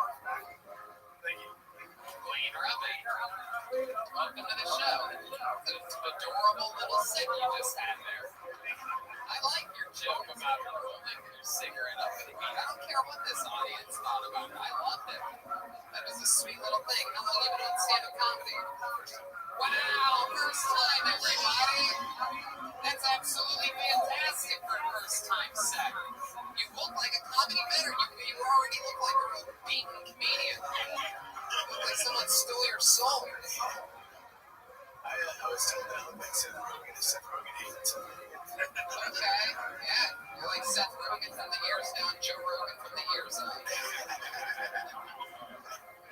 Alright.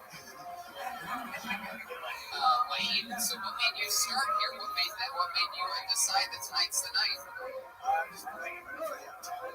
How old are you? What do you even know for work? The dog groomer? Get the fuck out. World's toughest dog groomer here? I'm looking for your dog.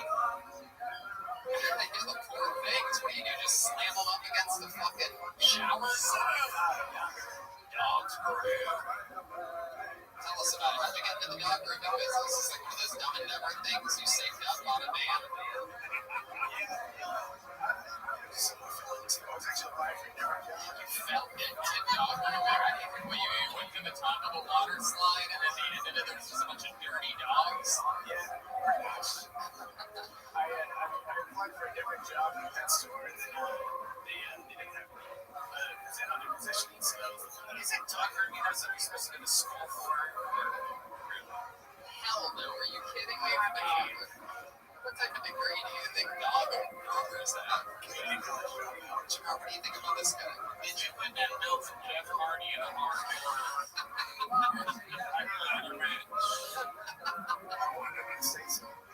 Oh, alright. You look like you won from Jeff Hardy in a hardcore ladder match. Estate sale, huh? So it's a dead man's belt. What's on your real pictures? What's on your real pictures?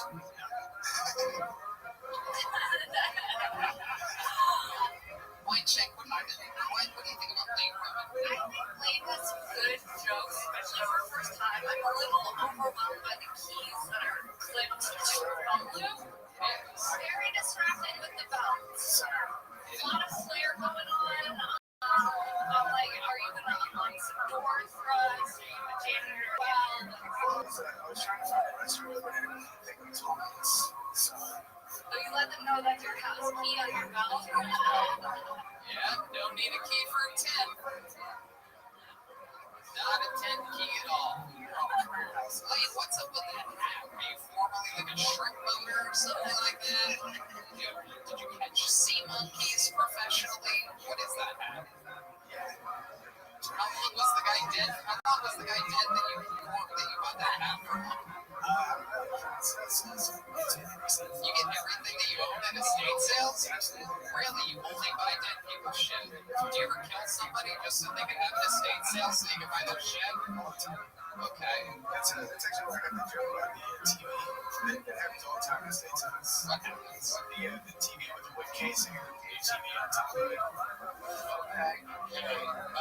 When those women let you jack off in front of them, how did you get the confidence to come back and stand it out? It's a long, tough road. This is really okay. Celine, what else about you? What do you do for fun? You're not a state sale. I've got 6 dogs, 3 cats. Oh, 9 animals. Sorry, that's insane. All their evil plans are expressed. Yeah. What kind of dogs do you have?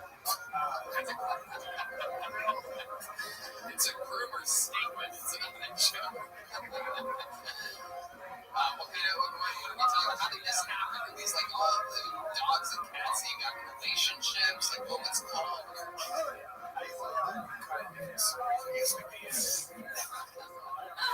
It's going together. Basically, my brother had this weird obsession with finding stray dogs and stray dogs. And then I couldn't get rid of them. Did you guys like live in a trailer or something like that? No, I got my dogs. That's fucking gross. The only reason I ask about the trailer thing is because it seems like that someone that would have a brother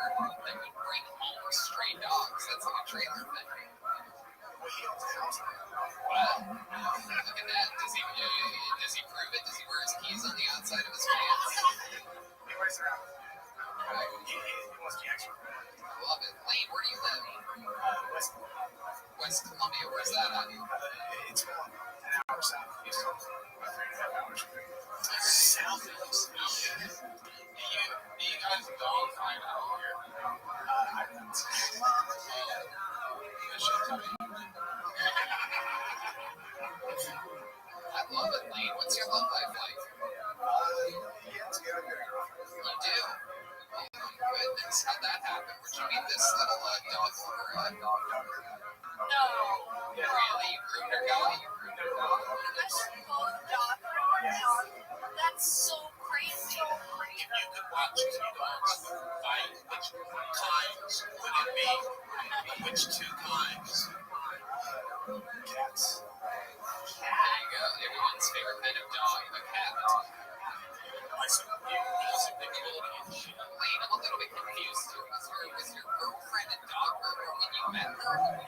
How do two dog groomers even meet? You guys at a convention or something like that? Oh, at the same dog grooming company? Wow. How did that happen? You guys were scrubbing dogs? Yeah. How did, when did you know Sparks feel? What was the line? What did you say to her? She said, I don't know, this guy happened over time, I guess. Jesus. Could have really said anything other than that there, and it would have been interesting. She really just handed over time. It was never one thing that I said to me. It still freaks me out that you didn't go to school for dog grooming. Like, they just hire anybody, like a cashier, no dog groomer. Like, you have to know a lot to be a dog What do you think you have to know? Like, certain dogs on the dog, like, if dogs have, like, like, hair knots, you can't, like, just fucking, like, What do you do with the hair knots? Comb them out. There you go. What would you do?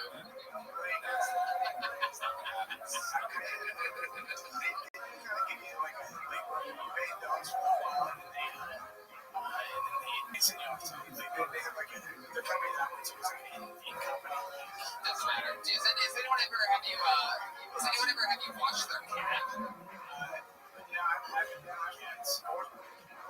How do you wash your cats?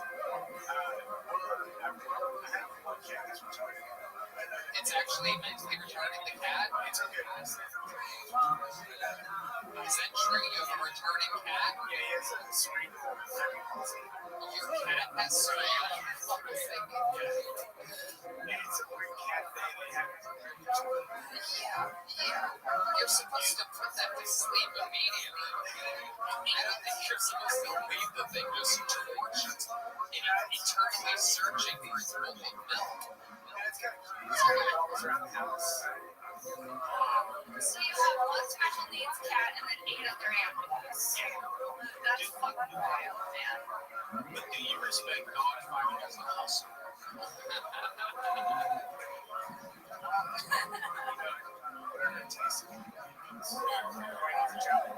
Wayne, you got pulled out of the bucket. Your first time ever doing stand-up comedy was here to kick off tonight's show. I'm going to make it for Lane Ruman, everybody. He's on Twitter at Lane Ruman, RUHMANN. There he goes. That's fascinating to me.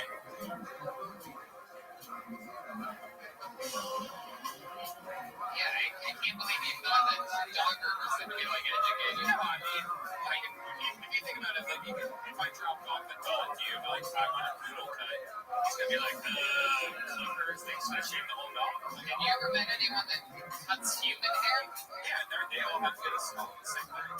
Yeah, but it's like not ribs. We all know that it's like a year. No, it's a year for them. You're stupid. No, my sister cuts hair. I could be a barber in like an hour and a half. Yeah, you gave me the books. I could do it. You're giving me a nice haircut. I'm gonna see what This it is is. great. That would be people. How many do you think I should cover in Man's Hair for episode 500? I'm in it. Your next comedian goes by the name of Andrew Green. Andrew Green with a P. Here he comes, deep in the back of the room. We have a good-looking audience here tonight. They really, really are. Extremely good-looking people here.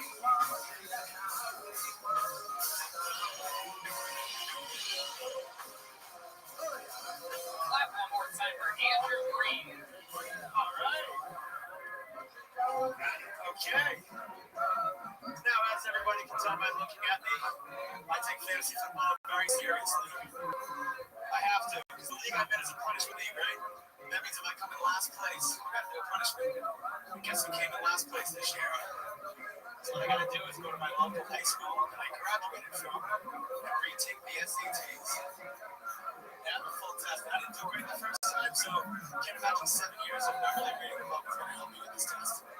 I guess I tried to start reading again, but I came in last, and I lost it. Slow. Just too slow now. I'm like 1 page every 10 minutes. And I got speed readers as friends. They'll brag, they'll rub it in my cups. I'm like, I just read the Harry Potter series in 2 days. It's like, dude, I've been reading Harry Potter for 6 months, and Harry doesn't even know he's a wizard yet. So that's where I'm at. But I'm not academic, I'm not stupid, I'm just not academic, which kind of sucks because my parents were both extreme academic. We skipped 2 grades. My uncles, aunts, everyone skipped a grade. Everyone skipped grades. I skipped class all the time, but I never made the full grade. Never the full grade. I'd be ballsy, skipping the full grade my freshman year. Fuck that shit. There you go, Andrew Green, Shades of Fifth Street. Around us, Andrew, welcome. Welcome to the show. Grab that microphone. Grab that microphone. I want to talk with you. I have a bunch of questions for you. That's good. First of all, this is very exciting. This is the first time we've had a full-size man with a midget head on the show. Very rarely. Big Peter Dinklage. You are the world's largest midget. That's why my dad always called me Big Dick my whole life. Dinklage. Yao Ming of midgets. Has anyone ever told you that you look like a cat with cerebral palsy? I don't think anyone does that. You think anyone gets that? What do you mean, the cat? Well, first of all, that sound you heard after Andrew, stop talking. The sound that you heard after I made the joke that you asked if they got that sound, that strange sound that you haven't heard since you got up here, that was the sound of laughter. So yeah, they got it. Thank you, Andrew. Again, I'm still talking. But that was that sound. And yes, they got it. But are you a cat with cerebral palsy? No, but I know. It works because it's a callback to what happened earlier. You weren't here, but you should have just assumed that they knew what I was talking about. How long have you been doing comedy, Andrew? Just a couple of years, all here in Austin, Texas. No, it's my first time in Boston. Boston, Massachusetts. Oh, cool. From Boston to Austin. You know what's next? Austin space, everybody. Am I right? I don't know. Sometimes I'm quick, sometimes I'm not. So Andrew, let's talk about it. A couple of years of stand-up comedy. What do you think?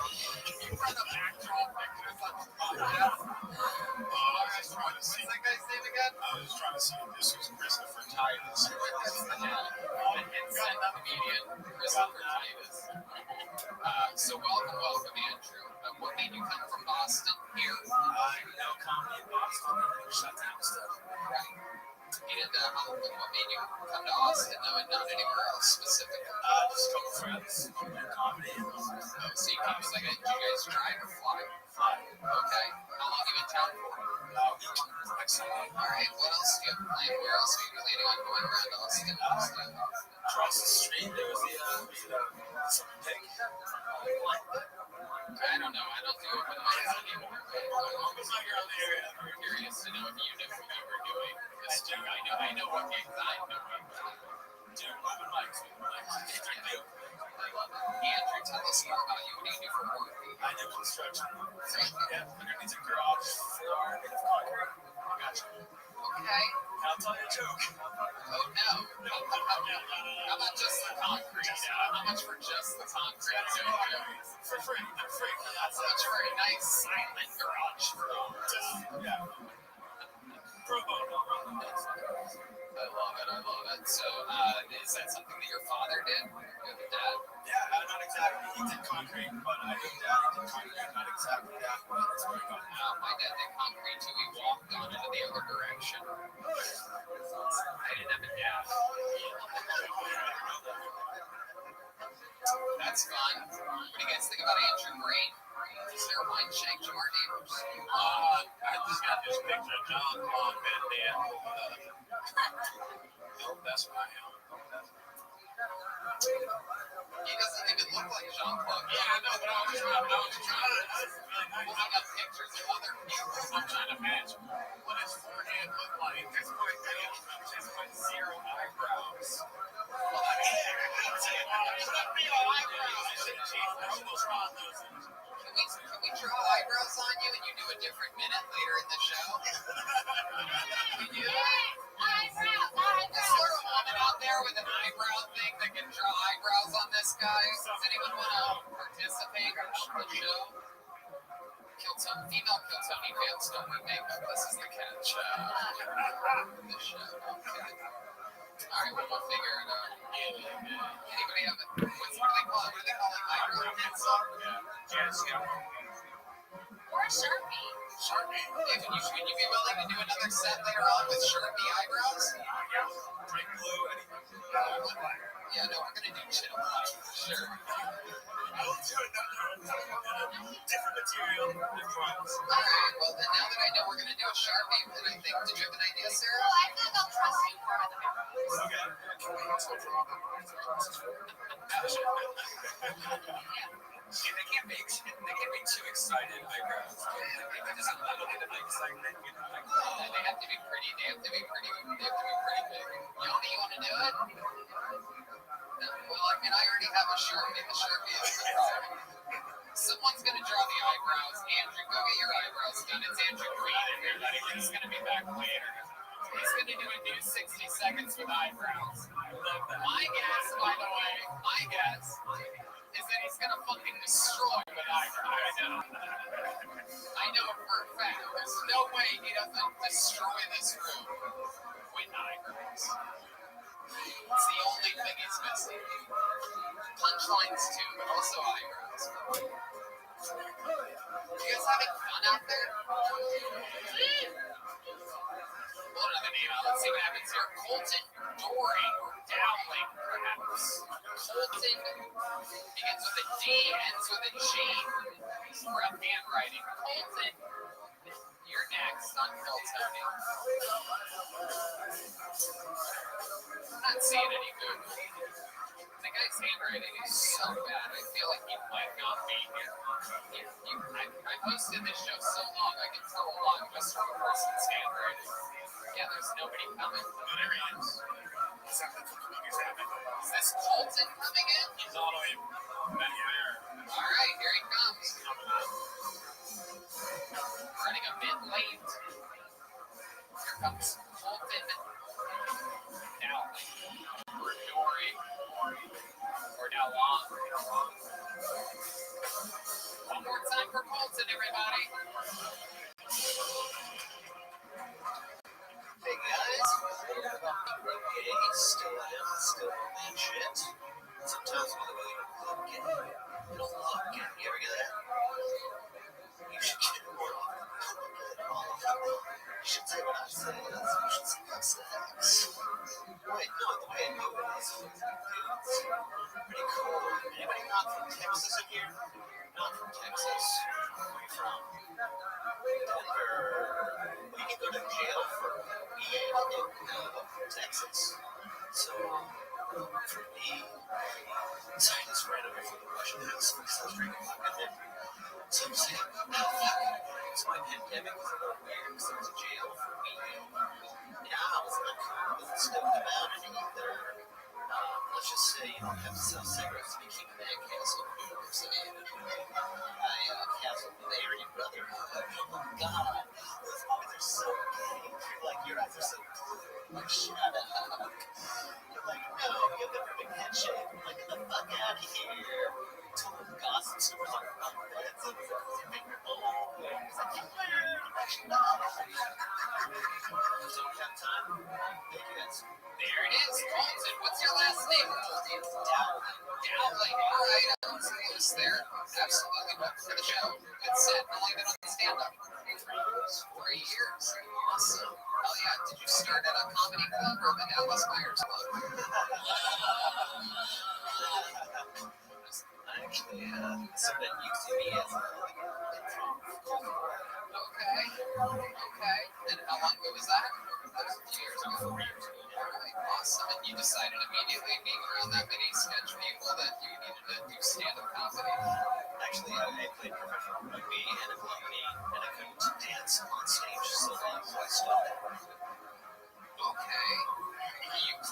professional rugby? Right. You're so gay you even blew your knee. That's incredible. Very rare. Man blows his own knee. Incredible. I've never heard of a gay rugby player before. I mean, I know many rugby players. They're it's huge, right? Like the gay community and the rugby go together, polo kind of. Sure, I imagine many things. You really went to jail for weed? Okay. No, it's good. It's good. Jamar? Were you that gay in jail? You know, I wasn't in jail, but I would have been. I definitely. I was thinking like I bet you got bitches. No, I was a bitch in my imagination. If it was a thing, I bet you was bitches. I would have been many bitches. Yeah, you would have gone right into the jail and been like, excuse me, can I have this soap, please? I would have for sure. Hell yeah. Drop it like a microphone. I like it. I like you. I think you're fun. I like your outfit. Cool black socks. You came out confident. You had some punchlines. I feel like you're like secure in your identity, which is always good to see on stage. It's true. It's true. Absolutely. Owning it in Texas. I mean, there's a lot of guys here that pulled out their weapons when you said that you were gay. You just kept moving forward. It's actually fantastic. What part of Texas do you live in? Here? Okay. Where were you? Germany, France, England, Colorado, California, lots of places. Do you have any strong opinions on potato head? That's a good question. It was always genderless. Like there was never anything there. I was never missed it. Yeah, but there was a misses and who gives a shit?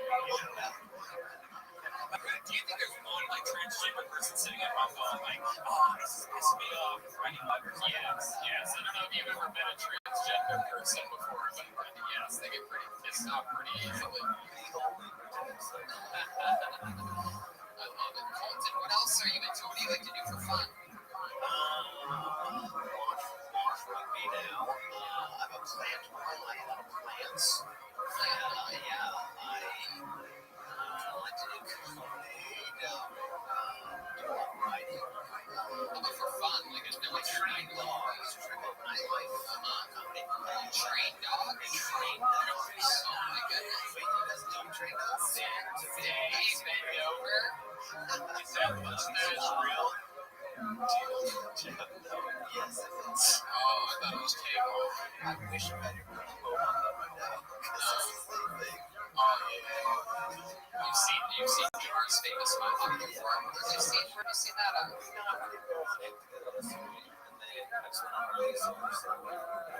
Actually, no, you call me the fancy footboy. I had bright yellow shoes on. A gay guy with gray shoes. Oh wow. Okay. All right. Now sometimes I don't remember the many gay men that I make fun of in average. So Fair enough. love it. Do you want it to be a mustache? Like, I'm just trying to, I dig in people's physical like crazy, so I'll be looking up and down like, man, are those a 32? The pants? Are they 32? should they be? They're actually 30. I knew it. I just didn't want to say that shit. What kind of dog is the worst to trains? Like T-Shih Tzus, one was impossible to train Shih Tzus. Small dogs. And we're talking some open door. They're not. They're assholes. That's not what They're inbred. they're inbred. You gotta meet myself and Irene mustache. That's it. Alright, I'll tell you what. I'll be an observation. No, but you're right. It doesn't like his mustache could just peel off. Yeah. Are you married? I did. I just got married a month ago. Oh, congratulations. That's cool. Gay marriage. You're in Texas. Yeah, and it was more of a tax break than anything, but we love each other and Almost done. we decided should we do this. Y'all just dapped it up. Yeah, nigga. That was it. We just were like, well, we didn't fist bump. Not that big. You guys hug or something? Celebrate in any way? Have like a honey nut or something like that? We're going to Europe as soon as we can, honestly. Okay, yeah. All right. Yep. Wait, Anyway, try to get a present and do some dungeons.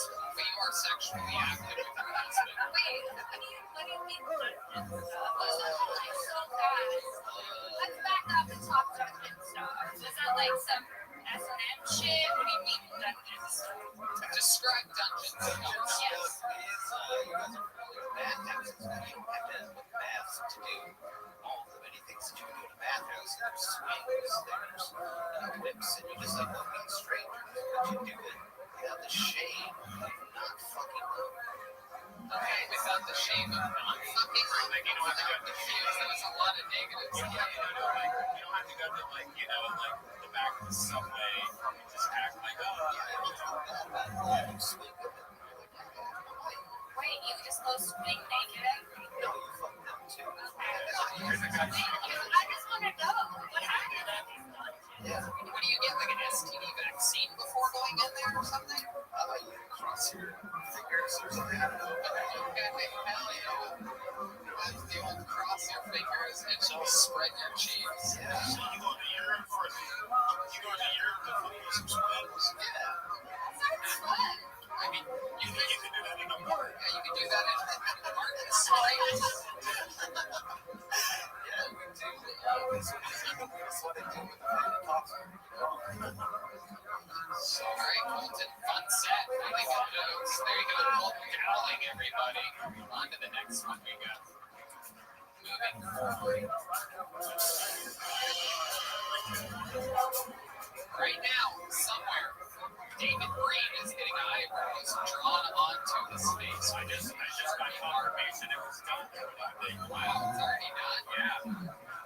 Wow. How exciting. I requested the Raw. Oh, well, that's really going to sort of mess it up if you think about it, because it's just going to look like shits on his face instead of eyebrows. All good.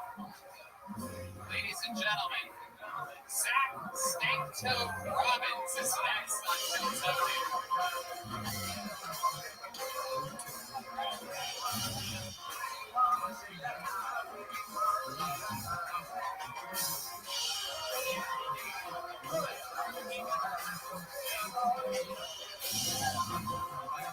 Zach Stank-Toe Robbins coming to the stage.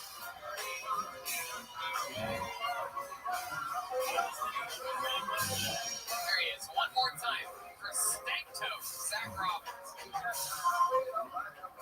Yes, my friends do call me Snake Toe, but you only get a story if you sign up for my OnlyFans. And I drink too much and I ended up on farmersonly.com. But I got a date with a cowboy this weekend, so fuck that guy. I don't go to church. I can just be a hypocrite at home. I don't know why they call it hand lotion. It just ends up on my crotch. The Bible Belt is basically also the cousin belt. You didn't laugh at that, you're a cousin fucker. What's the best flavor of Axe body spray you recommend for bacon? I'll suck that hair off of Cookie's dick just to see what it looks like. What, no Star Wars fans? I thought they said eat beans, and I'm over here shoving dried pinto beans up my ass, so I'm curious how to look. Beans. Feels kind of the same. What's it called when you put a candy cane in your girl's butt? Sexual harassment. Unless you use a cherry candy cane, then it's her ass cherry. But if the girl's letting you put candy canes in her ass, that cherry's been busted before. Y'all over 69? There it is, Zach Stank-Toe Robbins pushing into the limits. Hell yeah, Stank-Toe. I like your fucking style, bro. Thank you. Came up guns a blazing with a good stage